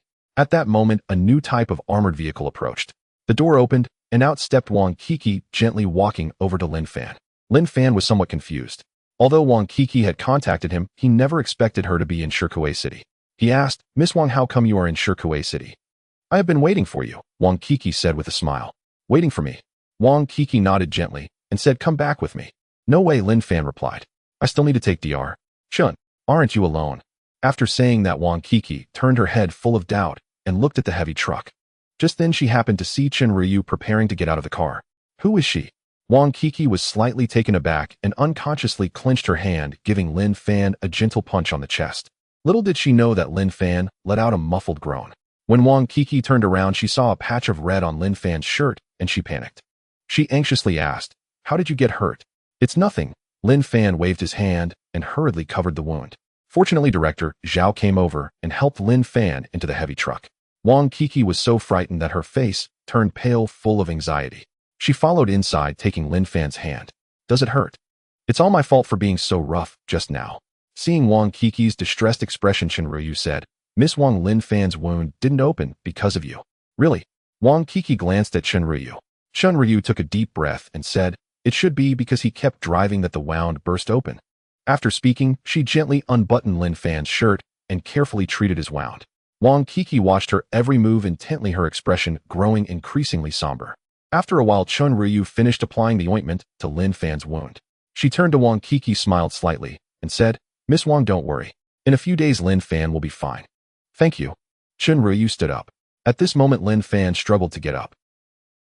"Dr. Chen, let me see you off." "No need, you need to rest." Chen Ryu smiled and said, "Thank you for bringing me here."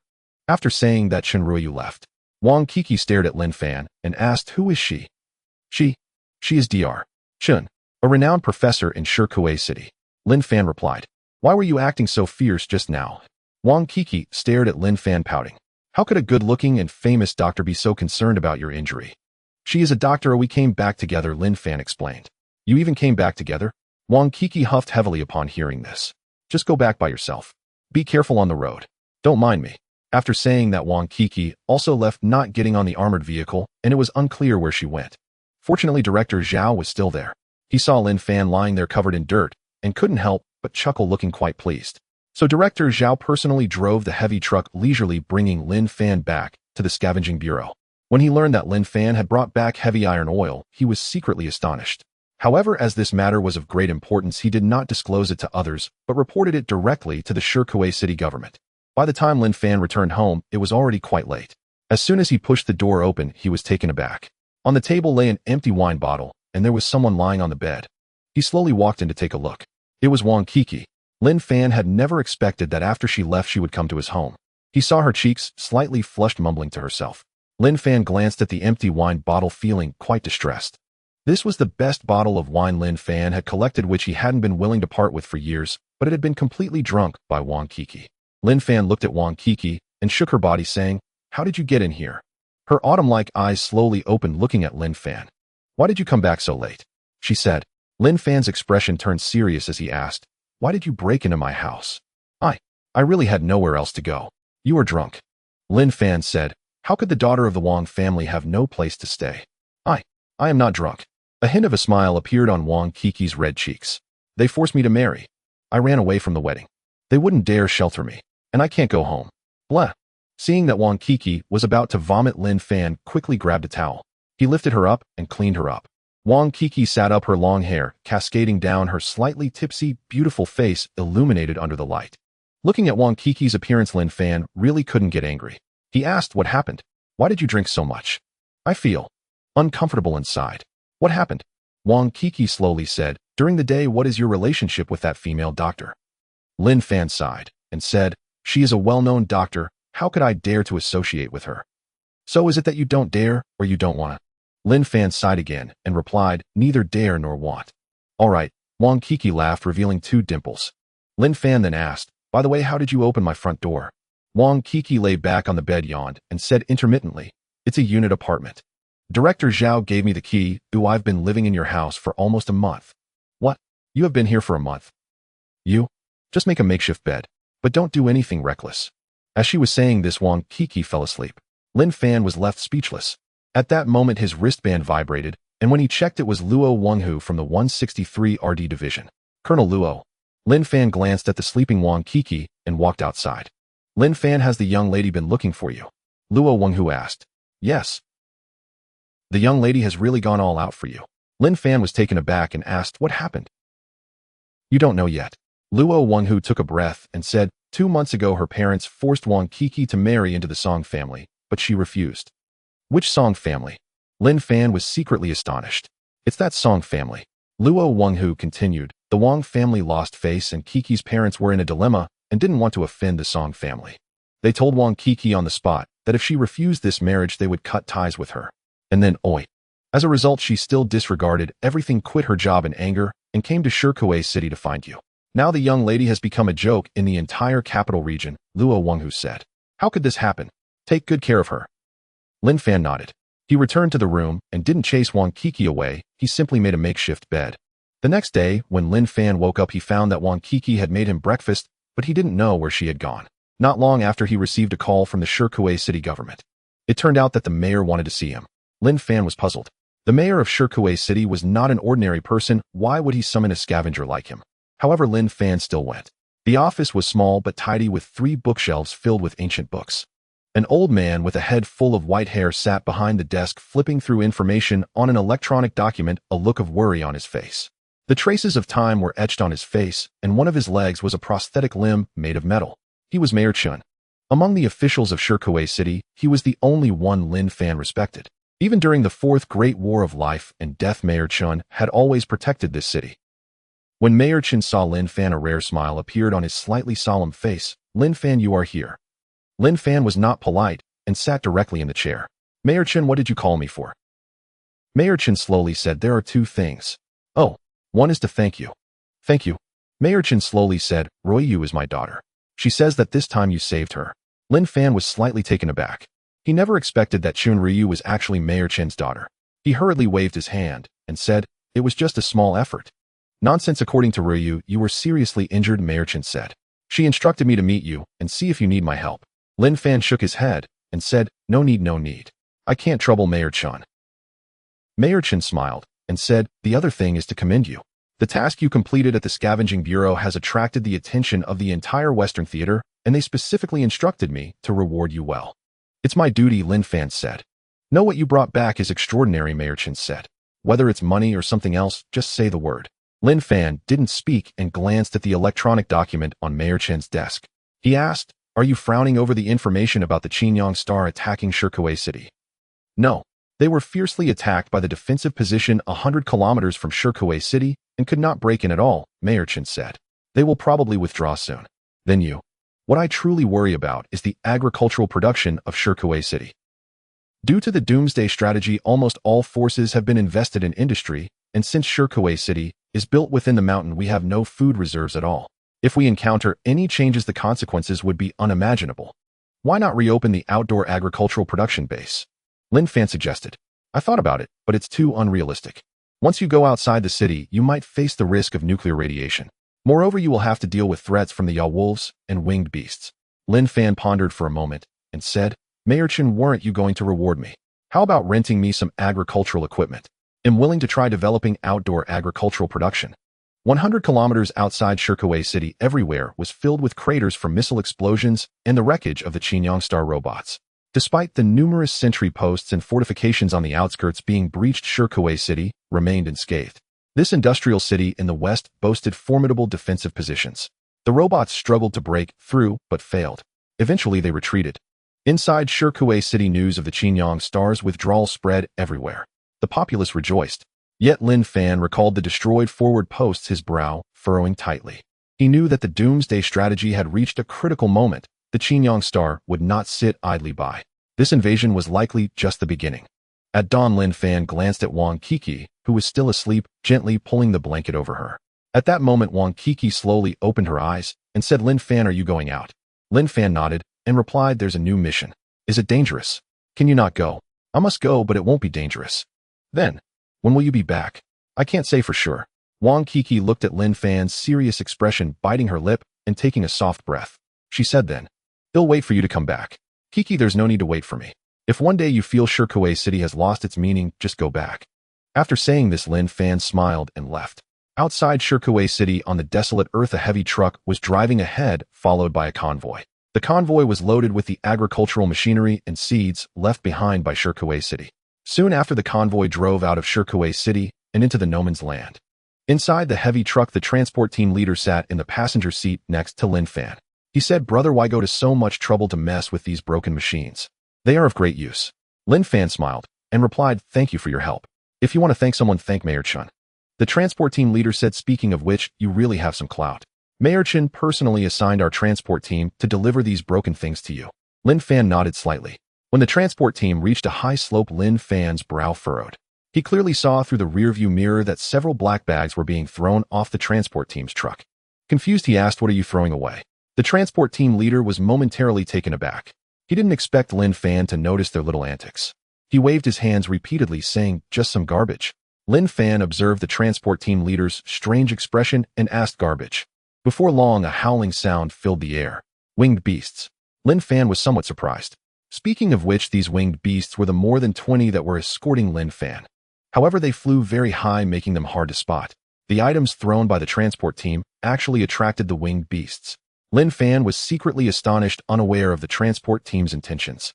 He thought perhaps this transport team had discovered something. Little did he know the transport team leader was more astonished than Linfan, his expression changing. He muttered, "These newcomers are too careless." Seeing Linfan's expression, he realized they had raised the suspicion of this scavenger. "Indeed, they are winged beasts," the transport team leader paused before saying, "but don't be afraid, they won't attack us." Then Linfan saw from a distance several winged beasts landing in a hazy manner, pouncing on the black bags. He turned his head and quietly glanced at the transport team leader, asking, "Is there food inside?" The transport team leader noticed Linfan's furrowed brow, his expression darkening as he sighed, knowing he could no longer conceal the truth. He glanced at Linfan and said, "It's the rotten meat that Shikuiching City needs to dispose of. Are you feeding the winged beasts?" "Yes. Don't think too much about it. These guys have saved us before, and we're just returning the favor." Linfan was somewhat puzzled and asked, "Aren't you afraid they will attack you after landing?" "Rest assured, the winged beasts won't attack." The transport team leader said, "I've found that they're quite intelligent. Nowadays, with the wolf-like creatures roaming outside, several times they've helped us out of trouble." Linfan recalled something and asked, "So you are the transport team responsible for handling the wolf-like corpses?" "That's right," the transport team leader said very solemnly. "This is our secret. You must not tell anyone." "You can rest assured I definitely won't say anything." The transport team leader was still not at ease and emphasized, "Our transport team has a lot of people. If you spill the beans, you'll regret it." "Brother, you can totally trust me. Ooh, I absolutely won't let anything slip." The transport team leader saw Linfan's demeanor and felt it was unlikely he would spill the secret, letting out a long sigh of relief. The winged beasts search for food where the wolf-like corpses are handled. They seem to understand that we are responsible for transporting the wolf-like corpses. Not only did they not attack the transport team, but they also escorted us all the way. I see now. Make sure no one finds out, otherwise there will be suspicions. Linfan nodded. 2 days later, the transport team arrived at the outskirts of Heavy Iron City. They unloaded the agricultural machinery and other items. As they were about to leave, the transport team leader asked Linfan, "Brother, what are you bringing these things to this ruin for?" Linfan replied, "That's also my secret." The transport team leader did not ask further. The two exchanged smiles, each with their own thoughts and concerns. Linfan returned to Heavy Iron City. Heavy Iron City was no longer a dead city. Winged beasts soared in the sky, and a group of energetic half-people appeared in the corners of the city. During the time he was away, the nuclear power plant had resumed operations. The nuclear power plant brought a glimmer of light to this devastated city. The compressed coal plant was somewhat dilapidated, but had slowly begun to show signs of life. Some of the machines had been repaired and were slowly operating, producing a buzzing sound. Although the sound of the machines seemed quite aged, it invigorated the hearts of the half-people. This was the first industrial production line of the half-people. Compared to their time in the Moslo Bastion mine, the half-people were now more industrious. Half-people wearing safety helmets hurried through, busily transporting loads of coal into the facility. Blocks of compressed coal were being produced. Refined compressed coal was extremely important. Transport vehicles, mining trucks, and some industrial machine tools, including the agricultural machinery brought back by Linfan, all utilized this inexpensive energy source. Heavy Iron City had abundant coal resources sufficient to sustain industrial production for a long time. However, Linfan did not find a Kuan at the compressed coal plant.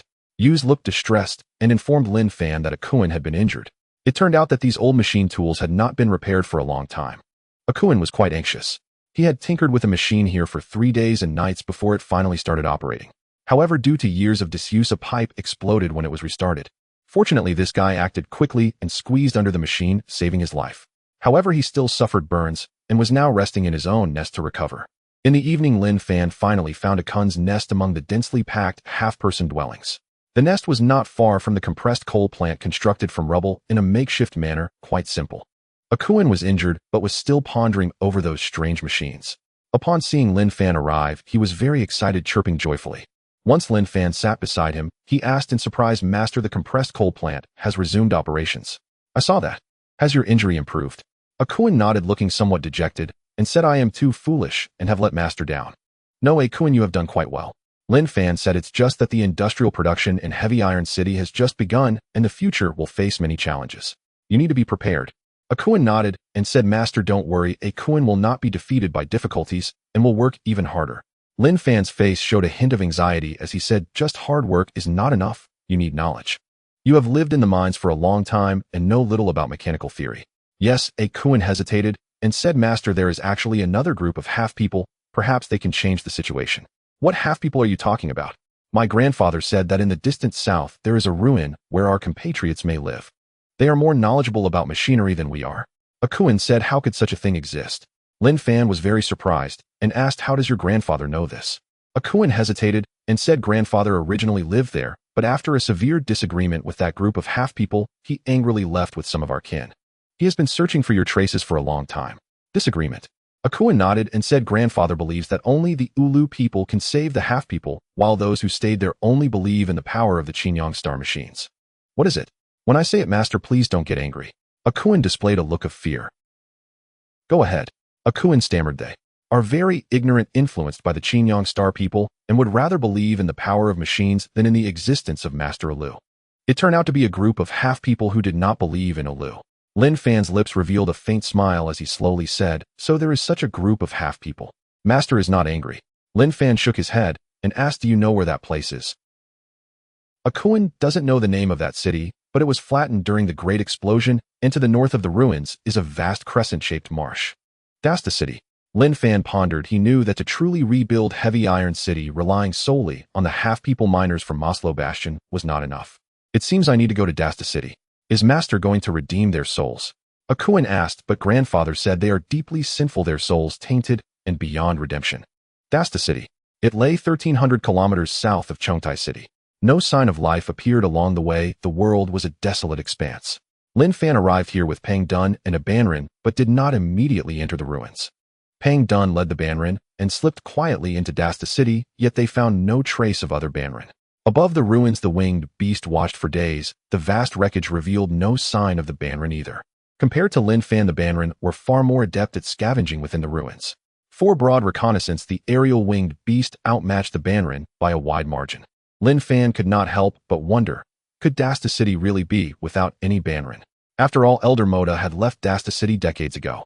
Those Banrin who had remained in Dasta City might over the long years have moved away or perhaps been slaughtered in some assault. Just as Linfan was about to despair, Pang Dun finally found a clue. He told Linfan that the Banrin who lived in Dasta City were extremely careful. These creatures never showed themselves, but they left excrement in the city sewers. A few days later, after great effort, Pang Dun at last discovered the place where they hid. They did not dwell above the ruins, but lived underground.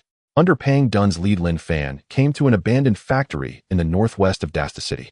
Linfan asked, "Is this their settlement?" "Yes. We found a suspicious passage beneath here that likely leads to where they live." "Are you sure?" "Judging by the smell, there's no doubt. We haven't slept for days searching for them." "Well done, Pang Dun. We haven't gone in yet, so as not to alarm them," Pang Dun said with zeal. "Once you give the order, I will lead everyone in to strike." "Strike in?" Pang Dun nodded excitedly. "Charge in and capture those insolent creatures. Seize them and make them work for you." Linfan looked dismayed. "Pang Dun, who told you to capture them? Did you not say they only trust machines and not the existence of masters?" Pang Dun said earnestly, "They are despicable, though I must catch them with my own hands." "Do not act rashly. We are inviting them to help, not waging war," Linfan said sternly to Pang Dun. Pang Dun immediately behaved, nodding quickly. "Understood, Master. Later only you and I will go in. Be courteous." Pang Dun asked, "Master, is it only the two of us? More people would be useless. It would only make them more wary of us." "Understand." "Understood." With that, Pang Dun led Linfan into an underground sewer. The sewer was pitch black and reeked with a foul stench. Pang Dun went ahead of Linfan. A lamp sat atop his head, and he carried an electromagnetic rifle. He sniffed the sewer air as he moved forward, every step sharp with vigilance. Pang Dun stared into the darkness ahead and fretted, "Master, this place feels strange. If we encounter those creatures, we could be at a disadvantage. So when you meet them, remain calm. Under no circumstance tell them, I am Wooloo." Pang Dun scratched his head in confusion, but nodded nonetheless. Many sections of the sewer had collapsed, and passages were narrow. Pang Dun, being small, could squeeze through. Linfan could not pass directly. He had to lie on his stomach and crawl, finally wriggling through after a long struggle. After a while, Linfan no longer knew where they had arrived. A whisper of wind sounded. Pang Dun halted, sniffed once more, then turned toward a fork in the tunnel. After winding through the crooked passages for some hundreds of meters, a thread of light appeared in the darkness ahead. Pang Dun had guessed correctly. This was the Banran habitation in Dasta City. Linfan marveled silently. No wonder they had not been found. The Banran had been living in such places all along. Fortunately, Pang Dun and the others had been clever and tracked down their trail amid the ruins. They were about to reach the end of the passage. Linfan drew a slow breath. Then the ground beneath his feet suddenly tilted. He sensed danger and tried to retreat, but it was too late. With a clang, Linfan and Pang Dun fell down, sliding helplessly. In the blink of an eye, they had dropped into an iron cage. With another metallic clank, the cage was locked. Pang Dun scrambled up and tried to pry the bars with his hands, but to no avail. He began to batter the cage frantically, but the bars would not yield.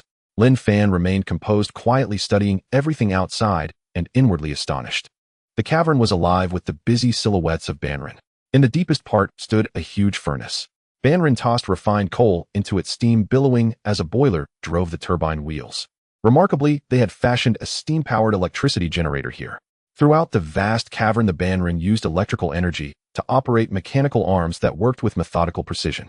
At the center of the cavern lay a shattered, colossal, flying vessel riddled with wounds from war. Astonishingly, the Banran were attempting to repair it. Under the dim lamps, the Banran labored with heads bowed, the clang of hammer on metal echoing. One component after another was reattached by the mechanical arms and welded back into place. Linfan was greatly surprised. Just as Akuan had said, the Banran of Dasta City worshipped the power of machines. Yet this flying vessel was far too complex. Repairing it here seemed unlikely. What were they ultimately trying to achieve? A chime sounded. The Interstellar Scavenging system activated, and a line of small text appeared. Detected Chinyong fishing vessel craft suitable for interplanetary travel, used by the Chinyong Colonial Merchant Consortium to transport weapons, supplies, and rare minerals. Immediately, a large group of Banran closed in. They were not overly surprised by the two intruders. Everything seemed anticipated. Seeing them surround the cage, Pang Dun lifted his electromagnetic rifle to shield Linfan. Then, to his surprise, a pebble struck him on the rear. He yelped and clutched his backside. In that momentary distraction, two Banran thrust fish spears through the cage and hooked his electromagnetic rifle away. Then more pebbles rained in. Pang Dun cried out in pain and covered his head. Only when a frail-looking Banran approached did the others halt. The frail Banran pointed at Linfan with eyes full of hostility and berated him harshly. Several Banran lifted fish spears and attacked Linfan. Pang Dun had always disliked the Banran here. He had been restraining himself only because Linfan had instructed him to. Now his anger could no longer be held back. The merciful Wooloo had traveled thousands of miles to save their souls. He had not expected them to commit such blasphemy. Pang Dun stepped forward to shield Linfan once more, forbidding the Banran from insulting him, and shouted, "Wooloo Bastu." As he invoked Wooloo's name, Pang Dun's face took on a look of devout reverence. But toward the Banran outside, his expression changed abruptly. Yet the Banran paid no heed to two captives. They regarded them with utter indifference. Seeing Pang Dun protect a human, the frail Banran snorted and chuckled with contempt. Others who witnessed Pang Dun's behavior felt puzzled, but mostly disdainful. The Banran outside did not cease their attack. They continued prodding Pang Dun's thighs and backside with fish spears. Pang Dun did not show any sign of backing down. Linfan felt a headache coming on. He quickly pulled Pang Dun close to prevent the fish spears from striking him and said, "Pang Dun, calm down." Pang Dun puffed out his chest and said, "Master, they are beyond saving. Let me deal with them on your behalf. We are trapped. What can you use to handle them?" Pang Dun grinned foolishly. "Do not worry, master. As long as Pang Dun still breathes, no one shall profane your dignity." He bared his teeth and let out an enraged roar at the Banran outside, then began to remove the wrappings from his body. A row of grenades appeared at his waist. Instantly, the Banran armed with fish spears outside were terrified and drew back. Linfan was startled by Pang Dun in turn and hastily grabbed him. "Pang Dun, what are you trying to do? I will blow these bastards to smithereens." Pang Dun cried. "No.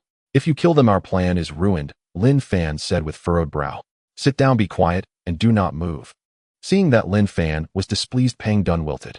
He dared not defy the will of Lord Wulu and obediently put the grenades away. He shut his mouth tightly and sat in the corner of the iron cage, truly afraid to move.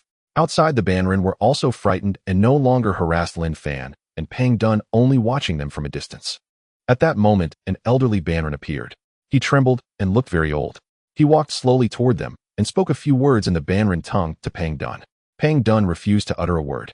He was Wulu's most devoted follower and would not bother with Banrin who blasphemed Wulu. The old Banrin approached the cage and scrutinized Linfan with great caution.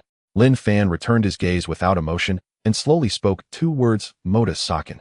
The elderly Banrin was struck with alarm and muttered Moda. Linfan revealed the slightest smile. Then he reached out and touched the old Banrin's body. The old Banrin panicked briefly but did not pull away. Linfan's consciousness had already entered the Banrin's mind. Do not be afraid. I am a friend of Elder Moda. I came here with no ill intent. The half-human elder was stunned, muttering, Is he still alive? Linfan shook his head and said, He died in the mine of the Moslo fortress. The half-human elder took a breath and hurriedly asked, How did he die?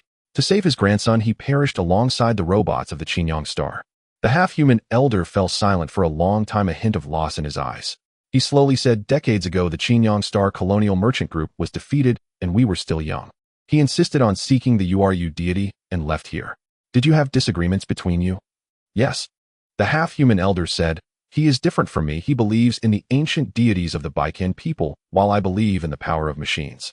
Actually, you are the same in one regard. Both are striving for your own tribe. The half-human elder stared at Linfan and said, That idiot Moda is foolish and stubborn. He must have taken you a human for the Uru deity. That's right. The half-human elder glanced again at the chubby figure in the corner who was hostile towards him, recalling Linfan's devout demeanor, and appeared somewhat angry. He said, What means did you use to deceive and confuse Moda and the other half-humans? I did not deceive him. I harbor no malice towards you half-humans. Linfan continued, I also understand that Uru is a deity of the void capable of bringing hope to half-humans in the darkness, but only science can truly save half-humans. The half-human elder was secretly astonished, not expecting Linfan to utter such words. He then asked, So why are you here? I want to lead you to migrate north. Nowadays that place has become a city for half-humans. Linfan said, I will lead you half-humans to fight against the Chinyong star people. The half-human elder was somewhat surprised and said, Fight against them. Do you not know the power of the Chinyong star civilization? We are merely slaves brought to this planet by them. I have never underestimated you. Linfan said, In the half-humans of the Moslo fortress and Elder Moda, I saw courage. And in you, I see wisdom. The half-human elder shook his head. He said, After decades of understanding the knowledge and technology of the Chinyong star, I found this to be a vast chasm. Resisting them has no chance of success. My meager tricks are utterly useless. The Chinyong star army is crossing through space. Perhaps it will not be long before they reach Earth. Linfan paused and said, If we want to survive, we must resist. Trust me, there will still be hope. The half-human elder hesitated for a moment, then cautiously looked at Linfan and said, You are not you. I will not be deceived or misled by you. Linfan stared at the half-human elder, taking a deep breath. Pointing to the damaged aircraft in the distance, he said, Even if you exhaust all your efforts to repair that aircraft, it cannot carry you away from this disaster. Your plan is simply impossible to succeed. The half-human elder was startled but did not speak. He knew Linfan was right. In the vast universe, a small aircraft is utterly ineffective. Linfan continued, To lead your people into a hopeless plan. Perhaps you are the real deceiver. The half-human elder showed a hint of pain and said, One day we may fall into complete despair. However, I absolutely do not want the half-human tribe to be drawn into war right now. After saying that, the half-human elder left, forbidding other half-humans to approach. Linfan took a breath. These guys were not easy to deal with. They were not mere half-human laborers. In extremely rudimentary conditions, they had actually established a production line for repairing aircraft. Involving electromagnetism, thermodynamics, and other fields, it was nothing short of a miracle. The half-humans once built a glorious agricultural and handicraft civilization on the Baiken star. Although it cannot compare with Earth civilization, these guys are not foolish. Linfan did not know what means this half-human elder had used to secretly learn such a vast body of knowledge under the Chinyong star colonial merchant group. They do not believe in Uru, but in science. This is the power of science. If they were in Heavy Iron City, they would demonstrate even greater potential. The chubby figure sensed Linfan's intentions and indignantly said, My lord, they are a bunch of fools. Don't waste your effort. You just let them fend for themselves here. Little fatty, you don't understand. Heavy Iron City needs half-humans like them. Linfan replied. Is that so? The chubby one muttered. He felt that Lord Uru needed loyal followers, not a bunch of half-humans who only believed in machines. In the evening, a half-human threw 2 oddly shaped fish into the iron cage. This was their dinner. Linfan could not possibly eat it. The chubby one devoured it, gnawing the stinky fish down to the bones. After an unknown amount of time, suddenly there were screams among the half-humans. Soon dozens of half-humans grabbed fish spears, shouting as they rushed toward the cave entrance in the west. The chubby one was attracted by the commotion outside. He listened for a while and gleefully said, "My lord, did you teach them a lesson?" Linfan was puzzled and asked what happened. The chubby one scratched his head and said, "It seems that some monster attacked. They are in big trouble." Linfan furrowed his brow. Before long, the half-humans in the cave became restless, falling into chaos. Seeing that almost all the half-humans had mobilized, he thought that something big must have happened. He patted the chubby one and said, "Let's go out and take a look." The chubby one tried to pry the iron cage. The bars were very sturdy, and he said, "My lord, but we can't get out." Linfan smiled slightly. At this moment, the spherical creature opened the backpack and quickly looked around. Finding no halfhumans, it swiftly crawled out. Using its mouth to bite the iron bars, it instantly melted them. Taking advantage of the chaos, Linfan slipped out of the cage. The chubby one still remembered that stinky fish and conveniently took it with him. The spherical creature originally wanted to follow Linfan, but caught a whiff of rare metals from the large aircraft behind, and its eyes lit up. It looked around sneakily, not knowing where it had scurried off to. Linfan led the chubby one toward the western cave, finally getting a clear view of the cave's full appearance. To be precise, this used to be an underground base of the Chinyong Star Colonial Merchant Group. The original appearance of the base was hardly recognizable. In the nuclear explosion of Dostat City, it had turned into the vast cave it is now. The cave twisted and turned with no end in sight. It was approximately 70 to 80 meters high, 200 meters wide, winding east to west, and at least 1 kilometer long. The western part of the cave bordered a large swamp. Half of the western side collapsed during the nuclear explosion, causing the swamp's water to flood in.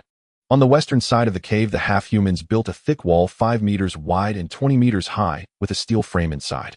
Hundreds of half-humans stood on the wall, but the scene was very quiet. No one dared to speak loudly. What exactly is on the other side of the wall? Linfan was curious and climbed up the earthen wall. He saw 5 bulky, huge figures not far from the wall, slowly making their way toward the cave. He frowned and couldn't help but click his tongue. Mutant fish monsters. He had encountered this kind of creature in the lake of the Moslo fortress. But because it was dark, he hadn't seen it clearly. This time he could see clearly. They were the mutated crocodiles from Earth before the solar era, affected by radiation. They had grown to a length of 4 zhang with massive tails, elongated snouts, and their bodies were bulky and tough. This wall was not to prevent lake water from flooding, but to guard against the mutant fish monsters. Seeing this, Linfan hurriedly instructed the chubby one to call the half-human warriors outside. He watched as the mutant fish monsters arrived beneath the wall, and a frail half-human gestured. Several half-humans pushed down baskets of stinky fish. The foul smell of the fish attracted the mutant fish monsters, and they began to fight over them. However, there were a bit too many mutant fish monsters this time. In the past, there was only one, at most 2. 5 mutant fish monsters had never appeared simultaneously. The exoskeleton of the fish monsters was tough, ordinary weapons could not kill them. For the half-humans here, the only way was to feed them. Only by feeding them until full could they be quiet for a while. Watching the mutant fish monsters greedily devouring the stinky fish, the half-humans on the wall breathed a slight sigh of relief. However, the smallest of the fish monsters had not managed to grab any stinky fish. Suddenly, this mutant fish monster looked up at the half-humans on the wall, its eyes showing a fierce look as if it wanted to eat the stinky fish from their hands. However, the half-humans had no extra stinky fish to give it, so it slowly crawled over the barbed wire, the electric charge having little effect on it. Seeing the mutant fish monster getting closer, the half-humans were on high alert and had no choice but to throw bombs down one by one. Boom, boom, boom. One bomb after another was thrown and exploded, leaving several wounds on the mutant fish monster's skin. However, this did not stop the advance of the mutant fish monster. Finally, it reached beneath the wall and raised its head. "Not good, you all retreat quickly," Linfan shouted, but it was already too late. The mutant fish monster raised its tail and violently struck the wall. Bang! Although the wall was quite sturdy, it began to shake violently under the attack of the mutant fish monster. 2 or 3 half-humans were caught off guard and unfortunately fell down. A bloody scene occurred. The half-humans had no time to escape and were bitten by the gaping maw, directly swallowed into its belly. Speaking of which, the half-humans in Dostat City are not as skilled in combat as the half-human laborers in the mine. Under the command of the frail half-human, many half-humans retreated. The halfman elder climbed up the earthen wall, staring in shock. Behind the wall was the home of the half-men. Once it fell, the mutated fish monsters would rush in, destroying decades of hard work in an instant. He joined the ranks of the half-men, fighting back, slowly throwing down a grenade. With a loud bang, the grenade exploded. However, this did not scare away the hungry, mutated fish monsters. Instead, they quickened their crawling speed, all crowding beneath the earthen wall. They relentlessly struck the wall with their hard skulls and long tails. Soon a large gap was smashed into the wall. Linfan gasped. The half-men before him were no match for such enormous monsters as the mutated fish. No wonder under pressure and for self-preservation, they would resort to feeding the mutated fish rotten fish. Soon the half-men ran out of grenades. The mutated fish monsters were only slightly injured, which did not affect their fighting capability at all. The half-men were at their wits' end, only able to feel anxious. The earthen wall could not stop so many mutated fish monsters, which were slowly collapsing it. Under their assault, it was only a matter of time before it completely crumbled. The half-man elder was soon panting, and under the escort of a frail half-man, he retreated from the wall. Some half-men refused to leave, continuing to stubbornly resist. Suddenly, with a loud bang, the largest fish monster charged into the wall, tearing through the steel framework and shattering the earth. The earthen wall was breached. In the blink of an eye, more than a dozen half-men failed to escape, falling from the wall and being swallowed by the fish monsters. A mutated fish monster slowly crawled through the gap. Seeing this, the half-men scattered in panic. However, the half-man elder did not retreat. He stood trembling at the sight of the hideous and grotesque mutated fish monster, which stood motionless not far from the earthen wall. The frail half-man wanted to take him away, but was refused. This place held years of his hard work and was the only hope in the darkness. The intrusion of the fish monster would completely destroy this place. The half-man elder was in despair. The mutated fish monsters drew closer, and most half-men retreated in panic. Seeing that the half-man elder and the frail half-man were in extreme danger, one half-man shouted Ulu. The half-man elder was stunned and turned to look back. A group of half-man warriors carrying rifles emerged, led by the plump half-man rushing towards them. They surprisingly shielded the half-man elder and the frail half-man behind them. The half-man elder was taken aback, unable to believe that the plump half-man had called so many helpers. These half-men were fully armed and showed no fear in the face of the gigantic mutated fish monsters. The half-man elder shouted for them to retreat. If they were unafraid of grenades, how could they fear bullets? He did not want any half-men to die here. The cave half-men who had retreated also stopped, looking back in breathless silence. The mutated fish monsters were only 20 meters away, and their momentum was overwhelming. They believed that the plump half-man and the other armed half-men had no chance of escape. However, at that moment, the plump half-man waved his hand. Several half-man warriors rushed out carrying a basket. When they were 3 or 4 zhang away from the mutated fish monster, they threw down the basket and then ran away. Unexpectedly, the mutated fish monster did not chase after the half-man, but instead bit down on the basket. It turned out that the basket contained rotten fish. The mutated fish monsters had no resistance against such food with a strong fishy smell. After swallowing it whole, it crawled forward once more. However, with a loud bang, a muffled sound came from the mutated fish monster's belly. The ground trembled. It began to writhe in pain, its bloated body shaking as it struggled. Soon black liquid flowed from its mouth. The mutated fish monster actually died. The fleeing half-men covered their mouths in shock. The half-man elder was also stunned. He had not expected that these half-man warriors would easily kill a mutated fish monster. Soon 2 more mutated fish monsters climbed over the damaged wall. They were enormous in size, yet their intelligence was concerning. Unable to resist the temptation of food, they swallowed the basket filled with explosives. With the sound of explosions, they died one after another. These monsters were terrifying, their bodies hard as steel with almost no weaknesses. Ordinary bullets and explosives couldn't harm them at all. However, their internal organs were relatively weak. Moreover, the explosives in the basket were far more powerful than regular grenades, capable of unimaginable explosive force in an instant. In just a few minutes, all 4 mutated fish monsters were killed. The cave half-men were astonished at this sight. The weakest of the mutated fish monsters caught on and did not bite the basket thrown down by the half-man warriors. Shortly after, the basket exploded with a loud bang. It was frightened. Glancing at the 4 fish monster corpses, it turned around and fled towards the west of the cave. The chaos subsided. The cave half-men rushed out, gathering around. These fellows knew that if it were not for the plump half-man and the other half-man warriors arriving, subduing the mutated fish monsters, the consequences would have been unimaginable. The frail half-man also approached the plump half-man, babbling apologetically, seemingly both apologizing and praising the bravery of the plump half-man and the half-man warriors. The plump half-man, however, showed no appreciation, looking down his nose at them. He did not think highly of the cave half-men from Dasta City.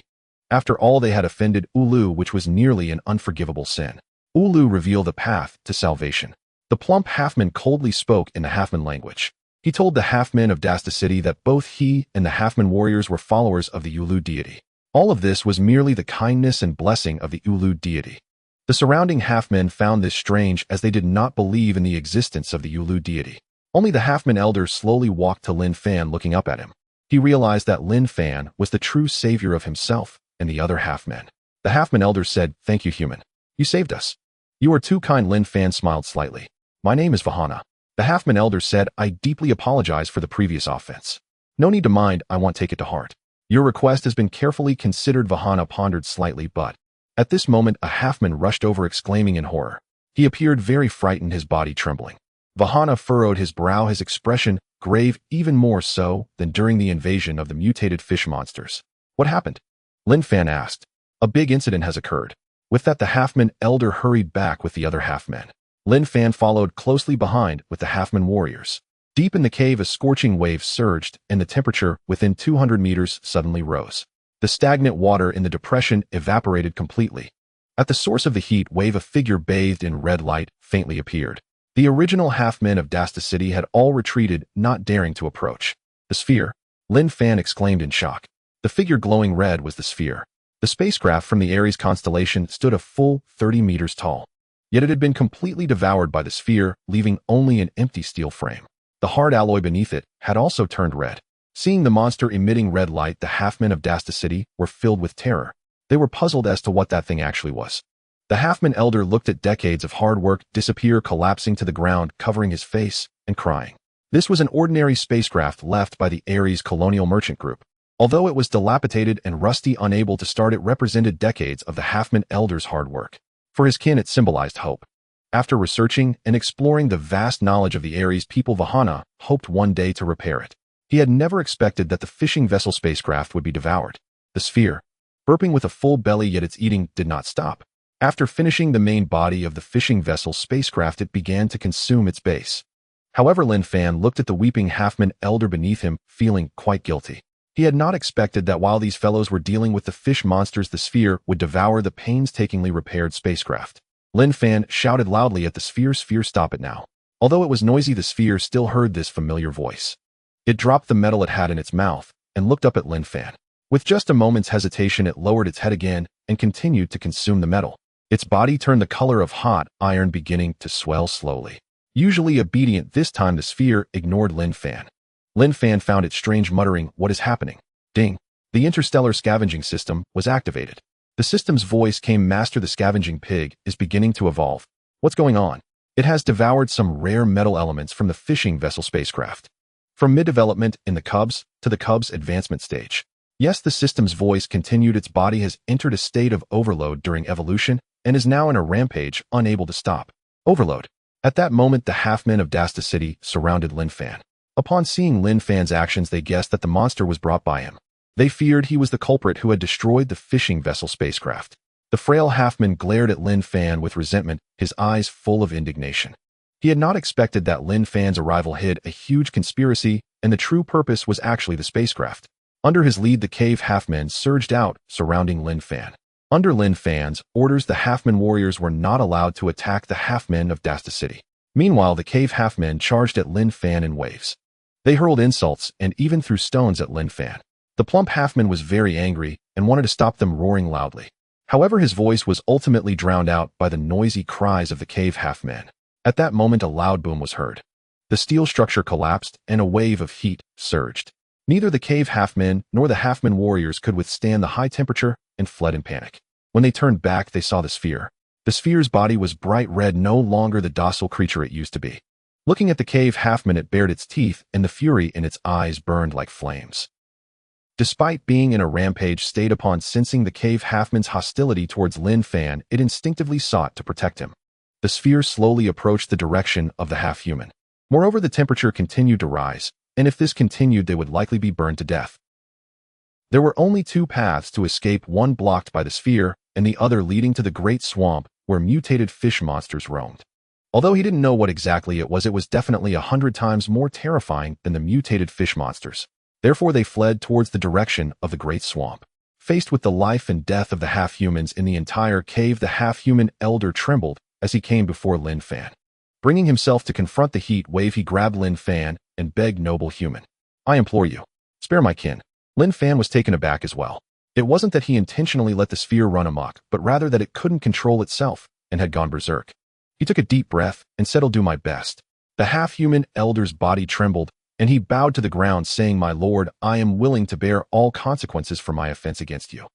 "The consequences? You escaped first." After saying this, Linfan walked towards the sphere. Even through the protective suit, he still felt the temperature rising. He shouted, "Sphere, calm down quickly." However, the sphere did not respond. Linfan wanted to move forward, but the temperature had reached the limit he could endure. This situation had truly caught him off guard. Seeing the sphere approaching, he furrowed his brows and shouted, "You little rascal, you can't come any closer. If I die, then no one will bring you to the feast." Feast. At this, the sphere was startled and suddenly stopped in its tracks. Its eyes returned to their original state as it stood up. Seeing Linfan using his arm to block the heat wave, almost unable to hold on it, found it somewhat strange. The surroundings were in disarray. What on earth had happened? After glancing around, it looked at its own body. Wow. The sphere then realized that all of this was because of itself. Its body had turned bright red like a hot iron. It was momentarily dumbfounded. Quickly it pouted and blew at its own body. Surprisingly, it actually worked. After a while, the redness of the sphere gradually receded, returning to its previous form. The temperature in the cave slowly decreased, and Linfan let out a sigh of relief. At this moment, the sphere had completed its evolution and had entered the juvenile advancement stage, now slightly taller, reaching 50 centimeters. However, the sphere felt the energy surging within its body and became anxious, desperately gesturing at Linfan. It hurriedly told Linfan that it had too much energy in its body and would explode if it didn't release it soon. Linfan was also startled. "What? It's going to go berserk again, but I don't know what to do." After its development, the sphere's bodily functions had also enhanced. It sniffed the air and suddenly brightened, turning to run deeper into the cave. "What is it going to do?" Linfan was somewhat puzzled. "The scavenger pig sensed something metallic," said the system. "What?" Linfan replied. "The scavenger pig will lighten its body burden by releasing energy in the most important way. This method is forge." Linfan was secretly astonished. Could it have discovered something reparable in this cave? Yes. And this thing can withstand the excess energy during the scavenger pig's evolution, which shows its unusual nature. After hearing this, Linfan followed the sphere. Seeing the direction it was heading, the half-human elder was slightly taken aback. However, he had already witnessed the sphere's power. He dared not say anything further and could only obediently follow behind. It turned out that there was a hidden wall here, and inside the wall was another space. Walking up the metal stairs built by the Chongtie Star Colonial Trading Group, a sturdy iron door appeared. This metal door connected to the wall was very solid. The half-humans of Dasta City had spent decades trying to pry it open. However, the sphere destroyed this door in just a minute. The metal door collapsed with a loud crash. In the dimness, an incredibly vast underground space appeared. This space was quite solid. It had only developed a slight crack during the explosion of a nuclear bomb, but had not collapsed. In the center of the hall stood a gigantic object that was 60 meters tall. The half-human elder saw this massive mechanical body and froze in place, filled with fear. Linfan was also taken aback. Interstellar Scavenging system popped up. A small line of text discovered the Chinyong Star Titan robot in a damaged state, acquiring 2,000 scavenging points. Titan robot. Chinyong Star's giant robot, the top-tier weapon of the Colonial Trading Group. Absolute defense, absolute power. Linfan was not overly surprised that this robot was worth 2,000 scavenging points. He knew well that this Titan robot, despite being a weapon of the Colonial Trading Group from decades ago, was no ordinary robot. Once a single Titan robot had destroyed half of a city. At this moment, the sphere darted to the toe of the Titan robot, and its body began to show red spots. Linfan understood that the sphere could no longer control itself and would likely go berserk again. The system's voice immediately came through. "Master, should I unlock the basic civilian robot forging and control technology for the scavenger pig?" Linfan quickly nodded, saying yes. After just acquiring the damaged Titan robot and earning 2,000 scavenging points, Linfan now had a total of 10,460 scavenging points. Ding! The basic civilian robot forging and control technology has been unlocked, costing 10,000 scavenging points. With the system's ding, a glimmer of golden light flashed in the sphere's eyes. In its mind, countless blueprints and massive data of basic civilization robot technology appeared, vast as the ocean. Just as it was about to go berserk, the sphere's eyes emitted a deep blue light, transforming into a blazing furnace. Its body showed some red spots, but no heat wave escaped from within. Staying still like this, it suddenly fell into a stiff state. Linfan also felt something was strange. After 5 minutes, the sphere remained motionless, as if petrified. He looked up at the massive Titan robot and glanced at the small sphere. He muttered, "System, can such a small sphere really repair a giant like this?" "Absolutely no problem," the system replied. "Not only can it repair Titan robots, but even larger basic civilization robots it can repair." "Then why isn't it moving?" "Take another look." After about another 5 minutes, the sphere slowly began to move. Surprisingly, it did not go directly to repair the Titan robot. Instead, it scratched its nose and then sneezed. A streak of mucus sprayed onto the toe of the Titan robot. Linfan was dumbfounded. "What the heck? Little guy, what are you doing? After all this time just to sneeze?" Soon he realized this wasn't mucus, but a kind of silver metallic liquid. The metallic liquid shimmered with a silver sheen, seemingly possessing its own consciousness, flowing up along the foot of the Titan robot. They found an entrance in the shell of the Titan robot and drilled inside. "What is this?" Linfan was also puzzled. "Parasite. This is the parasite within the scavenger pig." "Exactly." The system paused, saying it's called a nanorepair worm. "Don't underestimate it. This is a parasite of advanced civilization life. These nano-sized microscopic lives share a mutually beneficial relationship with the sphere. The reason the sphere didn't move earlier was that it was feeding them energy. Now the repair worms are about to start repairing the Titan robot." Linfan found it hard to believe what. Such a small amount of repair worms can repair the Titan robot. After being fed a large amount of energy by the scavenger pig, they will rapidly replicate themselves. Don't look down on that small lump of liquid. It contains trillions of repair worms. "I see." The system continued. After receiving energy and instructions from the scavenger pig, the repair worms will work furiously, repairing all the components inside the Titan robot. "The parasites on the sphere are really impressive," Linfan said. "However, repair worms also have their drawbacks. They cannot approach materials of intermediate civilization and cannot repair things that are too large." Linfan thought, what kind of drawback is that? Feeling powerless against the Chinyong star people of this basic civilization, he had no thoughts about intermediate civilization at all. The sphere indeed had an excess of energy. Over this time, Linfan had let it to consume a large amount of metal. It was just that it lacked some rare metals which delayed its evolution. In fact, the metallic material within it had long been sufficient. To lighten its body burden, the sphere sneezed again towards the toe of the Titan robot.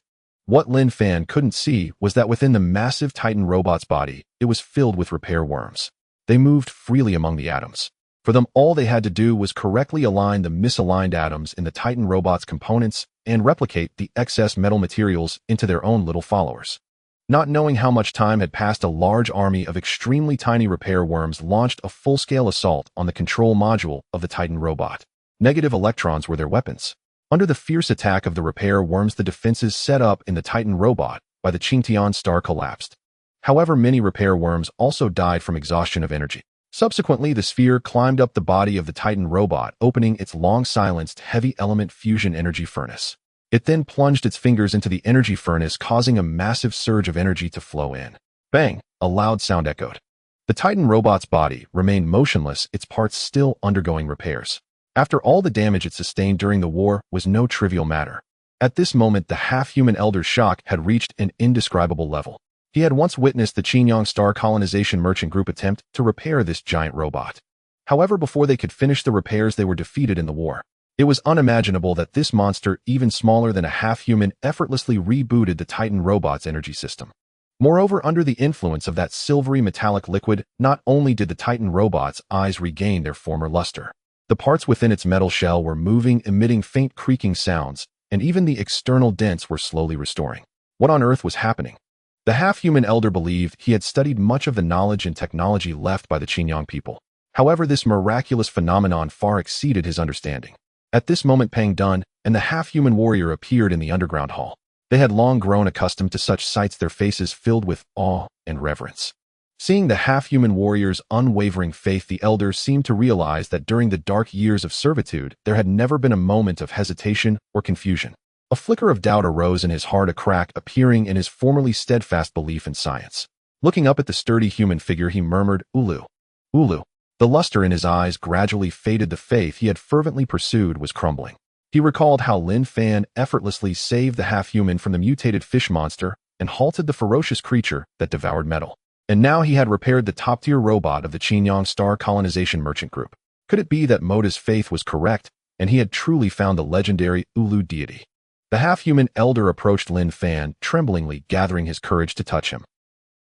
The consciousness slowly conveyed to him, "My lord, could it be that you truly are the Ulu deity of our Baikan, star half-human clan?" Linfan lowered his head, smiled slightly, but shook his head. "Wahana, do not be anxious nor doubt your belief in science. I do not understand the Lord's words." Linfan paused and continued, "The half-human needs a deity that gives them hope. However, what they need even more is the science that can make them strong. If you are not a deity, then what was just manifested? Was it a miracle?" Linfan replied, "It is not a miracle, but science. Your lack of understanding indicates that you still have a long way to go in science." So it was like this. The half-human elder let out a sigh of relief. Upon hearing Linfan's explanation, it seemed that his long-held belief was not wrong, but his internal thoughts had changed. He finally understood Moda's initial obsession and persistence. As for the cave halfhumans, seeing the giant metal robot gradually repair itself, their expressions mirrored that of the half-human elder. Pang Dun, seeing them in a daze, deliberately put on a calm demeanor. He seriously told the surrounding half-humans that this was merely the most minor trick employed by Lord Ulu. Lord Ulu usually kept a low profile and did not like to be worshipped. He only displayed a fraction of his true strength. In the battle at Moslo Fortress, he saved thousands of half-human compatriots. Lord Ulu commanded the winds and rain single-handedly, summoning winged beasts and water ghost warriors, terrifying the Chinyong people into fleeing in panic. Under his boasting, the half-humans of Dasta City were left dumbfounded. However, they did not choose to believe Pang Dun's words. Instead, they inquired with their teacher, the half-human elder Wayana. The half-human elder thought for a moment and said, "Science is an unbreakable truth, and Ulu indeed exists. For the Ulu deity represents hope in darkness. Believing in Ulu is essentially a prayer for hope. If one day the power of science brings hope to the halfhumans, then it means that science has become the embodiment of Ulu in the mortal realm." The half-humans did not fully grasp this. However, they learned one thing: the half-human elder's attitude towards Linfan had undergone a revolutionary change. In the underground hall, the Titan robot, once battered and bruised, was restored under the work of repair insects. It appeared to have regained its metallic luster. The enormous head slightly moved, the light in its eyes intensified, and it lowered its gaze towards Linfan. Linfan knew that the Titan robot had been completely repaired. This was a monumental task that had almost exhausted the energy within the repair insects. At this moment, a frail half-human hurried back into the hall, whispering in the elder's ear. Upon hearing this, the elder's face displayed a mix of surprise and anxiety. Linfan saw this and asked Wahana what happened. The half-human elder replied, "My lord, it's bad. The mutated fish monsters have appeared again, and this time there are at least 7 or 8 of them. So many. Yes. Moreover, the fish monsters have become clever. They no longer pay attention to the fish traps with bombs." Understood. Linfan looked up at the Titan robot and said, "Do not worry. You take the half-humans and hide far away." The half-human elder nodded repeatedly and returned to the outer cave to direct the half-humans to evade. Meanwhile, Pang Dun also led the half-human warriors far away. Linfan looked at the Titan robot's eyes and shouted, "Titan, prepare to strike, eliminate the fish monsters, and protect the half-humans." It nodded slightly, the glow of the fusion energy furnace intensifying. Once Linfan left the underground hall, the Titan robot swung its massive fist and struck the wall constructed by the Chinyong people. Boom. The sturdy wall shattered instantly, creating a passage between the underground hall and the cave. The giant metal robot slightly curled its body and stepped into the cave. Near the fragmented earthen wall in the west of the cave, the mutated fish monsters surged forward, their bloated bodies crawling through the cave. This time they had learned their lesson, no longer coveting the stinky fish that emitted a foul odor, but instead targeting the cave half-humans. In an instant, many half-humans became food for the fish monsters. The half-humans facing the fish monsters were utterly powerless to resist and could only flee into the cave. However, at this moment, a rumbling sound echoed from within the cave, growing louder. An incredibly massive metal robot appeared before the half-humans. When it stood up straight, it nearly threatened to burst the cave. The half-humans who were about to flee were terrified, not daring to move forward, their bodies seemingly petrified. In the face of the mutated fish monsters, they still had a glimmer of resistance. However, in front of this giant metal robot, they completely lost any thought of escape. One by one, the half-humans curled up on the ground, trembling. Yet the Titan robot did not harm the numerous half-humans beneath it. Instead, it avoided them. Suddenly, it stretched out its arm and snatched a half-human from the jaws of the mutated fish monster. Then it raised its massive foot and stomped down on the mutated fish monster. Splash! The leading mutated fish monster was crushed into a pulp. Without any flashy moves, not even drawing its weapon, it effortlessly crushed the tough shell of the mutated fish monster. The fusion energy furnace emitted a buzzing sound. Its eyes showed no emotion, completely functioning as a machine following orders to attack, disregarding the bloated mutated creature. The mutated fish monster steeped in bloodlust saw a giant blocking its path to prey and did not retreat, but instead launched an attack. However, this was akin to a moth flying into a flame. Despite its massive body, it was like a bug under the Titan robot's feet. With every step the Titan robot took, a mutated fish monster perished. In less than a minute, only the twisted bodies of 7 or 8 mutated fish monsters remained on the ground. Motionless, they remained in the tragic state of death.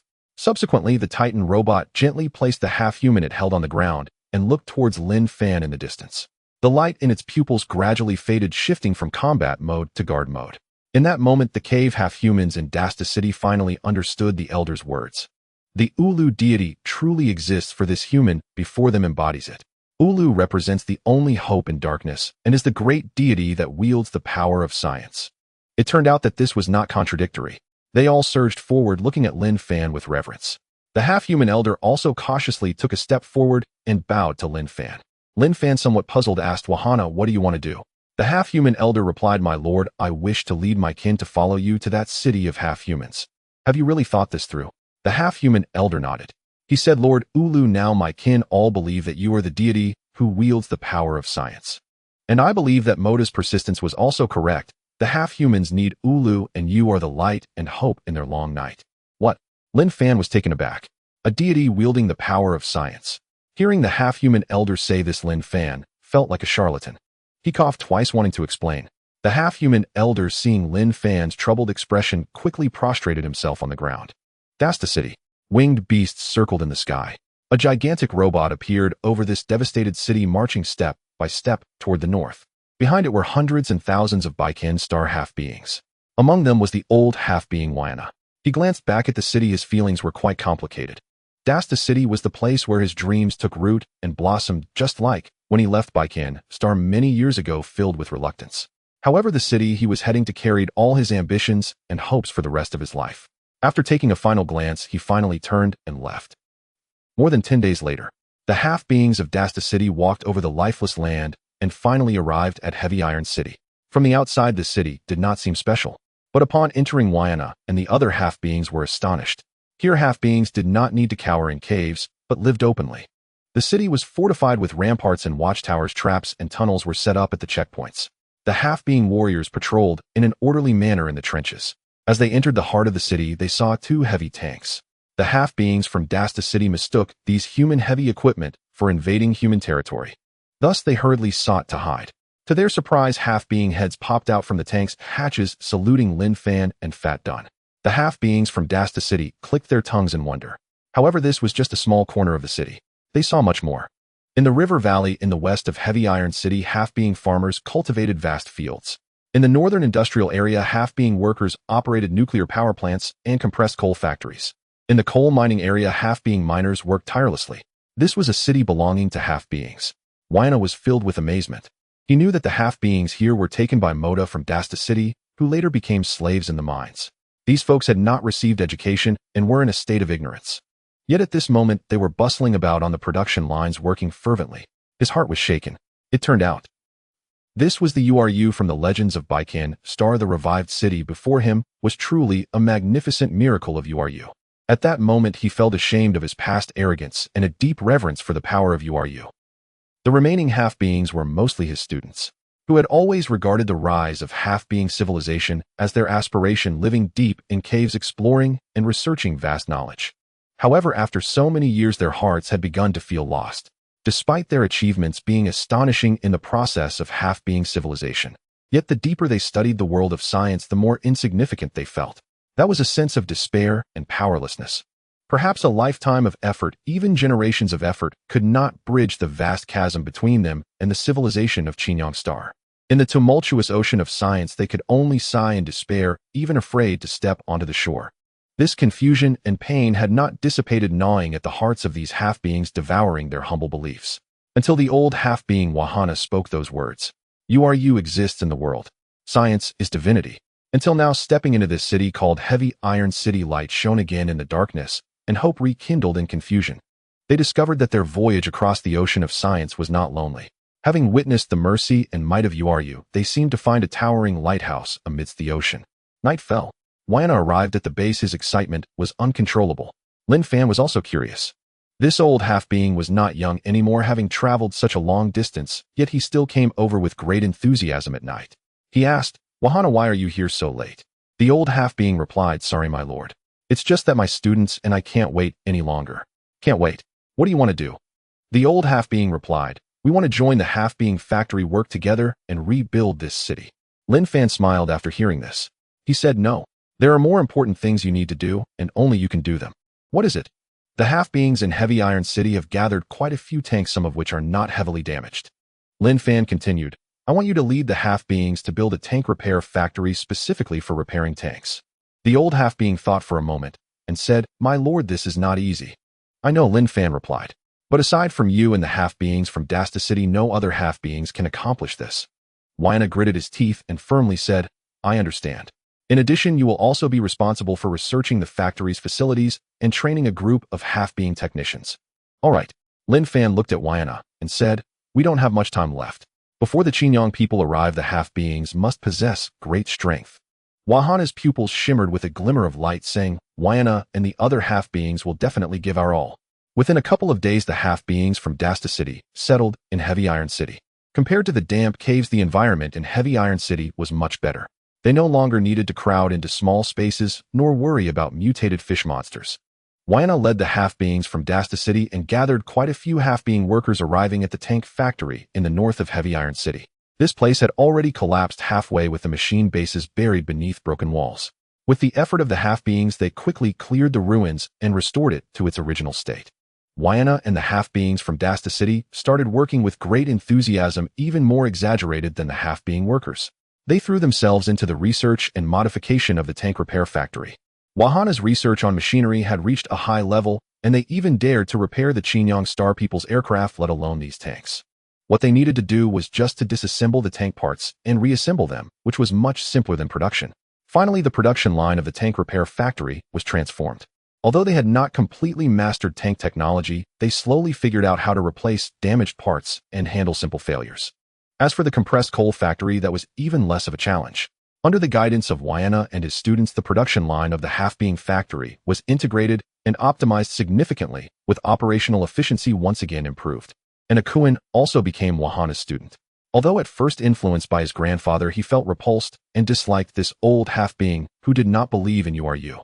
But he found that this old fellow did not disrespect URU. Instead, he mentioned URU all the time, and Akuin gradually accepted him. With the addition of the half-beings from Dasta City, this city of half-beings planted a seed. This seed was science. It donned the attire of the divine URU, quietly taking root in the hearts of the half-beings. The winged beast tribe of Heavy Iron City. Under Linfan's planning, they also quietly grew stronger. The Red Robe led over 30 winged beasts southward. In addition to protecting Linfan, there was another important task: finding the winged beasts scattered in the ruined cities. In the southern cities, they discovered traces of many small tribes of winged beasts. Thus, Howling Wind led the winged beast army to war against the various winged beast tribes to the south. Howling Wind's physique had grown larger than before, and when he spread his wings, they spanned 6 zhong wide. The war among the winged beasts was brutal and bloody, with no winged beast able to withstand the attacks of the dominant winged beasts. According to the customs of the winged beast tribes, the defeated winged beast lords would almost always be killed. However, Howling Wind did not follow the tradition of the winged beasts and spared the defeated Lord Winged Beasts. He told the winged beasts, a new era had arrived, and the Chinyong people were the true enemies. One day they would pay blood for blood. Soon, one by one, the winged beast tribes surrendered to him. Time passed quickly. 2 months later, the situation on the continent underwent a slight change. With the advancement of the Earth Doomsday strategy, the friction between humans and Chinyong Star became increasingly frequent. Finally, a full-scale war broke out in the northern battle zone. Chinyong Star gathered several bases and launched fierce attacks on the northern cities, with the war being exceptionally brutal. The west was traditionally poor and industrially weak, while the north was the center of all military industry. Seeing the northern battle zone in crisis, the capital and western battle zones urgently dispatched troops for support. This led to a depletion of forces in the western battle zone. Base 245 of Chinyong Star took the opportunity to initiate localized conflicts.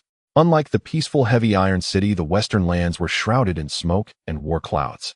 90 kilometers north of Heavy Iron City, 2 new Type 9903 large tanks and a medium air defense vehicle headed south. Inside the tank, Chen Hu's protective armor was shattered, covered in blood. His expression was grave as he asked, Did the enemy take the bait? The communications soldier replied, they are already in pursuit. Chunhu took a breath then asked, what about vehicles 108 and 135? The communications soldier answered, they have lost signal. Chunhu said nothing and slammed his fist against the steel plate. Then he opened the tank's dome, climbed out, removed his helmet, and lit a cigar.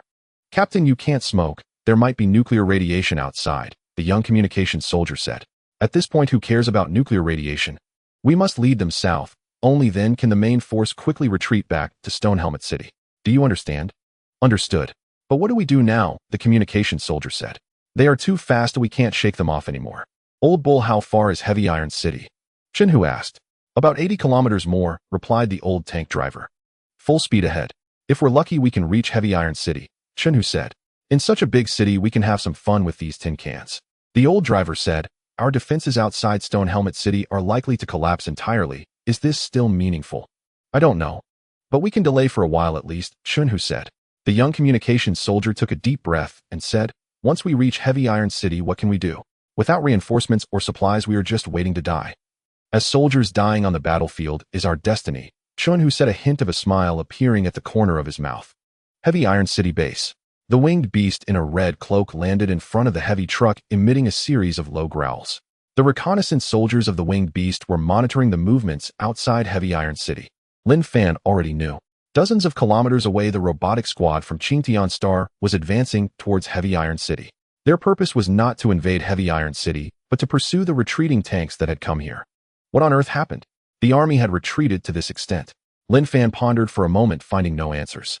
But regardless, war had become inevitable. Linfan raised his electromagnetic rifle and fired a shot into the sky. Bang! The Dominator winged beast let out an awe-inspiring howl. Over 100 winged beasts flapped their wings and took to the sky, circling above the base. Alo! The roars echoed through the heavens. The densely packed half-humans began to shout loudly. Ulu! Their voices were bold and impassioned. The half-human warriors in the square were already prepared for battle. The modified combat vehicles were arranged in formation with tin tanks and armored vehicles prominently included. With the efforts of Vahana and his apprentices, many human tanks and armored vehicles had been repaired. The half-human warriors did not show fear. Though small in stature, each was resolute, burning with the spirit of battle. Then, led by the stout one, the half-humans dashed north where the battlefield of Heavy Iron City awaited. Heavy Iron City belonged to the halfhumans, their new homeland.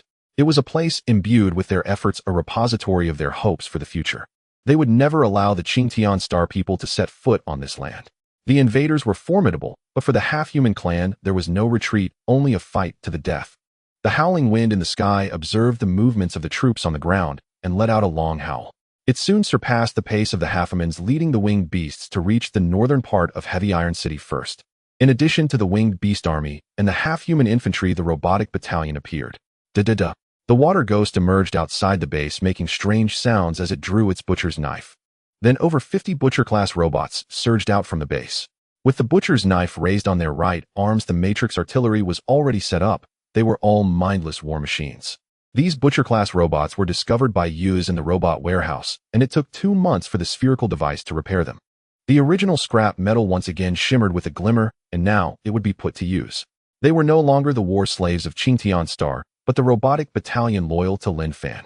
The water ghost robot led the robotic battalion to catch up with the halfhumans, quickly advancing ahead of them. Seeing these large robots, the half-human warriors felt greatly encouraged. This was the first battle after the reconstruction of Heavy Iron City. This time, they were no longer fighting alone. Heavy Iron City appeared tranquil, seemingly not much different from before. But in reality, it was no longer the same. Profound changes had taken place within. For the past 3 months, the half-humans had been tirelessly building defensive structures, all in preparation for this day. On the Gobi Desert, 2 large tanks and an air defense artillery vehicle sped towards Heavy Iron City. There was no way to escape on the Gobi, and reaching Heavy Iron City was their only glimmer of hope for survival. Soon more than 10 Viper-class robots appeared on the horizon, flying through the sky with alarming speed. The young communications soldier looked at the position of the robots on the detector, remaining silent, only glancing at Chun, who with a serious expression. Chun, who understood. He extinguished his cigar, opened the cockpit, and stood up. He took a look at the position of the robots with binoculars and took a deep breath. The speed of the Viper-class robots was even faster than expected. It would be difficult to reach Heavy Iron City safely. Then, he used his wristband to connect with the tanks and air defense artillery vehicle behind him, saying, Tank 089, Air Defense Artillery Vehicle 766, Let's lure these robots here. The mission will be considered complete. Chief, how's your situation over there? No problem. He paused for a moment and said, I Chun-Hu am now issuing the final command: you all enter Heavy Iron City and do not make any unnecessary sacrifices, just survive. Take Old Bull and this rookie and escape. Chun-Hu said, I will drive Tank 099 to hold them off. After a brief silence, the voice from Air Defense Artillery Vehicle 766 came, Chief, this time I cannot obey your orders. The tank can't hit them. Then with a hiss, the sound of braking was heard and Air Defense Artillery Vehicle 766 suddenly turned around. Chun-Hu was stunned and shouted, What the hell are you trying to do? A voice came from the other end of the wristband. Captain, you go? The 5th Regiment cannot be without you. The voice seemed to tremble. Goodbye, brothers. ZZ. The voice abruptly cut off. The signal transmission of the wristband had been severed. Air Defense Artillery Vehicle 766 unexpectedly surged forward uncontrollably towards the north. Chun-Hu remained silent for a long time, closing his eyes. The old driver sighed and said, Vehicle 766 has made its decision. Captain, let's go. The 2 large tanks continued to advance. The sound of laser cannons could be heard from behind. ZZ. Chun-Hu sighed, looking through the binoculars. The Air Defense Artillery Vehicle, using the terrain for cover, began firing at the Viper-class robots behind. Flashes of electric light. Those were the laser cannons firing in succession with powerful firepower. This type of air defense artillery vehicle was specifically designed to attack aerial units. The distant Viper-class robots had to dodge, and while they were not shot down, their forward speed had clearly slowed. The 2 tanks seized the opportunity to drive towards Heavy Iron City. However, with a loud boom, the sound of the laser cannon abruptly ceased. Behind a slope 1 kilometer to the west, Butcher-class robots appeared. Their matrix artillery locked onto the solitary air defense artillery vehicle. Countless missiles swept in from low altitudes, striking the vehicle. In an instant, the air defense artillery vehicle exploded. Seeing it burn in flames, the warriors inside turned to ashes, causing Chun-Hu's heart to ache. At that moment, the tanks crested a dirt slope. A massive ruined city came into view before them. That was Heavy Iron City. As the Butcher-class robots closed in from behind, Chun-Hu took his seat at the weapon control position and operated the tank.